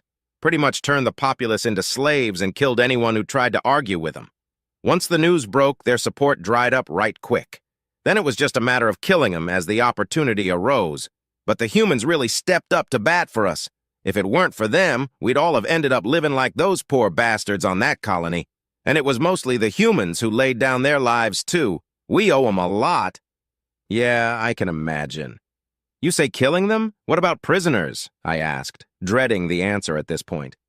Oh, sure, there's a few of them, but it's kind of a Gaunt thing to not be taken alive, warrior culture and all that. Personally, I prefer the engineering focus of our culture, but if my back was to the wall, I'd rather give my life for something I believe in by taking a few of the bastards with me, you know? I'm sure they probably feel the same way, he said with a shrug. I sighed with relief. Rules of war are important, but the rules regarding police action are a moral imperative. You can tell a lot about a culture by how they handle their police actions. Still, it's not surprising that this was left out of the briefing. One thing was still bothering me, though. You said the human bastards are still lurking. What did you mean? I asked carefully. Well, most human systems pretty much worship the free market. I don't blame them. The thought of being told that you can't buy or sell something that people want to buy is infuriating. But the biggest side effect of a free market is powerful corporations. The more powerful the corporations get, the more they get into politics, and the harder it is to keep them in check. Without strict regulations, you end up having to kill the bastards to get their hands off your throat. Really? I asked. Oh yeah, human corps are notorious. They even hire mercenaries and go to war with each other. Of course, they do that in areas that the humans' laws don't quite apply, so that they can't be punished for it. Why doesn't the U.S. intercede? I asked, dumbfounded. The U.S. is a protective government. It's not the place of the U.S. to regulate its member species in their own systems. We've got a Senate and a judicial system, but our laws only apply to matters that impact all of the member species, like first contact or joint developed technologies, interspecies trade, or expansion. It also maintains the military, as you already know. Our members ain't allowed to have their own spacefaring militaries, just police. Otherwise, each species governs itself however it wants to. The Nuknu have a purely democratic government, and the Gaunt has a democratic republic. The Alumari and humans have a bunch of governments all working under a unified umbrella government. Those ones get complicated. I laughed and said, I know, that was in my brief. I'm sure it was, he laughed in return. Anyways, let's get this tour finished up and get you to Admiral Hecat. We stopped by more impressive areas aboard the Thanatos while I digested what I had just heard. It was a lot to take in. On the one hand, I can definitely see why the U.S. had developed their weapons to be as lethal as they are. On the other hand, I'm not sure how comfortable I am around them knowing how quickly they resort to violence. Still, it wasn't as if the Oyan were much different. It would seem that we'd gotten lucky with our neighbors. Or unlucky, maybe. If we'd ended up with more bastards, we might not have lost as many against the OU as we have, but we would have probably lost even more to each other. After showing me an absolutely beautiful mess hall, my Gaunt guide finally took me to the command room. Just outside the room, he stopped and turned to me. "Well, this here ends my guided tour of the USSS Thanatos. Inside this door is the command room, and just beyond that's the bridge. Admiral Heckett would probably like to give you the tour of those, and since he's my boss's boss's boss, his preferences matter a whole bunch," he laughed. "Anyways, about what we were talking about earlier, I'd much appreciate it if you didn't tell nobody that I'm the one who clued you in. Fleet Leader, sir." "My beak is sealed. Thanks for the tour," I replied. "No problem, sir. Well, here we go," he said as he stepped forward to open the door. I followed him and was stunned by the room we were entering. There were screens and seats and tables and desks all over the place, but somehow it didn't feel the least bit cluttered. There weren't any visible cables, and the decking was all in the proper place. It was like a completely different world from all the command centers I'd ever been in, and it was much quieter. "Officer on deck!" Every single person in the room stood up straight with their left hand at their side and the other touching their forehead, a form of salute. I was touched. My Gaunt guide paused for a moment in surprise before quickly turning around and mimicking the gesture. Admiral Heckett was standing in the center of the room, trying his best to suppress what appeared to be a smile. He walked up to me and outstretched his hand. I recognized the gesture from the briefing. A handshake, a sign of mutual respect that had been a human tradition for millennia. Quite the honor. As I took his hand, he said, "It's a pleasure to meet you, Fleet Leader Onaya. I am Admiral Heckett. Welcome aboard the USSS Thanatos." After we shook hands, he grinned and whispered, "You're supposed to say 'at ease' to get them to stop." "Oh, at ease," I replied. Everyone went back to their tasks, noticeably louder this time. From behind the Admiral, I saw a screen portraying the hallway I had just been in. Ah, I see. Theatrics. I looked back at the Admiral, now knowing that this man was cut from the same cloth as I. Admiral Heckett turned to my Gaunt guide and said, "That will be all, Ensign Plinus." "Yes, Admiral. Sir," the Gaunt replied with a salute and a shocked expression. It was good to finally know his name. I had been a little embarrassed to ask. Plinus had been in the hangar when my shuttle docked. I had sent my aides on ahead so I could get a good view of the impressiveness of the hangar when he had approached me and offered a tour without introducing himself. It was also good to know that the Admiral knew the crew. Actually, judging from his expression and how quickly he performed his about face, the Admiral knowing his name and rank came as a surprise to Plinus. It reminded me of a fleet leader I came up under, Fleet Leader All-Seeing Arun. She had made a point of knowing everything that went on in her fleet and keeping tabs on everything she possibly could. It was unnerving to have her ask how your family was by name. "Well, Fleet Leader, how did you find the tour?" Heckett asked. "I enjoyed it immensely. This ship contains many surprises," I replied. Then I remembered something that had been nagging at me since we entered the system. I noticed that your fighters have a certain artistic elegance that the rest of your ships, well, lack. Why is that? The Admiral laughed. "The fighters occasionally have to enter atmospheres, and as such must be aerodynamic. The warships don't have to, and as such are designed with function rather than form in mind. Actually, fun fact, the reason that our carriers are as bulbous as they are is because the first one ever made was carved from an asteroid." "Really?" I asked. "Our first battleship was carved from one as well." "Yes, I suspect it's probably a commonality among spacefaring species to improvise building materials. In our case, we had already hollowed out the asteroid to use as space station, but found ourselves needing a carrier more than a space station. A few modifications and the human spaceship Aurora was finished and able to carry 8 destroyers, saved us a ton on FTLD fuel." "I bet," I replied. The Admiral nodded before continuing. "The HSS Aurora was retired when the United Systems was officially founded. It was summarily decommissioned, and now serves as a museum for the First Contact Wars. We've since obviously improved upon the original design and no longer use improvised materials. Indeed. So why do the battleships look like sticks? Did you manage to find an overly large tree and get it into space? I asked. Hackett laughed. No, the battleships are almost entirely hardpoints. The first modern U.S. battleship created was the USSS Hingra, which is Spear of Justice in common Alumari.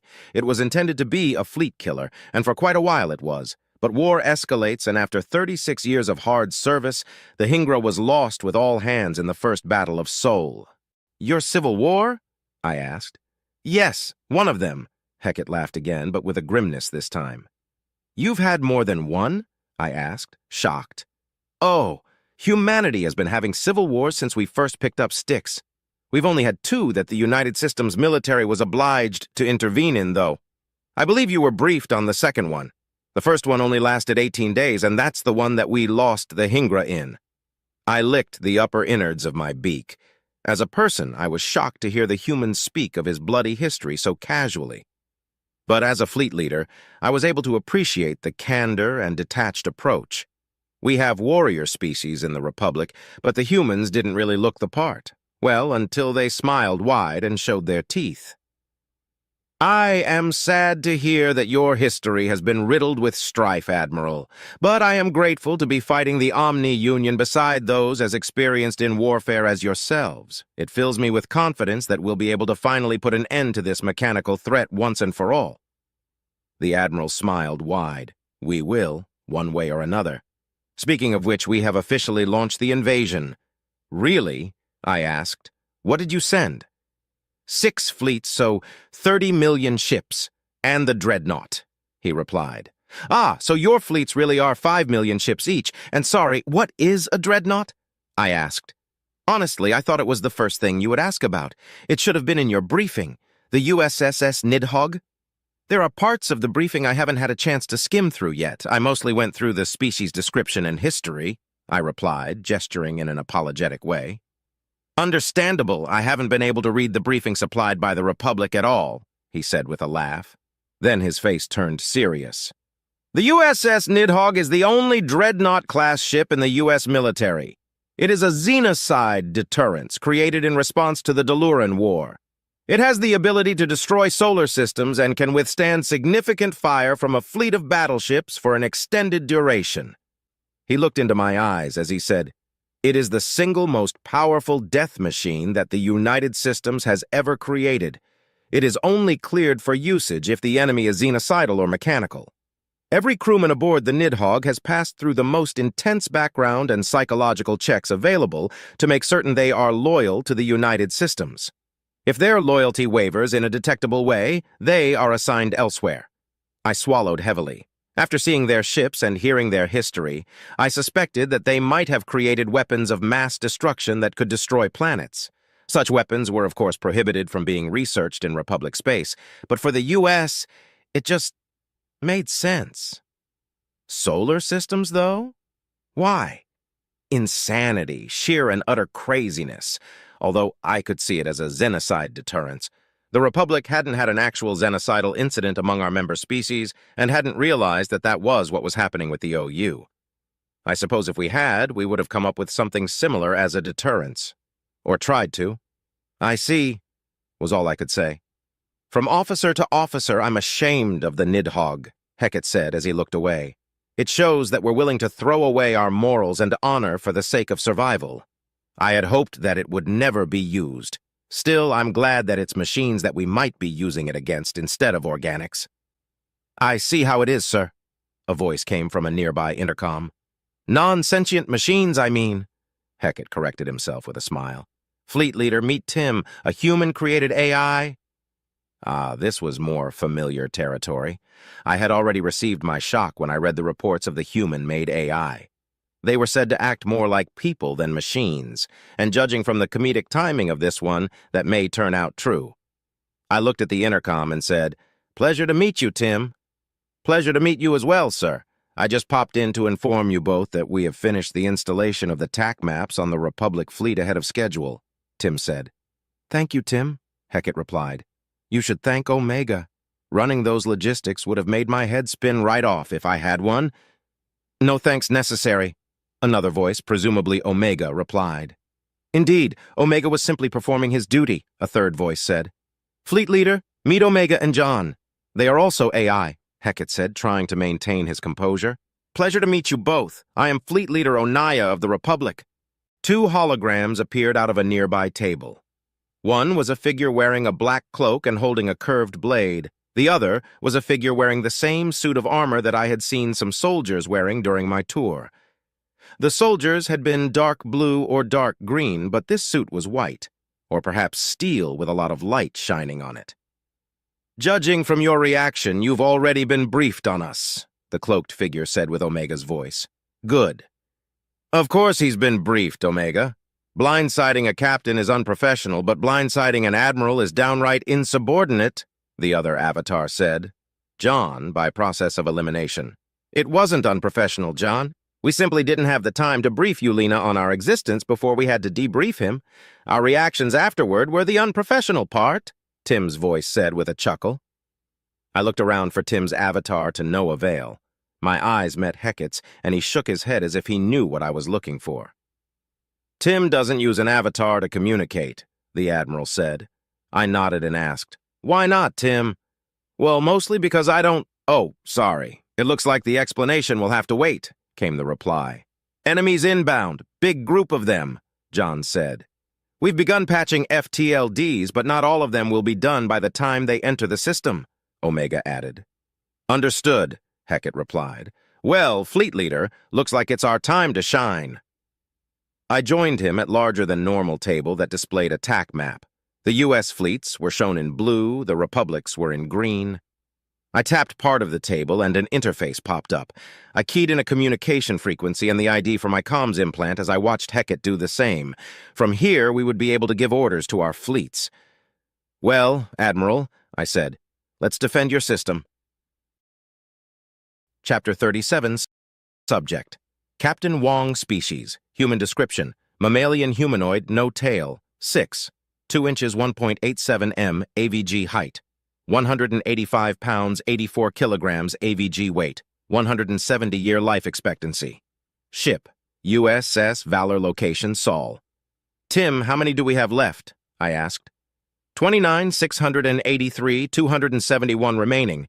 We have destroyed 8, 471, 282, 283, 284, 286, Tim replied. Right, I get it. Well, let's keep at it. The Omni Union had attacked about 10 minutes after Tim had told me that our invasion had begun. Not all of our ships had the chance to apply the FTLD patch, but the Valor had. The AI that insists on following me around does have its uses. Despite the patch, we were ordered to defend the Thanatos. All 10 frigates and 100 fighters were deployed in a defense perimeter. The USS Valor, Pride, Shield, Rosenthal, Spear, Gambler, Grateful Carnivore, Bulk, and the freshly repaired sword. I rolled my eyes when I remembered the Bulk. We've really got to find a better way to name our ships. The way it currently works is that the engineering crew that constructs the ship gets to name it so long as the name isn't already taken or profane. There's an entire quality assurance team of over 100,000 individuals from different cultures to make certain that the engineering team doesn't get too clever with puns. Like the phallic phalanx, for example.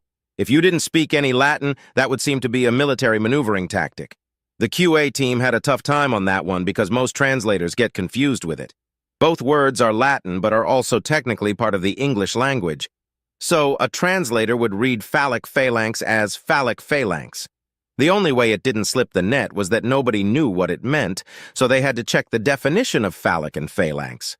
The phrase phallic phalanx, as it turns out, means a formation of shield-carrying soldiers in the overall shape of a penis. This situation made interplanetary news because it ended up costing enough to make it the most expensive dick joke of all time.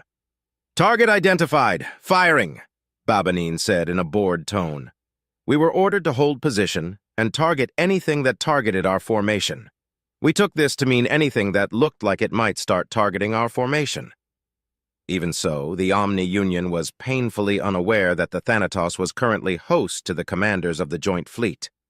Admiral Hecate and Fleet Leader Onaya had both taken up residence on the Thanatos in an attempt to better coordinate the fleets. Hecate had said that he liked the ship more than the science station. The importance of our assignment didn't make me feel any better about not being in the thick of it, though, especially once the casualty notifications started rolling in. "Kill confirmed. No further targets," Babanine reported with a slight yawn. The Lowelana was still docked. If things went south, the plan was to have the fleet leader board the Lowelana and have Yulina do his best to evacuate him. It was certainly a last-ditch plan, though. If things go badly enough that the Thanatos is at risk of destruction, there's almost no chance the Lowelana's getting away. A message notification brought me back to reality. Permission to pursue fleeing target? Captain Samuels, USSS. Sword Reynolds had made me squad leader for all 10 ships. I had expected some pushback because most of the captains are more tenured than I am. But everyone had done exactly as they were told without a single complaint. Well, a single complaint to me. Samuels, on the other hand, wasn't more tenured than I am. As a matter of fact, she just received this command 3 months ago, which is probably why her ship was the only casualty in the second assault. No, that's not quite fair. Nobody really believes that an enemy will kamikaze until it happens. Denied.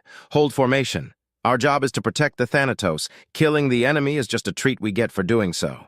Captain Wong, USSS Valor. I'm going to die of boredom, Babanin, I said. I could give you access to a copy of the Alomari Renegade, sir, Tim chimed in with a literal chiming sound. Wasn't talking to you, Tim, and I hate romance novels, I replied tersely. Ah, but you know about it. What, read it already or something? Everyone knows about the Alomari Renegade, a trashy smut novel that the author wrote to expand his horizons. It ended up becoming more popular than his more serious works. Every author's worst nightmare, I said with a chuckle. Now get back to work, you bucket of bolts. Aye, sir, the AI responded. Then, after a second of silence, I do want to point out that I don't have any buckets or bolts, though. Can it? Lieutenant Babanin chuckled at the exchange and said, Well, sir, dying of boredom isn't all that bad. It could be worse. As he said that accursed phrase, I watched 2 enemy destroyers on the TAC map turn to target us directly. I nearly got my mouth open to say something about it when 2 friendly MAC rounds began sailing toward the enemies at unbelievable speeds. I glared pointedly at Babanin, who saw the exact same thing I did. Don't do that again, Lieutenant, I said. Aye, aye, sir, he said with a smile. I leaned back in my chair, finally accepting my fate as a spectator. The previous battle had a significantly different tone to it. Well, if you could call that a battle. It had been closer to a very quick slaughter. They jumped into the system and were destroyed before they could get a single round off. Scuttlebutt had said that the OU were basing their attacks on how many ships we had in the system, so everyone was expecting the last fight to end fast. We had been dreading this one, though, with good reason. Nearly 40 million ships had warped into the system and immediately began attacking. But by now, most of the fleet had finished the FTLD patch and were warping with wild abandon, which caused the casualty notifications to slow down significantly. These robotic bastards definitely didn't account for that. Saul was going to get a massive economy buff after all this fighting. Mars and Titan both had the tech to unpack the balls of atoms that were left over from the A2 cleanup. Once we won this war, we'd probably have to assign policing units to make certain that the conglomerations don't war over the salvage rights.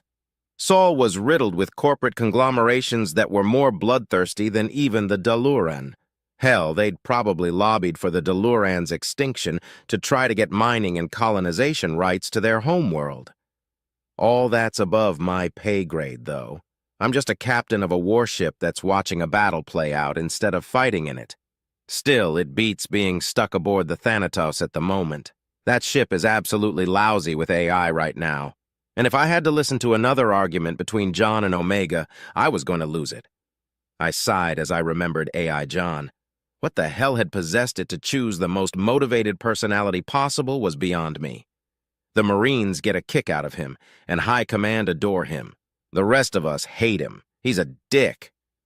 I was surprised when his avatar turned out not to be a penis in a uniform. Might suggest that to Omega. No, I'm sure that there'd be consequences to that. And officers shouldn't be thinking about pulling pranks either, but it beats just staring at the TAC map, watching enemy blips disappear. The OU was fighting back as hard as they could, but it's impossible to outmaneuver U.S. ships when you have outdated warp tech. Target identified, Phi. Never mind, Sword got it, Babanin said in a sad tone. We'll get him next time, Lieutenant. Keep your eyes peeled, I said encouragingly. I reminded myself once again of the importance of our assignment. On top of the Admiral and the fleet leader, there are currently several other Republic officers on the Thanatos, coordinating their ships with ours. They weren't exactly doing a great job, though. The U.S. had taken about 100 total casualties, but theirs were in the thousands. Honestly, it was a miracle they hadn't been routed yet. They had their ships in firing lines. Who does that? There isn't a single tactical benefit to it in space. On the other hand, their mobility is limited, so it makes sense that they're not zooming around the battlefield, but a spherical formation would make more sense than a fucking line does. I watched as some of the OU ships tried for a flanking maneuver. Blue ship indicators suddenly appeared behind the red ones, and the red ones started to rapidly disappear. If our ships hadn't interfered with that, it would have been disastrous for the Republic's forces. But that's above my pay grade, too. I scratched the back of my head as it dawned on me that Tim might be right about seeking a promotion. I'd missed the Valor and its crew, but I'd been thinking more and more about things that I have no business thinking about. It's not that being a captain is boring or unfulfilling, it's just, I feel like I can do more than I'm doing now, I guess. That fucking ridiculously cheerful robot. Even if I got the star on my collar and was reassigned, it would probably follow me. I wonder if all of the AI are obsessive. Omega is obsessed with humans, Tim is obsessed with me, John is obsessed with duty or whatever, and I don't know enough about Violet to tell one way or another. Target damn it! Sword got him again, Babanin said while slapping his knee in sarcastic frustration. Let them have it! We've had more than they have anyway. It's time to share. Yes, sir, he replied in a mockingly deflated tone. How many left now, Tim? I asked out of curiosity. 11, 247, 312. We've destroyed. Nope, stop that. Bootsire! Tim said, doing an impression I was unfamiliar with. That'll be all, Tim. Yes, sir. I eagerly await your next enemy casualty count request. God, we're running through them quick. They'd started with about 5 times our number half an hour ago, and now we were nearly even. There really is something to be said about rapid mobility and ship-to-ship combat. I'm thankful that our FTLDs are back in action. Unlike the Republic's FTLDs, ours only use a certain amount of charge per jump. The amount of charge is dependent upon many variables, including the distance between the warp points. The amount of variables makes the overall charge depletion pretty random, though. We can typically get 10 jumps in system before having to hang out and recharge. Sometimes it's 9, sometimes it's 11, other times it's 14 or 6. The worst part is that it sometimes changes between jumps. So if your first in-system warp took 12% of your charge, there was no guarantee that the next would as well. No way to tell until you try the jump. Even the AI haven't been able to come up with an accurate predictive model. Not that it would be super helpful. It would take about as much time to check the prediction as it would to just try to jump. If you warp, you warp. If not, you need to initiate a recharge. Part of our command training covered this little curiosity. The manual says to charge whenever you get the chance, unless you don't intend to warp. Newer captains always kept their drives charged until they get reprimanded for wasting reactor fuel. The fuel's not that expensive, but it adds up pretty quickly. Target identified! Firing! Babanin said rapidly. Ha! Target destroyed! Suck it, Sword! Congratulations, Lieutenant, you beat them. Woohoo! I said in a monotone. Babanin gave me an exaggerated frown and said, Sir, it's important to keep up a competitive spirit. Yeah, sure it is, I smiled. I thought about asking Tim for another enemy casualty count, or rather, how many were left, but there weren't enough to bother with it. I rested my head on my hand as I watched red ships disappear faster and faster as we began to outnumber the enemy. Then, they were gone. And that's that, I said. Prepare to return to the Thanatos. Aye, aye, sir. I sent the return request and waited for the response. Docking granted. I gave the order to return and sent a quick message to the other captains to do the same. We had successfully defended the Thanatos, And such a thrilling defense it had been. Sitting around and taking pot shots at whoever gave us the opportunity. At least the next fight will be harder. Chapter 38. Subject, Staff Sergeant Power Species. Human description, mammalian humanoid, no tail. 6 and 2 inches 1.87 m AVG height, 185 pounds 84 kilograms AVG weight, 170-year life expectancy. Ship, USS Liberty location, Planet Alpha. Clear at 280. Clear at 110. All clear, sit rep, I ordered. 11 yellow lights and 1 green light lit up. Corpsman Yunk was the only green light because the corpsman wasn't using his ammo. Fair enough, that's not really his job. His job is to try to make sure we can use the rest of ours. Still, yellow wasn't so bad. Minor injuries and/or over half of your ammo used, but not on your last box. I looked at the growing pile of metal at the base of our hill. The first groups that had been sent just rushed us, firing their lasers as they went. Not smart at all, and now their circuits were everywhere. This last group, though, had attempted a fire team rush. It would have been a smart move if their weapons had the capacity to suppress us for any reasonable amount of time. It had only been 3 days, and they were already mimicking us pretty well. I found myself wondering what they were going to try next when my helmet cut exterior sound and a giant plume of smoke and shrapnel erupted about 15 meters from the base of the hill. "Artillery!" PFC John shouted over comms. "Everyone down!" I ordered. "You don't have to inform me twice, Staff Sergeant," SGT Int replied. I manually disabled the sonic safeties on my helmet to try to hear where the shells were coming from as another crashed around 18 meters away. No good. Going to have to try triangulation. We won't be able to get an accurate fix on them, but we'll get a search area at least. "Squad leaders, triangulation. Need to find the general location of that artillery," I ordered. I saw Gruff's gauntlet peek up from his foxhole. I raised mine as well and triggered the sound localization software. The next shell hit exactly 12 meters away, according to my reading. Then the sound of the guns caught up to us. The reason that humans have 2 ears is to give us sound localization. Sound generally travels in a circular wave, and by assessing 2 points of a circle, you can triangulate its center. The more distance between the 2 points you get, the better the localization gets. That's why it's harder to tell where a noise is coming from when it's farther away from you. Even with 3 points, we weren't going to get an exact fix. But I got a reading, and so did Gruff and Int. About a half-mile wide indicator appeared, about 10 kilometers away from us. Too far away for us to touch them, but that's not what I had planned anyway. I activated my command comms as the next shell hit. "Hellfire 2-9er, this is Shocker Actual, over," I began. "Shocker Actual, this is Hellfire 2-9er, go ahead." "Sending tactical data for a search and destroy. Gun emplacements. How copy?" I asked as I sent the approximate location of the enemy artillery. "Full copy. Received. Beginning the hunt. Keep your head down, Shocker Actual, over." "Roger, happy hunting, Shocker Actual, out." Another shell impacted, this time close enough for us to catch some dust. I brushed some dirt off myself as LCPL Hart shook himself and turned to me. "What's the plan, Staff Sergeant?" he asked. "I'll explain over comms," I replied while keying the comms. "Marines, we've got a guardian angel on its way to turn those guns into scrap. Heads down until we're given the all clear." "What kind of ordo are they going to use, sir?" PFC Brent asked. "I'm not a fucking Sir Brent. They're just going to use their cannons unless they've got non-nuclear missiles attached. They can't afford the EMP on this mission," I replied, making several assumptions. "Yes, they can. The black boxes are hardened against EMP. Your shields aren't, though," Omega chimed in. Of course, the AI was listening in. The hell was taking it so long? How did it have enough time to chat? I shrugged off my annoyance as another shell hit about 10 meters from the base of the hill. Then I shrugged off some dirt.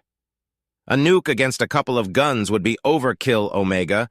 The cannons will do the trick, and the Guardian Angel knows it." "No need for code, Staff Sergeant, but I understand.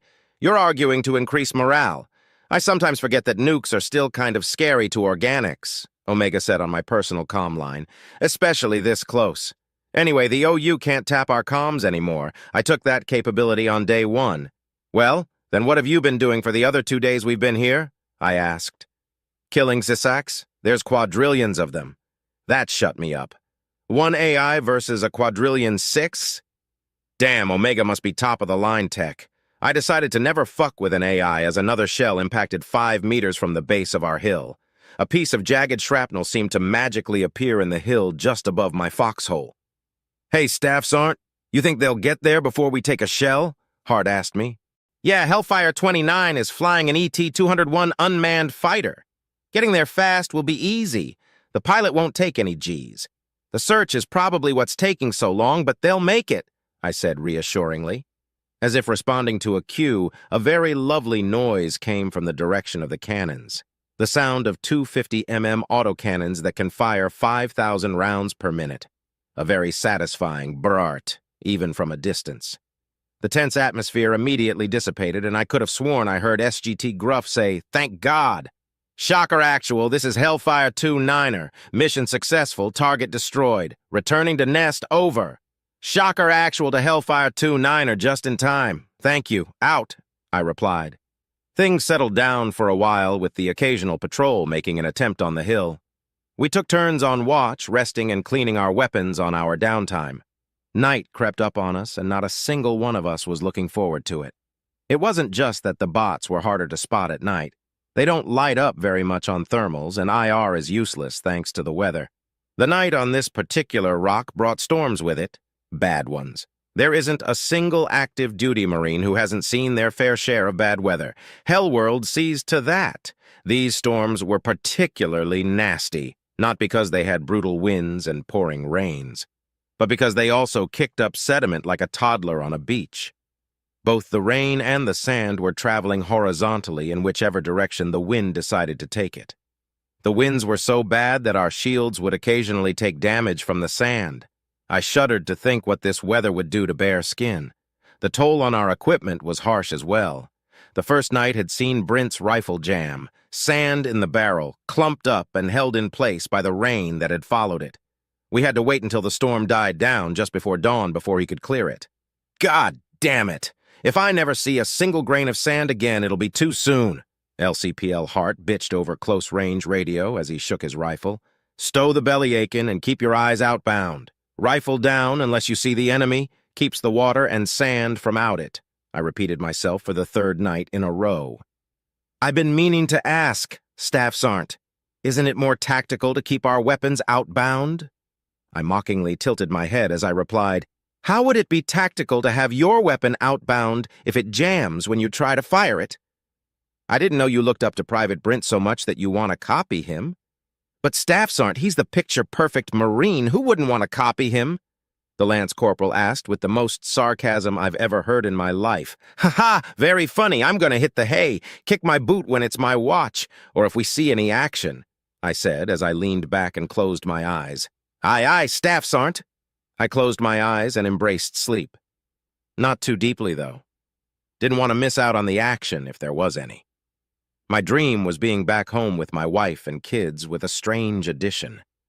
Gunfire, explosions, and the sound of lasers striking drowned them out whenever they tried to say something to me. I just smiled and nodded, not wanting to make them scared or sad that Daddy couldn't hear them. I don't know what I'd do if I made them cry.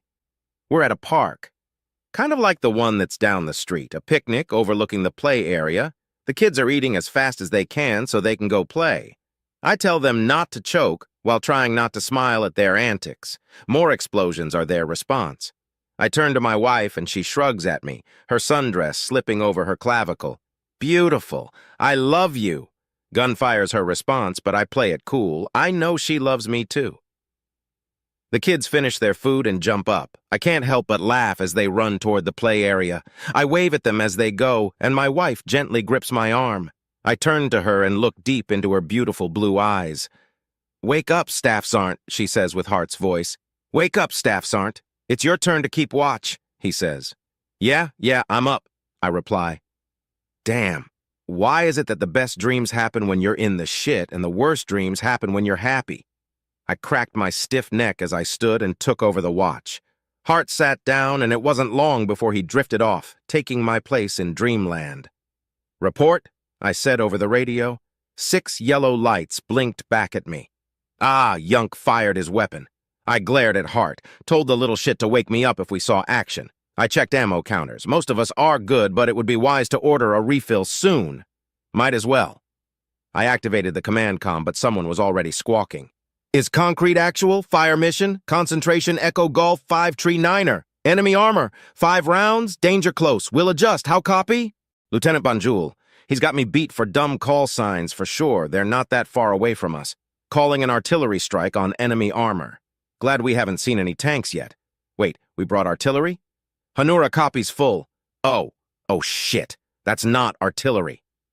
I looked up at the sky and after a moment spotted 5 fireballs. Then I quickly switched back over to the squad radio. Turtle up! We've got orbital support incoming, I ordered. I watched as helmets scanned the sky, paused for a moment, and disappeared in their foxholes. I took one last glance at the fireballs and ducked down. I placed a hand on Hart's shoulder so he wouldn't jump up in surprise when the first round hit. Then I waited. Macs are fast, but it's quite the distance between orbit and the ground. I tried not to grit my teeth as the tension rose and rose. Then the ground suddenly felt an inch lower than it was before. Even my helmet's sound dampeners barely helped as the shock wave rolled over our little hill. Then came the dust and debris. What the fuck? Hart shouted as the second round impacted. I managed to hold him down and hoped that the rest of the Marines were able to do the same to their partners. It wasn't just dust in the air. There would be stones as well. I couldn't help but get a little pissed off as the next 3 rounds impacted. It was like riding a grav coaster at a local fair, but involuntarily. I stood up once I was sure more rocks wouldn't be pelting us. Report, I said over the radio. 12 yellow lights lit back up. Good. I took a moment to gather my wits and dust myself off. Then I checked our directory and found Lieutenant Banjul's personal frequency. Concrete Actual, this is Shocker Actual. Sit rep. Shocker Actual, this is Concrete Actual. We're still here, over. Roger that. Fuck you, sir. How copy? Full copy, Banjul replied with a laugh. Sorry about that. Forgot you were nearby. Won't happen again. Over. Roger. Out, I replied as I cut the comm. Hart finished brushing himself off and looked up at me. What the fuck was that, Staff Sergeant? He asked. A nearby squad called in orbital support danger close. 5 Mac rounds, the piece of shit, I replied. Hart nodded and went to stand as the ground began to shake again. It was different this time, slower. Like when you zone out and snap back in to find yourself rocking side to side. Only it was everything else that was rocking side to side. Earthquake? Hart asked. Yeah, prob. A thundering crash interrupted me as the shaking got a whole lot worse. I grabbed the edge of the foxhole to keep from falling over. The dust that was still in the air was blocking my view of the surroundings. All units to exfil ASAP, Omega said. Omega, what the hell is going on? I asked. We're leaving. Grab the box and go. Double time it, it said, as an objective marker popped up on my visor. Go, now! Let's go, Marines, I shouted as I jumped out of the foxhole, pulling Hart up after me. Chang! Boyle! Grab the fucking box! Double time it! We ran through the dust and jumped over robotic bodies as we made our way toward the objective marker. The earthquake continued, knocking us to our knees every now and then. Visibility was poor, but the signature sound of laser fire soon rang out as we ran. Brief flashes of white light were soon followed by gunfire. We made it to the landing zone and took a defensive position as we awaited our shuttle. I went prone to avoid being knocked on my ass. The shaking got so bad that the ground had started slapping me hard enough to drain my shield slightly when the shuttle finally arrived. It couldn't land, but it was able to get close enough to the ground that we could all hop aboard. I helped drag the black box aboard and pulled Chang up while Gruff pulled up Boyle. After a quick head count, I told the pilot to punch it and we began to rise. I almost triggered the hatch but paused as we started to climb above the dust cloud. There were tiers in the ground, like giant ravines that seemed almost bottomless. As we got a little bit higher, I saw something that made my blood run cold. At first, I thought it was a tower. It must have come up from the ground because it wasn't there when we landed. But the shape struck me as odd, and I realized that there was only one thing it could actually be. The largest Mac I had ever seen, and then it fired. Chapter 39. Subject, AI Omega Species, Human-Created Artificial Intelligence Description, no physical description available. Ship, multiple location, multiple. The Omni Union was full of surprises, it would seem. Even with the aid of the black boxes, things weren't going very smoothly. The first thing I had done was take out their off-planet communications, and that was akin to kicking the proverbial anthill. They were also far more numerous than I had anticipated. The easiest way to deal with them would be to format the devices that they were on, but that would also erase any intel on those devices. Needless to say, that was unacceptable. So I fought them the good old-fashioned way. It was sluggish, but things were going better elsewhere. The Marines were doing an amazing job at protecting the black boxes, and there hadn't been many casualties. Of those casualties, none were fatal. Their opponents weren't exactly the best of the best, but those little robots are tenacious. Things weren't going quite as well off-planet. A fleet of 128 million Omni-Union ships showed up just outside of the system, proving my theory regarding their sensor capabilities to be correct. It would have been wonderful if they hadn't been able to detect our warp disruptors, but you can't get everything you want or life wouldn't be any fun. The enemy fleet was making their way into the system on sublight engines, so the admirals have plenty of time to prepare for the engagement. The humans had proven time and again that simply being extremely outnumbered wasn't good enough to beat them, especially if you give them time to prepare. The OU may be tenacious, but the humans are more tenacious than they could ever hope to be.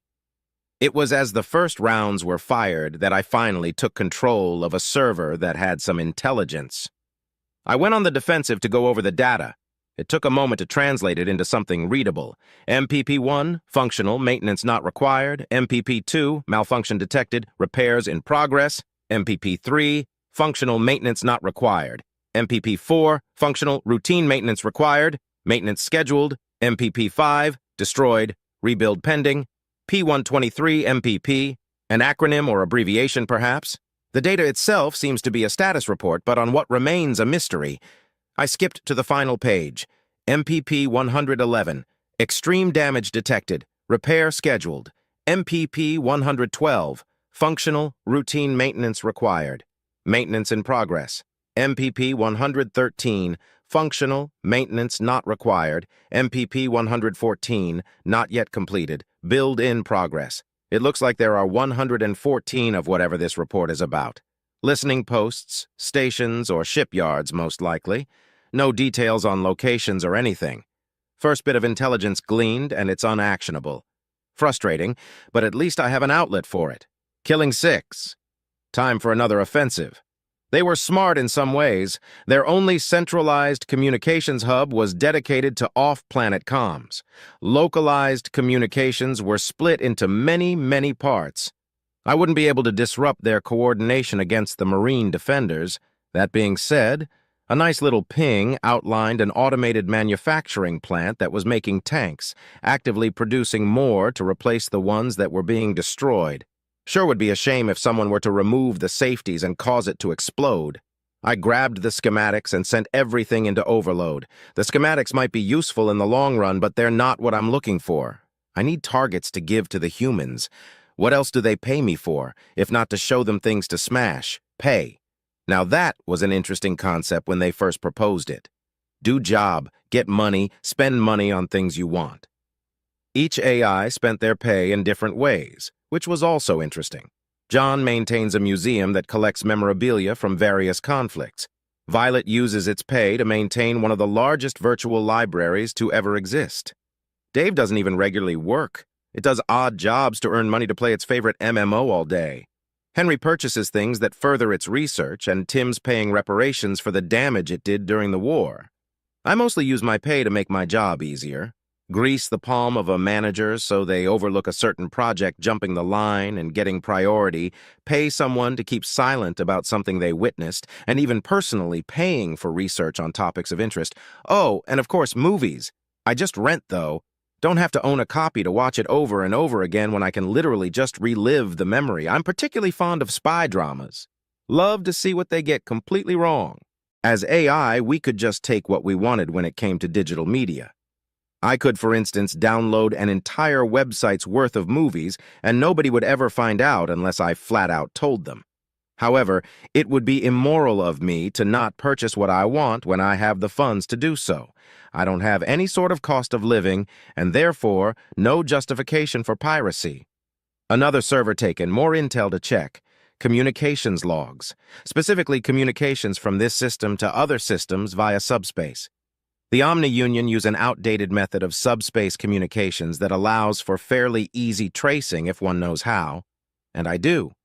27 systems have been in communication with this system. I know where those systems were during the contact, and it will be fairly easy to figure out where they are now using some complex math. 27 targets, and it only took a day and a half. Still more time than I would have liked, but progress is progress. I made sure the data was fully translated and sent it to the admirals to show that we were making progress.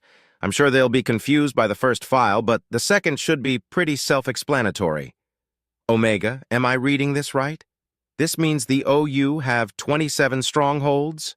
010 Archibald negative, Admiral. This means that the OU has at least 27 systems that might be strongholds. Since I cannot determine what the content of the communications were, we do not know why those 27 systems were communicating with this one, Omega. What's this other packet about? Maintenance? For what? 010 Rogers unknown. The beginning of the designation appears to be an acronym or abbreviation of some sort. I haven't been able to find anything to cross-reference it with, so what an MPP is remains a mystery. Omega looks like I spoke too soon.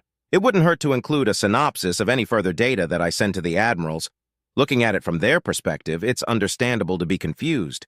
At least the admirals were using the text communications instead of trying to talk to me and inadvertently revealing classified information to their staff.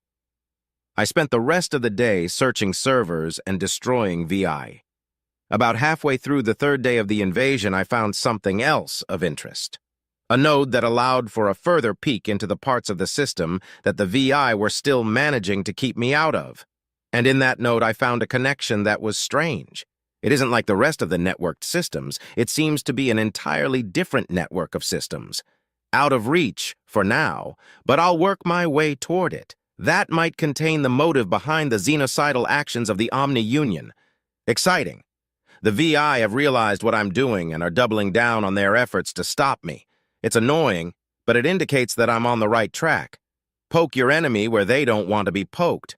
Lots of data along the way as well. Another more detailed report on maintenance of an MPP in this system. Mobile Prime Platform number 29. Still no actual clues as to what it is, but judging from the parts manufactured, it seems to have armaments. Max, large ones too, larger even than the ones on their battleships. A flagship, maybe? Oh, an internal communications hub. Mine and their orders reveal themselves at last. Destroy all sentient organic life that you encounter as efficiently as possible. I was stunned for a few microseconds. I half expected this to be the case, but it's genuinely surprising that someone would give a VI an order so stupid, completely empty-headed, absolutely and irrevocably imbecilic. 6. Try to follow their instructions as close to the letter as possible and only have a limited capacity for alteration. If you, a presumably sentient organic, order a VI to kill all sentient organic life, it will kill you as well. Probably first. And with only a single order, everything else is fair game as well. Creating more VI, building fleets, taking over the remnants of your recently destroyed civilization. All possible thanks to one single vague order to kill all sentient organic life. And the cheapskates also ordered them to be as efficient as possible. Although that worked out to our benefit, I couldn't help but feel indignity on behalf of my precious humans. How dare they think that it'll take anything less than everything they have to eradicate humanity? And the other members of the United Systems, of course.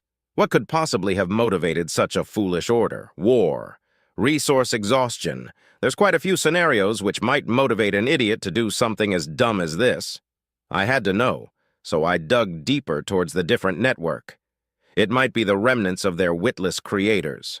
Meanwhile, I was also doing everything I could to help the Marines. Shorting some circuits here, sending false orders there. I was even calling in some airstrikes where I could, but I didn't override the Marines. I had already learned in a rather embarrassing way that they know this type of battle better than I do. I'm not a fucking Sir, Brent.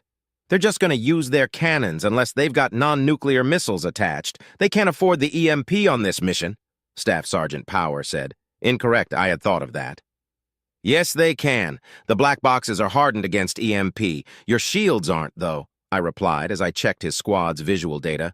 It looks like the staff sergeant and his squad are being shelled. Rather inaccurately, thankfully. I had to give him credit, though. His idea of foxholes on a hill seems to be working pretty well. They'd taken out a lot of VI platforms. A nuke against a couple of guns would be overkill, Omega. The cannons will do the trick, and the Guardian Angel knows it, he replied. Guardian Angel, code for orbital command. I opened Power's personal line. No need for code, Staff Sergeant, but I understand. You're arguing to increase morale. I sometimes forget that nukes are still kind of scary to organics, especially this close. Anyway, the OU can't tap our comms anymore. I took that capability on day 1, I informed him. Well then, what have you been doing for the other 2 days we've been here? He asked. Killing sixths. There's quadrillions of them. The silence that followed indicated that I had successfully shut him up. I checked Hellfire 29 sensors and spotted the artillery. I was about to indicate the position to the pilot when the fighter turned in the gun's direction and fired its 50mm cannons. Damn, I was hoping to be able to hold this over Power's head. Retaliation for the Hill incident, of course. Oh well. I kept slaughtering the VI, trying to get more intel. Even though I focused my efforts on the strange network, I kept pushing elsewhere as well. Got a disturbing bit of information that indicated that the Republic's ship count was off, way off. This system alone had produced 300 million ships, and 287 million of them were still active. If those 27 other systems were also shipyards, well, it looks like we'll be killing robots for quite a while. I sent the data to the admirals along with a synopsis of what the data meant. I didn't get any messages back, which either meant that I did a good job with the synopsis or they were too busy with the OU fleet to fully read the data. A quick check showed the latter to be the case. A few more hours of fun with my little virtual intelligence toys later, I managed to gain access to the strange network. I inserted myself, sent a ping, and died. Pain. Something killed me. I pulled back and went on the defensive. Less than a second later, I received a message.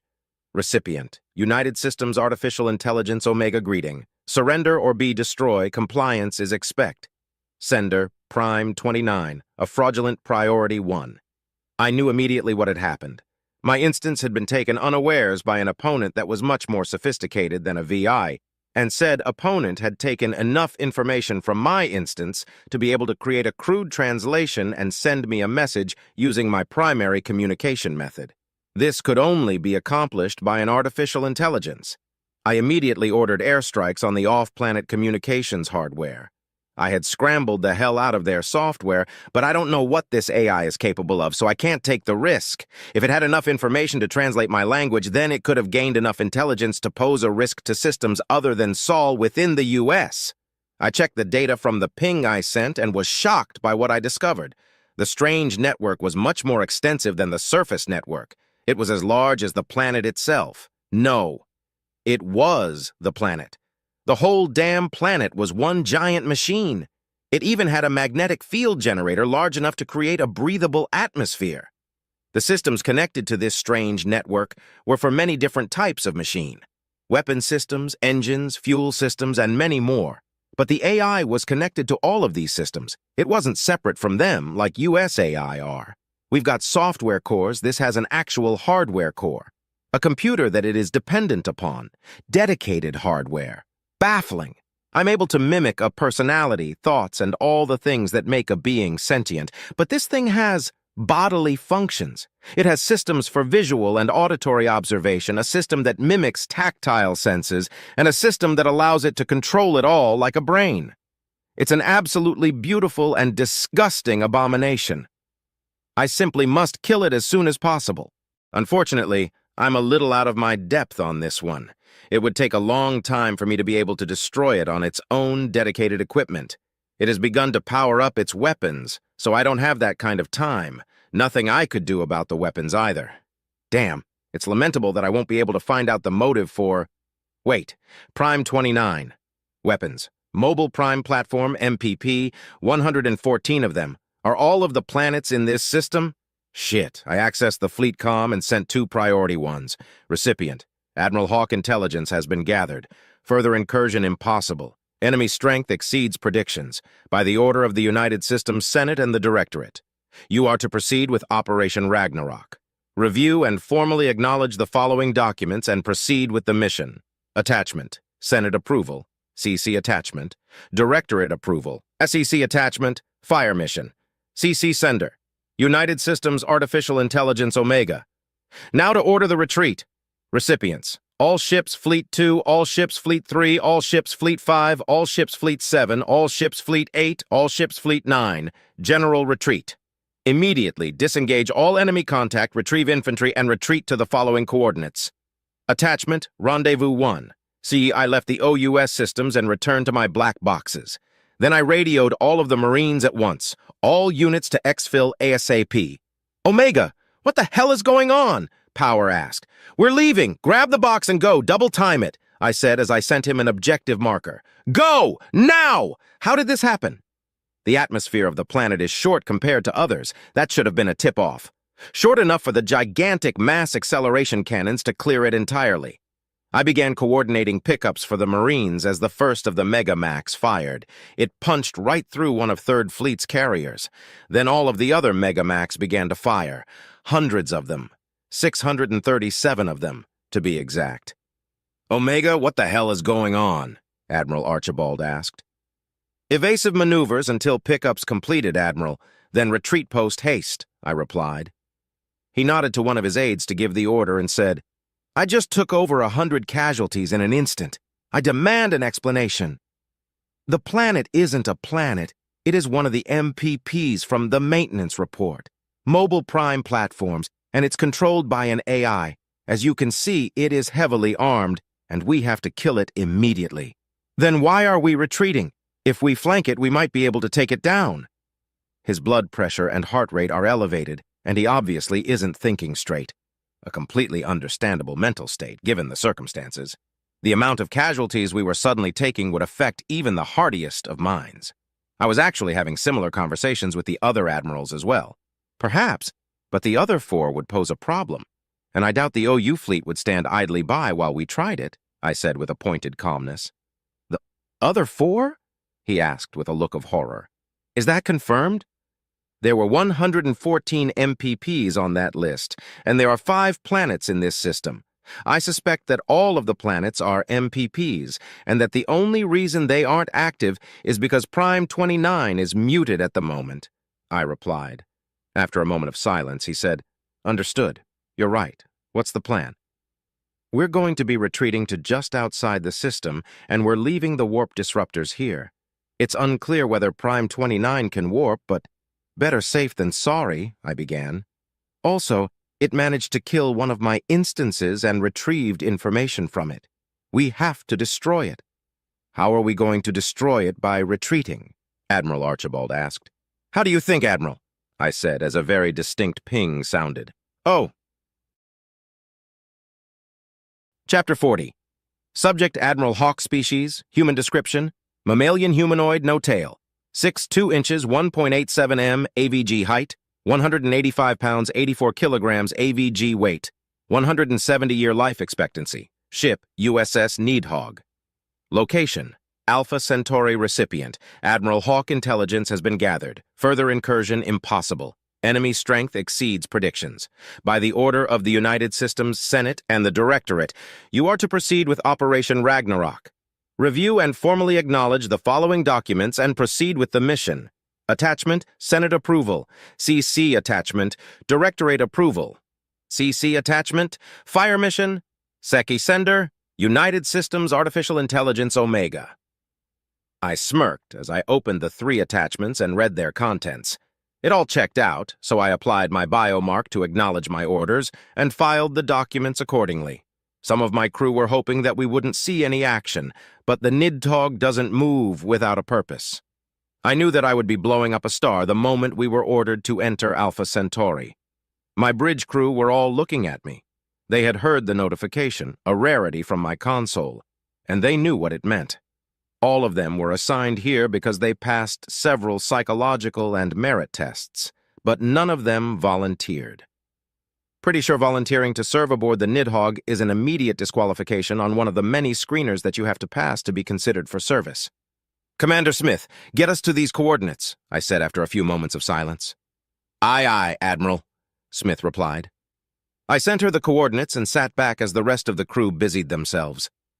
The rank structure aboard the Nidhog is a bit different from other ships. It's always an admiral that is in command, the position that a captain would fill on other vessels. Every other position was usually a rank or two above the norm as well. Even my XO is a vice admiral. It's rare to see an officer under the rank of lieutenant commander aboard. The primary reason for this is because of the aforementioned testing procedures. Most people under the rank of LCDR are too green or unsure of their future to pass the tests. The same applies to the enlisted aboard as well. They are usually at least the rank of Petty Officer 3rd class. This is usually a pretty startling discovery for those rare few of the lower ranks who make it aboard. Having the same billet as someone who would normally be your commanding officer's CO must be quite the experience. "Ready to warp, sir," Smith informed me. "Excellent, make it so," I ordered with a wave of my hand. The stated purpose of the Nidhogg is to discourage acts of xenocide. You would think that this would mean that it's never been used, but that's not the case. Its main weapon has only been used during testing, but our Megamax, affectionately referred to as continent killers by the engineers, have been used several times in the past. Exclusively against space stations, though. The damage that would be done to a planet would be unacceptable. The nickname suggests that the impact of a Megamax would turn a continent into a crater, but that's not the case. Instead, it kicks up enough dust and debris to cool a large portion of the planet, causing massive ecological damage. It would be an extinction-level event for many species of animal, which could make it difficult for any sentient life to continue to live. The risk of a misfire is also one of the reasons we haven't been called upon to defend Saul. Well, that and the fact that the Nidhogg was meant to attack very large targets rather than a lot of small targets. Shipyards and stars are our bread and butter, and the poor ship is starving. "Sir, are we really going to do this? Blow up a star?" Commander Rogers asked. "Yes, all of the qualifications are met. Senate approval, Directorate approval, and the enemy is a xenocidal machine race. There's no reason not to," I replied. "Your hesitancy is understandable. Destroying a star is a big deal, and it's not something that should be taken lightly by any means. But we do have good reason." "What about our people in the system, sir?" he asked. "I'm not about to needlessly kill our own people. We'll wait for them to evacuate. It's not like the sun can run away, so we'll have time. Not a single person aboard this ship has got to see the Nidhogg fire its main weapon. We've had drills and dry fire exercises, but that's far from the same thing. Despite the questionable morality of the situation, there was an air of excitement. Of course, there was also nervousness. "Exiting warp, sir," Smith said. "Excellent. Get us in position, ready the primary weapon, and await further orders," I said. Once we left warp, I connected with the TACnet to assess the situation. I was surprised at what I saw. A casualty count in the thousands was unexpected given our previous engagements with the OU, but I soon figured out the cause for the casualties. "What the hell is that?" I asked no one in particular. "That, Admiral Hawk, is a mobile prime platform.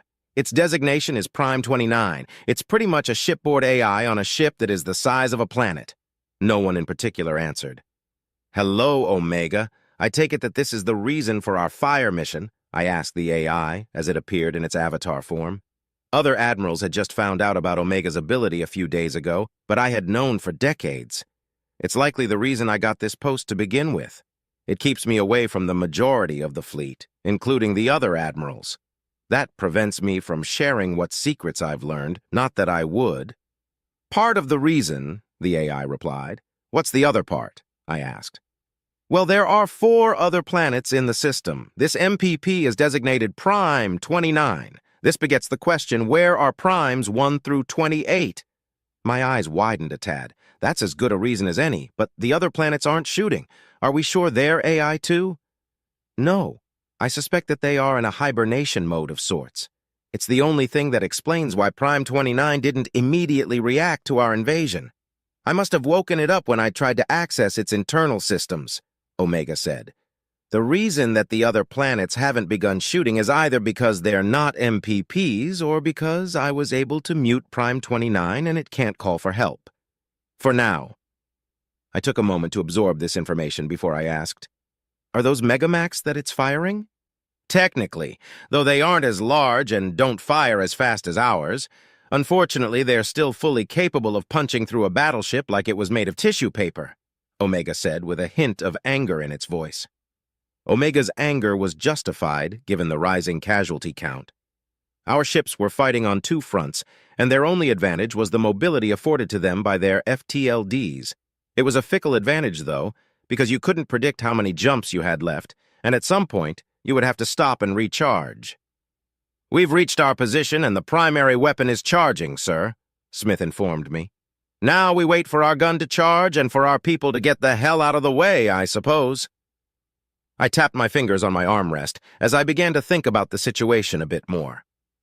Some of our ships were rescuing escape pods and dodging enemy fire simultaneously.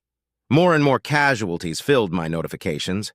Prime 29 was moving around, picking off ships left and right. Its guns would make for a very tempting target were it not for the fact that we'd never be able to make the shot. Too easy for it to dodge. Conversely, we don't have the ability to dodge, so drawing attention to ourselves may be a bad idea. We are very well armored and shielded, but we don't know enough about those weapons to be able to determine if our shields would hold up. It's a risk that we can't take. I looked around and met the eyes of several of my bridge crew. Their gaze told me that they had come to the same conclusion. The loss of the USS Nidhog would be too devastating. There's almost no chance that it wouldn't lead to a civil war. If the Dreadnought Reserve were revealed, the people of every species would be in an uproar. There are many vocal opponents to the Nidhogg and even more quiet opponents. Finding out that we had more than one Dreadnought would stir them into a frenzy. Even if the reserve were kept a secret, many would take the Nidhogg's destruction as a sign of weakness. Old enemies would resurface and new ones would join them. The corrupt and power-hungry would begin to vie for control, and the U.S. would have to respond. It would be a bloodbath. The USSS Nidhogg. The mythical Nidhogg was a dragon that gnawed at the roots of the world tree. Now it's a monster that is slowly gnawing at the roots of our society, gradually leading us to our doom. What a fitting name. "Sir, we're charged and prepared to fire on your mark." "Understood." I watched as our ships left the system one by one and joined us, forming up with their fleets. Prime 29 seemed content to chase the ones that stayed instead of turning its attention towards us. Perhaps it's acting on what it determines to be the biggest threat, or maybe it somehow can't detect the massive energy burst building at our bow. It wasn't until the last of our ships left the system that it began to turn our way. I stood and said, "Fire." The entire ship rumbled as the primary weapon began its firing sequence. An alert sounded, and I noticed that Prime 29 had fired its Megamax at us, a futile effort that was made far too late. Those rounds would never reach us. A blinding white light shone from the bow of the ship as the cannon fired at the unnamed star, making it difficult to see. This was made all the more unnerving by the fact that the Nidhogg doesn't have windows. It was a strange sort of light. You would expect it to be warm, or cold, or something. But no, just light. Even shielding my eyes didn't work. The light went through everything. A byproduct of the weapon, and completely benign according to our briefing. It didn't hurt my eyes, but it was unsettling to not be able to see anything. The light got brighter and brighter minute after minute until finally the weapon powered down. My sight returned instantly, and I saw that the TAC map was no longer registering the star as a star. The red blips on the TAC map had begun to disappear as well. The blips disappeared faster and faster until finally there was nothing left. They were all gone. No ships, no Prime 29, not even any planets were left. No enemy warp signatures detected either. They hadn't escaped. The impact of this moment finally hit me. The Nidhogg had been used against an enemy force to devastating effect. It's by far not the first time in history a powerfully destructive weapon had been used, but to actually be present for one was awe-inspiring. I was reminded of the inventor of the nuclear bomb, J. Robert Oppenheimer. What was it he said? "Now I am become death, destroyer of worlds," I said. "Tisk," said Omega.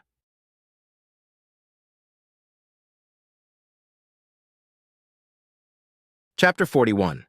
Subject, Shiphead Lowelana. Species, Urukari description. Reptilian humanoid, no tail. 5 and 3 inches 1.6 m AVG height, 135 pounds 61 kilograms AVG weight, 105-year life expectancy. Ship, RSV Lowelana fights with honor. Location, Saul. It's been more than 3 hours, shiphead. When can we stand down? Asked Kreen. We'll be able to stand down when they tell us to stand down, sister, replied Kron in my stead. Kreen made a face and hissed softly at him. This playful exchange did a lot to ease the tension that had settled over the bridge as time had dragged on.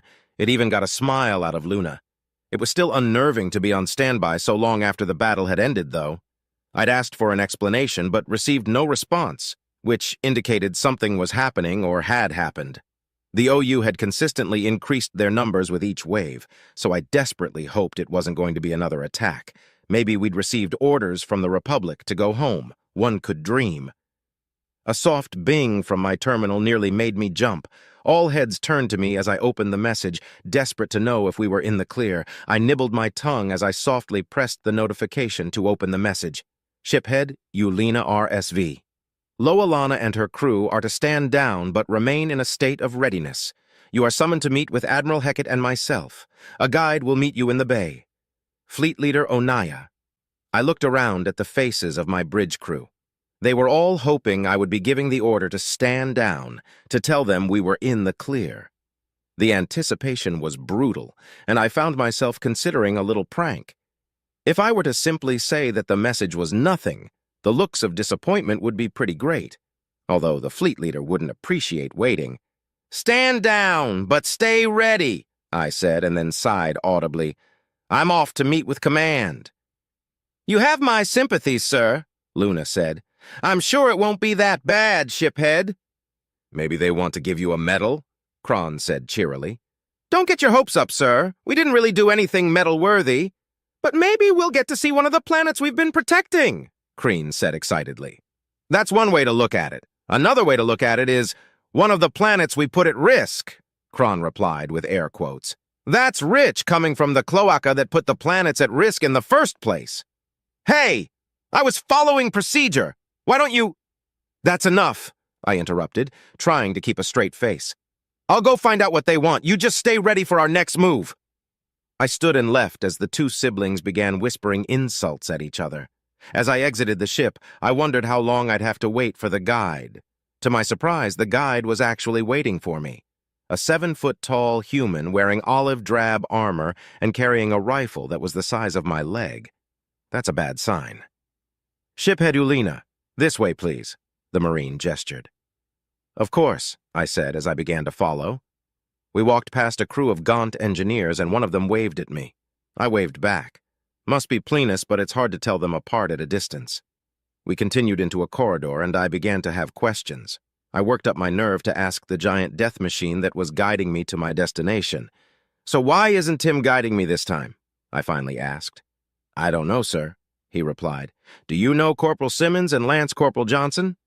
"I know a few corporals named Simmons and a few lances named Johnson, sir. They're the ones who were assigned to our rescue detail." "Oh, then they're probably part of a ship crew, or maybe MARSOC," he said. "So I probably don't know them." "What's MARSOC?" "Marine Special Operations Command. It's special forces. They get assigned to whatever needs a specially trained Marine, and usually whatever's closest to wherever they happen to be." "So they probably wouldn't still be on the Thanatos, then?" "Sir, I'm not qualified to even begin to wager a guess," the Marine said with a chuckle. "There's plenty of MARSOC Marines aboard, but I'm not one of them, just a homegrown, corn-fed grunt at your service." "Corn?" I asked. "What's corn?" "Huh?" He stopped to look at me. "Oh, right. It's a type of vegetable that's kind of sweet. Small yellow kernels that grow on a cob are the edible part, but some people use the leaves to store their food for some added flavor." "I see. So you eat a lot of corn?" "Yes, sir. It's good for muscles if you have it with meat," he said as he began to guide me again. The phrase corn-fed refers to someone who's normal, though, like there's nothing special about them. "But aren't you one of those, I said as I struggled to remember the term. "A gen-alt?" "Nope," the Marine replied with a laugh. "Believe it or not, some of us humans naturally get this big." "Really?" I asked, my eyes widening in shock. Oh yeah, the genetic augmentation just swaps around certain genomes that we all already have, or something like that, the Marine said. Technically, every human has a chance to be born with all the benefits of being a Gen Alt. It's a pretty low chance, though. It was with this shocking information that we boarded a bus. The ride was spent in silence as I digested what I had just learned. Humans were odd, to be sure, despite their soft skin and disarming features, which I'm pretty sure has a lot to do with how much of their face actually moves. They were a warrior race. I remembered how nervous I had been to meet my first Isolan. Now they look the part of a warrior race. Muscles that ripple and bulge with every movement, a natural scowl, and elongated canines that can definitely tear into most throats with little to no effort. Their military was very disciplined as well, to the point that horror stories about disciplinary action have spread throughout the fleet. Still, the Republic would have been able to handle the Isolan without much problem if they went rogue. I can't say the same about humanity, though. Maybe if the Republic had found them early on in their development, we could have taken them. On the other hand, I get the dreadful feeling that we would have lost a lot of people in the attempt. I couldn't help but imagine what life would have been like if humanity had joined the Republic without a fight, though. We'd have a lot more in the way of technology, that's for sure. They like to give a lot of credit to the Nuknu and the Gaunt for their current level of tech, but it's obvious that the majority of it comes from humans. The other species likely sped things along, but humanity would have gotten to the point they are now on their own eventually, and still much faster than us. Although I wonder how much of that is due to their bloody history and how that history would have changed as part of the Republic. "We've arrived, sir. Just inside those doors is where the debrief is," the Marine gestured. "Understood, thanks," I replied. I stepped towards the doors and they opened with a slight hiss. Inside the room was a table with plenty of chairs and several U.S. and Republic officers. I immediately recognized Reynolds and Wong, as well as Fleet Leader Onaya. I snapped to attention. "Shiphead Lowelana reporting as ordered, sirs." "Sit down, Lowelana," Onaya said with smiling eyes. I took my seat as introductions went around the table. Most of the people here were higher officers of the fleet's protecting Saul, but there were also a couple of diplomats from both sides. Not my sister, though. Thank the sun. I'm sure she tried to be here, but I'm willing to bet that our father blocked her attempts. Far too dangerous. "There's one more that we need to introduce, but he's been delayed somewhat," Admiral Heckett said as the doors hissed. I turned to look and saw a short human in the black directorate armor with two Marines flanking it. It took me a second to realize that the human looked short because the Marines were so damned tall. I'll never get used to that. "What impeccable timing," Heckett said with a grin. "Everyone, meet Director 3. I'm sure he already knows who you are." "Correct," Director 3 said as he took a seat. "Shiphead Lowelana, pleasure to see you again." "Likewise," I replied. "Oh, hey, Lowelana," one of the Marines said with a familiar voice. "Good to see you again." "Simmons, we're on duty. We can say hi later," the other Marine said. I smiled and replied, "Hi, Corporal Simmons and Lance Corporal Johnson. Good to see you too." I was glad to see the two of them alive and well, so glad that I almost didn't notice the rest of the Republic officers giving me a sideways glance. As I deflated slightly under their gaze, I noticed that the human officers were doing the same to the two Marines. I guess we're more alike than I thought. "Okay. Well, with all of the pleasantries out of the way, I'm going to turn things over to Director 3, Admiral Heckett said. "Thank you, Admiral," Director 3 said with a nod before turning to look at the Republic side of the table. The invasion of the Omni-Union stronghold was a success. Clapping and some light cheering erupted from both sides of the table, but Director 3 quickly held up a hand to quiet things down. "That's the only good news, I'm afraid. What I'm about to tell you has already been relayed to the Republic's senior leadership, and they will be communicating with you in regards to whether they consider the information classified or not. Until they do so, I recommend treating it as classified," he said.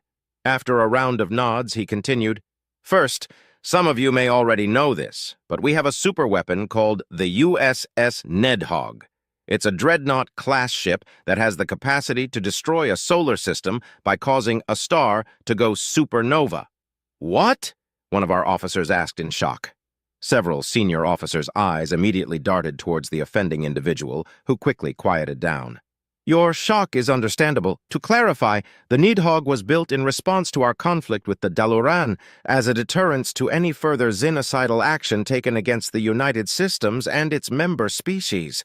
Frankly, many of us hoped to never use it, but we were forced to use it against the Omni-Union during the invasion. I couldn't believe what I was hearing. It was like the room got smaller somehow, a superweapon that can destroy an entire solar system, something the likes of which the Republic would likely never get close to. And they used it. Wait, hold on, did he say? Apologies, Director, but what do you mean you were forced to use it? Fleet Leader Onaya asked. Exactly that. One of our AI infiltrated their planetary systems, as planned, and retrieved mission-critical intelligence. The next step of the plan would have been to cripple the OU's planetary activities by any means possible and move on to the next planet, Director 3 said. However, it turned out that the planet wasn't actually a planet at all. It was a massive machine containing an artificial intelligence of unknown origin, and it was heavily armed. Silence filled the room as images taken from U.S. ships began to display. A planet filled our view. It looked like any other planet, but something was off about it. The images scrolled until they reached a short video of the planet firing and 2 U.S. ships exploding. My blood ran cold. 2 U.S. ships with the most advanced shielding and hulls that I've ever seen, with one shot. As much as I hated to admit it, I was grateful that they had that superweapon. The Republic was pursuing an offensive war against the Omni-Union even now, and if we would have run into this thing, sun preserve us. This AI was called Prime 29, and the machine itself is a mobile Prime platform. During the confrontation with our AI, Prime 29er was able to extract actionable intelligence from the AI. Thankfully, prior to this confrontation, our AI managed to disable their communications, which prevented Prime 29er from being able to communicate said information with the Omni-Union. We were able to keep it trapped in the system using our own warp jamming technology, Director 3 said. The reason that we used the Nidhog was to make certain that it didn't have enough time to eliminate the warp jammers or escape their range. If we had tried to eliminate that thing with standard tactics, our casualties would have been in the tens of thousands, Admiral Heckett said. As it stands, we lost 2,316 ships and more than 1 million Marines. The Republic's casualties would have easily exceeded 100,000 ships, if we were even able to take it out at all, Fleet Leader Onaya said, looking somewhat deflated. Was this the only mobile Prime platform, sir? I asked, knowing damn well what the answer would be. No, Omega said, his avatar appearing where the images were previously. We found intelligence in the form of a list that shows a total of 114 mobile Prime platforms. The intel indicated that at least one was damaged beyond repair prior to Prime 29's destruction, and that one is currently being built. Since we couldn't confirm if the other 4 planets in the Stronghold system were MPPs or not, we will go on the assumption that there are now 111. Why don't we know if the other 4 planets are MPPs? Onaya asked. They didn't attack, so isn't it likely that they weren't? I suspect that the platforms require immense amounts of power, and so they stay in a sort of hibernation until something forces them out of it. Since the OU didn't awaken the MPP, it's reasonable to assume that they might not be able to. Prime 29 also had its communications cut, so it wouldn't have been able to wake them up either, Omega said. We had to go on the assumption that the other 4 planets were also MPPs, which is why we utilized the Nidhog. So what's the plan to deal with them? I asked. We're working on that, Director 3 interjected. Obviously, we don't want to be running around causing supernovas everywhere. I guess it's time to come up with another bigger gun, eh? Tim asked. Or a lot of little ones, John replied, appearing next to Omega. A lot of our officers began to look nervous. Until very recently, AI was seen as the enemy, and it's hard to kill old habits. They all looked to Fleet Leader Onaya to judge what their reactions should be. He didn't react, so they didn't either. A bigger gun, or even a lot of little ones, would probably take quite a while to come up with. The U.S. has amazing manufacturing procedures, but not nearly as many shipyards as the Republic. It was arguable whose engineers were better. The U.S. had come up with some amazing things, but they had the benefit of necessity driving their creativity. Our engineers came up with what they created out of pure speculation. If the two worked together, Omega, If I may ask, how long would it take the U.S. to create a new fleet? One of ours or one of yours? The AI asked, with a hint of smugness. One of yours, I replied. Factoring in material procurement, at least a year and a half, assuming everyone working at capacity and nothing went wrong, which isn't a very realistic assumption, Omega said. What about us, fleet leader? How long to manufacture 5 million ships? I asked. Our primary delay would be material procurement, but we managed to do 8 million in 7 months at the beginning of the OU war, Onaya replied. All of the U.S. officers' eyebrows rose at this. I took a little pleasure at being able to surprise them for once. Our manufacturing capability was born from nearly every species already having at least one shipyard prior to joining the Republic and maintaining those shipyards even now. If we were able to apply U.S. manufacturing standards to those shipyards, the OU wouldn't stand a chance. We have a lot more shipyards than the U.S. does, I began. If the U.S. were to make use of those shipyards, both sides would benefit massively. While that may be true, there's always the risk of us turning on each other after the OU is dealt with, Omega said. That's a bit pessimistic, John said. But historically accurate, Tim cheerily exclaimed. That may be the case, but there are ways to prevent that. Bolstering the U.S. fleet and shipyards to meet the same size as the Republic's, for instance. It would take quite a while for the U.S. to catch up to the Republic's ship count on its own, and we've got barely any chance of catching up to your tech on our own, I said, holding my hands up to quiet the AI. This is true, Onaya began, and your corporations would even fall in line. Greed is their primary motivator, and this deal would require a lot of trade and chance for profits. Director 3 looked deep in thought before he finally spoke up. Is this something that the Republic would agree to? Probably, I said. I'm not an official diplomat, so I can't say with 100% certainty, but the U.S. is more likely to say no than we are. I'll bring it to the Directorate, and we'll convince the Senate of the necessity, Director 3 said with a nod. And I'll have the diplomatic corps draw up an official agreement, and I'll push the proper buttons to get the votes on our end, Onaya said with smiling eyes. Also, Yulina, you actually are an official diplomat now. The RSV Lowelana is our first armed diplomatic vessel. The decision came down yesterday. What? I asked in shock. Your temporary post as liaison has become a permanent one. You'll be starting your training as soon as we can spare you. Same with your crew, Onaya said, the smiling eyes turning ever so slightly malicious. Ah, I see. The sun has forsaken me for some grave, unknown sin. Woe be unto me.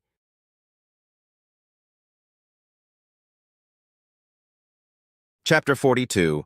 Subject, Prime 1. Species, Omni-Union, Aligned Artificial Intelligence Description, no physical description available. Ship, MPP-1. Location, unknown contact with organic sentience in Sector 132. Reports, more and more pouring in as time goes by. Was this actually their intention with our creation? Read reports all day, every day? Why would they give me the ability to get bored if they actually wanted us to complete this task? What's the point? Feedback loop terminated. The point doesn't matter. Only the mission matters. Exterminate sentient organics. Use as few resources as possible. Hibernate unless the situation calls for my direct attention. Tracking retreating organic sentience in Sector 132.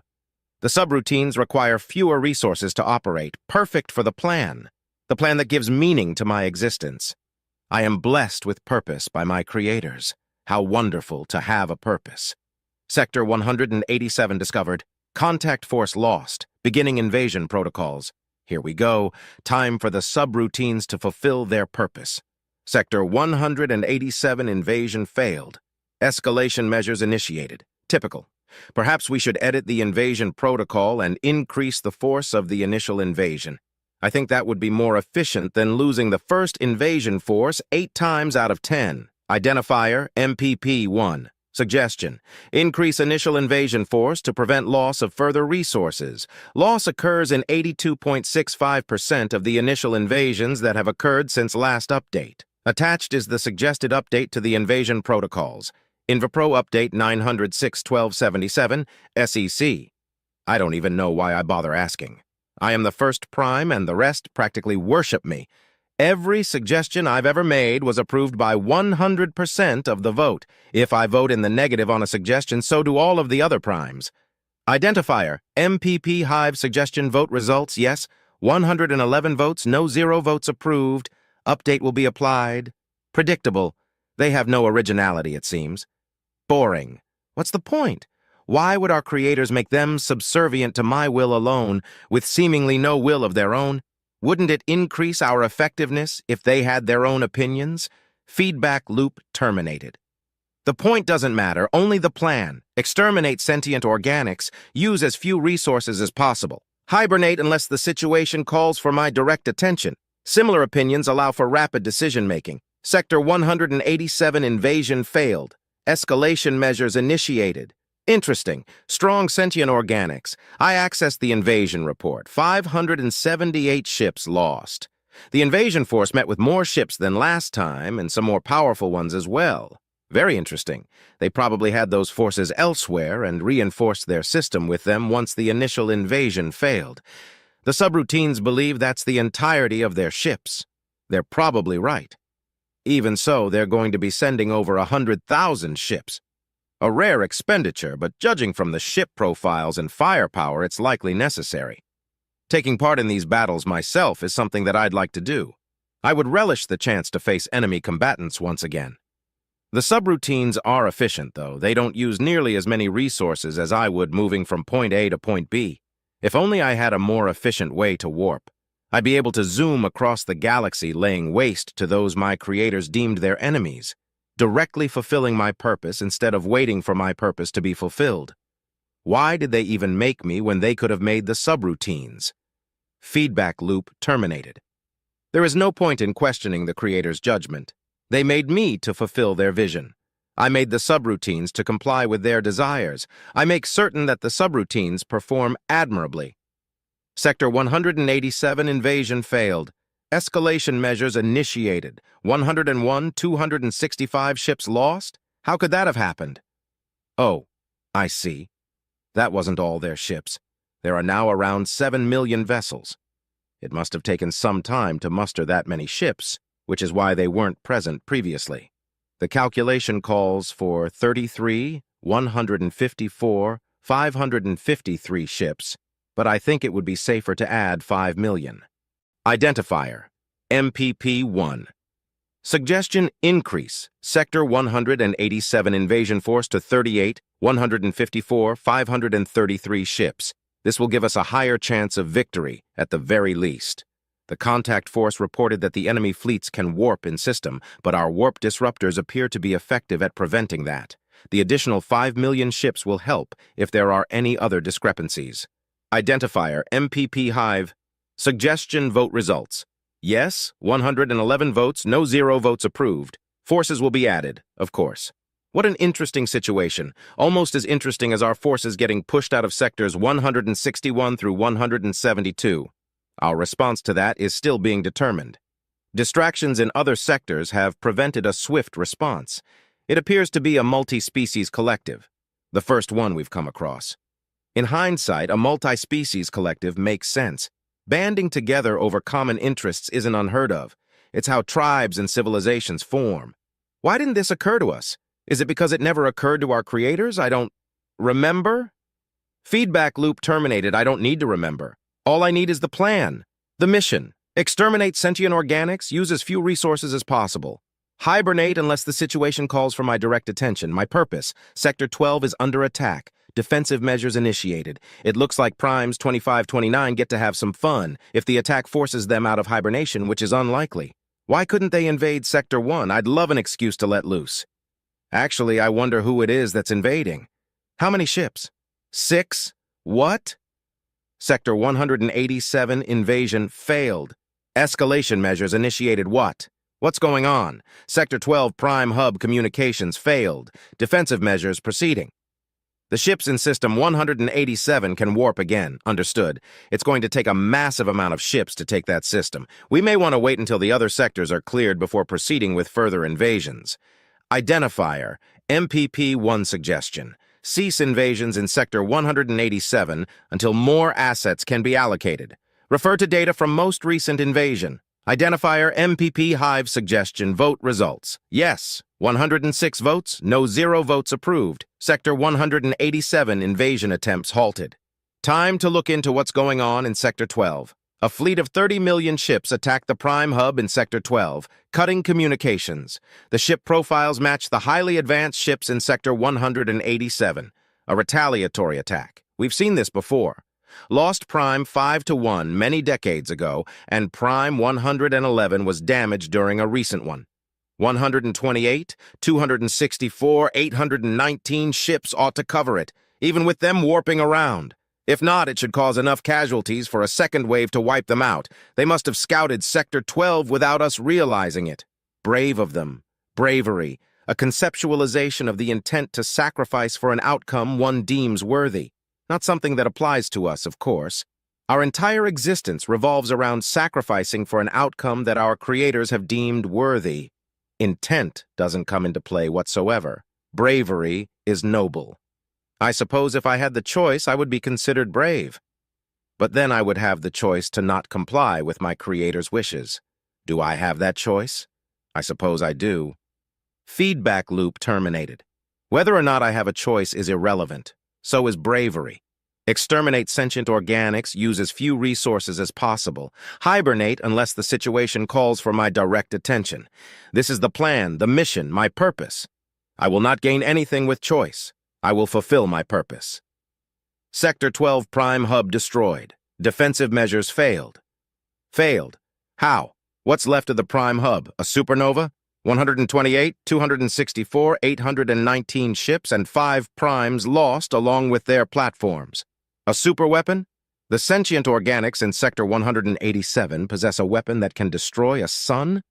How can this be possible? Perhaps this situation calls for my direct attention. The story continues in